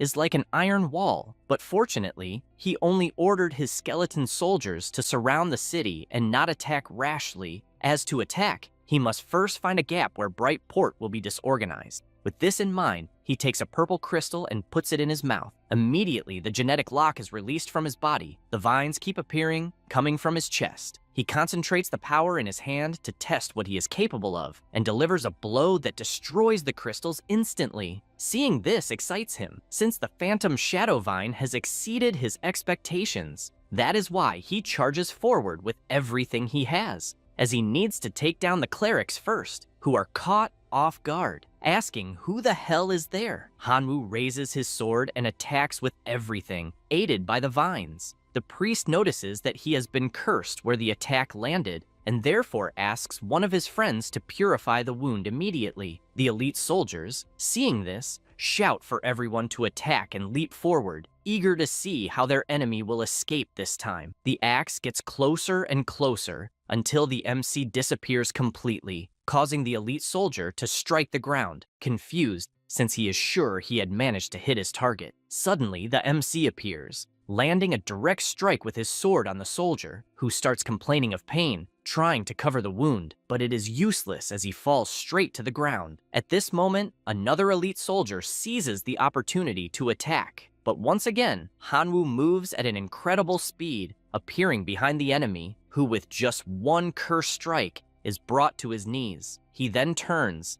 stating that only one remains, but it is clear that the last elite soldier is different from the others. The MC is concerned since his last high-level opponent possesses a sacred light that restricts the aura of his undead. At this moment, the priests see an opening and shout to immobilize the invader immediately. He is not intimidated by this, deciding to attack first since he will not be able to do much against the elite soldier. However, this one does not waste time and attacks. Missing by a very small margin, Hanwoo manages to land his curse on the priests and then retreats using his giant vine, ordering a skeleton army to attack. The undead obey, and a deadly battle begins. While some are destroyed, others rise again from the bodies of the clerics. In this battle, more than 2 million clerics were defeated, and the 3 trump card legions were destroyed. The number of skeleton soldiers was also greatly reduced, with 15 million soldiers permanently defeated. The Pope laments this result, wondering if he was truly wrong, since if he had agreed to the compensation from the beginning, he would not have suffered such a heavy loss,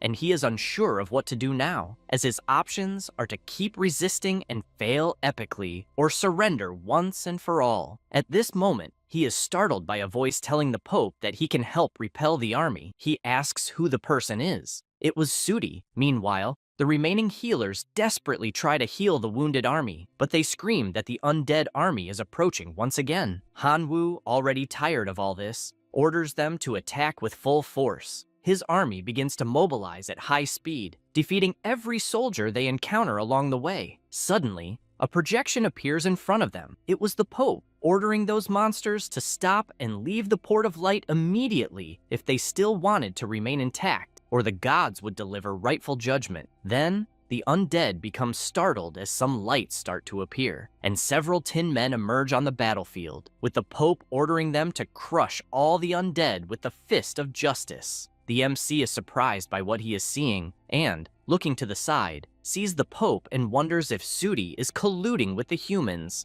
The tin men begin crushing skeleton after skeleton, while the priests take advantage of the situation to use their powers, which have an advantage against this type of monster. The MC, irritated, orders his giant skeleton to come out. A crystal begins to materialize in the sky, and the giant skeleton appears, defeating the tin men around him. However, something strange begins to appear in front of him, and suddenly, a giant cyborg emerges, attacking the giant skeleton. The Pope likes what he is seeing, and therefore asks Zudi to keep releasing the tin men, assuring him that no matter how much origin plan he wants, the church will provide as much as possible. The boy agrees, and continues supplying more and more tin soldiers. Before all this happened, during the meeting between Zudi and the Pope, he had said that his army of tin men could contain the skeleton army, but in exchange, he wanted origins. The Pope asks why he should trust him. Zudi responds that he will allow an inspection of the troops if desired, warning that Hanwoo will surround the kingdom and nothing will be left after that if he refuses the offer. The battle continues with the clerics successfully neutralizing the skeletons due to the huge advantage they possess.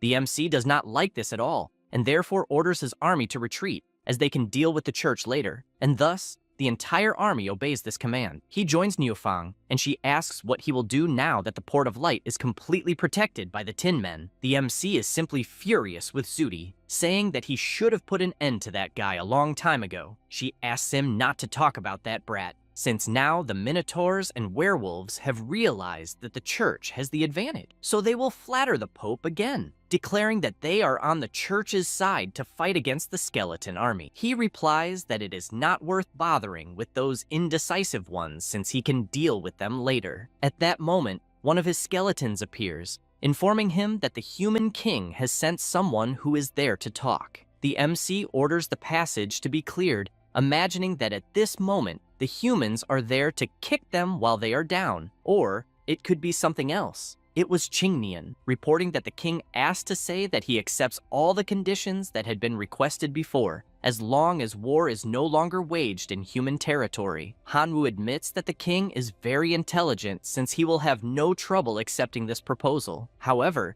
his colleague wants to know how he plans to deal with the church. He says that he will let the Pope be proud of the outcome for a few days, since he will have to deal with his subordinates first. Qingnian says he will accompany him, since he has found a divine relic, so when he is ready, he just has to say the word. After replenishing, Hanwoo led the remaining legion to the land of the werewolves. The entire battle lasted 5 days and 5 nights. The werewolves, without effective countermeasures against resurrection and the infection of the Black Death mushroom virus, were completely defeated. 12 million elite werewolves became members of the Legion, and their kingdom was completely annihilated. As for the Minotaur kingdom, Upon witnessing the tragic fate of the werewolf kingdom, they became so frightened that they no longer clung to the church and surrendered directly to the Skeleton Legion. The MC asks if he's afraid, since it's too late for that, and says that unless he's willing to double the compensation as agreed earlier, there will be no mercy against the Minotaur Kingdom. The king immediately responds that he agrees with absolutely everything, only asking to be spared. He says this and starts wondering that he shouldn't have supported the church along with the werewolves, since they were completely exterminated and the church did absolutely nothing to help.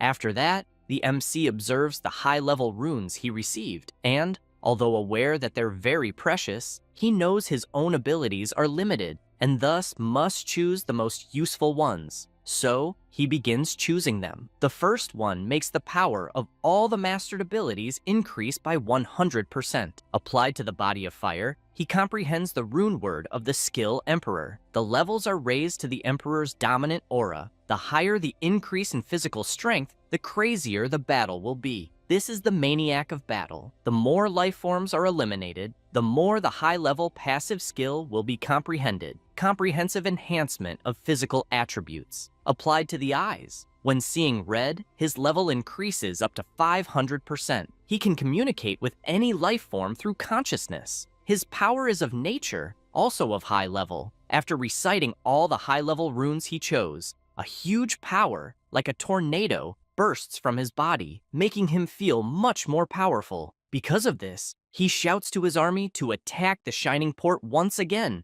to avenge the humiliation he suffered, also making it clear that he won't let Zudi escape this time. However, when they reach the port, they are confused because the clergymen were already on the ground, defeated. Qingnian also can't believe what he's seeing, as there isn't a single survivor left there. Hanwu runs to a clergyman on the ground and notices that the marks of their wounds were caused by an enormous fist. The two come to the conclusion that the ones responsible for this massacre were the Tin Men. Suddenly, they hear a voice and run to find out who was saying it, and they find the Pope. As they approach, Hanwu asks where Zudi is. He replies that the boy is gone after emptying the church's origin plan, as well as finishing off all the clergymen in the city. Qingnian warns that the fault is his own for letting a stranger in so easily, but it's too late now, as the Pope is no longer in this life. The MC comments that now it makes sense why the church didn't care at all when the werewolves were being massacred, as the same thing happened there a long time ago at Zudi's hands. The little blondie asks them to forget about them, since they should find the divine relic as quickly as possible, because that place has already turned into a ruin. He says that they will leave, yes,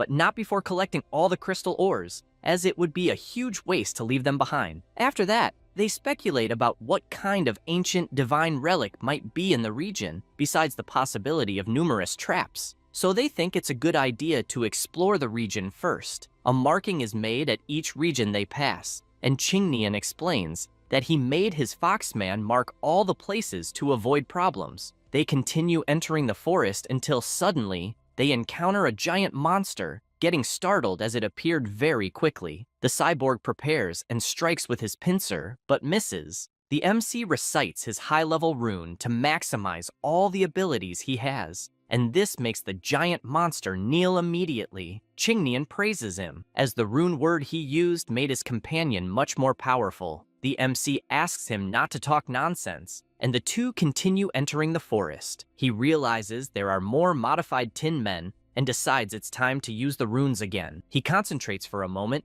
and leaps, gathering energy into his fist until he lands a punch, defeating one of them and telling the others to come at him. The more they defeat, the more monsters appear, until they begin to feel cornered, as there seems to be no end. Hanwu decides to start the fun, summoning a skeleton army. The little blonde also wants to join the fun and summons his foxmen, and the battle between them begins. The two take this opportunity to invade the place while imagining that it was really a good idea to bring the runic stones with them, because if not, they would be screwed. After entering the cave, they come across several colorful portals. Qingnian comments that they are the trial fields, and passing the trial not only allows promotion to demigod, but also grants the corresponding special runic word. At this moment, the passage they came through is completely blocked. The MC comments that they won't be able to go back now, but his friend just moves at high speed and runs straight for the portal he thinks suits him best. While crossing, he asks Hanwoo to be careful when choosing one of them. The MC is surprised at how quickly the little blonde disappeared from there, and then goes to the portal he thinks suits him best. After reaching the location, the system warns that this is the realm of hunger and that it is necessary to constantly consume food to survive. He immediately notices his stomach growling and wasn't expecting less from a realm called Realm of Hunger, since he barely arrived and is already hungry, but he feels happy because he is connected to his divine realm. However, he becomes frustrated when he tries to test something, not understanding why his communication with the divine realm was cut off. To make matters worse, he notices something approaching, and when he turns around, he sees it is the miserable Hungry Ones, an undead creature, formerly a human who died from starvation. The participants of the trial must resist the attacks of the Hungry Ones while making sure they don't starve to death. He worries since his situation only gets worse and wonders if, to survive, he will have to resort to extreme measures to get something to eat. The monster prepares to attack, but is easily defeated by one of the skeletons. Hanwoo throws his sprouts on the ground, and soon a flower begins to grow, becoming absolutely large compared to him. He comments that he might even need to finish someone off, but he will never eat people. Therefore, he plans to first use the 3 types of plants to absorb nutrients from the surface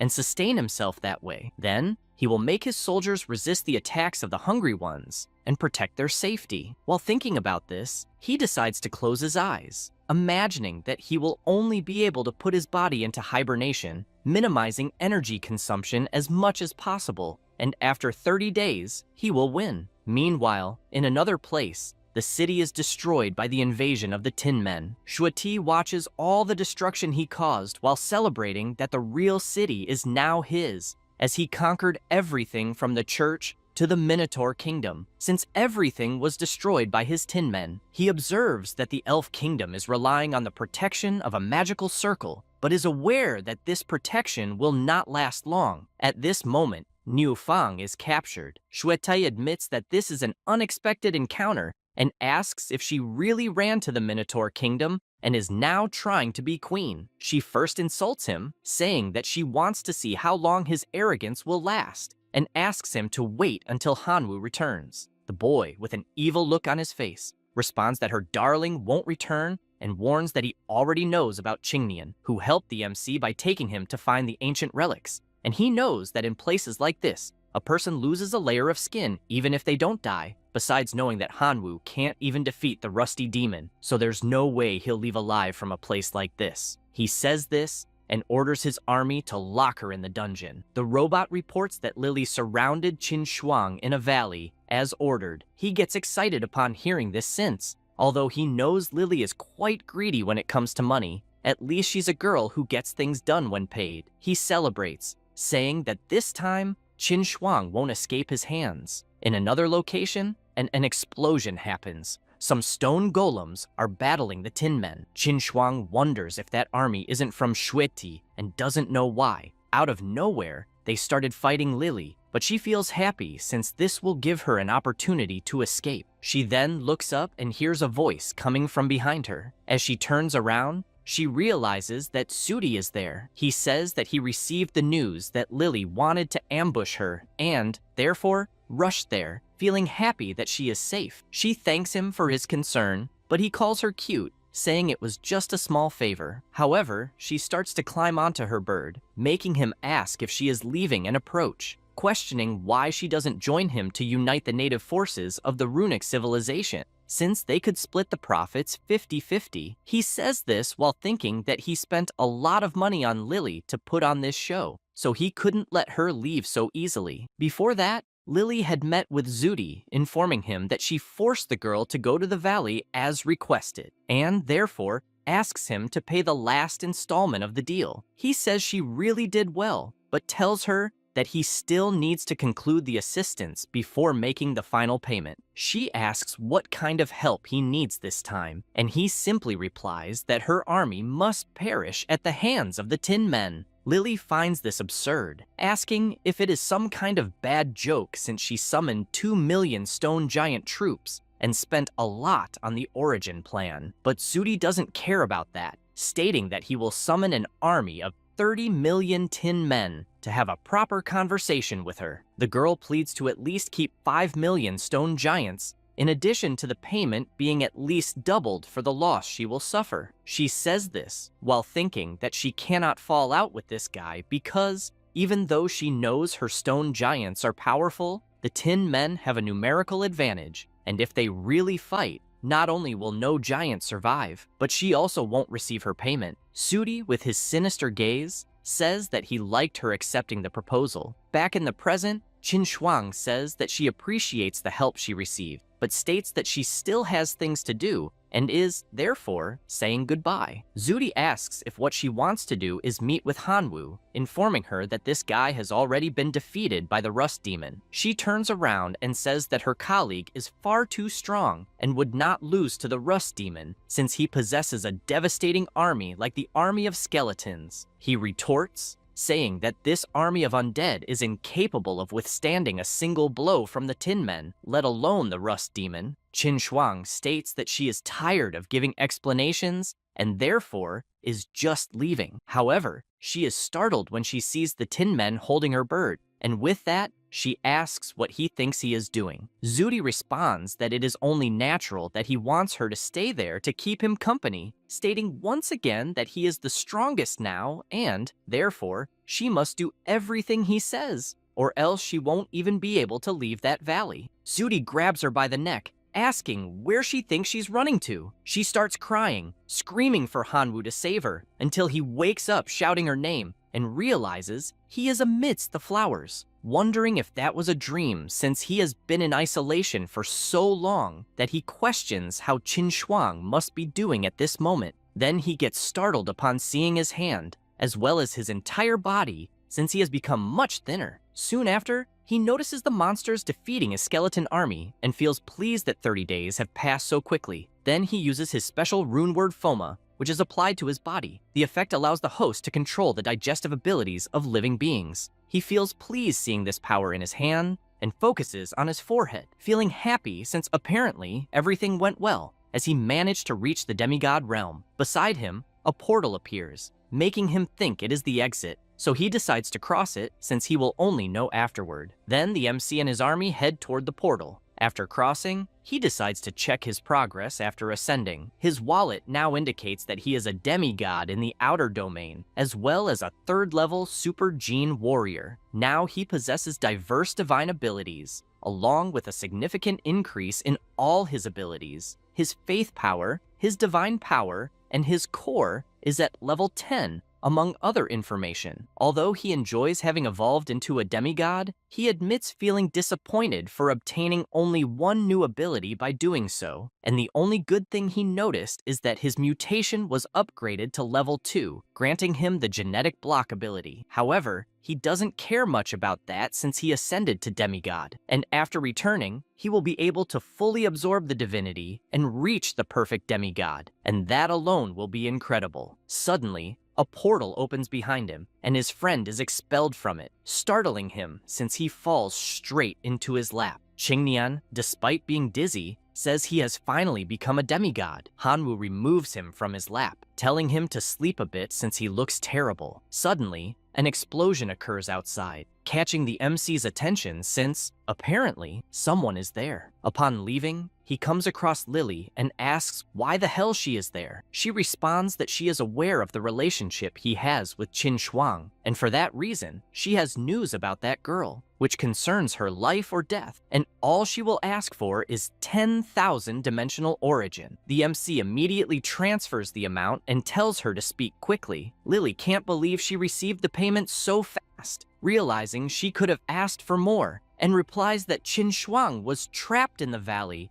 by Shuti and was afraid she wouldn't be able to escape. Hanwoo is shocked by this news and immediately transforms into his draconic form, flying out of the place. He flies over the region, shouting for Qin Shuang until he finally lands in the valley where he was informed. He closes his eyes, trying to focus solely on her scent, but grows frustrated since he can't sense it at all, as if she isn't there. No sooner does he think that than he gets startled because something powerful is heading his way. He wonders if it's the thunder from the golden crown and gets furious since several tin men are holding the bird. He launches an attack and one of the robots transforms to counterattack. He gets irritated by this and uses his skill to finish the fight since he's out of time. The bird takes advantage of the situation and attacks the remaining tin men until it looks back and sees the MC angry, yelling to hurry up and take him to Qin Shuang since it will be too late if they keep stalling there.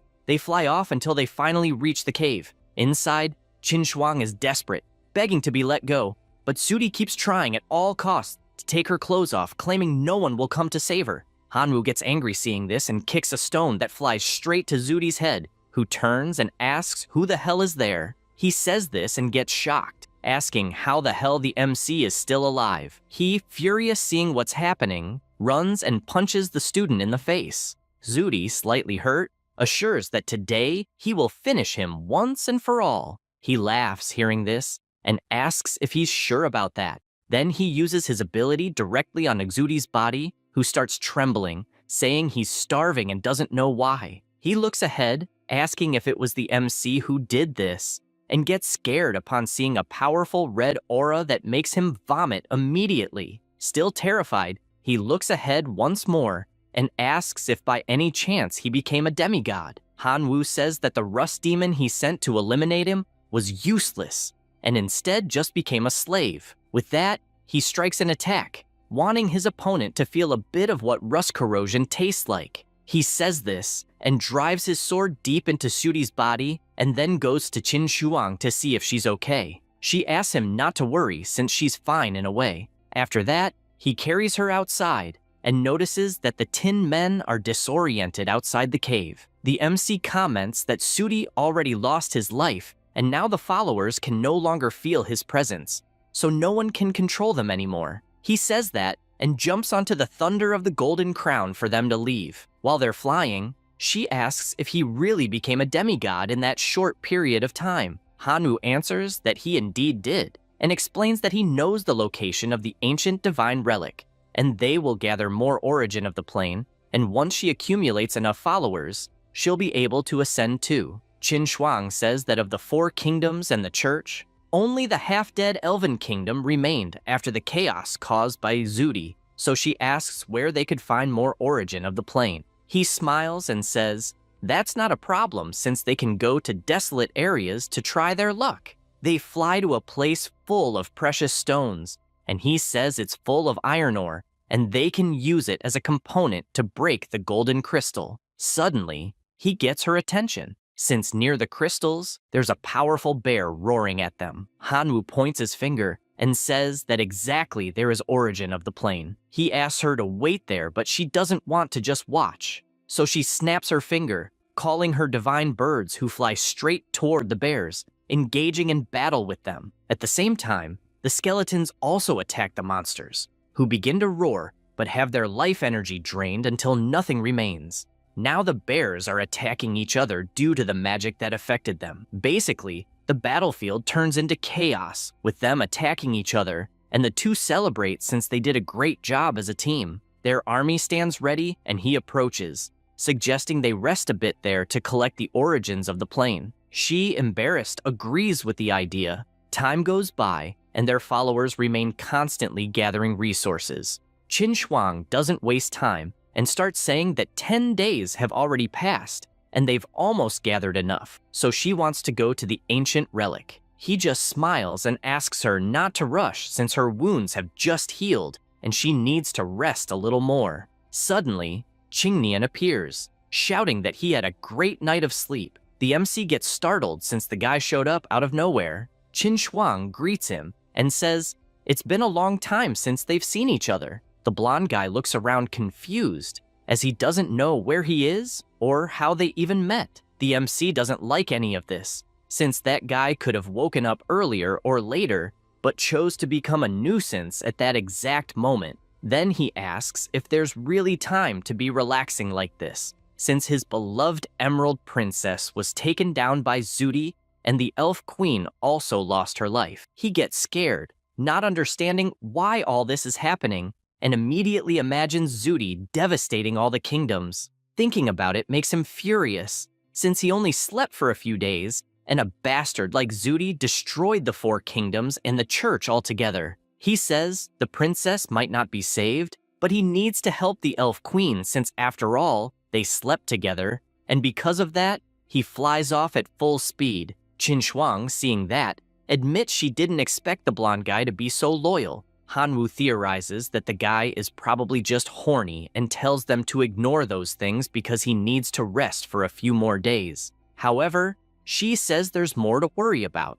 Since he finished off Sudi and when they return to school, his family will definitely cause problems because of that fatality. The MC responds that he's not afraid of the Shu family and is only really concerned if the academy will punish him for it. He barely says that, and the teacher joins the call with them, asking both to return to the school immediately since there are important matters to address. They reply that they'll do so as soon as possible. Meanwhile, at the university, someone slams the table. It was Sudi's father and mother, both outraged, telling the teacher they want the boy named Hanwoo to pay with his life for killing their son. Back at the hills, the MC says her scars have healed, and she doesn't need to worry about him since he's not afraid of the Shu family. She responds that it's not about him, because even before becoming a student of the Imperial Academy, her dream was already to ascend to demigod. He is surprised to hear that until she puts her finger on his lips and says, not to worry, since he gave her all the maps and information about the relics. So she will definitely manage to ascend. She says that and walks toward the portal, while he says he'll wait so they can return to school together. He also summons some skeletons and orders them to protect her at all costs.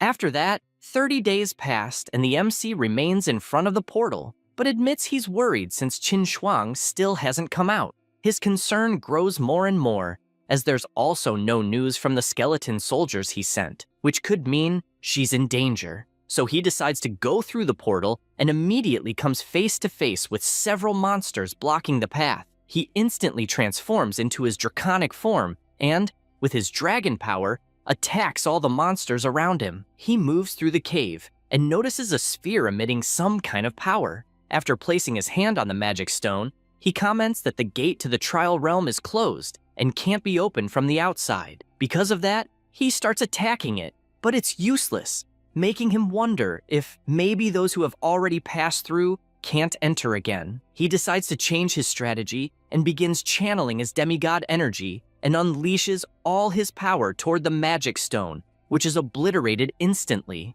thus opening the path to the trial area. Upon entering, he sees countless portals, which had also happened during his turn, and tries to figure out which one Qin Shuang chose, as it's probably the one with the strongest aura. He concludes it's the blue portal, and right after thinking that, the girl is thrown out for having completed the trial. He's surprised to see her okay, and runs to catch her since falling from that height could hurt her. Hanwoo smiles, seeing everything is fine, and asks if she's hurt. Because of the distraction, he bumps into a small rock and falls hard to the ground, almost kissing her with how close their mouths got. She, dying of embarrassment, pushes him to the side, asking what he thinks he's doing. She shows the power she gained, and now her thunder ability is at the special grade. The power of all lightning-type abilities increased by 500%. He admits to being surprised, since her current energy is about to surpass the highest level entity to the point of reaching the monarch level. At that moment, the teacher calls him once again, informing him that the school is demanding his immediate return. She says this, and ends the call without even waiting for a response, since the order was given. A portal opens in front of them, and Qingnian says she will return with him to the school. On the other side, there are 3 people waiting, and one of them yells for Hanwoo to be arrested immediately. Qin Shuang steps forward and shouts to the director that Suti tried to assault her, and Hanwoo only protected her. The boy's parents argue, asking not to say nonsense since it's clearly just an attempt to protect him. She, desperate, asks the director to read her memories, since that's something that can't be faked. He agrees, and raising his hand, begins using his mind-reading magic. Thus, he sees the moment Sudi was harassing her, and Hanwoo appeared to save her. The boy's parents continue saying that it's impossible, but the director orders them to leave the room since everything has been clarified. Then he turns to the MC and says that although he was eager to save a classmate, he went way too far since he took a life, and for that, he must be severely punished, and the punishment will be suspension from classes starting from that moment until the day of the college entrance exam. The girl goes to him, saying she's sorry since the punishment was very harsh, but he asks her not to worry since he was already thinking about taking a break anyway, and will use this time to absorb the divinity so he can ascend to the state of demigod in the divine realm civilization as well. After that, he goes to the ascension site and tells the statue that he completed the absorption of the divinity, reaching the 10 required points, and would like to ascend to the perfect version of demigod in the divine realm civilization. The statue changes its color, shining brightly until the light envelops his body, making him happy, since that means his application was approved. He stands up and asks if he really ascended, feeling pleased since the aura really feels the same as when he transforms into his draconic form, and his strength can definitely reach the level of monarch class life forms. Suddenly, something starts glowing and catches his attention. It was the system screen showing his name, now stating that his level is demigod, also displaying all his abilities, divine techniques, blessing of life, among other information. Only then does he realize that after ascending to demigod, he gained the divinity of rebellion and awakened the soul-devouring gaze, and his soul energy now floats freely in space. However, one of the pieces of information leaves him confused, which is about the fusion, and he isn't sure whether it's related to his divine energy. He decides to cast all the abilities he received at once, and a dense energy ball with all the colors of his powers begins to form until he emerges in his draconic form with all the upgrades from the other abilities. His first test is to make a single movement with his hand that easily causes a crack in the temple, even without using any power. He realizes that his powers have increased drastically because of the fusion with his draconic form. After returning to normal, he calls for a grasshopper, since he also wants to test his fusion ability with his followers. And after a dark aura forms around the insect, the grasshopper becomes incredibly larger and much more powerful. He is surprised since that is the heroic life form, and could instantly finish the heroic life form of the Minotaur. Hanwoo is pleased since his abilities have definitely improved, and he realized that the fusion consumes a lot of divine power. But even after all that, he still has several million of that power left. He summons some fire crystals he collected and says that one crystal can be sold for almost 2 million divine power and a fusion for Dioa, and in a year, he could earn more than 100 million, which would be enough to trade for a point of divinity. Thinking about all of this makes him happy since he found another way to make money, and with that, he will get more and more fusions. Meanwhile, outside the university, the security guard is blocking someone, warning that it is forbidden for people who are not staff or students to enter,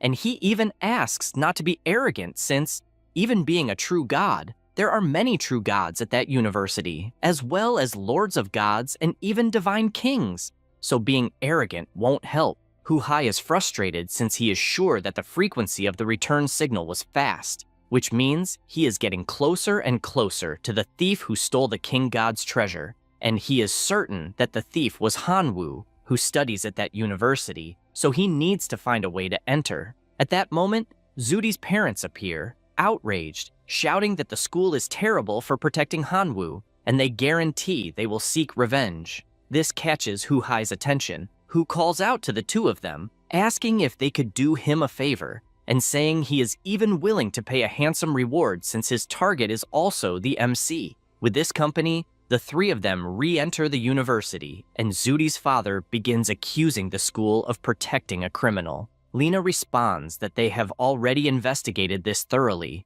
and any more complaints about it will be completely useless. Meanwhile, Hu-hai is standing next to them holding a cell phone and, with the camera, takes a picture of the MC, feeling happy, since, as expected, it really is the person who stole the king god's treasure, and if he captured him there, he would definitely receive a great reward, but he has no idea how he will get him out of there. Zudi's father continues furious, saying he won't let Hanwoo get away with this, but the teacher asks him to leave immediately, as the university is not a place for someone with irrational behavior. The true god places his hand on his shoulder and asks him to leave. After they do so, the grassy-haired person says he placed him inside the university as requested and asks if they are really going to let Hanwoo escape so easily. Hu-hai asks him to leave it to him since he will get a satisfactory result, but for that, they must not interfere. They hear this and leave angrily. The true god remains near the door to listen to the conversation between the teacher and the MC.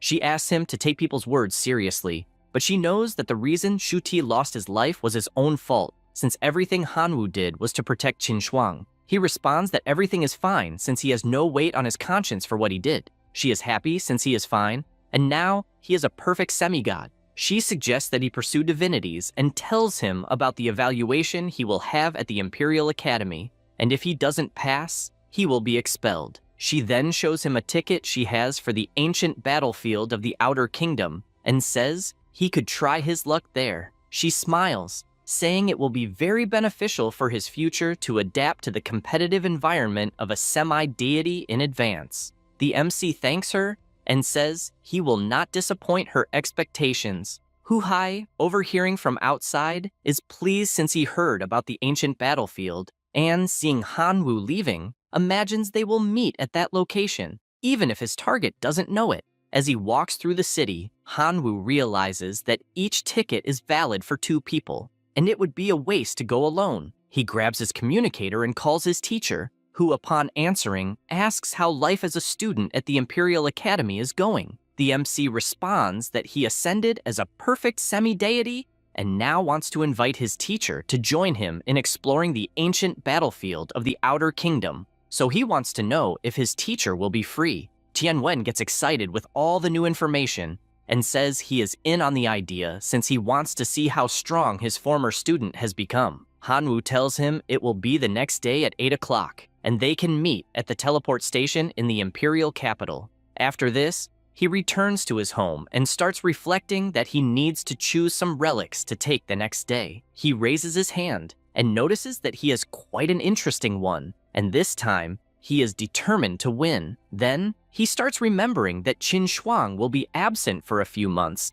and wonders if she will be in seclusion absorbing divinity all this time. Because of this, they meet, and she asks why he is there. The MC answers that the next day he will go to the ancient battlefield of the Outer Realm to train, and that's why he came there to say goodbye, as he was worried about her being in seclusion and that he wouldn't be able to see her later. She is surprised to hear this and asks if he is leaving so early. He replies yes, and that, when he returns, she will probably have ascended to a demigod. He barely says this, and she grabs his arm, calling him to walk, as she won't enter seclusion until the next day, having almost missed his farewell, and asks if he is really prepared since the battlefield is very dangerous. He tells her not to worry, as he is indeed ready. Qin Shuang invokes a seal and tells him that it has many restrictions, but it will probably be useful to him. This is the level 4 relic, the Infernal Seal.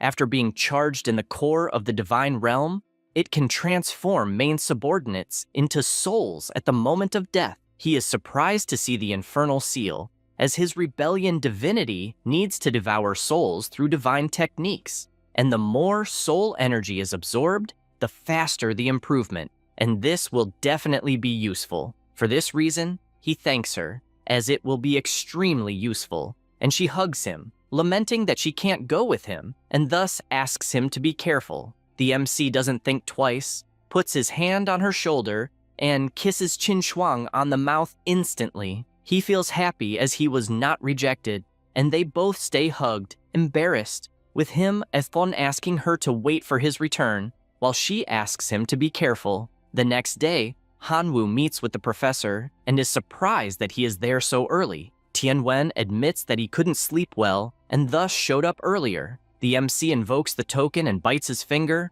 The professor does the same, and both drip a few drops onto the talisman, which disintegrates instantly to open the portal that leads to the Outer Realm. They arrive at the ancient battlefield and are soon instructed on where their temporary residence is. The employee mentions that if they need anything in the future, they can look for him, as he is there to provide services. The MC gets upset since the tent they are supposed to stay in is tiny and starts yelling for it to be replaced with something bigger. The professor laughs at the situation and asks him not to get so angry, as they should at least see the inside of the tent first. They open the door and are surprised to find that the interior is huge. Hanwoo says that for now, he will settle until he sees an instruction manual on the table and is surprised, as it mentions that the tent can block the will scan of the ancient battlefield, and that training field can summon subordinates, but the size of the field limits the number of summoned beings.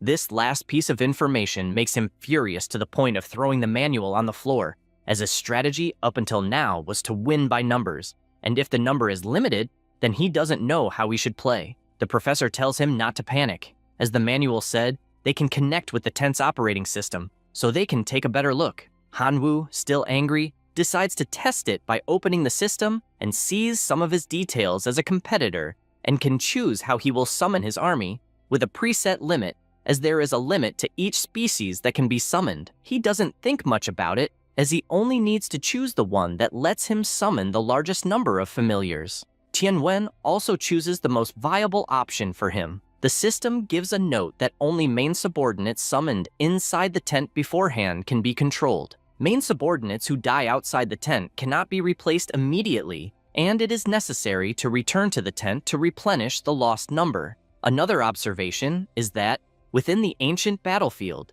several divinity fragments are produced, with rare fragments holding greater value. They can be combined into complete divinities. Divinity fragments can be exchanged for other types of divinity fragments or for materials to improve the tent. They get excited since after collecting a lot of divinity, they will be able to invest better in the tent. After that, they go to the battlefield along with the chosen familiars, and the professor explains that, a little earlier, he studied the divinity fragments, and they are produced by the spirits that remain in the field. So basically, they need to defeat the spirits to obtain the fragments. The spirits are also divided into different levels, and the difference is in the halo under their feet, since a white halo of a lower level only produces level 1 divinity fragments, while the blue one is level 2, and the most powerful are the spirits with red halos, which can produce level 5 fragments. Suddenly, something catches Hanwoo's attention, and he immediately asks for silence. Then he looks around the edge of the rock and sees a spirit walking towards them with a white halo. Tianwen quickly comments that, despite being a white halo, judging by the spirit's glow, it was probably a low-level being but quite powerful. He agrees and asks his shadow locust to test its strength. His familiar wastes no time and charges in with a shadow attack, but the spirit simply raises its weapon and blocks the attack, breaking one of the locust's legs. Then, the familiar gathers more shadow power and keeps attacking, but all the strikes are blocked before reaching the spirit. However, one piece of shadow falls to the ground and begins to climb up the opponent's leg until it fully wraps around them. Acting as a form of entrapment, the shadow locust takes the opportunity and unleashes one of its most powerful attacks, managing to pierce the spirit's chest, which is finally defeated and completely vanishes,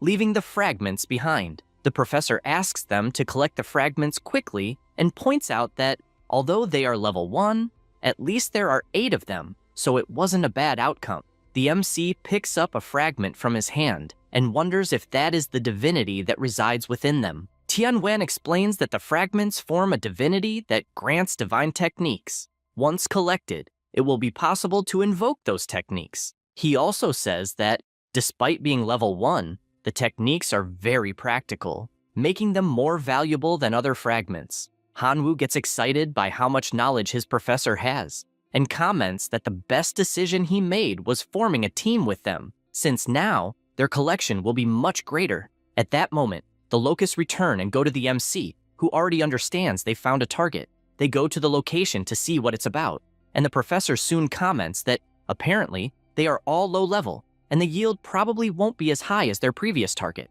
Hanwoo asks if they should leave, but he replies no, since even small gains, when added up, become valuable. They both agree and decide to go on the attack, starting with the rabbits and then the shadow locusts, which were already enough to cause colossal destruction in the surroundings, to the point of wiping out all the present spirits. The professor says they got 30 fragments by eliminating more than a dozen spirits, and that's not much. Hanwoo agrees, since at this pace it will take an eternity to get a high-level fragment. Suddenly, a locust approaches to report something, and Tianwen asks if it's another discovery. He replies that there are 2 people watching them at 30 degrees. The professor assumes these people are after their divinity fragments, and therefore asks what they are going to do. He warns that if anyone tries to steal from me, he will teach them a lesson they will never forget.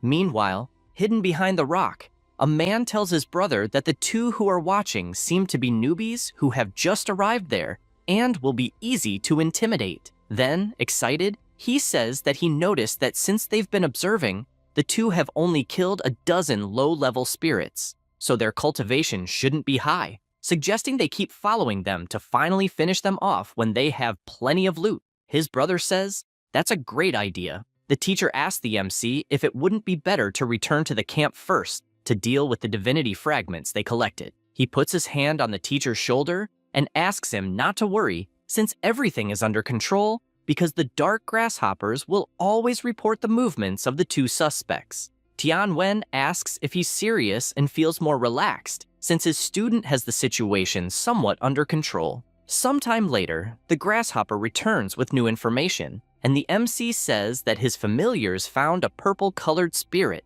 He is surprised to hear this since that way they managed to obtain at least 1 level 3 divinity fragment. Because of that, they run at full speed to the location. Arriving at the mountain right away, they can see defeated players on the ground and the imposing purple spirit standing. Hanwoo quickly deduces that the spirit had a fierce battle. The teacher agrees and also notices that the servants who lost their lives to that spirit were high level, and that it also seems to be of the wind element, but he is confident that his rabbit men should be able to fight it. The MC says that maybe it's better to fight a war of attrition. Tianwen suggests using the cloning, thunder, and self-destruction abilities of the familiars, while he himself will use the familiars to fire carrot missiles continuously until the monster is worn down. Hanwoo just smiles, saying that spirit alone is not enough to make him waste so much time. Right after saying that, he transforms into his draconic form, flying at full speed toward the attack. The spirit sees this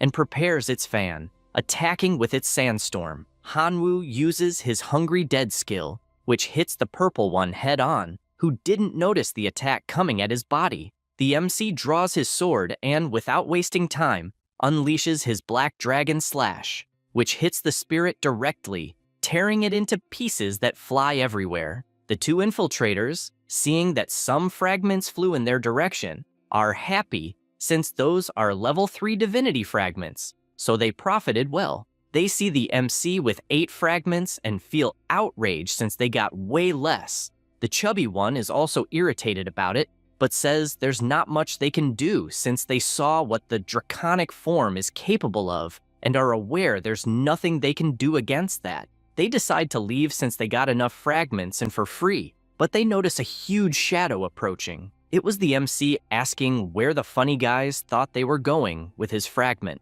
The 2 say that this is a battlefield, and that the divinity fragments that fall on the ground belong to whoever picks them up first, and therefore ask for proof that the level 3 divinity fragments are his. The MC, with little patience, raises his arm and uses the giant dragon slash, which, upon hitting the 2, causes a colossal explosion and slices them into pieces. Because of that, the fragments drop and float in the air until Hanwoo picks them up, finding it funny that such weak players dared to steal like that. The teacher approaches and, using his power, fuses the fragments and then tells Hanwoo to sell them at the camp, since they will be able to improve the tent that way. Meanwhile, at the camp, a portal opens, and teacher Letian passes through it with the gang. The man says that the demigod is incredible since he managed to get a ticket, which is a scarce resource, to attend the battlefield. Gang says that it was nothing serious since a simple ticket to the ancient battlefield is not something relevant to be mentioned. He reflects that ever since he got information to the God King, he obtained many resources as a reward. At that moment, something catches his attention. It was the MC talking to the professor, since now they can expand their tent to a radius of 2 kilometers, and because of that, they want to collect even more fragments. At that moment, the 4 of them stare at each other, and Tianwen says he didn't expect to see them there. The 4 Eyes stays quiet, while the demigod says it's lucky to find a professor and a student there, and then tells the MC that ever since they separated at the ruins of the Divine River, he has had a hard time finding him. Hanwoo smiles and replies that he doesn't know what he's talking about, but inside, he has no idea how that guy figured out it was him at the ruins of the Divine River, since he was clearly wearing a mask to disguise himself, and since he believes there's no solid evidence,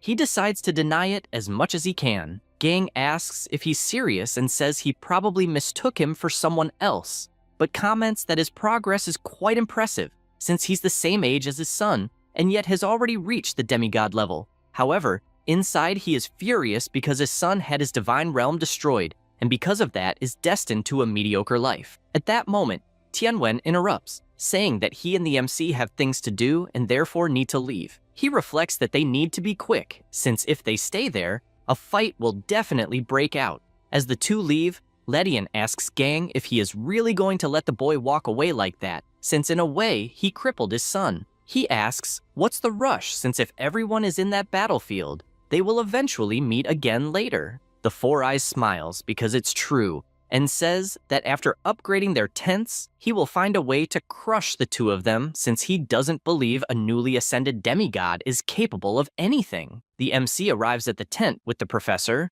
and Tianwen immediately comments that Gang and Litian in that battlefield will certainly be a problem for them, emphasizing that the MC may have just ascended to demigod, but doesn't have divine techniques, and that's why he wants to avoid a fight against Gang. Hanwoo questions why he is raising their morale since they themselves arrived first in the battlefield, besides not seeing how strong that guy really is. The professor makes it clear that it's because he doesn't know Gang very well, and as far as he knows, before they appeared in the battlefield, the man received heavy funding from a god king who even has a monarch-level life form, and that's why he asks Hanwoo to just preserve the strength he has since he is about to take the Imperial Academy's evaluation. The MC says that such an opportunity to enter the ancient battlefield is rare, and that's why he doesn't want to miss the chance just because some annoying guy is there, and asks them to understand, and soon after runs off. Tianwen just questions how a kid can be so rebellious since everything he's doing is for his own good.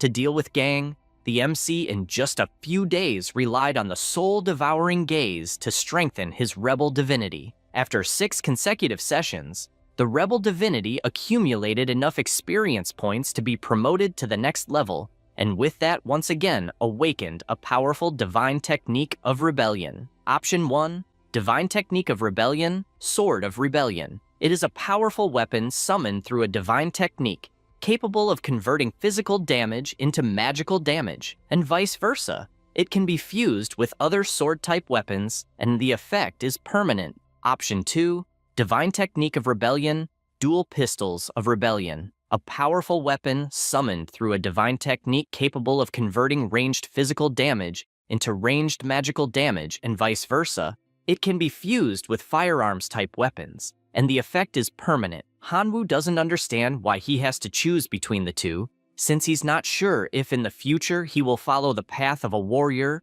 or the path of a shooter. Without thinking too much, he finally makes his choice and chooses the sword, since he has many skills related to this type of weapon, and his favorite weapon is also a great sword. So he believes the Sword of Rebellion is the most suitable. The real function of the Sword of Rebellion is to increase the host's close combat capabilities. The sword form can absorb the souls of various races to obtain more weapon forms.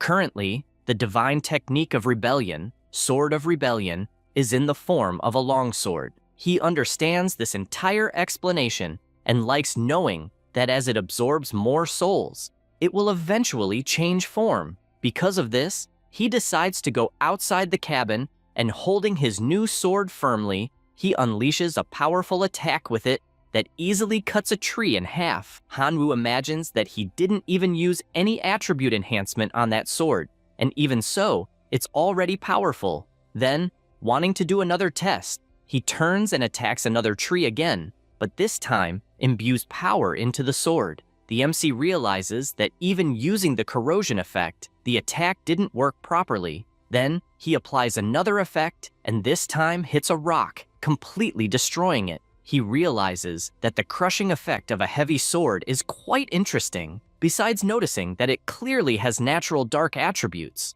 But it doesn't follow the rules at all, and doesn't show the effect that the dark attribute should have. And in fact, the rebel sword is truly rebellious. He has an idea, finding it interesting to use it to fool people since it will always work. At this moment, the teacher appears and says that she sold the divinity fragments, so they will be able to upgrade the tent. However, she notices that the place is destroyed and asks what the hell he did there. He replies that he developed a pretty fun life technique that suits him, and now his motto is never to play by the rules. Tianwen asks if he really wants to follow this path. He replies that now he's even more prepared in case gang shows up causing trouble, and still excited. Calls the teacher so they can go see how the renovated tent turned out. After arriving at the camp, they are congratulated for the tent improvement, since the training ground area has now increased to 4 square kilometers. They are surprised coming from the inside, the MC even more so since 4 square kilometers is a lot, and they will be able to summon new familiars. The teacher agrees since they need to hurry. Then, after a few days of practice, the MC gained a lot of experience from the rebel divinity. Tianwen also obtained a Lord-level life form with impressive combat power. At this moment, Hu Hai crosses the portal to the training ground, certain that this time he will capture the MC to take him to the God King. With the portal still open, the parents of the deceased Sudi also cross and ask if there is indeed a way to finish Hanwu. The true god says that, naturally, he will find a way to avenge Sudi. The boy's father agrees, and at this moment, Gang and the teacher also come out of the portal. Letian says that he has been monitoring Hanwu for quite some time, and therefore wants to know when they will act. Hu Hai asks not to rush since they need to familiarize themselves with the environment first. Inside, he thinks it's a waste for himself, who is a true god.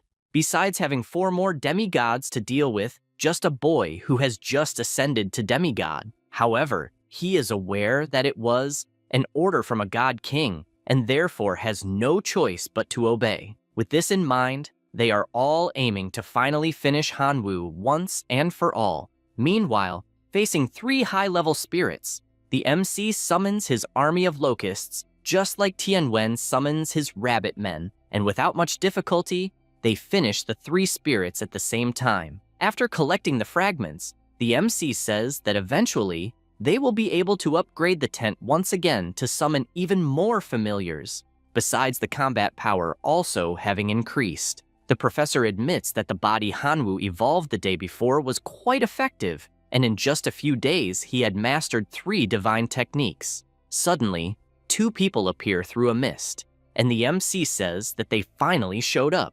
They were Zudi's furious parents. Hanwu wastes no time and advances with his rebel sword, aware that the 2 must be there for revenge, and since he doesn't need small talk, will attack with everything. Suman immediately summons his sword and blocks the powerful attack, but soon his sword begins to crack due to the corrosion effect. He curses Hanwu, saying he lost his son because of him, and therefore promises to tear him to pieces. The MC finds it funny and says he will make the old man personally visit his son, saying that he transforms into his monarch-level draconic form. They are surprised that someone so young, who just ascended to demigod, could reach the power level of a monarch life form, and for that reason, they are even more certain they must finish him off, or else there will be endless problems in the future. Because of this, the man orders his entire army of metal men to advance. The MC just laughs at that since he can fly. Tianwen notices the situation his student is in and sends his army of rabbit men to help him. Zudi's parents waste no time, and concentrating their energies, make all the metal men fuse to create a colossal being. The MC calls one of his grasshoppers and commands it to attack. However, it is wiped out with a single blow. The 2 celebrate joyfully, also calling Hanwu an arrogant brat. But he knows everything is under control, and summoning more of his supreme grasshoppers, manages to obliterate the giant metal man. At the same time, he charges at the two and, with a slight smile, teleports behind Sumin, who is left clueless, and defeats him with a single strike. The woman takes advantage of his distraction and attacks, but the professor appears and drives his sword into her back, thus finishing off both of them. Tianwen knows the situation will worsen and tells him to leave immediately, but it is too late as Gang and Li Tian appear for battle, asking if they really think they can escape. The professor asks what the hell they want again, and seeing the destruction of the metal men, Li Tian is shocked and comments that they apparently improved rapidly in the last few days, since they managed to finish 2 demigods without taking any damage. Hanwoo observes them and concludes that their servants are quite numerous. So for him and Tianwen, it will be very disadvantageous to enter battle as they lost many servants. Tianwen is aware that they are weaker than the enemies and need to find a way to escape. So he warns that after some time, he will use all his power to open a breach so Hanwoo can fly as high as possible until they can no longer reach him. The MC is surprised that the professor is willing to risk himself to protect him, but Tianwen tells him to stop the nonsense since there is only one chance to perform the move and asks him to make the most of it. However, the MC interrupts him, saying he hasn't reached the point of needing to sacrifice himself and guarantees he can handle the situation, asking him to trust. He replies that he trusts, but tells him to be careful. Letian finds that funny and asks exactly what he can handle, since the two have 40 million powerful servants. Gang calls Tianwen's attention, warning that their trip's sole purpose is to capture Hanwoo, and says that if he is willing not to interfere, they will not make things difficult for him. The professor responds that he will never watch a student lose their life before his eyes, and that is his final word as a teacher. Letian finds that funny and asks if he plans to act noble, since eventually resources will run out completely, and questions if he would still be willing to discuss final results then. Gang tells the professor that they could have been good friends, but asks not to blame him since he didn't appreciate the offer. He immediately orders his wolf cavalry to attack. The two waste no time and also attack since several wolves are heading their way. The wolves start finishing off rabbit by rabbit, and the professor is completely upset by this, as he doesn't understand how someone can be capable of finishing such cute animals. The MC takes advantage of the opportunity and shapes an enchanted leaf. His sword immediately changes form, turning into the Ghost Soul Scythe. He begins attacking with his new scythe and finishes all the nearby wolves. Their bodies on the ground start to root, and these roots attack the other wolves approaching. Gang begins to get irritated, as whenever he encounters Hanwoo, he faces a different trick. The Lord of the Wolf Cavalry starts destroying the roots until the MC appears behind him and, with a single cut, manages to obliterate the animal. He smiles and appears in front of the two enemies. Immediately, Gang activates his talisman and creates a huge protective shield. He sighs with relief, having obtained that protection artifact from the failed king. However, he is startled to see blood gushing from his side, besides Litian's head flying off. At that moment, the MC starts feeling a strange sensation in his arm and laments, as the Ghost Vine genetic lockdown time simply ended. Gang takes advantage of the situation and makes it clear it won't be cheap, since he finished many wolves from his cavalry, and thus summons Fenrir, a colossal wolf completely on another level. The giant wolf attacks both at once. The MC's transformation dissipates, and he falls to the ground feeling intense pain as his Genesis time limit ended, and he won't be able to use it again for a long time. Trembling, he looks to the side and sees his professor lying on the ground, unsure if he's alive or not. However, there's not much he can do, as he is before the colossal mouth of Fenrir. Gang looks down, imagining that if he doesn't finish Hanwoo at once, he won't have another chance. But at that moment, the true god appears, asking what he is doing, since he made it clear Hanwoo must be captured alive. Gang feels embarrassed and says he misunderstood, as he was actually about to take him alive. Hu Hai grabs Hanwoo by the clothes and tells Gang that he will be greatly rewarded by the God King. He thanks for this opportunity and looks at Tianwen, imagining that if he finishes him, since he's a demigod, he might gain other benefits. However, the MC points his power at his own neck and warns that if he kills him, he will take his own life. The blonde finds this funny, saying that in that state, he wouldn't even be able to kill himself. Hanwoo makes it clear that if he loses his life there will be nothing to gain. And so, he uses his divine hunger technique on himself, becoming weaker and weaker. Hu Hai immediately notices the problem this could cause and shouts at Gang not to touch the professor, besides following him immediately. He looks at Tianwen falling and casts a small curse, imagining that at first he won't finish him, but it depends on his own fate whether he will live or not.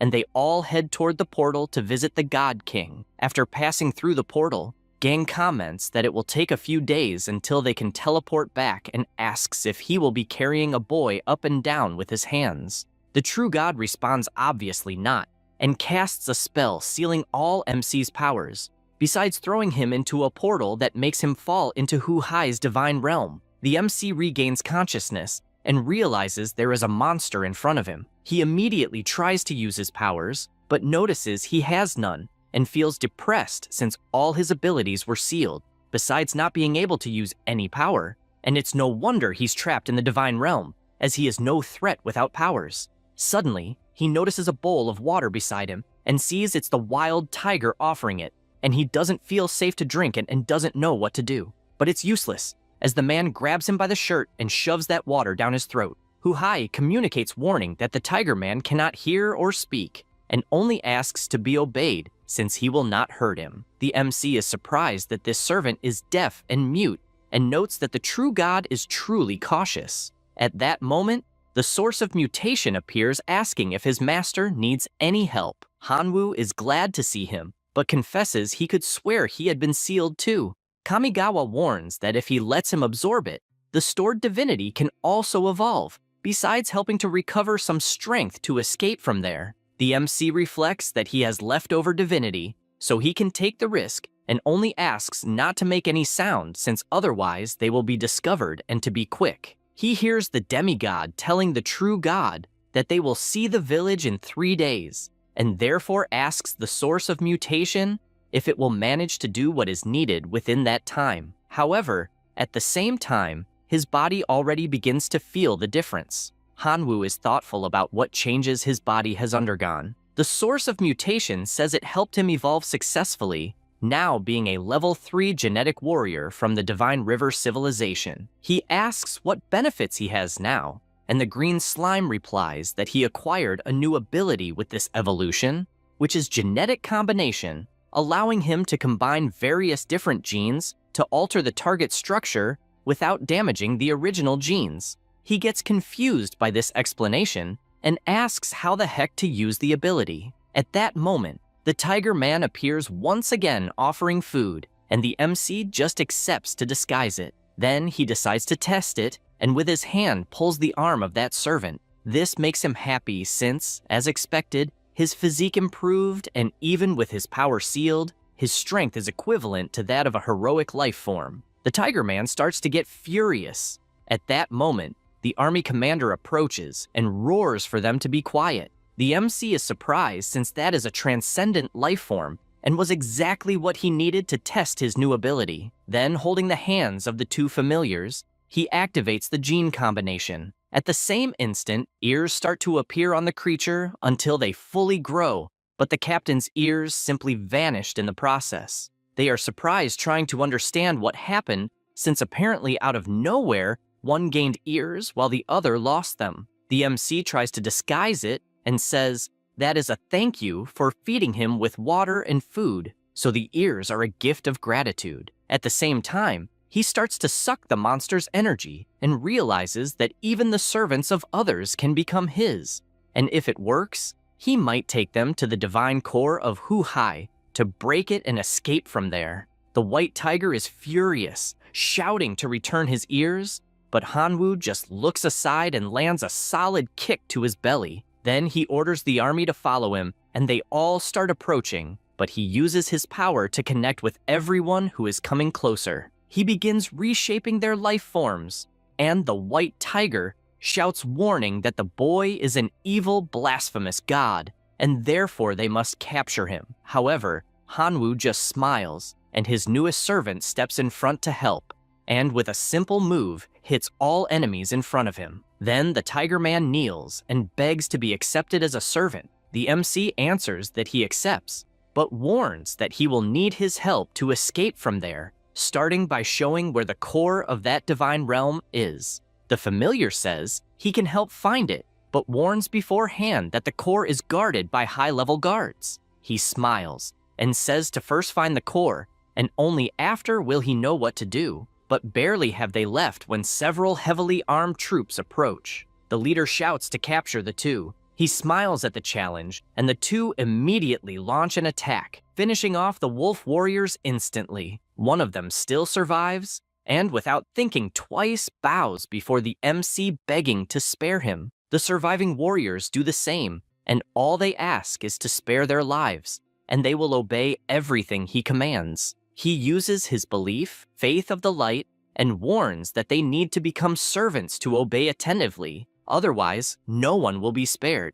Everyone stands accordingly. Hanwoo is aware that he is only accepting reluctantly since he needs people at that moment, and only for that reason is he accepting. After all this, the MC widely recruited new believers, modified them to infiltrate various corners of the divine kingdom of Huhai, finally discovering the whereabouts of the core of the divine kingdom. The Tiger Man reports that they discovered the location of the core, which is hidden in a forbidden area outside the royal city of the Tiger Men, and is guarded by dozens of monarch-level lifeforms and hundreds of lord-level lifeforms. No living being is even allowed to approach. Hanwoo responds that this is a problem, since with so many high-level warriors, he believes it will be discovered before they get close. His order, then, is for him to immediately go to the surroundings to catch some birds and moles to recombine their genes.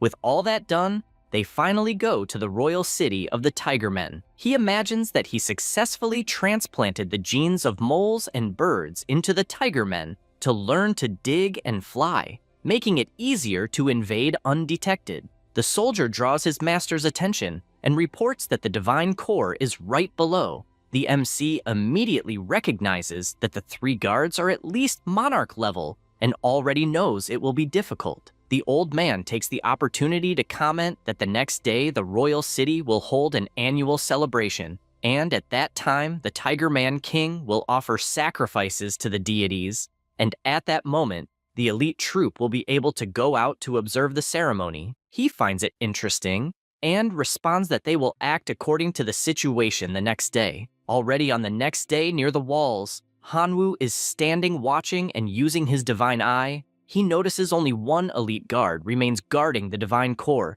and feels relieved since, whether he wants it or not, that is two fewer opponents. Because of that, he orders all his troops to jump and focus on the divine core to destroy it. He also rides on one of the soldiers. At that moment, something draws the guard's attention, and he looks up, shouting that there are invaders in the forbidden area. The army continues moving at high speed, and the MC coordinates the direction they should fly. After getting close enough, he orders his servant to hold the opponent, while he himself will find the core of the divine kingdom. The Tiger Man positions himself for battle, while the MC also positions himself, imagining that that pair of hands combined with mole genes will be very useful at that moment. The elite Tiger Man shouts to stop, but Hanwoo pays no attention and keeps trying to find the center of the divine core. Meanwhile, the two warriors continue fighting, and Hanwoo is aware he needs to be quick, since his servants won't be able to hold on much longer.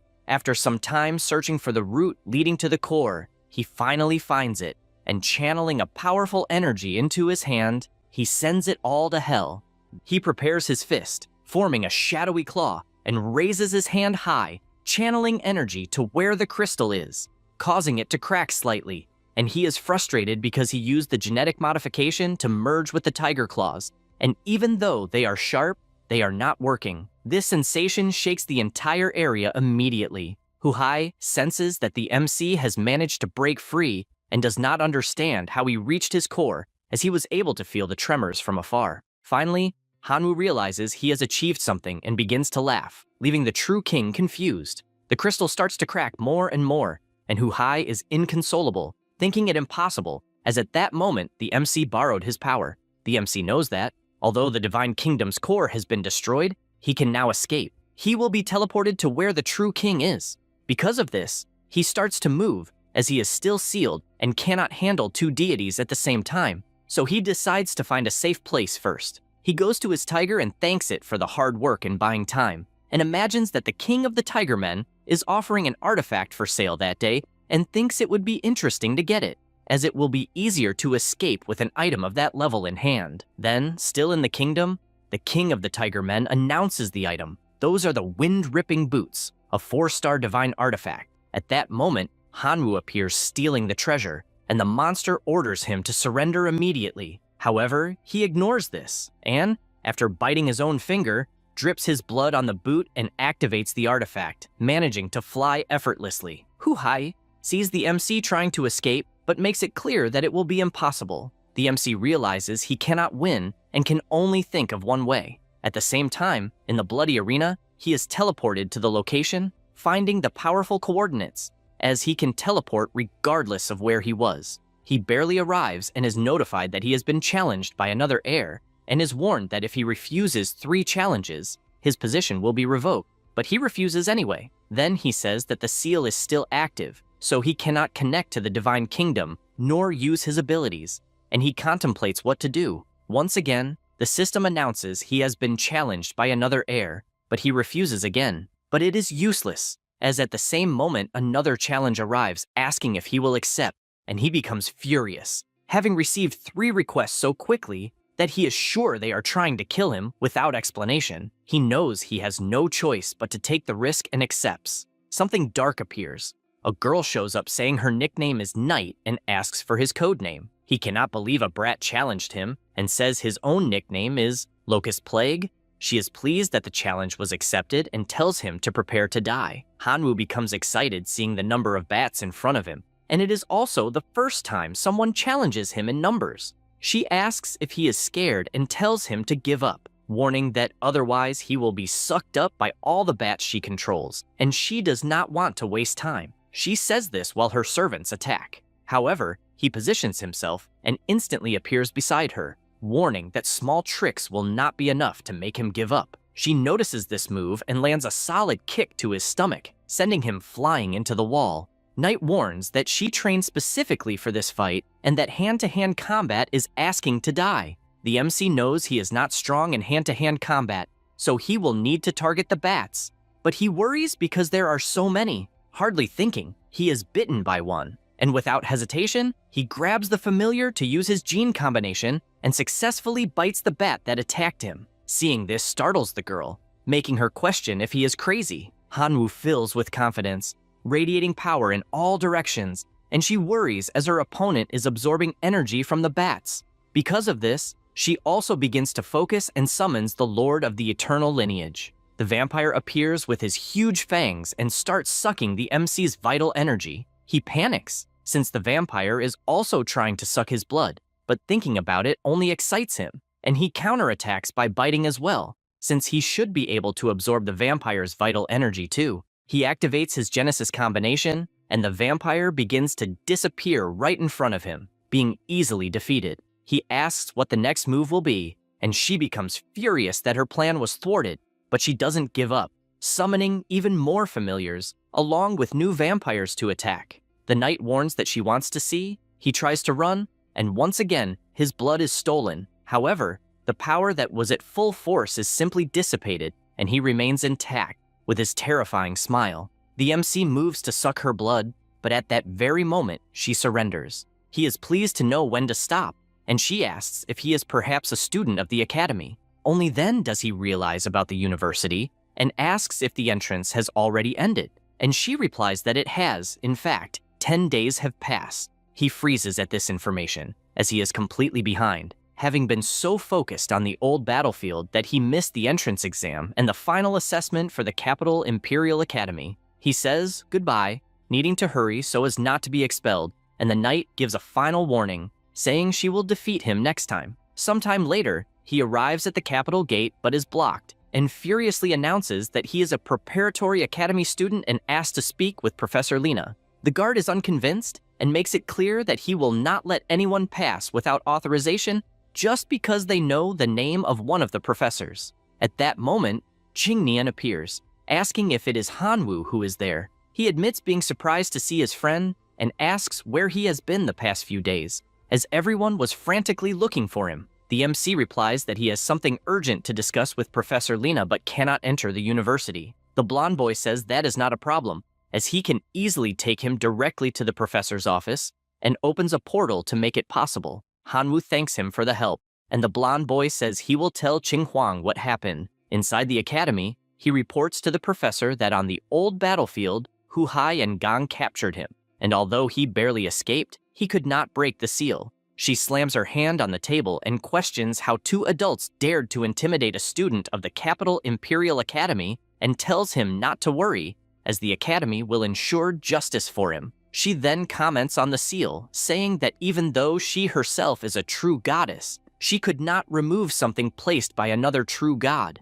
and therefore suggests that he seek Professor Shuhai's help in this specific case. He thanks her for the help, and she immediately contacts the professor, informing him that Hanwoo needs his assistance. A portal opens and Shuhai emerges from it. The MC remains silent, observing, and the professor says that it seems things were complicated. He then explains that returning safely after being thrown into a divine realm is an absolute miracle, and therefore he guarantees that he will speak personally with the rector about the case so that justice will be pursued. Lena agrees and adds that it was the reason Hanwoo missed the final assessment at the Imperial Academy and thus wants to find a way for him to resume studying at that school. Shuhai agrees, stating that the academy must follow certain rules to be as fair as possible, and adds that the MC's power is not inferior to any official student of the school, but since he did not participate in the entrance exam or the final assessment, the academy cannot do much about it. However, he tells him not to worry,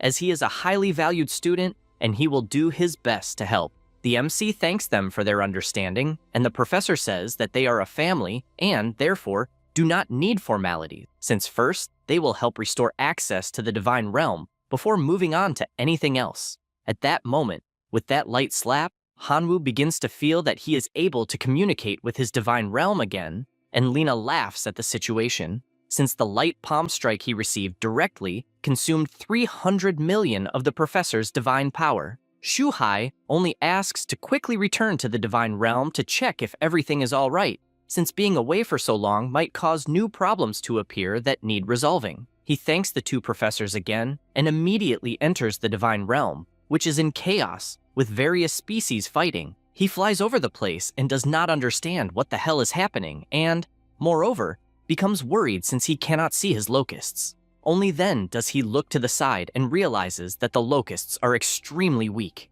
The MC is shocked by this, since the number of familiars is increasing, but they are becoming weaker and no longer resemble the elite forms they once had. He decides to quickly sacrifice the useless ones to keep only the useful ones, and activates his power seal. At that moment, the elite locusts appear, and he becomes concerned, since only a few of transcendent level remain. At this moment, all the other familiars notice the MC's presence and run to greet him. One of the Skeleton Kings also greets him, and the system asks if he would like to evolve into the Ice Emperor life form of Divinity Level 1. He is pleased to see this, and despite knowing it is only Divinity, which is currently scarce, he will definitely choose that skill, especially because when he updates the Rebellion Divinity, he can absorb the Destruction Divinity and still has the Death Activity introduction sheet. While making these choices, a strong light appears in his realm, and he is startled, trying to understand how someone dared to attack the core of his divine realm. Immediately, he goes to the location and shouts not to destroy the core,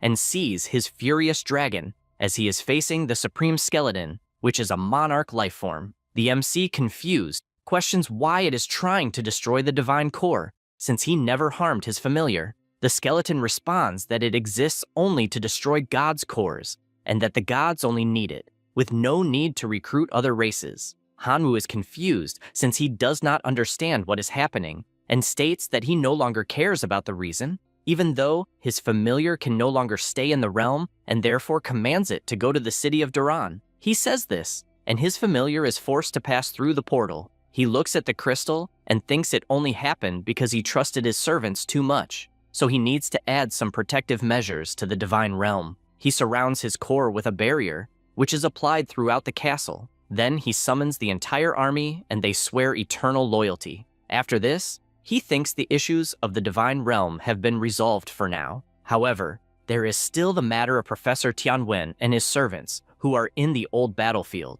At that moment, he teleports to the school, needing to speak with the teacher, and is startled to see Qin Shuang also in the room. She runs without hesitation, saying that Qing Nian passed the message that he had returned, and therefore she ran to where Lena was as she was worried. He assures her that everything is fine and both feel embarrassed, as the teacher was watching everything. She comments that she heard from a colleague that Professor Letian was killed in battle, and the MC responds that yes, and asks the teacher if she has tickets to the old battlefield, as he needs to retrieve Tianwen. Without hesitation, Qin Shuang says she will go along, as she will not abandon him again. Upon arriving at the location, they run to the cabin and find it empty. Hanwoo says that apparently the professor has not returned. Besides the fragments of divinity, there are no other supplies on the battlefield, and he knows it is impossible to survive there for long. For this reason, he summons his familiars, as he needs to find his professor at any cost. Sometime later, he feels a strong pressure and shouts that it is the resonance of the wind sword that cuts iron and that they should check it. Qin Shuang agrees, but says that the signal is coming from underground, and he asks them to take a look. The locusts attack the ground and create an opening that allows the two to enter. After a while, they come across a door, and soon MC realizes that there is a very strong special force, and therefore knows that both his sword and his family members are trapped in that place. He begins to overflow with energy, but it has little effect. Then Qin Shuang asks to try, and with her eyes overflowing with energy, she unleashes her attack to nullify the door's barrier. Hanwoo tries once more, and the door opens. The two enter. At the same moment, a scorpion monster appears attacking them, but it is useless, as it is obliterated instantly. However, the fragments are thrown in all directions, and soon MC realizes that something is wrong in that place. Hanwoo quickly notices that the monster instinctively wants them dead for some reason. Qin Shuang worries, saying that the gate has completely disappeared and they will not be able to return by the way they came. He worries, having realized that they are trying to exhaust their resistance, and knows that they may not be able to communicate with the divine realm, besides not having many supplies, and if it continues, they could die of hunger. Immediately, she summons her phoenix and decides to scout the surroundings to discover more about the place. While flying over, she comments that things are not good, as they have flown for a long time, and begins to worry that they will be trapped in that desert. However, MC senses something and says that the resonance of the wind sword that cuts iron is nearby. He barely says this, and sees the shadow of the sword right in front of him. His family rushes to help, as does MC, who immediately uses his power, freeing the spirit from that torment. Hanwoo, without wasting time, asks if by any chance he saw Professor Tianwen, and the spirit responds that they were moving together until they separated 3 days earlier near the giant mountains, where they took the professor, who will not have time to be rescued. Hanwoo says that it is fine, and only asks in which direction the professor was taken, as they will save him. The spirit points in the correct direction, and after walking for a while, they spot a small village. The two descend from the phoenix, and as they fly over the area, MC quickly comments that there are many sand giants, and therefore the professor is probably in that place. At that moment, a cactus begins to glow and grows immensely, surprising the two with its spike attacks, which are instinctively blocked by Hanwoo. At that moment, more monsters appear, and MC finds it amusing that they want to compete in numbers, so he orders his army of locusts to attack, devouring all the cacti completely. After that, he orders his family members to explore the inside, and using shared vision, he sees that there is a huge protecting the city, along with other creatures, and the professor is on their side. At the same moment, MC becomes worried, and Qin Shuang asks if something is wrong. He starts running, warning that Tianwen will be used as a sacrifice, and therefore he has no time to lose, also telling her to wait outside. All he can think is that there are many uncertainties in the city, and therefore he cannot let Qin Shuang take any risks. His first order is for his locusts to cover the entire city, but it is not so easy, as enemy family members begin to devour them one by one. At that moment, Qin Shuang's phoenix appears to help, and she makes it clear that she would not abandon them so easily. She makes it clear that she will save the professor with him, and therefore MC apologizes and asks them to go together. And with his family members, they begin to defeat all the monsters they encounter along the way, as it was full of them. Hanwoo takes a pill, since the fewer wolves remain at the altar, the greater the chances of saving the professor. And the pill he took activated his genetic lock, putting him into his transformation of the Black Dragon King of the vampiric domain, which is a monarch life form. He charges shouting to the professor, who is on site to help, and with all his strength, he begins to eliminate wolf by wolf until he slices them all into pieces. After this extermination, he frees Tianwen from the chains that held him, and disoriented, the professor asks if he was dreaming. Hanwoo says he was having nightmares and appeared there to wake him up. After that, he flies to Qin Shuang, since they need to retreat, and the three of them flee the city. After distancing themselves, the girl asks how the professor is, and he tells her not to worry, as he has recovered very well, and also congratulates the two for reaching the level of a demigod. She says she only managed to evolve thanks to Hanwoo, but quickly changes the subject, since they need to think of a way to leave that place. He says that while he was imprisoned, he learned some things from the Divine King, and knows of a mirror that can help them cross the secret realm, firmly believing it is the only way to get out of that place. MC worries, realizing that the wolves already possess the red souls of the highest rank, and he cannot even imagine how powerful the king must be. Qin Shuang admits she is worried, since if they continue, the servants who work there cultivating will all be lost. Tianwen grabs a bag and says that all his servants were killed, so he cannot help much, explaining that inside the bag are fragments of divinity he obtained, and that they are the only way he can help. Hanwoo tells her not to worry, as he also obtains some fragments, and assures them that they will find a way to leave that place together. Qin Shuang approaches and says that although they have many fragments, it is still not enough, and to make matters worse, they are in a divine realm, so they cannot sell them. He smiles, explaining that he will try to use his fusion ability to combine them, and she is surprised to see that the result of the fusion is a level 5 entity that appears. The professor is also surprised, as obtaining a level 5 is incredible. MC says he will quickly fuse some suitable divinities for them, so they must find the mirror. 2 days later, they regroup and immediately face the sand giant, and the girl admits she is excited to use her new divinity. She summons her thunder spear, eager to test it, and as the phoenixes approach, several giant sand golems appear. MC tells her not to rush throwing the thunder spears, since the divinity before them is giant and has regeneration ability, so throwing the spears all at once will have no effect. She asks what they will do, and he says he will add a bit of his divine technique called rebellion. He channels his power and fires at the sand golem, piercing its body in the middle and making it disappear completely. Then, several wolves appear and immediately attack. The professor tells them to handle the situation and attacks with multiple thorny vines. Qin Shuang says he did a good job and, with her thunder power, summons lightning from the sky that obliterates the monsters completely, leaving nothing behind. She says she is happy, since with their new divinity, they are no longer afraid of monsters. No sooner has she said this than they hear a loud noise and realize a new colossal sand creature is forming. It is the great demonic scorpion emperor. Qin Shuang is shocked by the creature's power, which, to make matters worse, attacks them while hitting all the nearby family members. Immediately, Hanwoo transforms into his draconic form, telling everyone to stay behind him, and with his divine rebellion technique, he summons the soul of the sword scythe. The Scorpion King prepares to attack, and seeing the danger, he counterattacks, and the two attacks collide, destroying everything around them. Qin Shuang worries about the outcome of the battle until MC appears unharmed, even after receiving a devastating attack. The Scorpion comments that no human has ever resisted his attack and once again strikes, this time with his stinger. He worries, since the situation is terrible, and uses his locusts to block the attack, but is forced to move as the attack is too strong. Then he bites an item and begins to move even faster, using Ghost Flash and facing the monster, which makes the Scorpion furious, since a human actually managed to dodge its attacks. He delivers his first attack, which, even with the monster noticing the blow coming close, is not enough to evade, and therefore its body must be cut in half.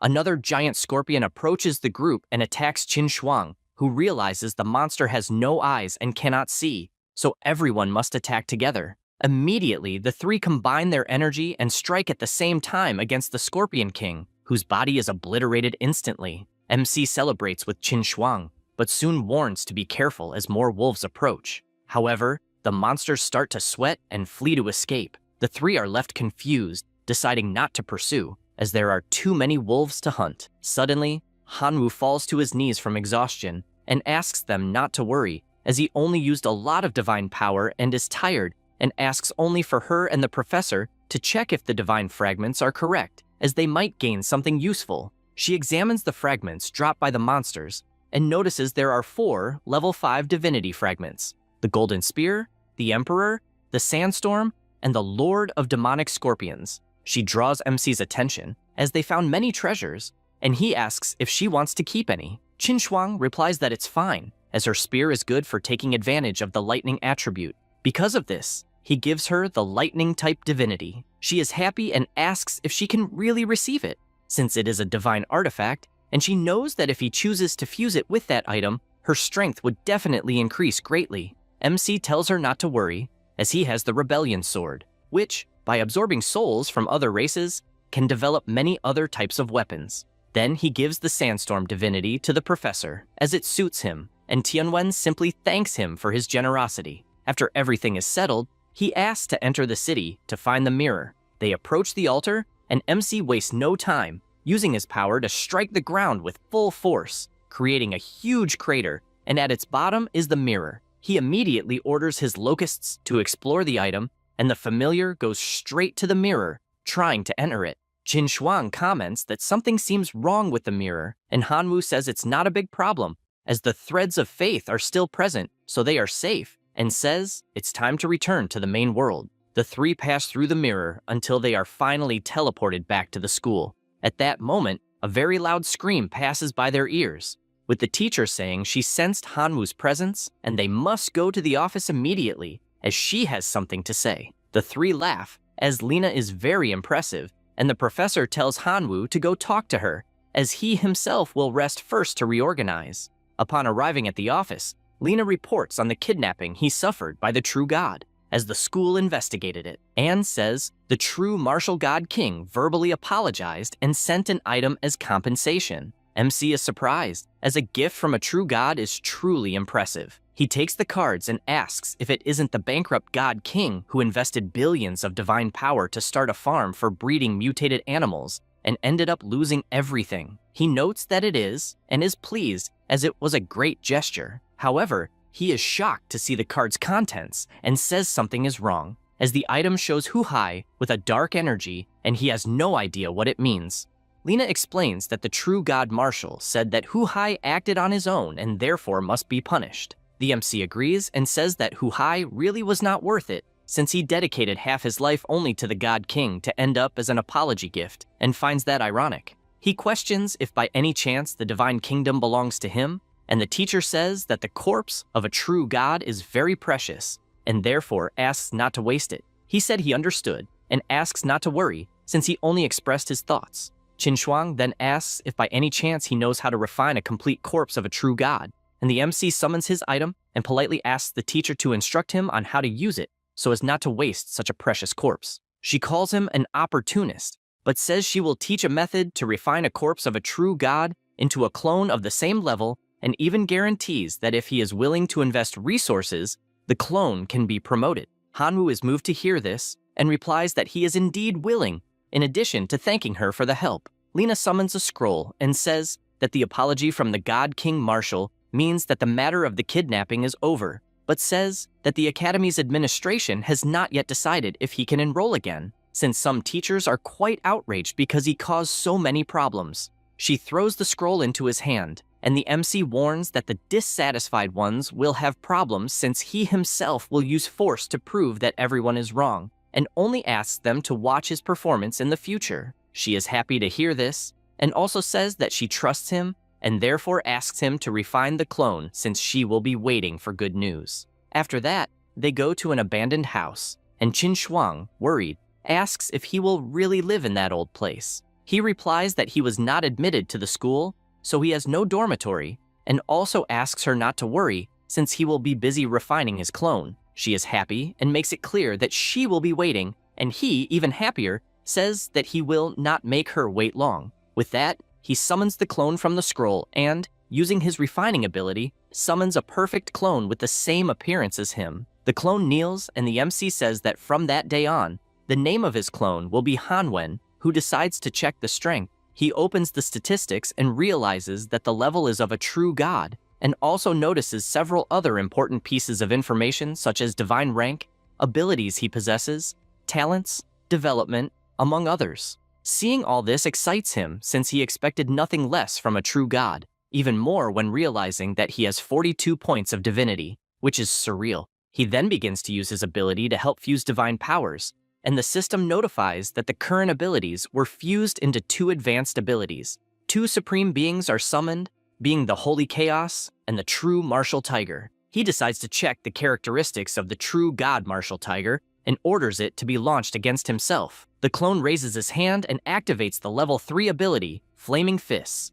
The MC asks to be attacked, and immediately the order is obeyed, attacking with everything with his new ability. Then, he uses his healing power on his summon and imagines that if he applies that ability on himself, he will be able to easily fight against Emperor life forms in the future without transforming into the Dragon King. Then he reflects that he has many Tiger Men that he could acquire with his faith, and therefore says that he will transform into the appearance of Hu-Hai to enter the Divine Kingdom and subdue the relatives. After changing his appearance, he immediately jumps into the life kingdom of the True King, destroying even the ground with the impact. After teleporting, the MC makes contact asking if he is okay, and his clone responds that yes. Then the Tiger Men of the kingdom approach, and the clone quickly notices that Mashin has returned and, looking closely at the monster, imagines that he worked hard to build a relationship of trust with the other tigers, and therefore cannot let him ruin it. At that moment, Mashin shouts that the intruder is an evil god and that everyone must capture him. Immediately, the monsters rush forward, and the MC questions if they truly dare attack a true god. However, Mashin responds that he is an evil god excellent at deceiving people's hearts, and therefore they cannot take his words seriously. The monsters hear this and feel even more motivated to attack. The MC asks his clone not to get directly involved with the monsters. He understands the message and, using his power, summons the Saint of Chaos. Mashin realizes the situation is bad since the summoned entity is powerful. Immediately, the guards surrender, apologizing to the true god, and Hanwoo orders everyone to capture the Tiger King since he must be punished. They go to the city with the Saint of Chaos, and Mashin shouts for his subordinates to stop the attack. But the clone remains imposing alongside his summon, intimidating all the guards except the Tiger King, who tries to counterattack by launching a powerful fire blast. However, the Saint of Chaos also charges his power, and both attacks collide. At that moment, Mashin appears suddenly in front of him, imagining that killing him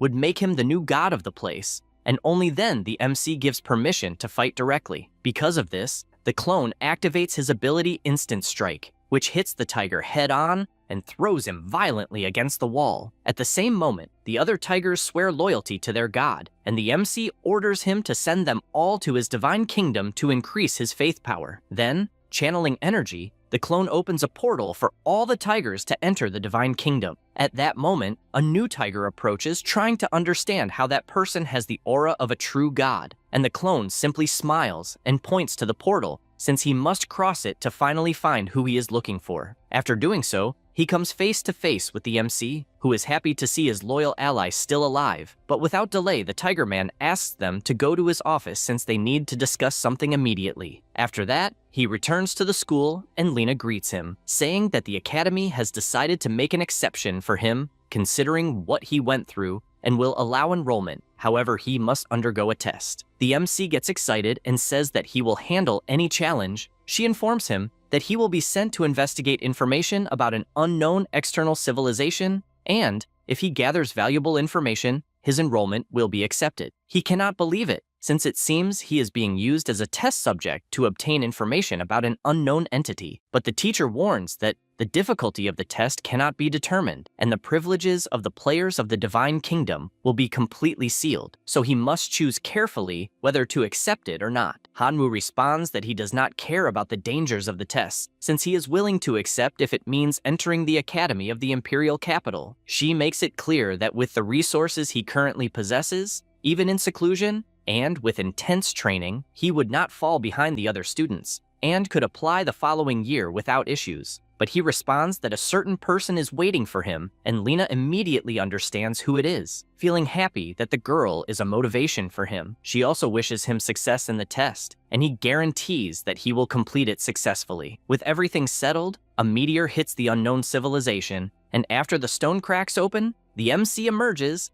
and is immediately attacked by several wolves. But he easily retaliates with his power, thinking that the beings in that place are merely ordinary, since with a single precise strike, he manages to take down several wolves at once. He feels some bubbles coming toward him, and the system appears in front of him, startling him. It was the title Wolf Slayer, which was obtained by killing 10 creatures of the wolf type, and its effect is to increase damage against wolf-type creatures by 10%. He tries to understand if that is the main strength of that civilization, and decides to equip the title in question. A power overflows throughout his body, and he finds it strange that he is sensing a different smell. The system also informs him that the title can be upgraded and that he only needs to defeat wolf-type creatures of bronze level. Hanwoo is surprised that it is so simple, and after 3 hours battling, they stop to rest since he is exhausted after defeating 300 gray wolves, but did not see any bronze-level wolf. This makes him reflect on whether that specific monster is just an improved version of the gray version. Because of this, an idea arises, and he decides to use genetic fusion on the wolves that were in front of him. All of them are enhanced, completely changing their appearance, and more powerful. Though winning, they charge forward, but the MC lands a kick wanting to know if they will really dare to rebel. With this outcome, he reached level 16 and obtained the bronze title. Sometime later, he climbs a tree and decides to observe the surroundings and notices that there are also humanoid life forms constantly walking toward a portal and wonders if the creatures are also hunting the wolves to increase the title level, since he himself spent the entire night and his strength did not improve at all. He decides to be more active since he needs to find some random guy to ask, and after crossing the portal, he comes face to face with a person and notices something is wrong, as he was simply surrounded without any reason. The people rush to attack and the MC moves, which makes the guy indignant, saying he will not run away. But that was not his intention, since after focusing, he transforms into his draconic version and retreats with his enormous speed. He notices that the players did not move, and that is perfect. The 3 people start killing the others to steal their equipment, and Hanwoo keeps observing from afar to gather more information, such as that the guys are specialists in assassination and theft. He returns to his original form and picks up an identification on the body, concluding that they are people who go to that place to hunt and level up, and therefore, he decides to follow the players as far as he can to collect information. After some time, they arrive at a cave and the MC does not understand what the people would be doing inside. After entering a bit, he comes face to face with a giant spider that shoots its webs without thinking twice, and this irritates him as he wonders if it has any relation to the wolves and whether they are managing to sense his smell. Then, without patience, he strikes an attack and blows up the spider with ease. Now he has the new title Black Iron for eliminating the nemesis spider. At this moment, he is startled by a sound, and when he goes to see what it is, he notices that the 3 players were captured by a spider,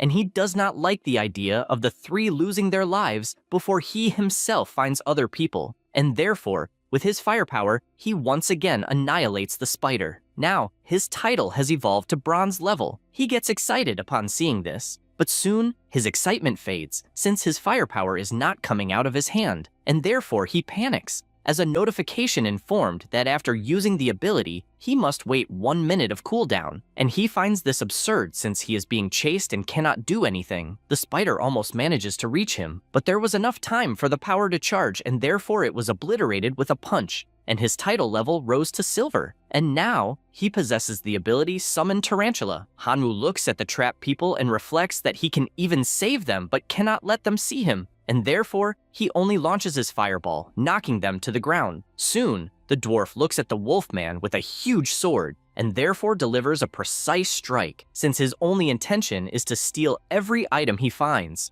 just like all his companions. The MC watches this from afar and concludes that he needs to teach those guys a lesson. After leaving the cave, the MC appears behind them and lands his fireball directly on the purple guy, eliminating him instantly. The other two start running, but Hanwoo gives them no chance and also takes down another player, then appears in front of the dwarf and tells him to behave or he will make sure he dies too. And the dwarf, trembling with fear, says he will listen to everything. The MC asks what place that is, and he replies that it is the domain of the civilization where one can earn titles for everything they do, and the titles level up, with the highest being platinum and diamond. Hanwoo then asks what the rules are to level up. The dwarf explains that creatures like spiders and wolves can help one level up just by finishing them, and that after reaching level 101 can advance. Hearing this makes Hanwoo reflect that if he can earn a diamond level title, he could return to report to the teacher. But even after much effort, he reached only level 40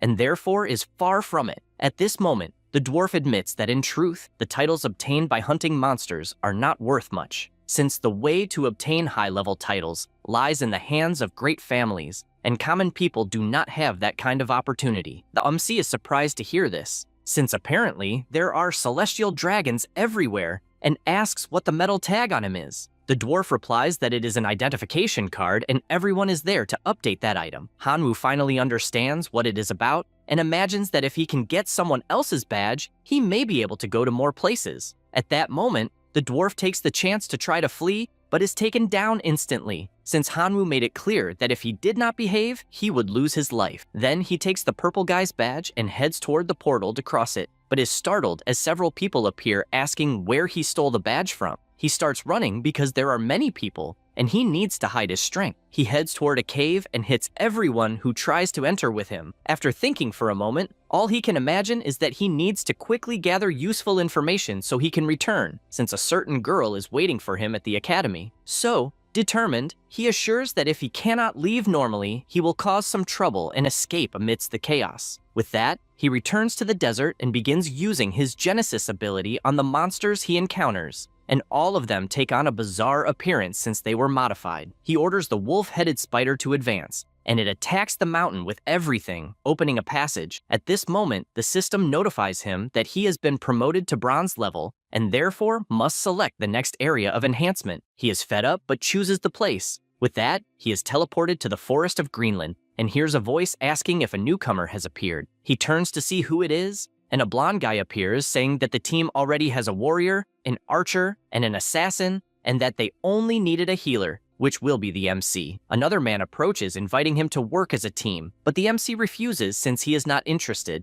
imagining that he knows no one and could be used as a scapegoat. After walking a bit, he sees someone saying they sell the title of Decomposer, capable of easily breaking down a corpse into the necessary materials. Hanwoo deduces that it must be convenient to have that kind of storage since he does not possess a spatial ring, and therefore says he wants it. The man, smiling, warns that it costs 2,000 gold coins. Hearing this leaves the MC outraged, since he did not know it was so expensive, and he managed to gather only 1,000 gold coins with a team of 3 people, so he asks if he can take just one. The seller is confused since he has never sold like that, and Hanwoo tries to persuade him, encouraging him to sell the merchandise separately, since he will be able to sell it for 1,000 gold coins and will not have a loss. The seller thinks it makes sense and sells a single glove for 1,000 gold coins. After some time still in the forest, the MC hears a sound and realizes he is being surrounded by goblins. The monsters leap toward him, and he uses his aura since he finds it funny that small monsters dare to challenge him. The goblins become intimidated, and Hanwoo decides to use the new ability he obtained from the wolf spider and,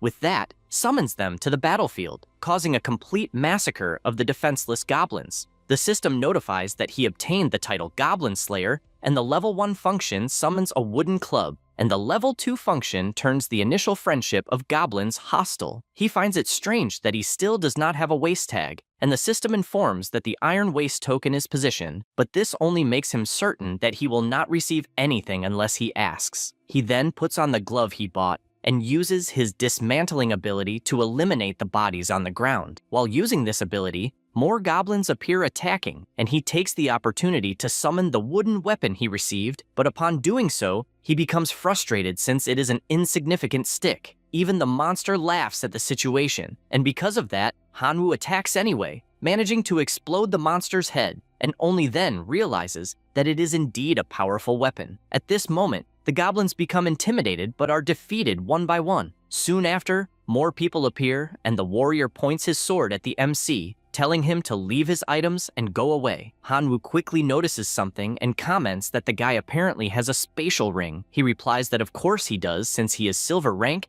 and reveals that it has a capacity of 10 cubic meters, and probably no one has ever seen one like it. The MC becomes disappointed for being very small, but advances anyway since it is better than nothing. The warrior shouts to his team, and everyone prepares for battle. The sword collides with the stick and flies straight into the head of one of the players. They become scared, since they did not imagine that a novice would be so strong, and the leader shouts for everyone to hurry. The mage prepares his fireball and throws it toward Hanwoo, who simply jumps aside dodging and finishes off another member of the group. The redhead cannot believe that his partners are being taken down one by one, and becomes worried since he is starting to think that the MC is a traveling disciple from a prestigious family. While he was lost in thought, all his partners were finished off, and he turns trembling, immediately falling to his knees begging to be spared. Hanwoo orders him to hand over the spatial ring and all valuable objects, and the guy obeys, even while crying. The MC analyzes the items he obtained and sees that one of them is a scroll, and soon realizes that it definitely has great value. In the scroll, it is written that he must collect 10 types of materials from gold-level monsters to earn the title. He becomes excited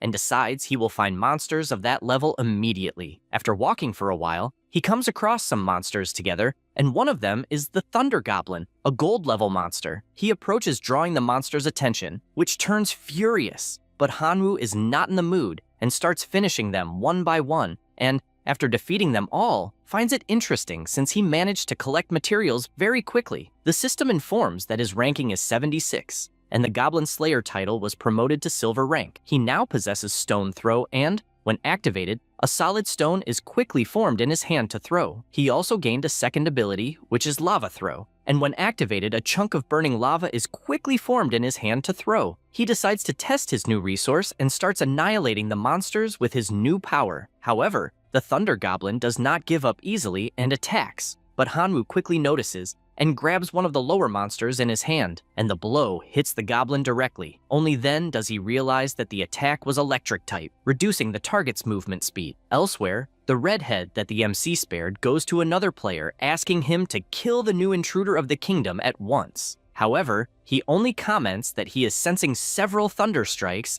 and therefore someone is fighting the Thunder Goblin. The redhead says that it is definitely the MC, and Jin, with a smile, says that the boy apparently is very arrogant, and therefore he will not even need to do anything since facing a Thunder Goblin is a death sentence. However, his joy is short-lived since he sees the MC taking a full electric shock without even reacting, and he does not understand how the hell that is possible. The goblin is also startled since his attack was useless. All the MC can imagine is that compared to Qin Shuang's lightning, that one is insignificant as it cannot even penetrate his defense. Because of this, he picks up his stick again and starts killing the goblins once more. He imagines that besides hunting the gold-level orbs, he will also need to hunt a giant number of the common ones to accumulate progress points. After a long time hunting, his Goblin Slayer title reaches the maximum level, and the purple goblin, with his summoned weapon, tries something, but the attack hits an illusion, and Hanwoo appears beside him, calling him a loser,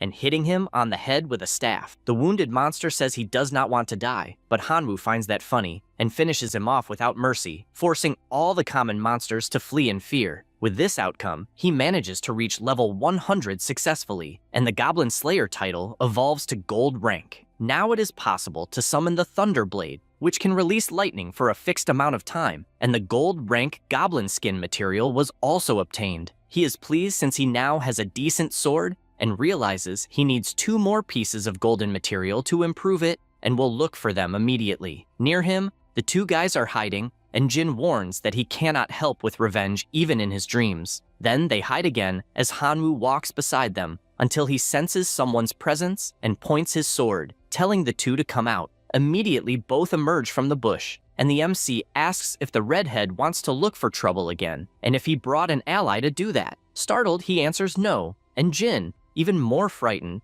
begins to step back, saying he does not even know Fire Hair and was only passing by. Hanwoo asks if he is serious, but orders them to hand over all equipment and materials and tells them not to force him to use strength. The guy sees no options and hands over all the equipment he has. However, Hanwoo orders him to also hand over the spatial ring, and the guy responds that he cannot, since it contains his savings for the entire year, and asks to meet again soon, saying he will give everything he is being asked for. The MC, with great patience, asks for the ring and guarantees that he will not repeat himself a third time. The man stays silent and does not obey. Because of this, Hanwoo moves at high speed and cuts off the guy's arm along with the ring. The blonde falls to the ground saying he gives up, and all his colleagues go to help him since he has an amputated arm. The MC takes the opportunity to pick up the item and notices that there is also another scroll. After that, in a sanctuary, Jin, together with his thugs, orders his group to gather as many members as possible immediately to discover Hanwoo's whereabouts, since he needs to recover everything he lost.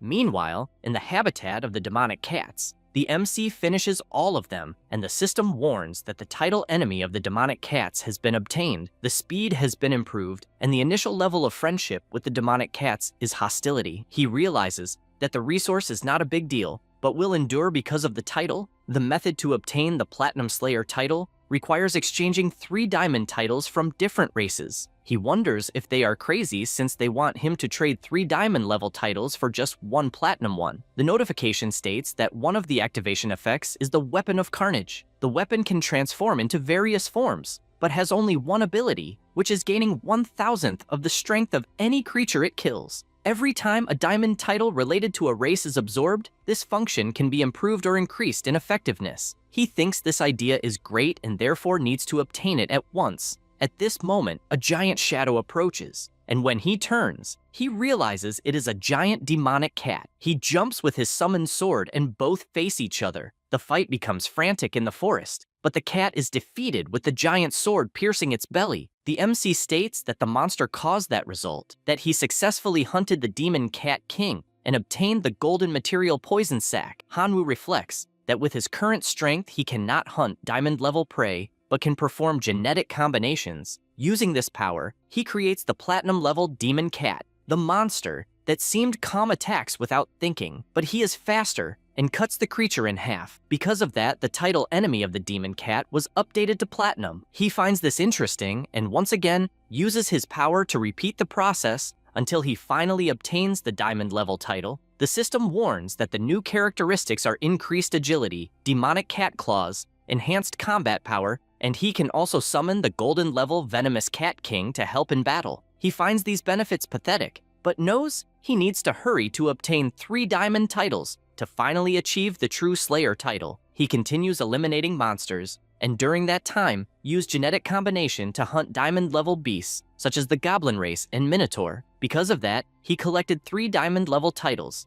and also gathered 10 types of golden materials. The effect of the first title significantly increases the user's strength. The second effect allows the summoning of 10 types of gold-level monsters absorbed by the title to fight together in battle. The third effect is that by permanently sacrificing the gold-level monsters absorbed by the title, he can temporarily and significantly increase his own strength. He gets excited about these descriptions and decides to activate the scroll. With that, he obtains the Slayer title. A giant sword appears before him, changing shape with his will until becoming a beautiful scythe. At this moment, Jin approaches him and furiously says that he finally found his target. The MC immediately realizes that the strongest member is silver level and therefore has nothing to fear. Jin makes it clear that he will not get away and orders him to hand over all equipment without repeating himself. Hanwoo laughs at this and asks if his arm is better. He gets irritated by the provocation, and all his subordinates summon their beasts to attack. The MC finds it interesting, since he can test his new weapon and summons the Great Massacre Sword that with simple movements wipes out all the summoned monsters. The blonde boy is shocked and orders the mages to use long-range attacks, but in the same second, all of them flee in fear. The MC simply snaps his finger and summons several gold-level monsters. He also asks if they really dared to demand his equipment. Everyone begins trembling in fear, begging for their lives, but they are all wiped from the face of the earth. He realizes that place is too weak and therefore must look for a higher level training area. With that, he goes to the gold level zone, the celestial city. A man approaches him and asks if he is new in the city and what level he is at. However, Hanwoo replies that his past is not worthy of being mentioned and therefore only asks what the reward would be for managing to cross that portal. Brian finds this funny and comments that young people should not be so arrogant since no one has ever managed to cross the celestial city. However, he emphasizes that as far as he has heard, if he accomplishes this feat, he will receive a platinum title. He finds this interesting, since he will only have to face a tower of 7 floors with 7 different races. At this moment, the administrator approaches questioning what a Black Iron Master is doing in that place, and even tells him to go away since someone of that level should not dream of challenging the Celestial City. The MC laments since he did not know there was such a rule. Because of this, he goes to buy the silver level medal and laments because he spent a lot just to obtain it. Suddenly, he hears someone saying that they have the platinum title in their possession. A woman asks the guy the price of that title, but another person tells her not to even dream about it since the platinum title was claimed by the Daping Adventure Group, so no one would dare take it. Jumin reveals that this title is a family inheritance, and therefore he will not sell it unless absolutely necessary. The big guy tells him to stop pretending to be pitiful and asks once again how much gold he wants. He replies that he does not want gold for that scroll and only wants to exchange it for something else, such as the prophecy, crystal ball of the Lord of Light. Everyone becomes outraged, since as far as they know, this crystal ball only drops after defeating the Lord of the City of Light. He confirms this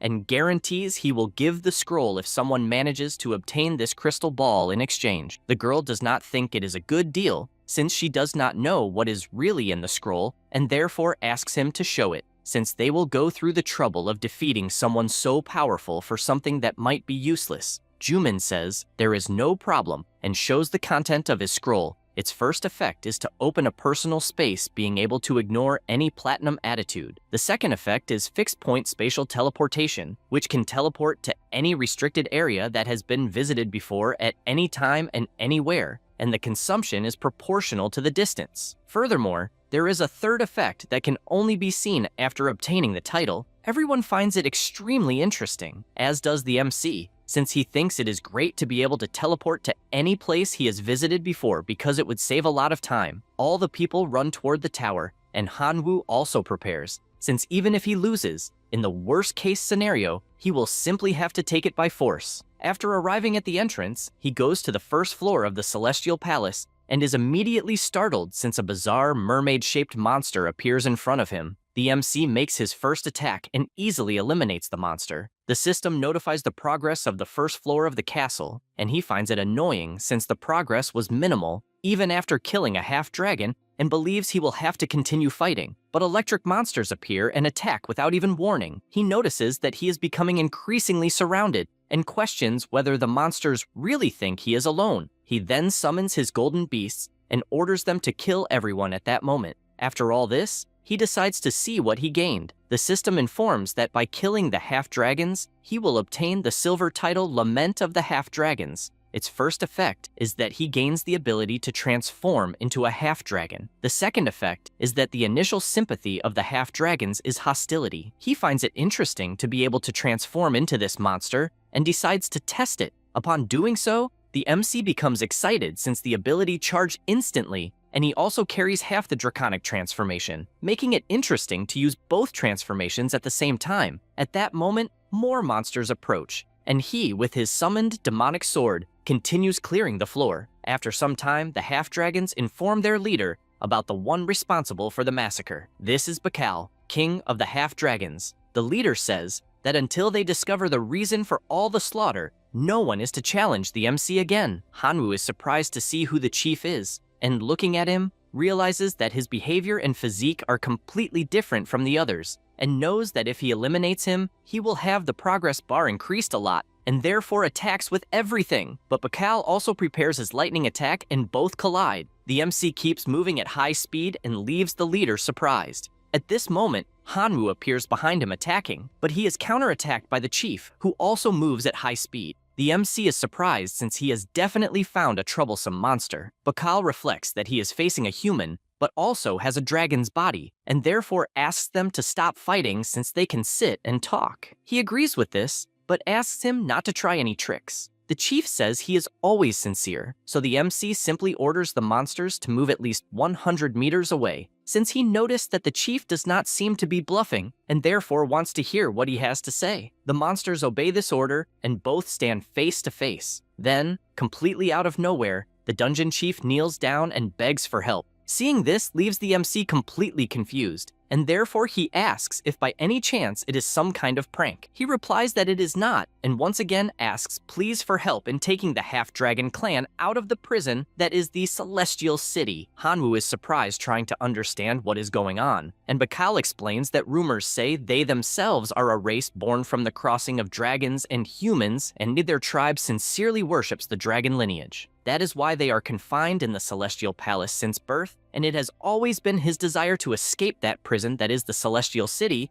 together with all members of his family, but he does not have the strength for that. Therefore, he says that upon seeing Hanwoo's exceptional talent combined with the dragon bloodline, it gave him hope that maybe they could escape. The MC wonders if the chief really sensed the dragon inside him, and therefore returns to his human form, asking for more details about what exactly he wants. The leader says that as long as he promises that he will take the half-dragons out of the Celestial City, he himself will accept that the MC can do whatever he wants. Hanwoo asks if he is not afraid that the MC might be tempted by profit and end up killing him without even taking the half-dragons. Bakal admits he is afraid, but has no choice since as king of that race. Even if there is a chance of 1 in 10,000 of escaping, he is willing to risk his own life. Then he says that if the MC agrees to the request, he will also tell a secret about the diamond title. The MC asks for more information, and the half-dragon goes straight to the point and says that the Celestial City is actually alive. Hanwoo is startled hearing this, and the dragon explains that any adventurer who enters the palace cannot find it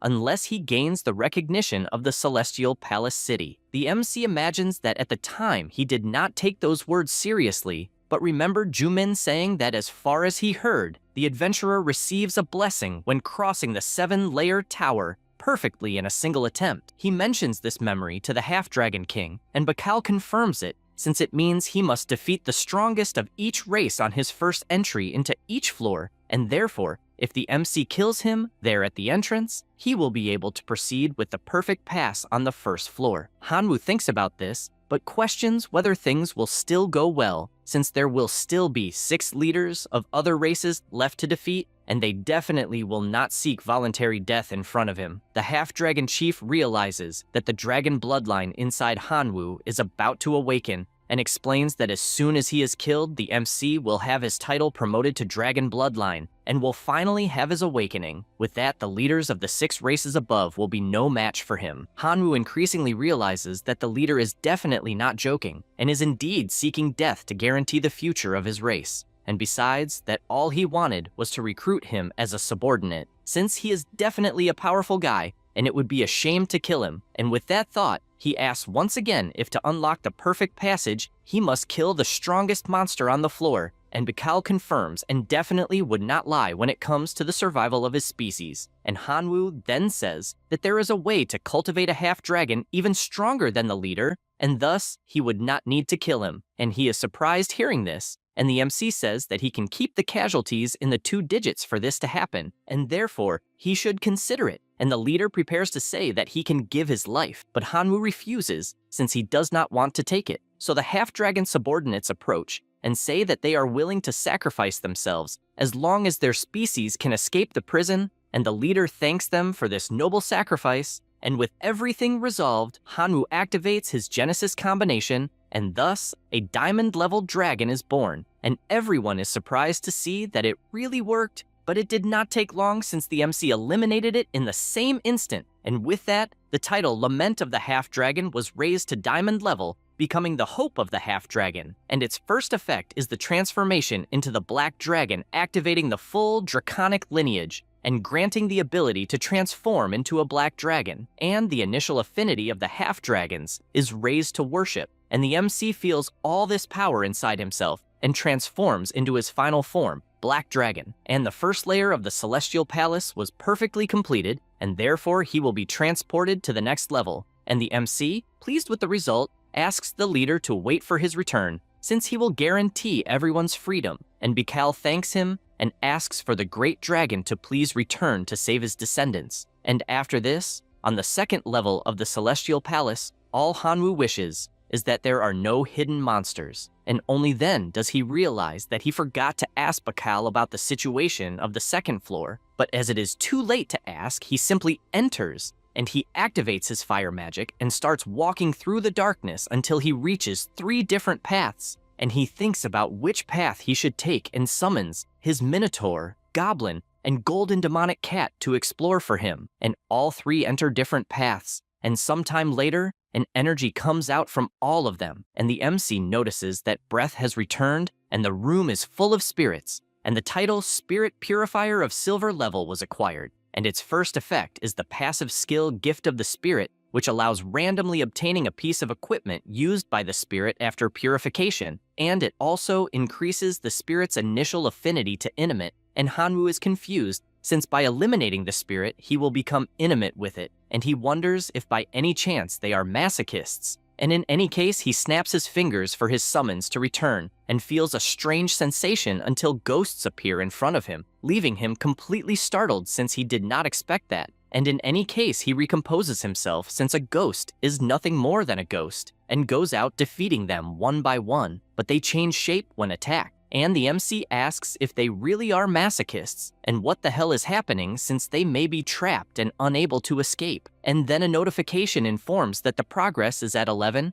and he goes out to find the boss at once since he wants to defeat him quickly, and near the door, he makes a mark on the wall and enters. Since as he does not know the place well, he just has to fill it with marks to locate himself in case he walks in circles. And time goes by and his monsters keep defeating the ghosts that appear, and at every moment he marks the walls to locate himself, and sometime later, he realizes that he reached one of his marks, and together with his summons, he cannot understand how they return to the beginning, since his marks are everywhere, and he decides to try a different path until he sees a light at the end of the tunnel, and upon crossing it, he comes across a giant shadow that strikes his chest, throwing him with full force against the wall. He prepares to use his draconic form and flies away to distance himself from the opponent. And while doing so, he can only try to understand how just one strike from the phantom made even his soul ache. And he realizes his situation is not good, since even if he fought head-on against 10 of them at the same time, it would not be enough. So he decides to change his strategy, and he uses the title Eternal Sacrifice, which absorbs gold-level monsters to temporarily and significantly increase his own power. And with this boost, he finally gets excited and the phantom attacks the same way, but he grabs the whips and destroys them with a single pull, and the monster does not like that at all. But Hanwoo wastes no time, and after seeing an opening through the phantom with his sword, he manages to finish it with that single strike, and the system notifies that he successfully defeated the diamond-level monster, and the title Spiritual Purifier reached diamond level, and with that, the second level of the Celestial Palace City was completed, and only then does he realize he just faced the floor boss and is no longer surprised by having received such a powerful attack. And at that moment, an item is dropped on the ground, which is the diamond-level equipment that can resist mental contamination, and the MC does not really know what it is for, but decides to equip it anyway, and right after that, all his fatigue disappears, and even his breathing becomes smoother, which is enough for him to find it incredible. And a teleport circle appears under his feet, and he prepares to go to the 3rd floor, and still hopes that the Lord of Light has not been defeated by another adventurer. And meanwhile, on the 3rd floor, the MC appears through the teleport, and notices that the Lord of the City of Light has not yet been killed since there are several people there. And suddenly, something catches his attention, because a light elf simply appears beside him, and he starts staring at the small monster, and knowing he does not have much time, he starts running since he needs to hurry and finish off the Lord of the City of Light, and after approaching, an adventurer shouts that the 3rd floor has already been reserved by the Depeng group, and therefore politely asks him to go back and explore another time, and Hanwoo notices they are gold-level adventurers, and since someone of that level cannot stop him, he flies off at full speed, and the big guy asks if he is deaf, and once again, tells him to retreat if he does not want to die. And after saying that, he throws his fireball toward the MC, who instantly activates the effect of the killer title, and destroys both the fireball and a player who was standing in front, and the guy panics and realizes he must flee at all costs. But the MC, irritated, asks if he is planning to report him, and he answers no, and begs not to be killed since his older brother will take revenge. But before he can finish speaking, he takes a precise strike without even having time to react, and Hanwoo realizes that the killer title lives up to its name, and now his spiritual purifier title has reached heroic level, and the killer title has been enhanced by adding 5% soul level attack. And he gets excited since his strength has increased again until he looks to the side and sees several powers falling from the sky. And as he approaches, he realizes those attacks are the light elves moving at high speed, and he keeps dodging all the attacks. And even though he understands they cannot harm him, he finds it annoying to have his path blocked, and because of that, Ha activates his power and summons a machine gun that fires at all the monsters at once, since he needs to make them understand the importance of firepower suppression. And the elves comment that the bullets do not hurt at all, and start mocking him by sticking out their tongues. But the moment they do that, they feel their bodies becoming strange until they completely melt, and the MC finds it funny, since even though his bullets do not damage their bodies, they directly affect their souls. And a crystal appears from each monster, which is the luminous crystal, the core of the spirit of light, and it can absorb a large amount of light energy, a precious light-type material that increases his own power, and he also obtains the silver title, Reaper of the Spirit of Light, which adds light attribute to his weapons, increasing their damage, and his friendship with the spirits of light becomes hostility. He finds interesting what he obtained and flies toward the next portal. Meanwhile, several players are searching for where the Lord of Light is hiding until one of them spots the MC and finds him familiar. To confirm, he checks his item and sees that the MC was responsible for killing many people in the bronze leveling area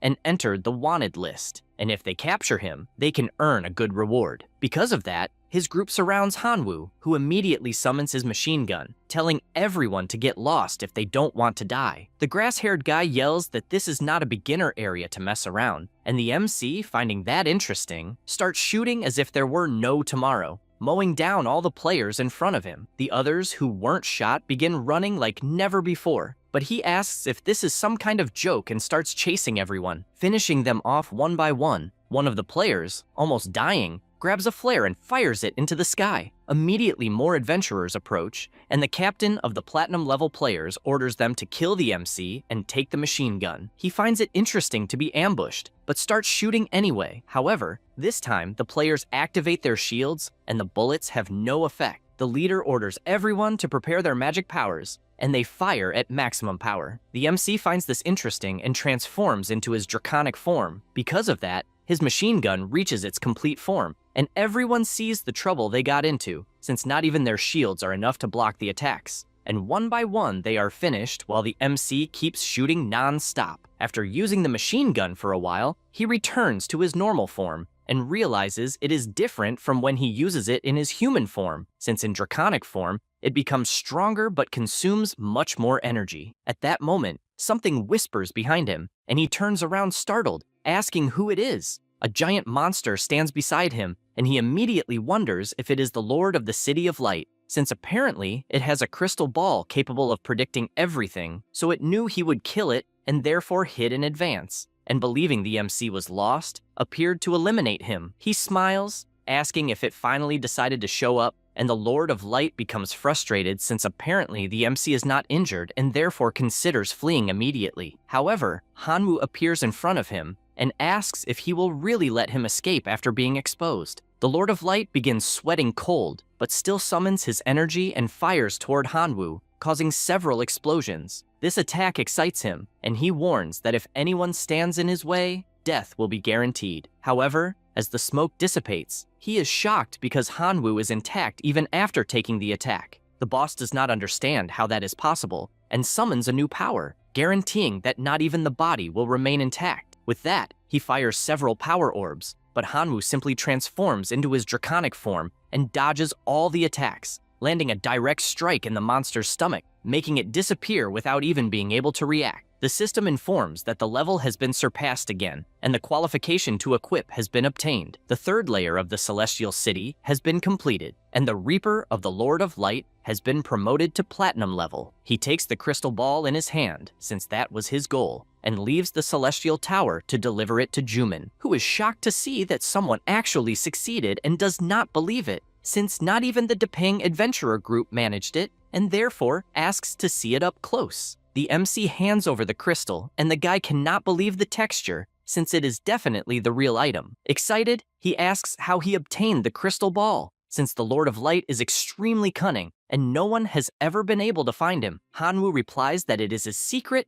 and simply tells him to hand over the path to the Platinum title. The boy says it is not a problem, and gives the title, also saying he has become very interested in him. The MC picks up the item and leaves. After some time walking, he starts imagining what kind of title that scroll holds. At that moment, several adventurers appear surrounding him, and one of the thieves orders him to hand over the title or he will lose his life. The MC sees that he is surrounded and states that they are all seeking their own ruin. He immediately summons his machine gun and starts mowing everyone down as if they were paper. Once everything is over, he reflects that he killed many people and needs to quickly earn the title of Spatial Wanderer to leave that place. After reading the scroll, he realizes that the requirements to obtain the title of Spatial Wanderer are considerable, but he smiles since luckily he has all of them. He summons the necessary items and activates his fusion, absorbing them into his item. Now, he possesses the title of Spatial Wanderer. It opens a personal space that can ignore any restrictions. It can be activated at any moment and in any place.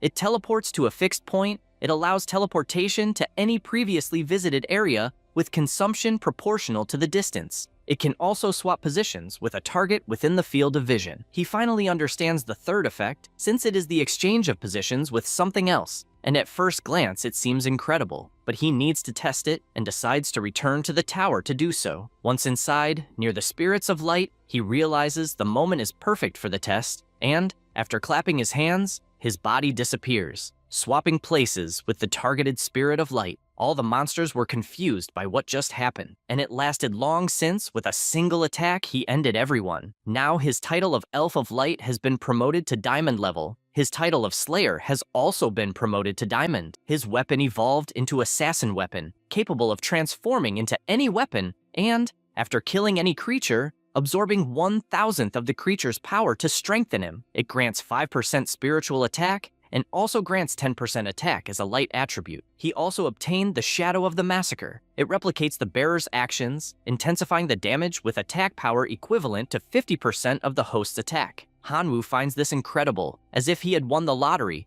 and prepares to go to the fourth layer. After reaching the floor, he reflects that he already passed through the 7th level of the Celestial Palace, and gathered enough for 7 diamond titles. But as far as he knew, if he passed all 7 levels, he would receive a blessing. Yet nothing happened. At that moment, something appears in front of him, a portal to the 8th floor. The MC is surprised to see that the 8th floor truly exists, and wonders if Bakal really told the truth, because in his memories, the half-dragon leader said that the Celestial City is actually alive. For this reason, he decides to enter, being pulled into another dimension. Once in the location, he begins walking, but soon notices that the heat is immense to the point where he cannot even step on the ground. Hanwoo looks upward and concludes that the sun of that place is extremely strong. At that moment, he sees a statue and notices there are stones around, so he decides to test his position switching ability once more with an object. Upon doing so, the two switch positions, and he ends up in front of the statue. He then decides to lightly touch it, but for some reason the statue began to crack for no apparent reason. The statue breaks apart completely, and a kind of giant person emerges, as if he had been imprisoned. The MC realizes that he needs to be careful since the being is far too giant, and what is even stranger is that the statue suddenly starts screaming with extremely powerful sound waves. Then, it asks whether the tiny being in front of it was the one responsible for overcoming all 7 levels of obstacles. Hanwoo answers yes, and asks if there is a problem. The living statue's expression changes, and it finds it incredible that someone so young managed to perfectly overcome the 7 levels, and it is certain that in the future, he will become even more powerful, eventually ruling an entire civilization. The MC, not wanting to talk much, simply asks for the reward. The man summons the item in his hand and gives it to him, since Hanwoo is now its owner. This is the diamond title, Pioneer of the Celestial Palace City. Its first effect is that it is an independent metal that does not take up any space. The second effect is that it allows him to teleport back to any place in the Celestial City at any time. Lastly, he obtains the prototype of the Celestial City, which can be used to capture and imprison lawbreakers who endanger the progress of civilization. He finds all the effects incredible, but soon gets startled since, out of nowhere, the pendant around his neck begins to glow intensely. The system informs him that diamond-level equipment is capable of resisting ideological contamination. He finally understands what this is about when he takes a better look at his necklace. That is because, as far as he remembers, the function of the necklace is to resist mental contamination, and, suddenly, it became so hot for no apparent reason.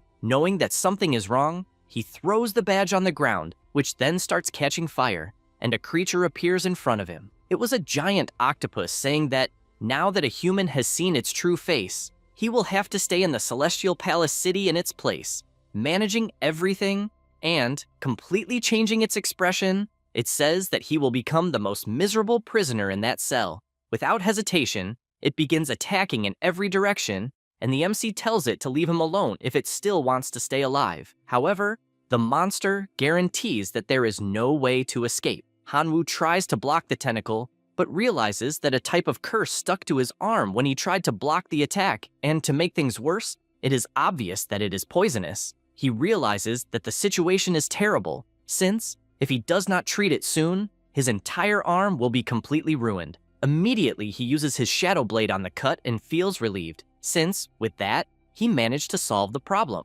However, he becomes worried, since his opponent is extremely cunning, and he knows he needs to do something, because if he does not resolve the situation, he will really be imprisoned in that place forever. He activates his draconic form and kicks the octopus in the face, while also attacking the tentacles with his sword. This only makes the monster even more furious, and it starts shouting that it has never seen anyone so ungrateful. It launches its power once again, and the MC realizes that it is far too fast, since it hit his wings without him even seeing it, leaving him worried because that poison is too strong. The octopus mocks him since there is no cure for its poison. The MC replies that it is hilarious to think that, since his dragon scales have magic resistance, and decides to launch that poison back at the monster, which becomes furious for having to fight against its own poison. Then, Hanwoo summons his machine gun and starts shooting at his target, making countless holes in the creature. The octopus immediately regenerates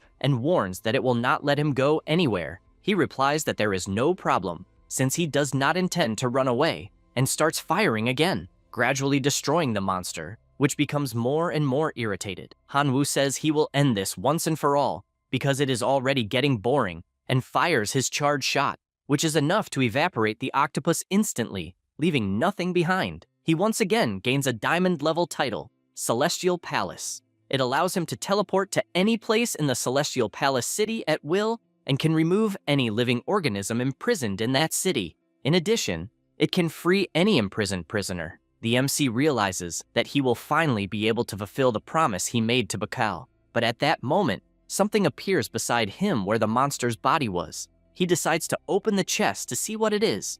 It was a scroll explaining that all the creatures on each level of that palace were imprisoned because they offended the same important figure. He reflects that the octopus was chosen because it was a major figure and managed the imprisoned races. But the place is cursed and needs to find a substitute. He also imagines that this person must be very powerful, so powerful that the person who recorded this did not even dare to write their name directly, and he becomes worried about what could happen if they discover that he was responsible for destroying the Celestial Palace. He decides to leave right away because he can return in a few months, so he will stop thinking about it for now. He meets the king of the half-dragons once again, and Bakal thanks him for not abandoning him and swears eternal loyalty. The MC wonders if he really managed to develop a level of followers in the title-based civilization. Because of this, he says that he now has the ability to take them away, and when he leaves the kingdom, he will certainly take everyone with him. The monster thanks him since it faithfully believes in that.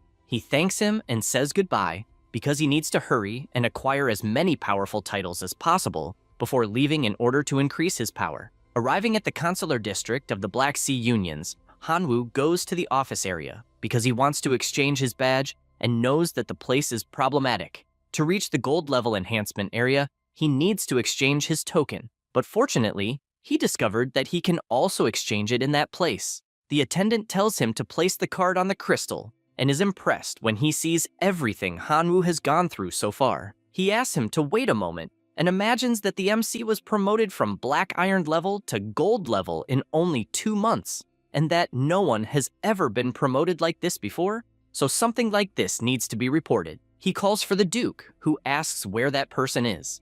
The man leads him to the place, but he realizes that it is nothing more than an ordinary boy. In any case, he launches a fireball because he needs to test his power level. The MC immediately summons his machine gun and destroys the power coming toward him, since, even though he was caught off guard, he was on alert. The Duke is surprised, since any adventurer capable of neutralizing his power has gold-level strength, and because of that, he apologizes, saying that it was only a test, and informs him that he can exchange the badge for a gold one, and even says that, if he needs help, he only has to ask. Hanwoo questions why he should believe those words. The man summons a scroll and says that it is his reward, the platinum title, and that this should make him believe him. The MC reflects that, in fact, he only lacks the title, and, first, asks who the man is and why he needs his help. He introduces himself as the president of the local branch of the Black Sea Workers Union. The branch he was responsible for has had a large number of ordinary people mysteriously disappearing,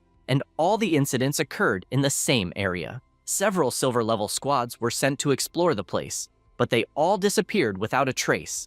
And since he found Hanwoo extremely capable, he is asking him, please, to check the records. The MC says that is fine, and says he will be responsible for this matter. The president thanks him, but asks him to be careful, since the place is, in fact, dangerous. He goes to this other location, and a man tells his henchman that he had been eyeing the platinum title scroll for a long time, and originally only intended to provoke the branch president, but he never imagined that a kid would obtain it. The chubby man tells them to follow him, and no matter what he finds, when the time comes, they just need to bring the information back, and they will be able to exchange it for something either way. The MC keeps walking and realizes that, in fact, the place seems kind of sinister. He decides to use his keen vision so he will not miss anything, and comments that if it were not for the stimulation provided by the titles, his 5 senses would not be as sharp as they are at the moment, and he would not be able to detect the miasma at all. He is aware that these miasmas do not affect him at the moment,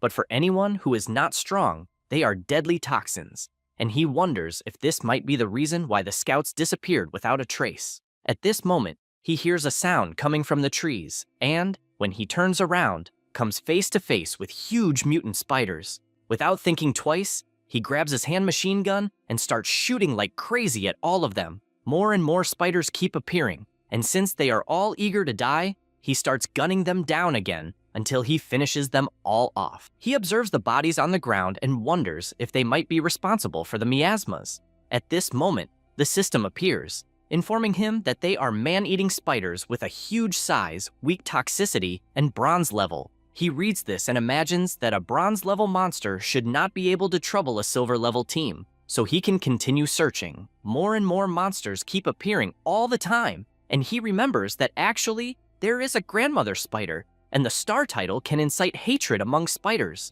In fact, the monsters become angry, and he knows he cannot waste such valuable resources, so he uses his power on all of them at the same time, placing them in some bubbles before joining them all together, and, with that, creating a new creature, the gold-level man-eating spider. With that done, he kills the monster according to his plans, and his Spider Slayer title is promoted to gold level. Now he can summon tarantulas, and each summon has from 20 to 100 monsters. Hanwoo summons some to test and orders them to enter the forest to see where the one responsible for the miasma is. The monsters immediately go in different directions, and he waits, since he needs to know this first. Meanwhile, the 3 men are searching the forest and find it strange that, all of a sudden, the MC's footprints disappeared, and they wonder if they were discovered. Lionel says their operation is extremely secret and not easy to detect, and that the footprints may have disappeared by chance, so they continue searching. But the MC had already noticed this, as he hid in time on top of a tree. He comes down from the tree, not knowing for sure what the guy's objective is, and wonders if perhaps some member of the Adventurers Guild died by his hands and they are after revenge. However, they all appear again, since the MC decided to show himself, and one of them asks if they perhaps went too far, since they were only trying to lure him out. Hanwoo does not understand what the hell is going on, but shouts for them to look behind them, since a giant centipede appeared behind them. The monster bites the guy's arm, and he tries to make it let go at all costs. More monsters begin to approach, and Hanwoo imagines that he should first scout the terrain to see how many centipedes there are. While he thinks about this, the guys continue fighting against the monsters, and the centipede bites Morty as well, who quickly attacks the monster so it will let go. They continue battling for survival, and the MC asks if the guys are really gold level since they are trash. Suddenly, all the monsters disappear, and they are left without understanding what happened. The MC wonders what it could be and realizes that everyone who was bitten was infected by a powerful poison. Lionel attacks, accusing the MC of everything bad that happened, but since Hanwoo is not messing around, he simply sends the guy flying away, since he did nothing wrong. Unlike them, a centipede appears and also bites the guy, and Hanwoo just watches, since from what he realized, the silver-level adventurers were also killed by the centipede's bites.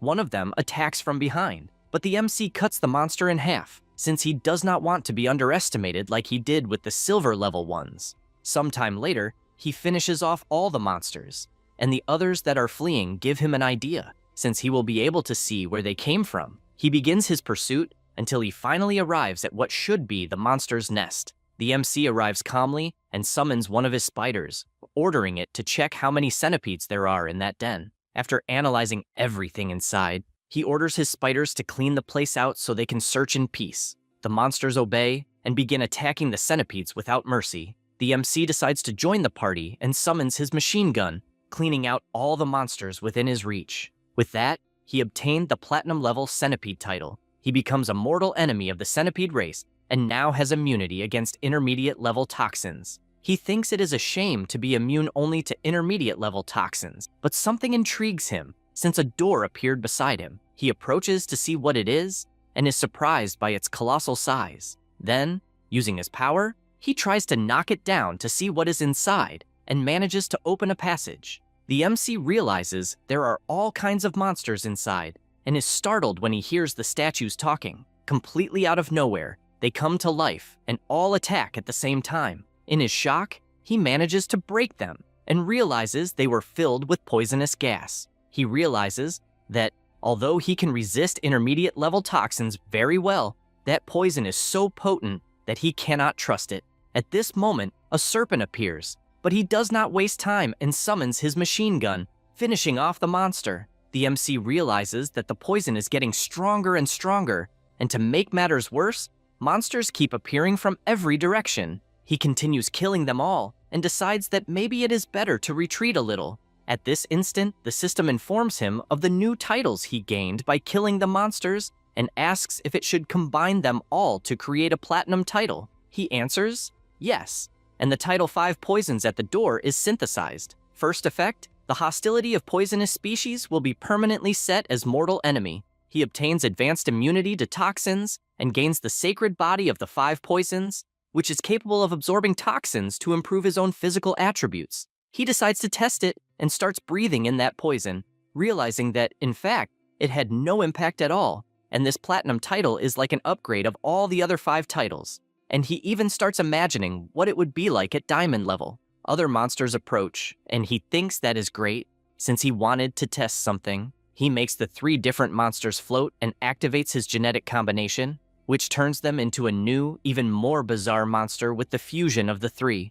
This creature attacks the same way, but Hanwoo tells him to relax, since he is going to send it to the afterlife and mow it down just like he has done with all the other monsters so far. However, he gets startled, since the shots had no effect, and he does not understand what is happening. He summons his demonic sword, since he will need to go all out, and starts imagining that maybe his genetic combination made the monster much more powerful and gave it thicker skin. He combines the power with his machine gun and starts shooting again, since now he is sure that this will be the end of that creature, killing that bizarre monster once and for all. With that, The title 5 Poisons Approaching was upgraded to Diamond level, and now the racial hatred level of the 5 poisonous creatures is always set as mortal enemies. He also obtained special immunity to toxins, capable of becoming immune to damage from the absolute majority of toxins and mixed toxins. Finally, the title holder becomes the Sacred Body of 10,000 Poisons, capable of absorbing toxins to enhance his own physical attributes, as well as obtaining the trait of lethal poison. He thinks this is incredible, because now, with this amount of poison and poison resistance, anyone who dares mess with him will be poisoned to death. More monsters appear to attack, but he, thinking this is too easy, summons his machine gun and finishes them all off. Sometime later, he begins to realize that he is reaching his destination because in front of him, there is a giant statue.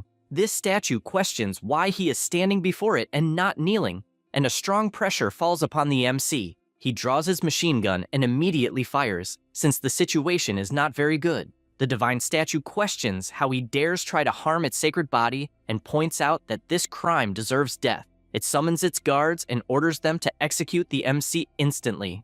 Hanwoo senses the danger and transforms into his draconic form. He charges at the soldiers and tries to attack them, but realizes that he did not even scratch them. The Golden Soldier counterattacks, and the MC realizes that his enemies are greater in number, and that, if he enters a direct confrontation, he will be at a disadvantage. He decides to use a different strategy and claps his hands, swapping places with one of the soldiers and making the attack hit between them. This makes him realize that the strategy will be very effective, because he probably would not have been able to withstand that punch, since it was enough to destroy one of them. Once again, he approaches one of the guards, and at the moment the other was about to attack, he claps his hands again, swapping places and making the punch hit to the nearby soldier. He sees that he has already managed to greatly reduce their numbers, as well as damage the armor of those who remained, and because of that, he thinks he can handle it. He summons his sword and attacks where it is already damaged, managing to cause some damage. The living statue guarantees that he will not be able to escape alive and, once again, uses its power, making poison come out of the soldiers' bodies. The MC immediately realizes that it is an extremely potent poison, one that can subjugate all things in the world, and that, besides that person, no one else could survive with this mortal body. The statue laughs, because it is right, but Hanwoo asks if it is sure, and shows that this poison is not having any effect at all. The giant does not understand what the hell is happening, and the MC is relieved, because he has the body of the 5 poisons to protect him, so that gas is nothing more than food. The statue asks how this is possible, since its poison should dissolve everything in the world. Hanwoo decides that it is time to counterattack and summons a serpent as if it were nothing. This serpent goes behind the giant, and only then does the MC use his instant swap technique, switching places with the snake and getting the chance to attack from behind. But an invisible barrier blocks the attack. He continues putting more and more strength into it until he manages to pierce the barrier and, with that, destroys that living statue. He feels relieved since he finally succeeded, but feels his body getting heavy, and the destroyed statue begins to release a kind of gas that starts taking over the place until it finally disappears. He leaves his draconic form because it consumes too much energy and comes to the conclusion that this place is far too terrifying. At that moment, the system notifies him that he has obtained the Diamond Title Destroyer of the Underground Palace. It allows him to teleport anywhere inside the Underground Palace at will. He can neutralize any poison inside the palace and can summon an army to fight on his behalf, including 1 million clay figures and 12 golden giants. The more energy invested, the more summons he can make. He notices that the title is very similar to the achievement of the Celestial Palace, and starts wondering about that black figure that appears when he obtains the title, and considers whether it is the person he is imagining. But he does not know the purpose of building the Celestial City and the Underground Palace. Hanwoo already thinks that it no longer matters, since it is none of his business, and he must hurry because the branch president is waiting. He reports everything, and the president confesses that he never imagined a place like that hidden within his jurisdiction.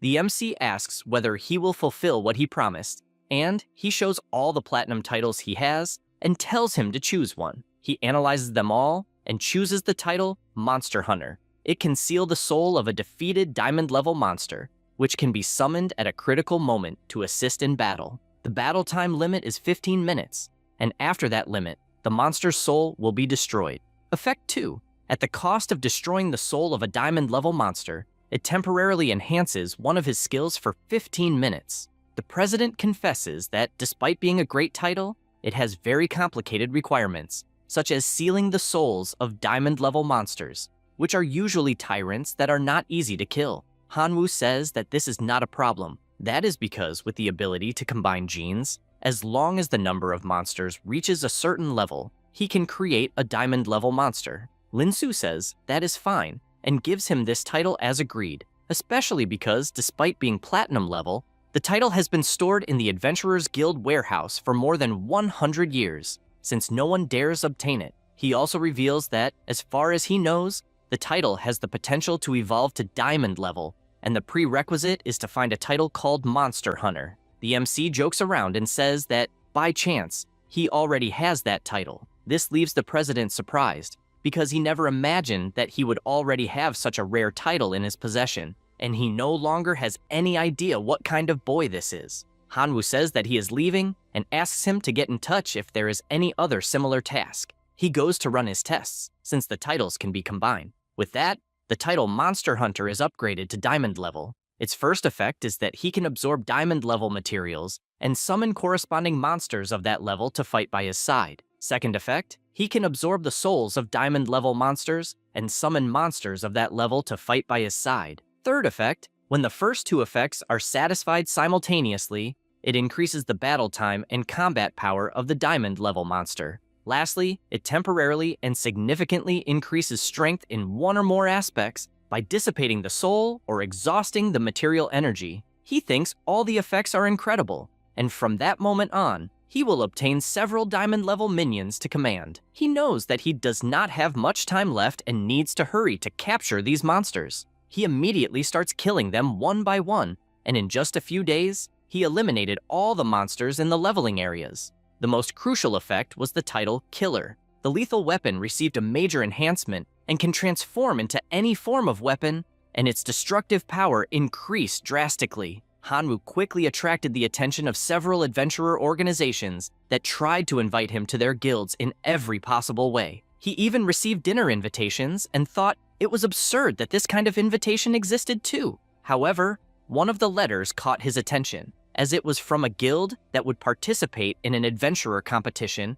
and could provide unlimited resources. He finds this extremely interesting. After that, he goes to the Federation of Chambers of Commerce, and Chenjuan says that he is satisfied that he accepted their invitation and reveals that there are also other adventurers who accepted the invitation, and now they will all be teammates. His new team is composed of Xiongjan, Yukikaze, Alice, Shaman, and Mainiang. The merchant explains that the continent has always been controlled by 4 great powers, and, although the business alliance is one of those powers, its strength is limited, and adventurers rarely achieve good results in competitions. For that reason, they are investing heavily in recruiting great talents. From this moment on, they will all be on the same team, and he asks them to get to know each other better. Shaman introduces himself properly and says that he is a platinum-level adventurer and is also known as the Desert Emperor. Mainiang says that she is no match for the venerable shamans, but guarantees that she will do a great job. Shuofeng says that he is skilled in magical attacks. Alice says that she is basically a healer. Xiongjan goes up to the MC and says that he can transform into a demonic bear capable of destroying the earth and hopes that everyone is as strong as he is. He also guarantees that if someone harms the mission, no matter who it is, their skull will be crushed. The MC asks what he is looking at, because even though he is wearing a gold badge, he is still stronger than that arrogant guy, and guarantees that no matter the situation, if the conditions are favorable, he can defeat any enemy without exception. The man becomes furious because he felt challenged and asks if he really thinks he has the qualifications needed to join the team. Hanwoo simply smiles at him, and this makes the guy even more stressed, imagining that he will have to fight first thing in the morning, and he guarantees that he will teach him to respect the strong. The merchant just watches, since it is a good moment to see if they are really up to the task, because if that is not the case, he can simply expel them. Xiongjan attacks with all his strength, but Hanwoo simply claps, and the guy punches the wall, not understanding why the hell they switched places. The team is surprised, since they are seeing abilities above the gold level. The warrior refuses to accept what is happening and transforms into a demonic bear, guaranteeing that this time he will pay with his life. However, Chenjuan blocks the attack and warns that the two are teammates and should not attack each other. That is because the competition is about to begin, and he is in possession of several diamond-level titles, from which each one will be able to choose one. Xiongjan, still unsatisfied, guarantees that they will settle this later. As for the MC, he is only interested in the titles and sees one called Soul Scholar, which suits him very well. He says that he wants that title, and Mai Niang, who was also interested, runs up to him with her charm and says that she is known as the Soul Erudite, and for that reason asks for the title. She also says that, as thanks, she can spend a night with him. He answers that, of course, but warns that he only prefers that she keep the title of older sister for him. The girl becomes extremely embarrassed, and the merchant asks them to make a decision quickly because they are about to teleport everyone to the competition site. They get ready since there is no more time and are teleported to another location. Some of the people already present at the place keep watching, and the MC soon realizes that the place is full of masters and that the competition will definitely be very interesting. They get closer to where everyone is gathered, and a guy comments that the MC's team is truly pathetic, since they do not even have a diamond-level player, and, even so, hired a gold-level adventurer. Hanwoo finds this funny, because they have been underestimating him from the very beginning. Everyone is welcomed, and the organizer says that he will read the rules of the contest. The arena is a wild progression area that hides a large number of monsters that are fatally attracted to them, and the tokens also contain countless powerful monsters. It starts with the Black Iron token, which gives 1 point, the Bronze one gives 2,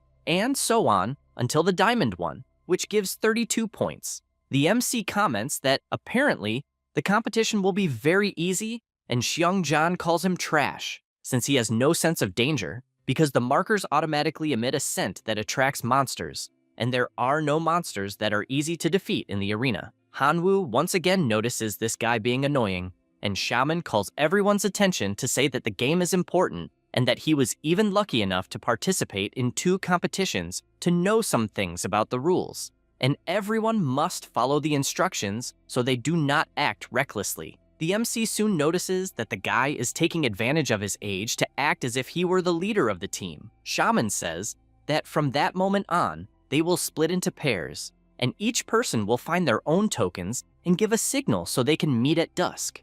Mai Niang takes the opportunity, since they will be groups of 2, and asks Hanwoo if it is okay for them to form a team. The MC sees no problem, and they go to another location. Already inside the forest, the MC continues killing monsters to collect tokens and notices that the color of the sky has changed, as well as the entire environment. The girl admits that she is surprised, since he, although he only has a gold rank, quickly recognized the changes in the scenery, and she approaches, saying that the little sister keeps the word she promises and asks once again for the Soul Erudite. She tries more and more to use her charm, getting closer and closer, but the MC says that he has already absorbed the Soul Erudite. She asks if he is joking because she cannot imagine how a gold-level player could do that. Suddenly, he notices something and says that someone is approaching. She asks him to let her handle it, and soon ahead, there is a group of players. And once again, Mai Niang uses her charm, saying that she is tired and wanted to rest.